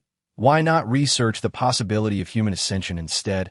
Lin Mo couldn't help but shake his head in disappointment. It turned out to be a case of a privileged second-generation academic. Jiang Tianling passionately delivered his presentation, seemingly animated. Yet it was clear he was merely reciting from a script. The medical experts present understood that it was quite ludicrous for a boy not yet 20 to boldly discuss human immortality. Moreover, the concept of human immortality was utterly unattainable within the realm of observable scientific development. Perhaps under certain conditions, humans could achieve extraordinary regenerative abilities in specific cells, but that was a far cry from the concept of macro-level human immortality, let alone extending life itself. In summary, he was merely spouting nonsense on stage. Yet even so, the many scholars were compelled to feign rapt attention, lest they offend him due to his powerful lineage. Jiang Tianling's father, Jiang Dong, was the vice president of a top medical research institute in Huagua, overseeing hundreds of billions in research funding annually. Consequently, as long as the pharmaceutical companies present wished to produce and sell their drugs, they had no choice but to regard him with respect. His mother was a professor at the same institution, making it essentially their domain. Dissent was not an option. Jiang Tianling's appearance on stage reading his paper was merely a formality to bolster his resume. At the age of 17, he had already published a research paper in a prestigious medical journal through his father's connections, garnering acclaim in the industry and swiftly rising to fame. This exemplified the resources available to top-tier second-generation academics. which ordinary individuals could scarcely fathom. As the saying goes, children of prominent families start ahead of the curve. Jiang Tianling had already won before the race began. On stage, Jiang Tianling spoke fluently, prompting timely applause from the audience. Although his paper contained numerous controversial conclusions, and some experimental records were hardly different from mere cooked eggs, the entire document lacked any substantive insights, yet was rife with forced connections, regardless of relevance. He managed to pivot the discussion towards genes, cellular activation, and human immortality. Despite the poor quality of his paper, everyone felt compelled to support it, as it might very well have been penned by his father. Zhang Dong, at this juncture, the content of the paper had become irrelevant to maintain their standing in the medical field. No one was willing to risk offending Jiang Dong. Director Jiang, your son is so talented at such a young age. It's truly admirable. Indeed, Director Jiang, talent emerges in every generation, and your son will undoubtedly be a pillar of support for the future. The professor seated in the front rows fawned over Jiang Dong, who relished the flattery but maintained a facade of modesty, stating, "Please, do not jest, and my son is still young and lacks experience. His mindset is somewhat restless. This paper is merely of average quality, so I ask for your understanding." Not at all. Such an impressive and grand paper is truly unprecedented. Indeed, a brilliant new star has risen in Huagua's medical community. The sycophants continued to heap praise upon him, and Jiang Dong's smile grew ever brighter. My presentation comes to a close. Thank you all for your attention. Finally, Jiang Tianling concluded his reading. Thunderous applause erupted from the audience. Before Jiang Tianling could leave the stage, Jiang Dong stood up, approached the podium, and embraced his son's shoulders with pride. "That I am grateful for everyone's support and encouragement for my son. As a father, I am immensely proud. Allow me to take a moment to address some of the less rigorous aspects of my son's paper that require clarification." Suddenly, applause erupted like thunder, nearly shaking the ceiling. Initially, some spectators in the back had dismissed Jiang Tianling's presentation, but upon seeing Jiang Dong take the stage, they quickly understood the performance unfolding before them. A son taking the spotlight while a father lent his support. What a splendid display of familial collaboration. Now everyone in the audience was aware that Jiang Tianling was Jiang Dong's son. This was Jiang Dong's intention all along. Under the guise of academic exchange, he made it clear to everyone present the nature of their relationship, while appearing humble and rigorous, thereby enhancing his reputation and smoothing the path for his son. A win-win situation. In this paper, we discuss cells obtained from fossils. Jiang Dong